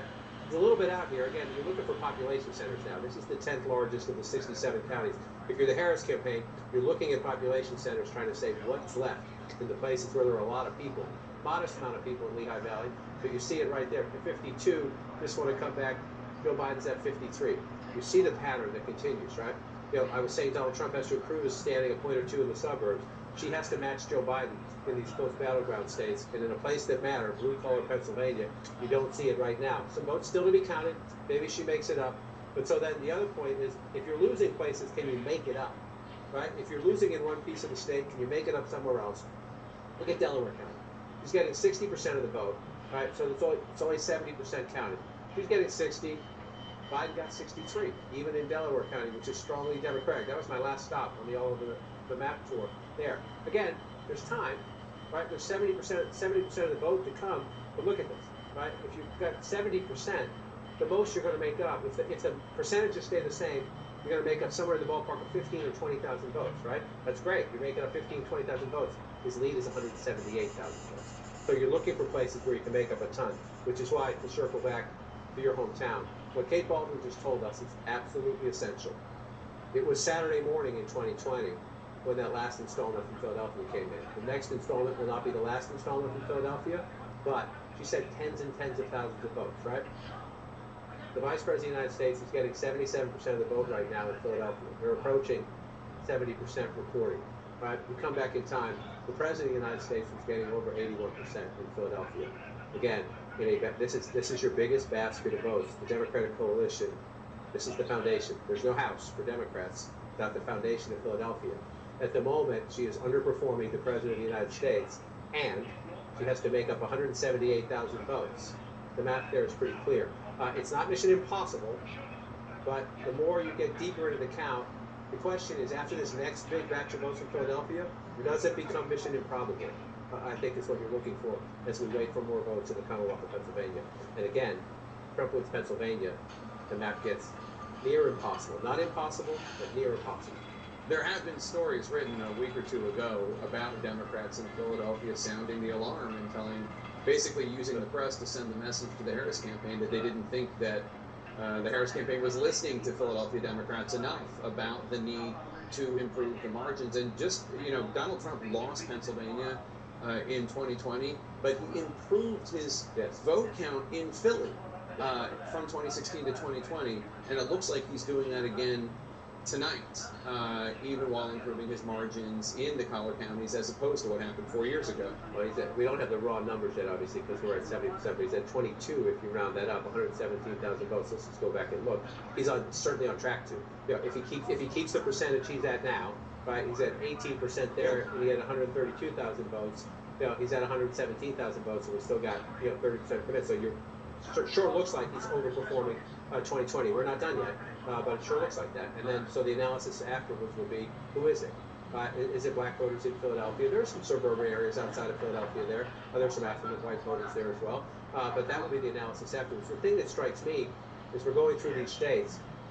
thing you heard in the last week from the Harris people is that we're on the ground. Our labor allies are on the ground. Our progressive groups are on the ground. Our LGBTQ groups are on the ground. We're knocking on doors, and we don't see the Trump people anywhere. Right? Trump did sort of contract out who's get out the vote. I was in 7 or 8 of these battleground states in the last couple of weeks. We didn't see many Trump people out there at all, just doing phone banks. But what happened in 2016 is Trump support was organic. It was organic. And so, you know, the Trump campaign says, you know, texts and phone calls work to turn out voters. Democrats think it's knocking on the doors. If this map holds up, that's going to be a big conversation about motivating and turning out voters in this technology age. What works best? What kind of contact works best? Or, you know, the vice president's campaign, well, they say she only had 110 days. She didn't have enough time to introduce herself. Or, you know, that part, we're not done yet. But that's what's going to happen. You know, if that happens, is who the finger pointing in the Democratic Party. We're not there yet, but as you watch this map fill in, another thing that is distinctive at the moment, we're not done yet. In 2 presidential elections, Donald Trump has lost the popular vote both times. At the moment, he's 5.1 million votes ahead. We're just starting to count in our most populous state. So there's a long way to go, and that could change. That could change. But that would be a trophy if Donald Trump wins this election. That would be a trophy he would very much like to claim after losing the popular vote in 2 elections in a row. And you also know there are people in the senior echelons of the Trump campaign who say that they still do direct mail because there's seniors, you can't reach seniors through texting and emails. That the way to reach them is with direct mail, which a lot of people in politics today laugh off. But guess who votes more than young people? Seniors. Sarah Seidner. Let's go to Wisconsin if we can, because I want to bring in Sarah Seidner, who's at a Vote County Center in Milwaukee right now. With 66% of the vote in, Donald Trump is in the lead there with 50.6%. In Wisconsin in general, Kamala Harris with 47.8%. Donald Trump right now in the lead by almost 60,000 votes. Sarah, you have officials with you who can tell us about the outstanding vote in Wisconsin. Still about 1/3 of the state's vote is outstanding. What can you tell us? Yeah, we just heard a big cheer go up here in Milwaukee at the central count, as they call it, because all the wards have finally reported. So they are counting these ballots as fast as they can. They do believe they're going to be able to give some kind of idea of this count after midnight. It will not take the extra 2 or 3 hours they thought it might because of that problem with what happened with the tabulators, which, by the way, are right behind me. One of them, all 13 of them, there was an issue. A door was not locked, and so they, out of an abundance of caution, decided that they were going to rerun through the absentee ballots, 30,000 of them, but they've been able to do that, and now there are about 80,000 of 108, 325,000 that have already been processed. All right, with me now, we have Patricia Ruiz-Cantu and Douglas Haig, Republican, Democrat, both of them are on the Milwaukee Election Commission. First of all, how are things going, and do you think we're going to find out something soon? We will. I think things are going really well, even though we had a little hiccup. But you know, as we united, all the workers and the parties, I think that it's extremely important that we were in the same page and that we had an agreement, and everything is going well.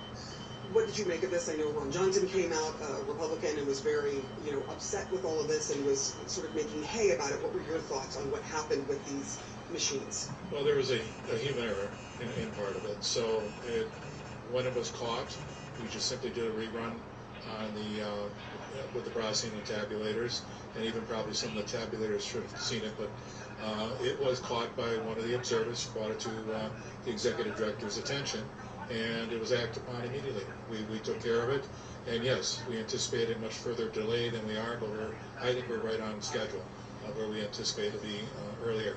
And true, if you can see around and look at the poll workers at work, we both have Democrats and Republicans working side by side, and many of them have been doing this for many years, and they've become very efficient about it, and they're with their integrity from each group. So I think we're going to be getting those numbers fairly soon. I don't want to say as early as we would like, but I think it's going to be earlier than what we thought before we had the hiccup, so to speak.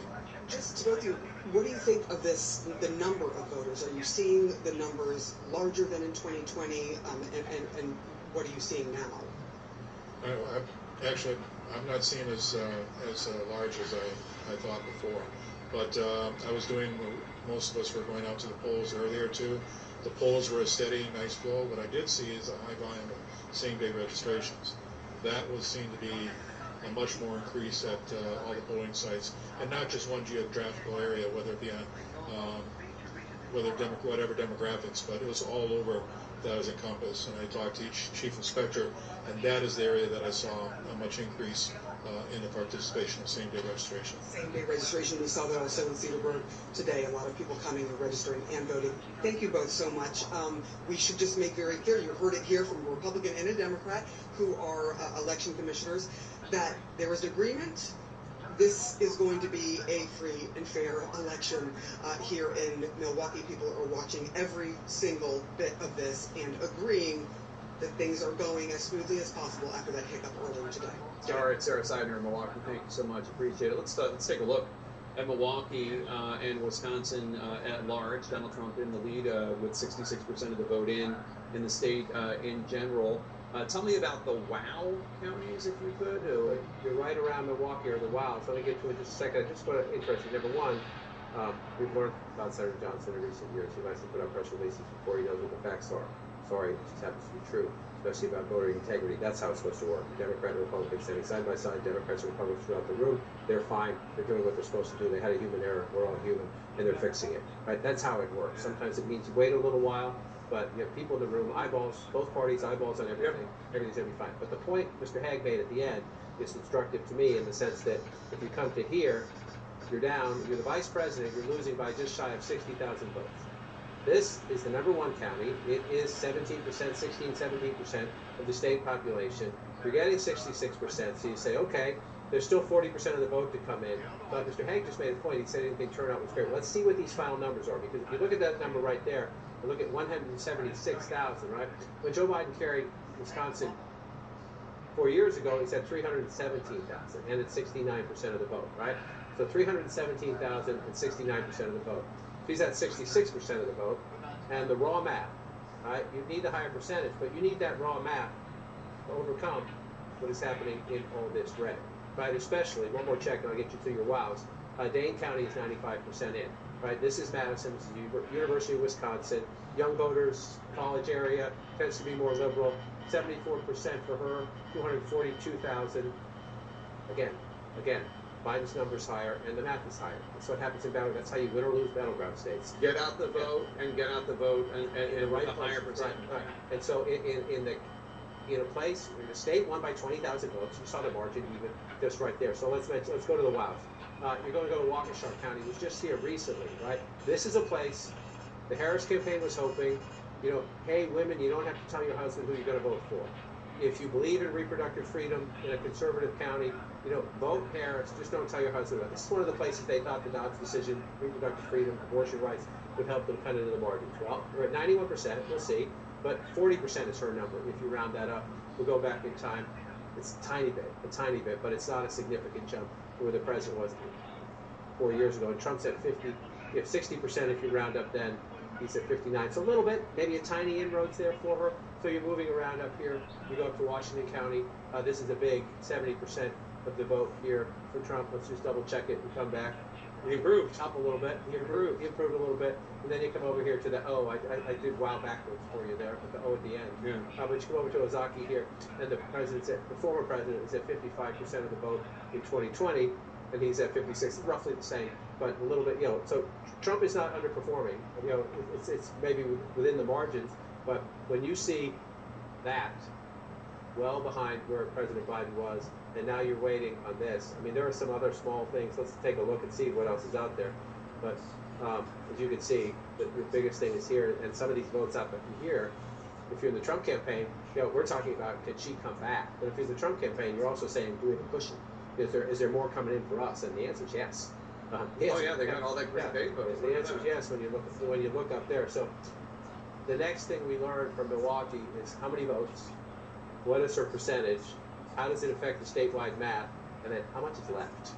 How much is left? In your biggest area, you have to turn them out. Because then again, I just want to come up here and look at this. Again, Brown County, this is Green Bay, blue collar workers, Trump's getting 61, Vice President's getting 37 or 38 if you want to round that up. That matters. Oh my God, it matters. He almost shot almost 10 points, right. 9 points. Right. In a battleground state, he's up and she's down. In a place where if you're the Harris campaign, the Biden campaign, you're not going to win here. You're not going to win here. But if you make it that race, if you make it that close, instead of that close, yeah, you get a better result. Period. It's simple math. Let's go on to the third of the blue wall states, Michigan. Jim Sciutto is at a vote counting center in Detroit. And Jim, you have an update on the vote in Wayne County. Tell us. Well, let me tell you, we've been in touch with the Secretary of State's office really every few minutes here, trying to figure out when we're going to get another batch of Detroit, of course, the surrounding Wayne County votes. And we're told very soon. They won't put a figure on very soon, but very soon. We know they're working hard, calculating those numbers, counting those votes, and that there have been no issues. They're not encountering any issues with machines, etc. This is just a process of getting the work done. We've also been in touch with Macomb County, where we were outside of Detroit earlier today. They are also expecting, they say, another batch of votes to be reported quite soon. And here where we are in Detroit, this is the location where they've been counting the absentee ballots. Just in the last hour, another 2,500 or so absentee ballots came in. That brings us pretty much to the end of the 100,000 that they've expected. And at some point in the next hour, we'll see another U-Haul truck come in with the remaining absentee ballots that they've collected from drop boxes around the city here. And they've been counting as they've been going. Remember, because they started counting last Monday, they didn't have to wait till Election Day. So those numbers will be done soon. I will say the Secretary of State told me earlier this evening that she's moving up her expectation that by midday tomorrow they could report final unofficial results, saying she believes they might be able to do that tonight, perhaps after midnight in the next couple of hours. But of course, they'll have to get those Wayne County numbers done first. I should note, the Secretary of State just walked in here to monitor the counting of those absentee ballots as she's been doing at precincts around the state. All right, Jim Sciutto, thank you so much. Jim Sciutto in Detroit. I mean, John, it's 2024. They only have 16% reported in Wayne County, home of Detroit. One of the things here is for lack of consistency.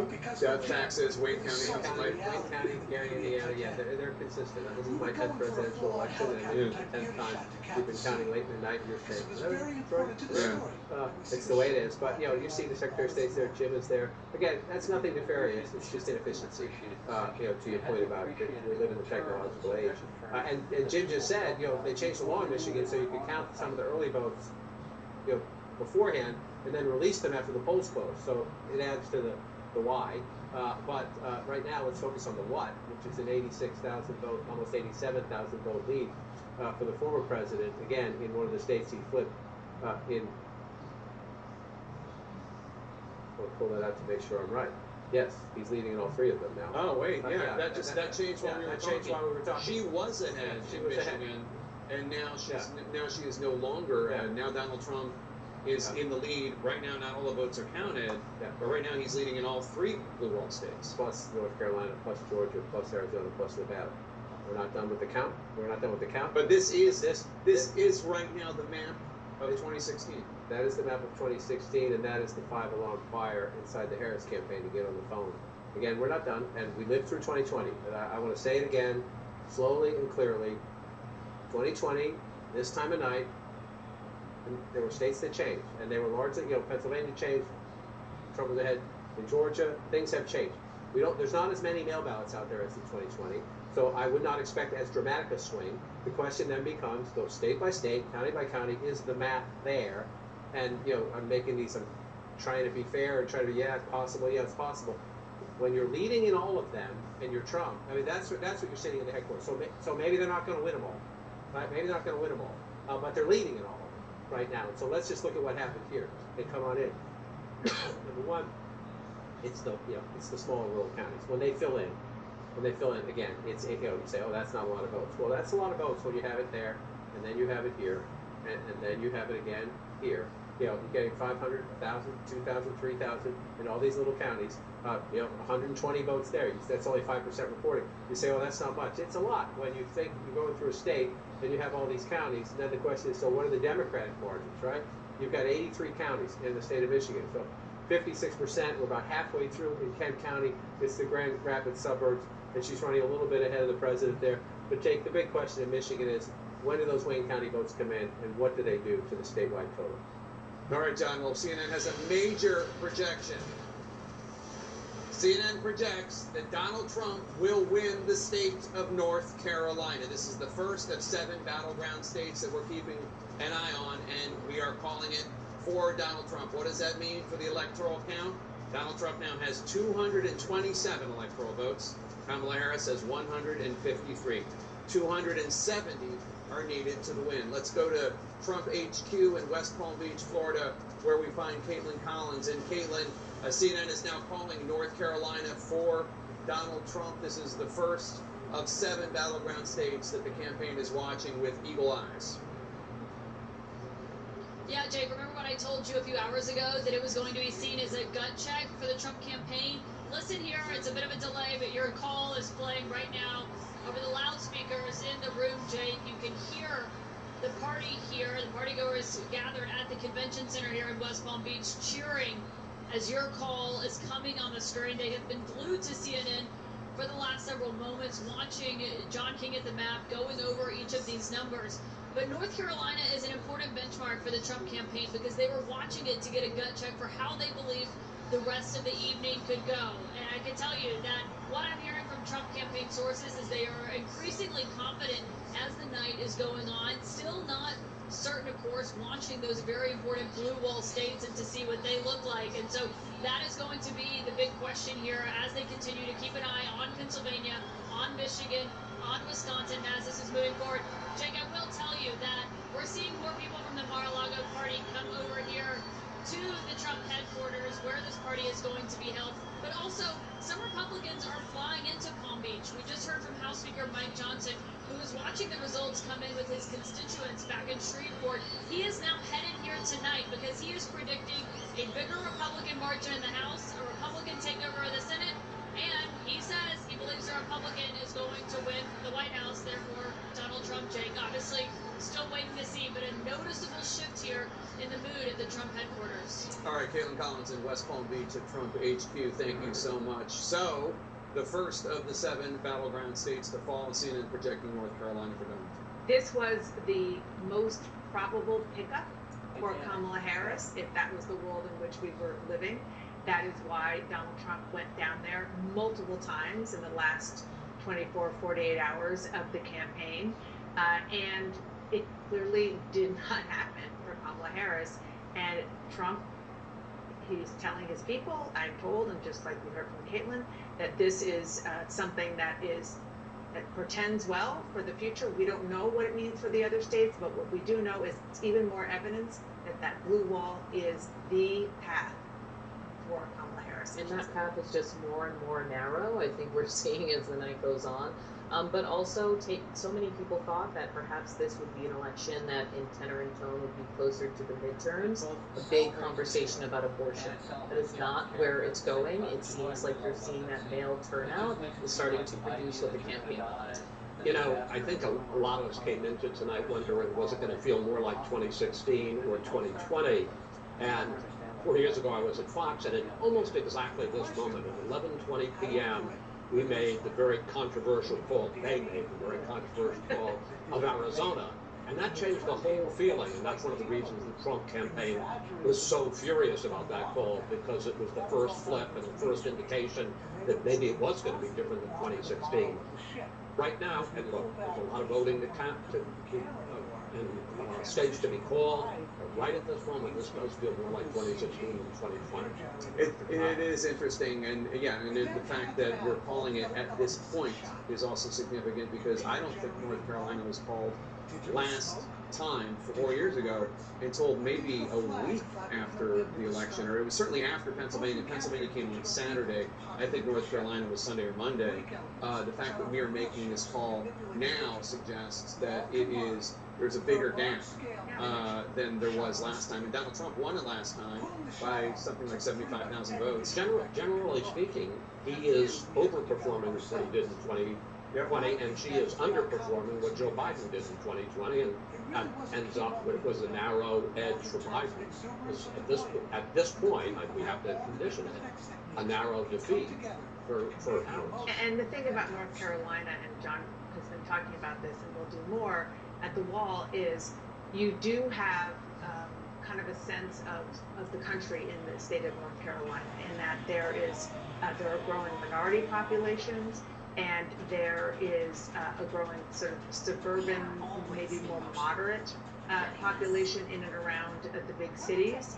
And so that is why the Harris campaign thought, with the dynamics of the country right now, that she would have a better shot. But look, the headwinds of the economy, the inflation that people are feeling, the difficulty in their everyday lives. Yeah, she could not outrun that Biden economy. And the economy, Chris, that is what people are feeling every single day. I mean, we were talking earlier about whether or not the sort of women and the idea of this being the first post-Roe presidential campaign was going to supersede how people felt when they were buying eggs and milk. And certainly North Carolina and other places that we are seeing start to formulate in these other states, the answer is no. You know, we have talked about it all night. We disagreed to a certain degree about the right track, wrong track, and it was 27% right track, 60-something% wrong track. You know, maybe part of that is dissatisfaction with Trump. Maybe some of that is dissatisfaction with the abortion overturn. But in terms of what people live every day, it's the economy, it's the price of eggs, it's the fear of inflation, with the spread of illegal immigrants north is now being felt as an issue, not just on the border, but in northern states as well. And Jake, I'm going to be interested to figure out and to find out, once we get all the details, how much success the Trump campaign had in increasing their share of the mail vote. They worked really hard at that. Yeah, very interesting. Let's bring you a key race alert and get you up to speed on where we are in all the states that we have not called. In battleground Pennsylvania, Donald Trump with 51.3%, Kamala Harris 47.6%. Donald Trump more than 212,000 votes ahead, with 82% of the estimated vote in from the great Commonwealth of Pennsylvania. In battleground Michigan, Donald Trump in the lead, 51.2%, Kamala Harris at 47%, Donald Trump at 98,014 votes ahead of Kamala Harris, with 41% of the estimated vote in from Michigan. In battleground Wisconsin, Donald Trump in the lead, 50.7% to Harris's 47.7%. Donald Trump with a 68,000 plus vote lead over Harris, with 71% of the estimated vote in from the Badger State. In battleground Georgia, Donald Trump up 50.8% to Harris's 48.3%.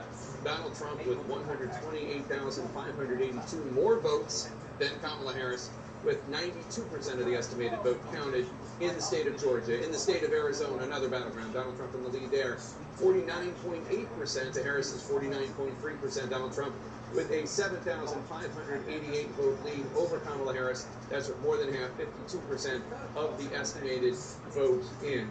In Nevada, Donald Trump in the lead, 73%. Kamala Harris with 26.2%. Donald Trump with a 10,985 vote lead over Harris. That's with only 2% of the vote in from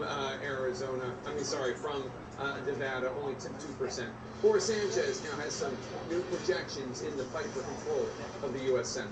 Jake, a major moment for Republicans. They have just flipped.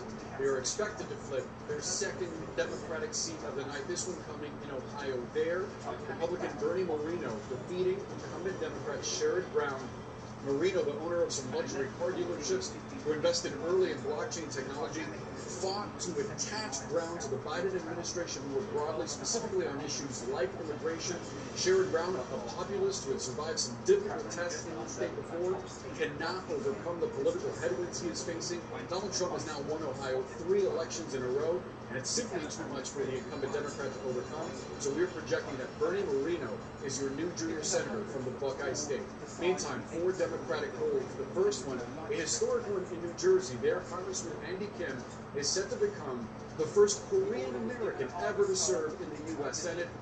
He defeats real estate tycoon Curtis Bashaw.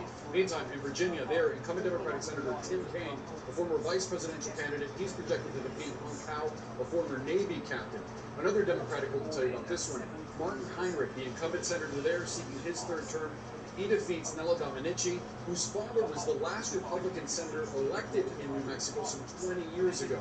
Another Democratic poll to project for you, this one coming in the state of Washington. There, Democratic incumbent Senator Maria Cantwell wins her fifth term as she defeats Raul Garcia, an ER doctor. Now, what does that pickup in Ohio mean for the magic number? We started out the night with Republicans needing to pick up 2 Democratic seats to take control of the chamber. With West Virginia and Ohio, they have hit 2, and now they're seeking to pad those numbers. Currently, as we speak, Republicans are leading in 4 seats currently held by Democrats. Let's get you an update on where those are right now with some key race alerts. These are live results coming into CNN. We start with the state of Wisconsin. There, the CEO of California-based SunWest Bank, Eric Hovde, is 29,000 votes ahead of Democratic incumbent Senator Tammy Baldwin, who's seeking her third term in office. 70% of the vote in. We just got an update.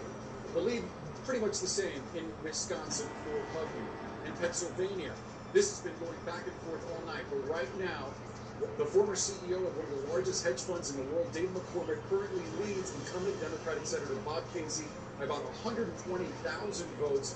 Still a very close race. This one also a very expensive one. 81% of the vote in the Commonwealth of Pennsylvania. Now, a key race alert from the state of Michigan. This one has been close all night as well. Former Republican Congressman Mike Rogers currently leading current Democratic Congresswoman Alyssa Slotkin, 48,000 votes. Rogers ahead of Slotkin, 40% of the vote in the Wolverine state. So let's take a look at the balance of power in the U.S. Senate, the raw numbers. What does this mean? Democrats hold 40 seats. Republicans, with those 2 pickups, hold 49, 11 seats remaining to be determined. Jake, obviously you need 51 for control of the chamber.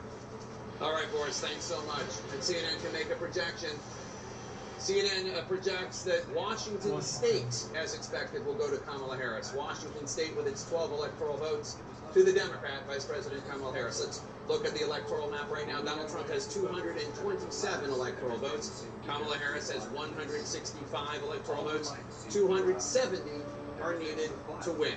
We are waiting for more votes in the big 3 blue wall battlegrounds of Pennsylvania and Michigan and Wisconsin that both campaigns are watching very closely right now. A total of 6 top battlegrounds remain undecided as we get later into this election night. Stay right here for the next big rollout of votes. Right now, we're going to squeeze in a quick break. Stay with us. 5 good things. Listen wherever you get your podcasts. There's only one man big enough to run this city.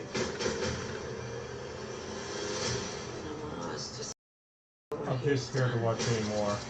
I'm calling it a day. I know what he took from me. Sophia's gonna cover it. I'm too scared to watch anymore. I'm calling it a day.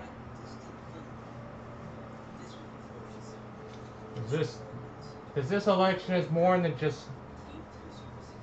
This election is more than just Democrat versus Republican. It's democracy versus autocracy. If Trump wins, we can kiss our democracy goodbye. Is that what you want? Huh? Is that what you want? Our democracy to be gone?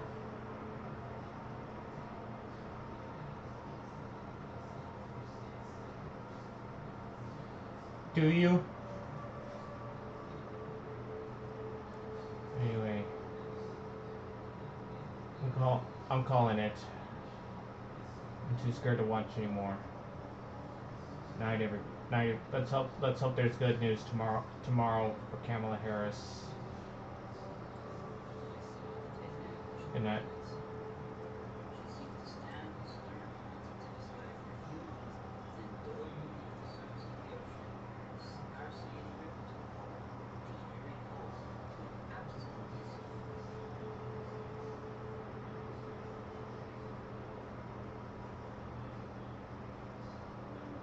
Good night, everybody.